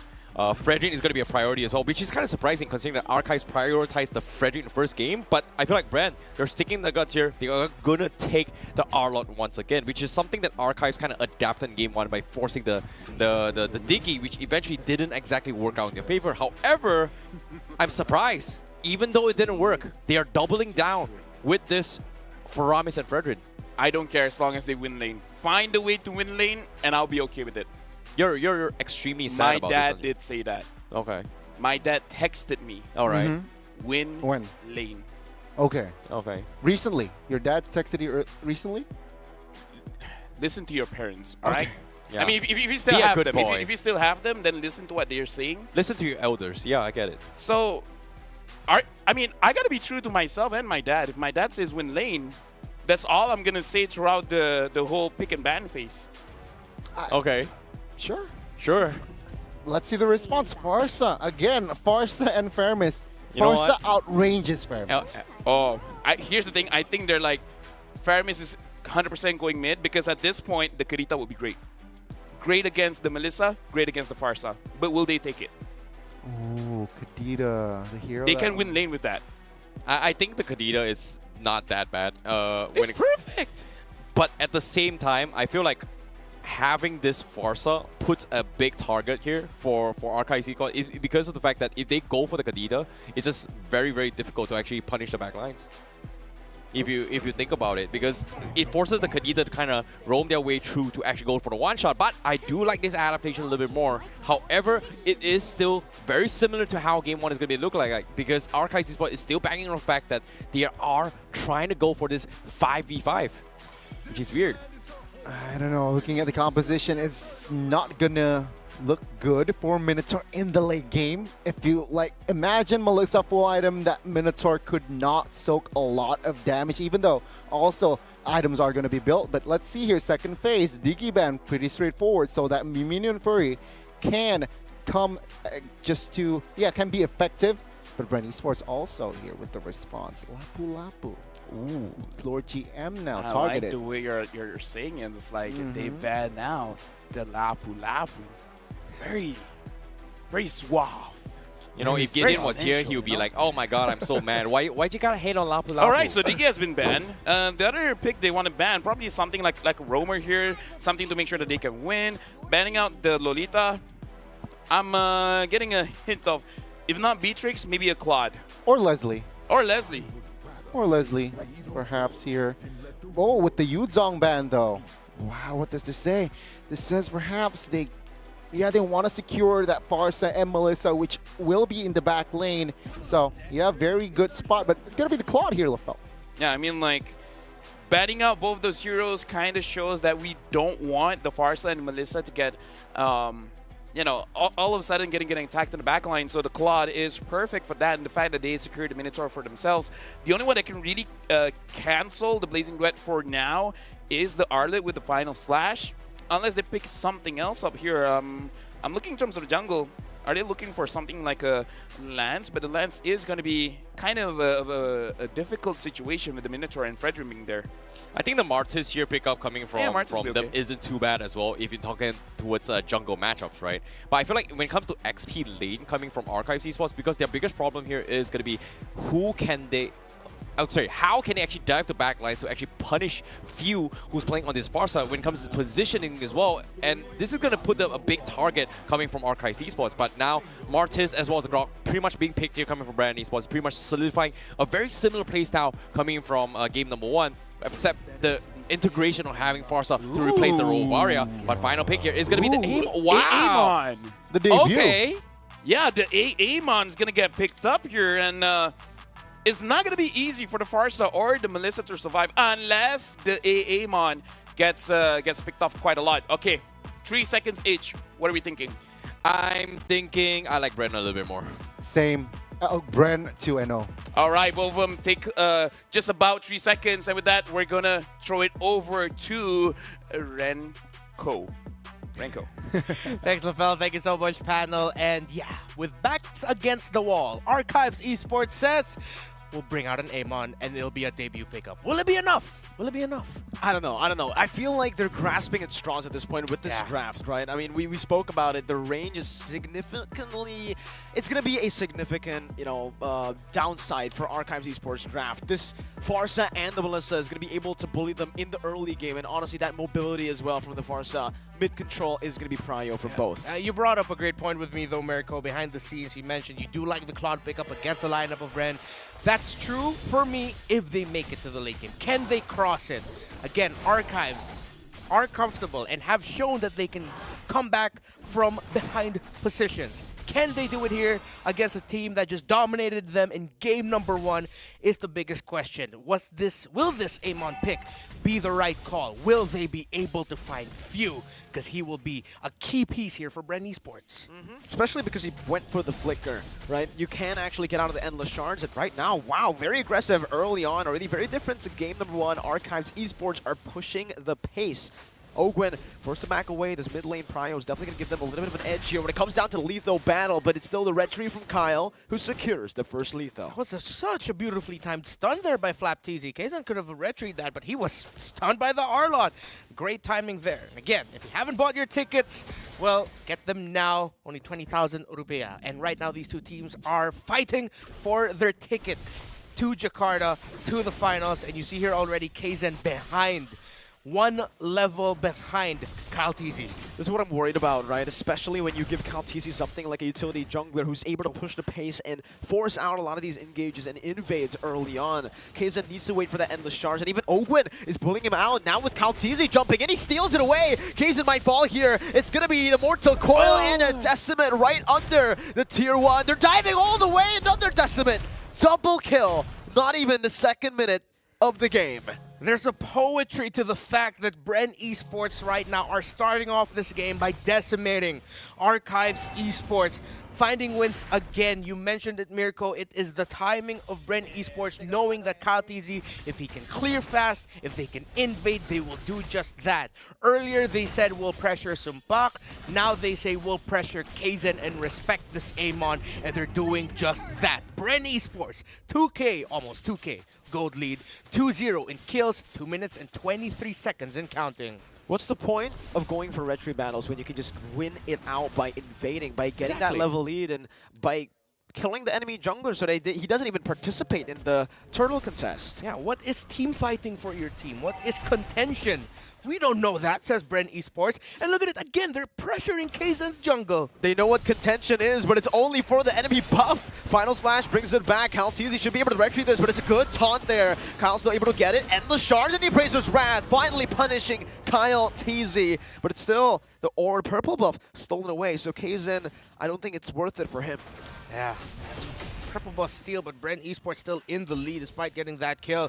But we saw a glimpse there of the hope for Archives is that, well, they can counter punish. But right now, Archives needs to find a way to help Sumpak out a little bit more as Ogun is applying the pressure. Oh, they're going in. Wild charge as well. That's going to be the go away as well to displace Spider Miles as he gets brought back, but he's still able to escape right now with the go away. That's going to be the flicker and the blazing duet dealing enough damage. But it's Lancey who gets the kill, not Sumpak. Sumpak getting his revenge after that game number 1, saying, you know what, I'm going to have a better start here, and he is.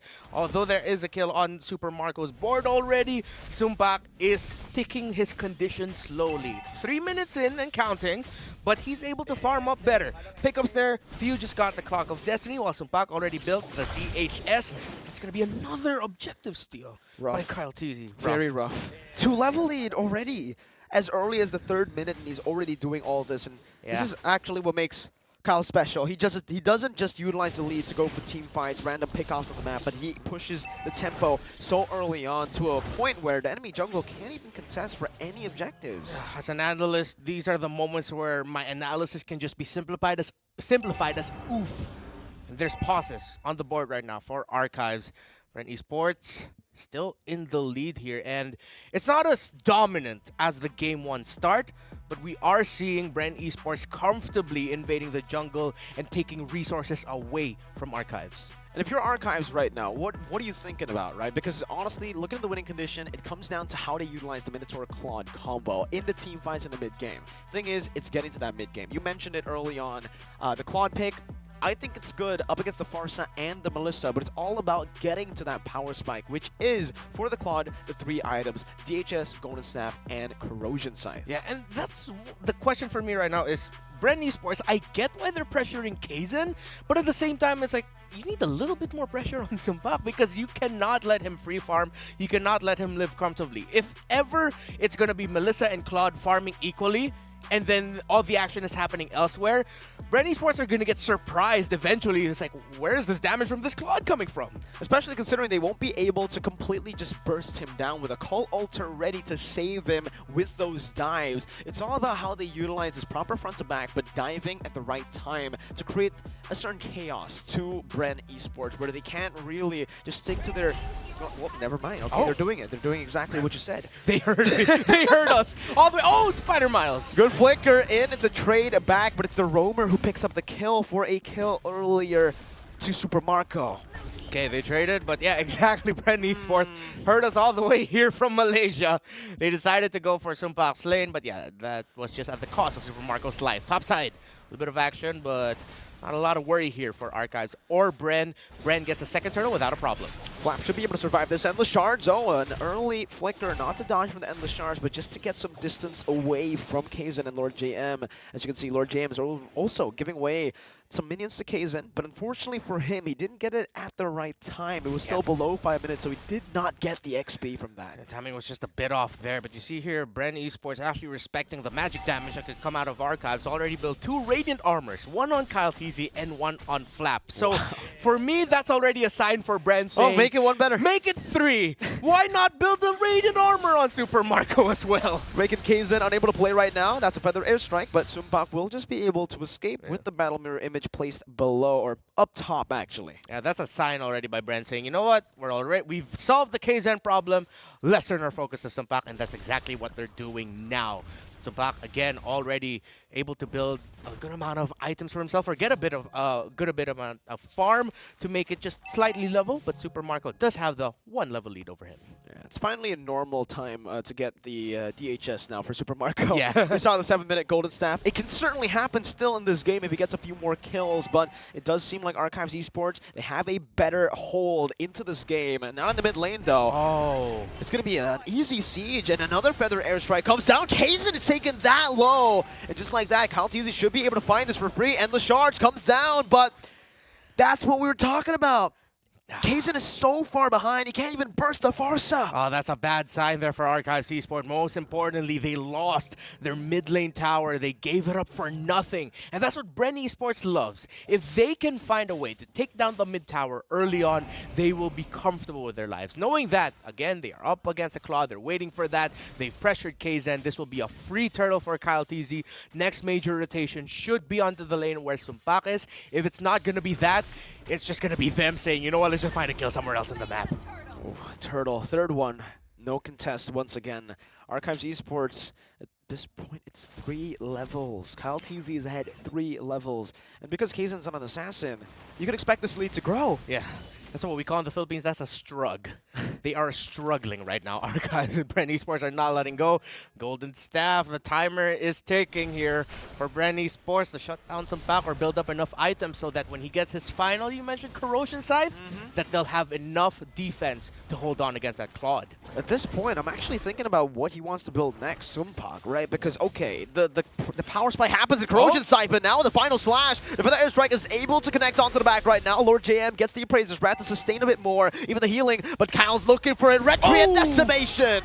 Now with the Mortal Coil escaping from the minions, Fury just walking out. Yeah, it's just a slow walk out there for Bren Esports. Just relax. A nice walk in the park, which is the mid lane of Archives right now, and that is the continued invasion. Can they steal it? Oh no, no way! Kyle didn't have the retry and he still lost it! Now Spider Mouse running away, Sumbak with Blazing Duet to the back line. Fuse still able to sustain, flickers out. Battle Mirror image from Sumbak with the final slash flicker combo. Sumbak should fall here, and it is a recall and a wall from Ogwen. He got slammed to the wall by the rock. Oh, that just reminded me of a song from way back when. Chris Brown wall to wall and his boss to the wall for Bren. Another kill for them and it's Sumbak. Oh man, really walking Archives down with another final slash. Lord JM is displaced. I don't think there's going to be a kill threat here, but it's all about the mental game. Just like LaFell mentioned, it's not about winning the game. It's about winning the lane.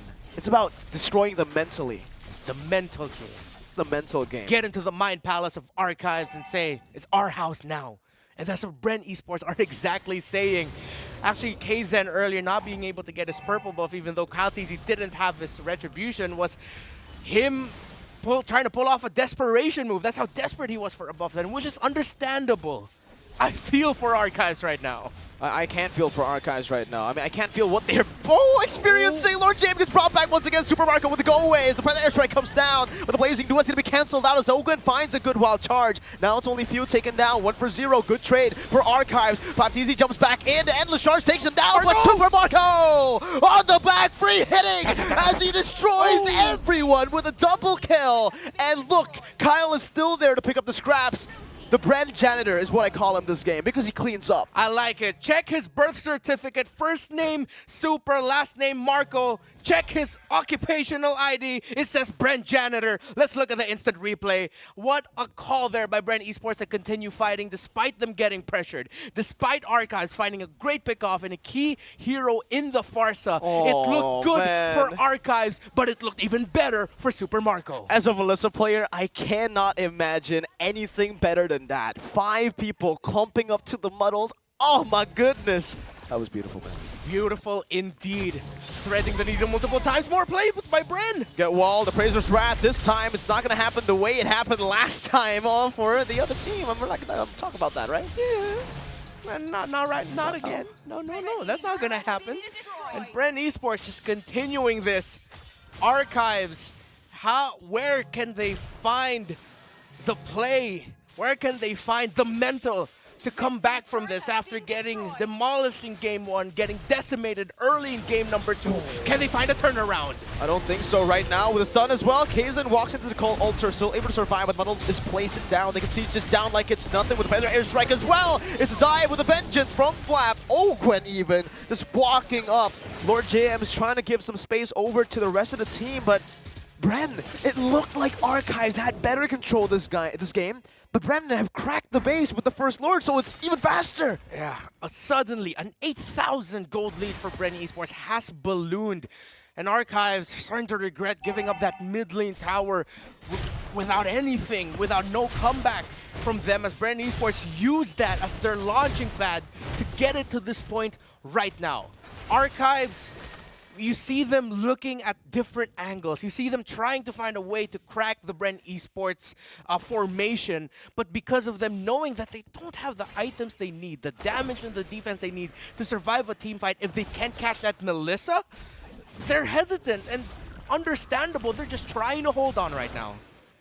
2.93k ahead on the Melissa against the Claude. This is a matchup that Claude actually does well in. The fact that the Melissa, last game, it's fine. It's against a Brody. Brody doesn't do well against a Melissa, but the fact that now he's on a Claude and, well, something has changed. It's not 3.5k, it's 2.8k. Yeah, it's a little bit closer now for some Bach and Archives here, but yeah, the lead is ballooning. Bren Esports just continuing this onslaught.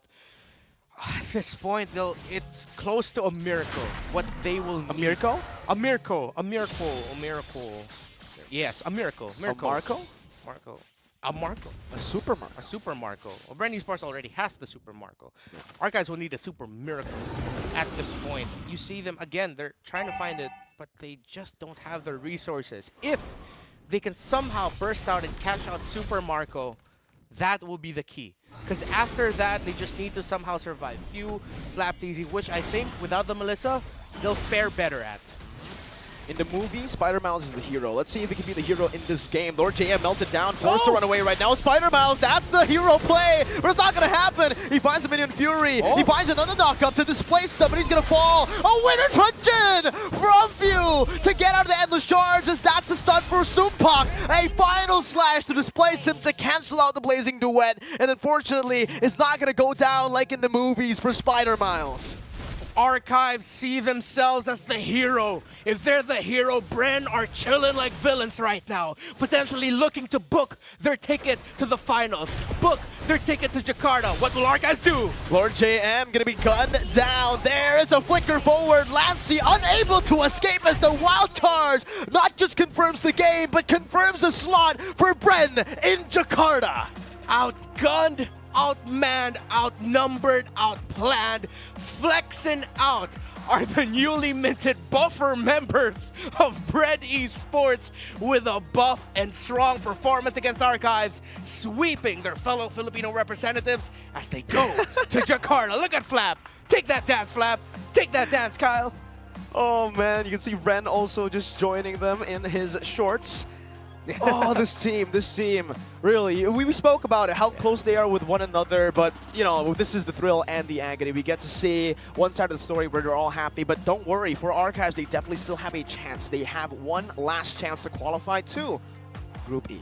Comeback and second chances are in the blood and in the history of Archives. We wish them all the best in their next matches, but right now, it is Bren Esports' moment. They just absolutely shined in this entire series. Flap TZ. Flap TZ, just like that. And I think the dance Kyle was doing was like, he was just doing like this.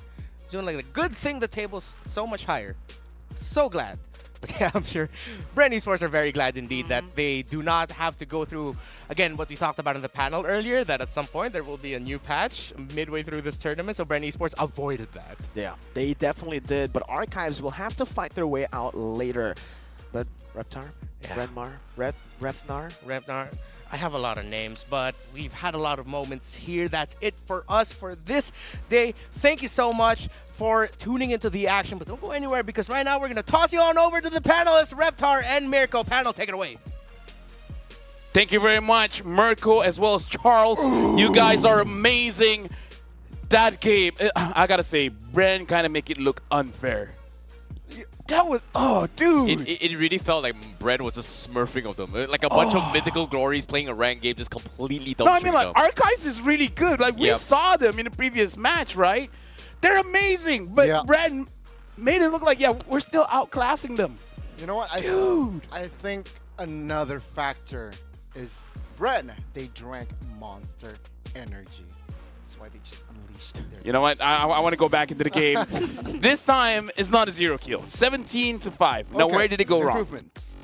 You know, when it comes to the drafts as well, I feel like Bren, you know, they definitely played something that is towards their comforts here, which is kind of zoning the lanes as well, winning the lanes, and just completely out-rotating Archives Esports. Whereas Archives Esports, once again, I would say, you know, sticking with Faramis was okay and all, but for them to actually pull in Kaizen with this Amon was kind of ridiculous because of the fact that Brent, they're always having this Grok with Ogwin constantly just pressuring and just stopping him from farming his lanes, and stopping him from getting his economy means that he is going to be losing out economy to compete in crucial kills. In this case, Amon needed very, very big items, at least 2 major power spikes before we can kind of snowball as Amon, which unfortunately, time and time again, Kaizen was trying to snipe off few, not once, but at least 3 times now, but just doesn't have the damage to actually burst him down. True.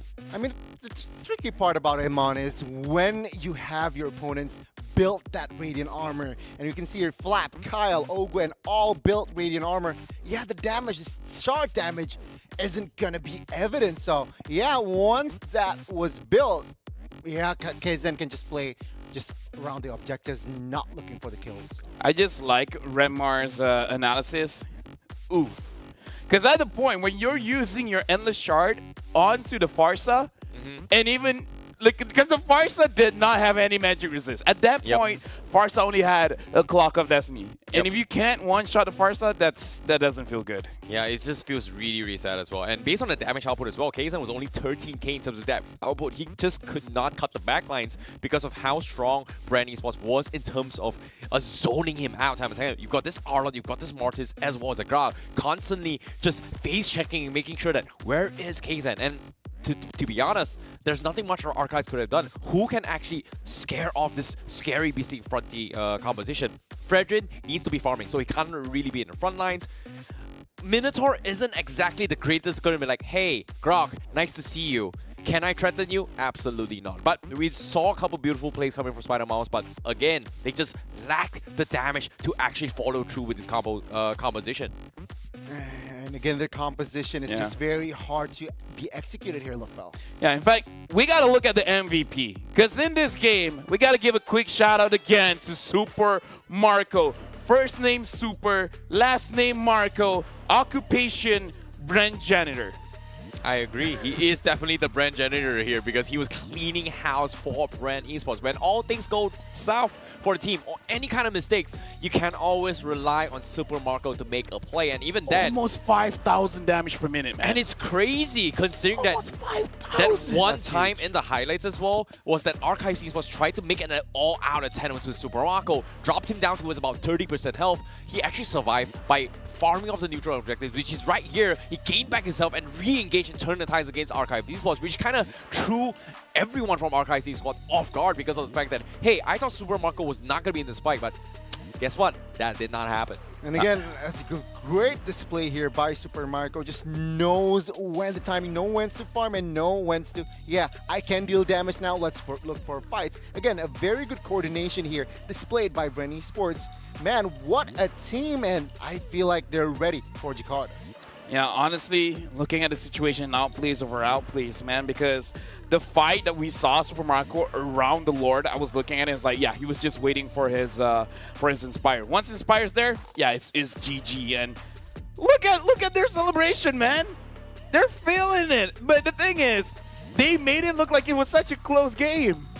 It wasn't. You know, it wasn't at all. It was pretty much a I mean, like, one-sided execution if you think about it. Respect to Archives, but yeah, that game 2-0. Congratulations to Brand getting their ticket to Jakarta with style. You know, that just means they are the first team from the challenge season to actually make it to Jakarta. So congratulations to them. And again, 2 games, Super Marco got the MVP. So this guy has depth. This guy has consistency indeed. I mean, if I'm a team in the challenge finals, I'd be sweating. You know, honestly, looking at that, I'm like, okay, guys, I'm not feeling that great right now. I'm not feeling that confident. Yeah. Yeah, I agree. You know, when it comes to Brand Esports here, they look like they're very, very prepared as well to actually compete with one of the best. And that's the reason why they are in the MPL for a reason. So I know I'm giving a little bit of highlights here for Archives a little bit too much here. Hey, they need some limelight. They are hungry to prove themselves. Unfortunately, Brand Esports say, nope, you gotta work even harder. In this case, officially here for the challenge finals here, the first team from the season here, the first team for today is gonna be Brand Esports. I kind of feel like now all eyes are on them. That was... I don't know. Tomorrow we'll be having more games.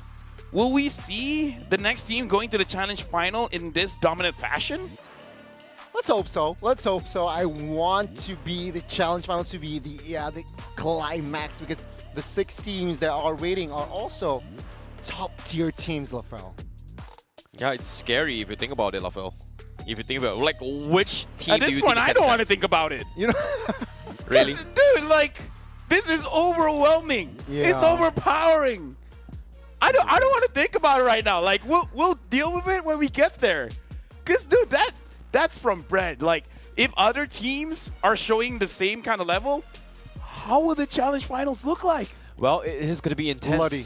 It is going to be bloody. Oh. The prize pool is pretty big as well, so I feel like everyone is eyeing for that pride.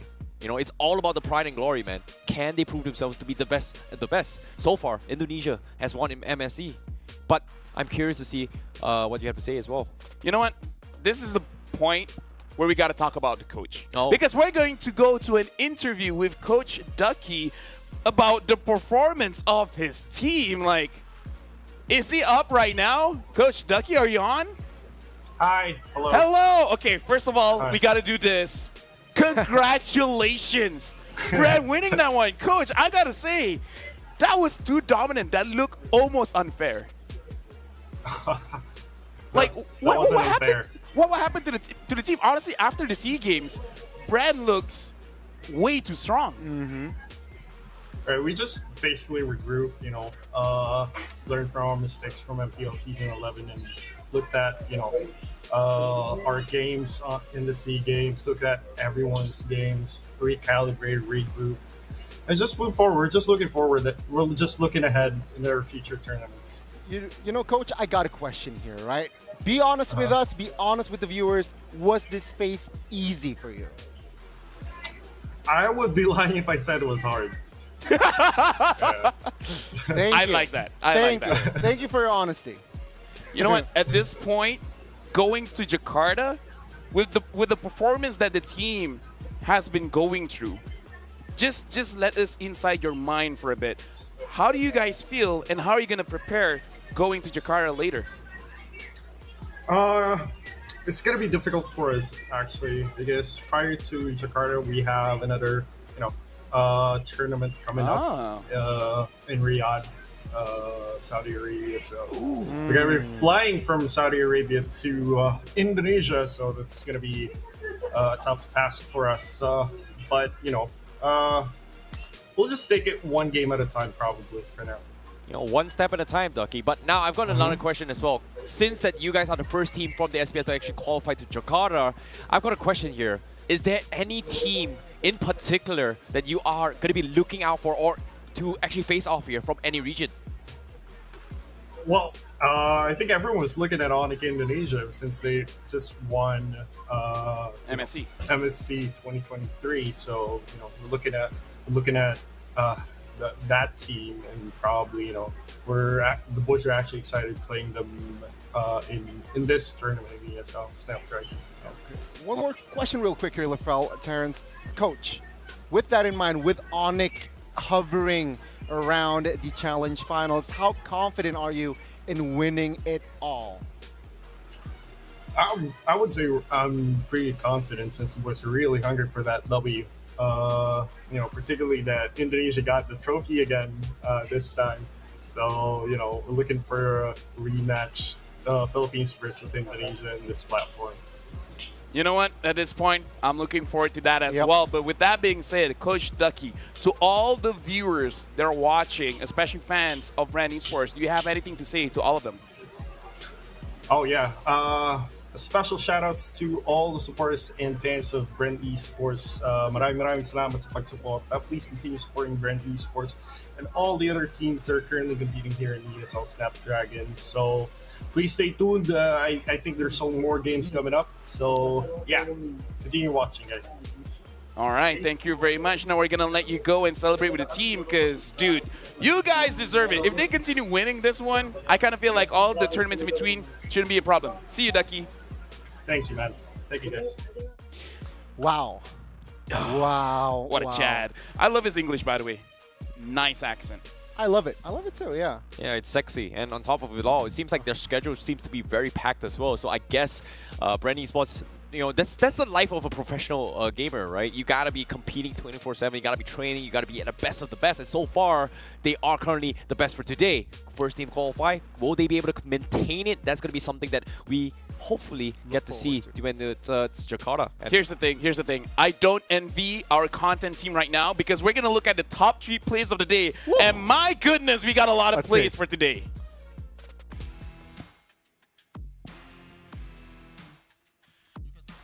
Dude, I mean, like, I'm sorry, looking at this again, I'm speechless because I personally have one play that I'm really looking for, and we got to see whether it's on here or not. But Lord GM on the Arlet, amazing, man.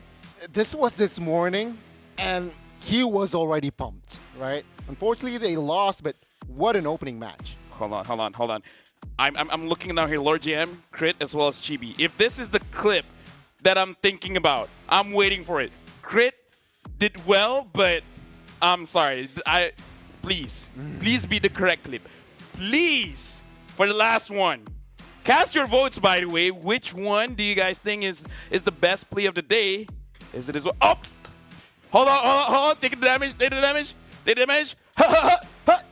Mr. Bombastic, fantastic. Love fell. Shout outs. I like how we're supposed to be a little bit biased. I would say a little bit neutral between Lord GM, Crit, as well as Chibi. Okay. But now, dude, since you put it this way, I think I would go with Chibi as well because that was the coolest clip of today, if you think about it.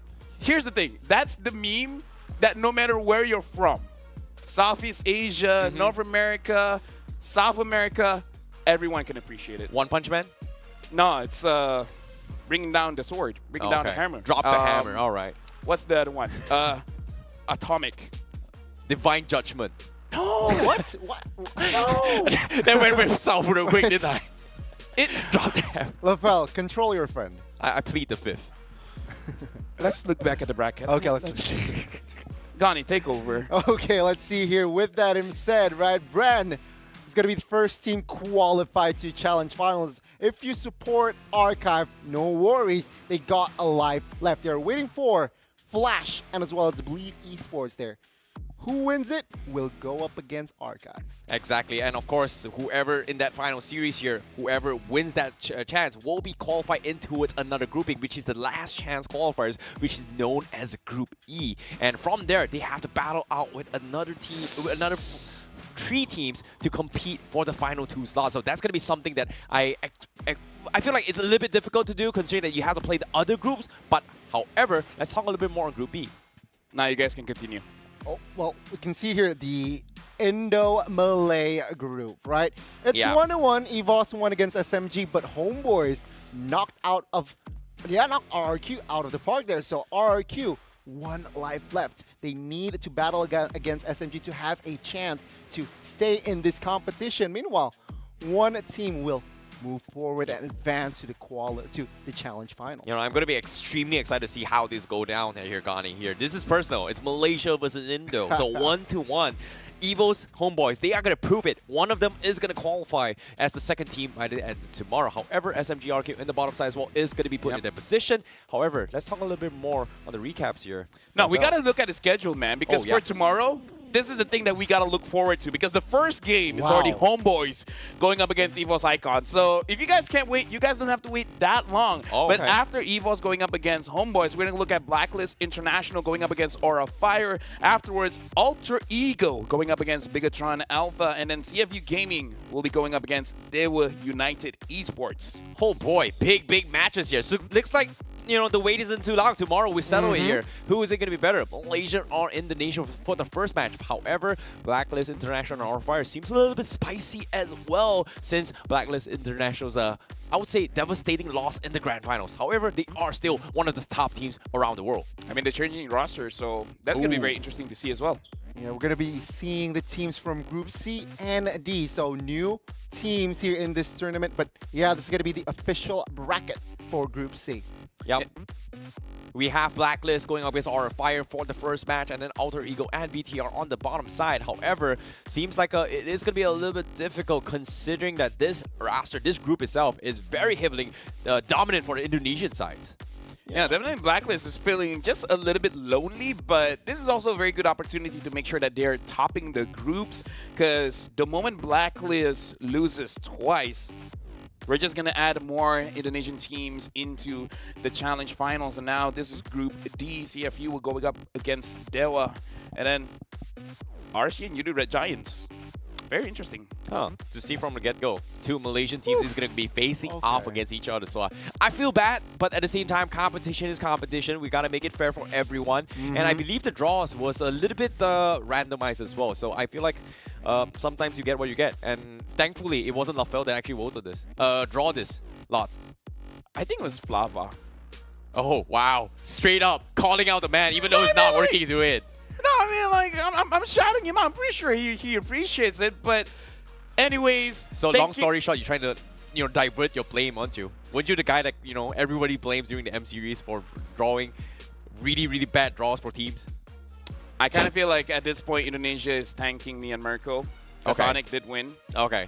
Either ways, we got to say thank you, everyone, for actually catching Snapdragon Pro Series powered by Samsung Galaxy. And again, we got to say thank you to Snapdragon Elite Gaming. If you guys want to make sure you guys have the best gaming experience, make sure you guys have the Snapdragon chip in your phone. And if you guys want to be sure, just grab a Samsung S23 Ultra. Like, it's in the phone. It's in the phone. Honestly, that's the only reason why. Like, this is probably the main reason why I would get this phone. But either than that, the energy. You've seen the energy that we all have, and I kind of feel like we've shown it multiple times. It's Monster Energy, baby. Unleash the beast with Monster Energy. This is what keeps you hyped through 5 best of 3s. It's all 2-0, so that kind of helps as well. But we also got to say, speaking of 5, how does 5,000 euros sound like? Well, if you like it, join the FABot Dash Cup. Win 5,000 euros. Just go to esl.gg/FABot. With that, you guys have any final words for the fans before I sell the tickets? You know, to be honest, I want to get myself a ticket. Where can I get a ticket? Honestly, you guys can get it now. But again, only the Legend tickets are available. The Mythic ones are completely sold out. So if you snooze, you lose. And if you guys want an extra chance, make sure you catch the raffle as well, because you could get the ticket and you will also be able to have a chance to win the t-shirts. That's a pretty cool design, I gotta tell you. So again, you're a cool design. Well, thank you so much. God took your time with you. God took his time with you, yeah. That's a praise. God's blessing. He's got the God's blessing, and so are you. You're amazing as well. Thank you very much. We're all amazing. That is it from us. My name is Afel, ICB12, as well as Gani. We will see you guys for more amazing matches tomorrow.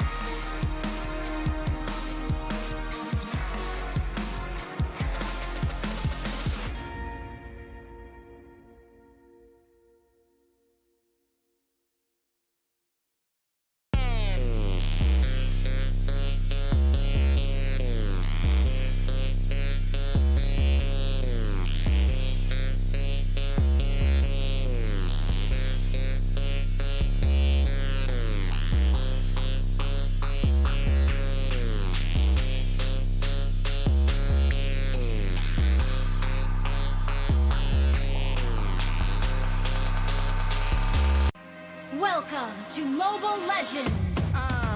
What is a winner? Make a promise, then I go and deliver. What is a great? He the favorite, any race that he enters. Look at their face, they all amazed. This ain't for beginners. Back in the days, we used to dream, but now we can get it. Work, work, work. We gotta push to the limit, then work till we finish, then push to the limit, then work, work, work, work.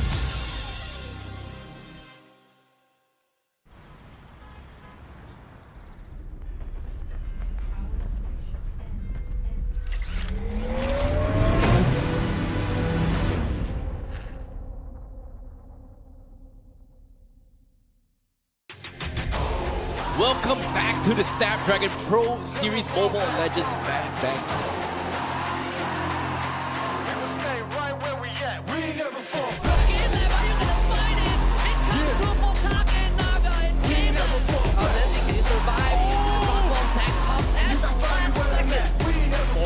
This might be it. Here comes the Tyrant's Rage. Gang the backside. Shizo is...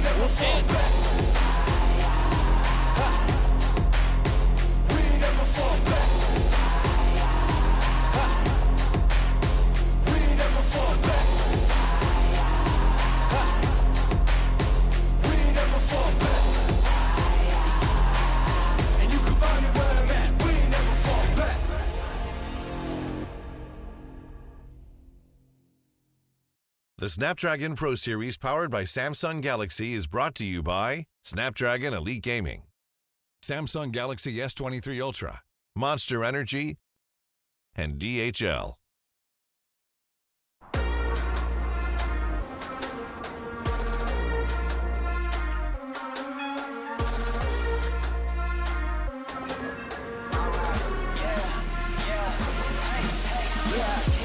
Stop going till a player on top know it. Rooftop penthouse suite. If you really want it, gotta own it. Fight through it, we was at the lowest. Blood, sweat, tears, the components. Riding all year, now's the moment. We are not friends, we are opponents. Yeah, I'm coming for mine. Yeah, I'm making a play, the game on the line. Yeah, I've been on the grind. Yeah, I jump in the spot, I made it my time. Yeah, look in the sky. Yeah, the stars align, no shade to shine. Can't stop it already. Emotional work and devotion. We put in this time. Look,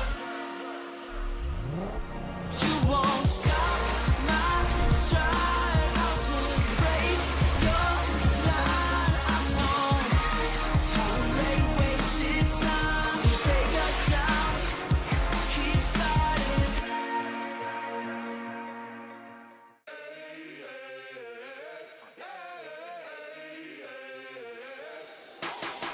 Babylon, call the priest. Back to life, I'm under siege. Breaking the chain, unleashed. My true power released. Reached my hand into the sky and made the stars align. Cause when I left it down to fate, it was taking up too much time. It's a miracle, it's a curse. I will not be deterred. If you predicted the worst, bon appetit, eat your words. Keep my score, fire the gun. Watch me how I overcome what they said could not be done. I did it, now sing it.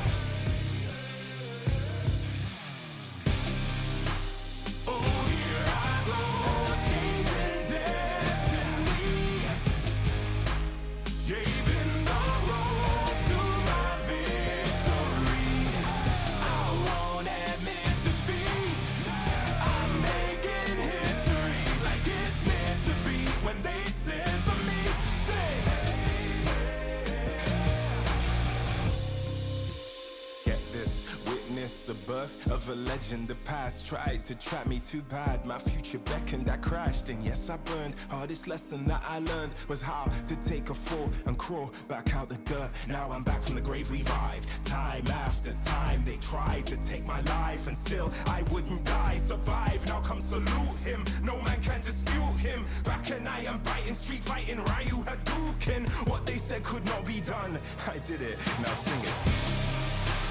Oh, here I go, changing destiny,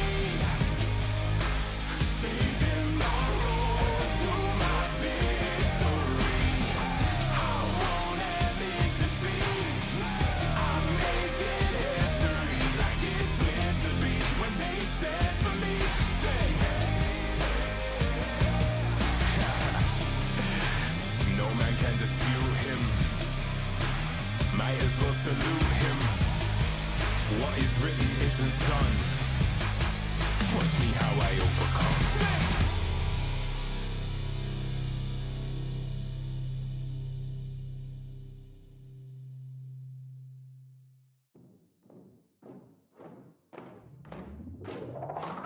Lace up my shoes, time to get it. Put in the work, I'm with it. Paying my dues with sweat and tears. There is no weakness here. I ain't new to this, I'm a veteran. Wear my battle scars like a letterman's. I done crawled through the mud full speed, so I wouldn't underestimate me. That's a rookie move. Homeboy, I got nothing to prove. Team player, but I'm still self-made. I'm in it for the passion, not the parade. I don't need the lights or the cameras, just me and my opponent. All the work that I put in has led up to this moment. Let's go. You go hard, I go harder. You beat, I beat farther. You cannot match my speed, 'cause I'm out of your league. I'm out of your league. I'm out of your league. Everybody wanna get like me, better reach for the stars, 'cause I'm out of your league. Game time, let's go. I hit that mark weeks ago. I'm about to laugh you up. Tell me, have you had enough? You would think I had a PhD in psychology. The way I get in your head, there is no escape. Like I said, I'm out of your league. I play fair, but show no mercy. Only give my time if it's worthy, 'cause I keep my mind on a mission. And you don't fit the vision. I ain't cocky, okay, a little bit. I call it confident, but they can handle it. Don't blame me, it's just my time. So move, 'cause you're blocking my shine. I'm out of your league. You better go with plan B. You taking the crown? That's a fantasy. You can't step to me. I'm out of your league. Better be from that defense. I give you an A for effort. Now hit the bench. You go hard, I go harder. You beat, I beat farther. You cannot match my speed, 'cause I'm out of your league. I'm out of your league. I'm out of your league. Everybody wanna get like me, better reach for the stars, 'cause I'm out of your league. You go hard, I go harder. You beat, I beat farther. You cannot match my speed, 'cause I'm out of your league. I'm out of your league. I'm out of your league. Everybody wanna get like me, better reach for the stars, 'cause I'm out of your league.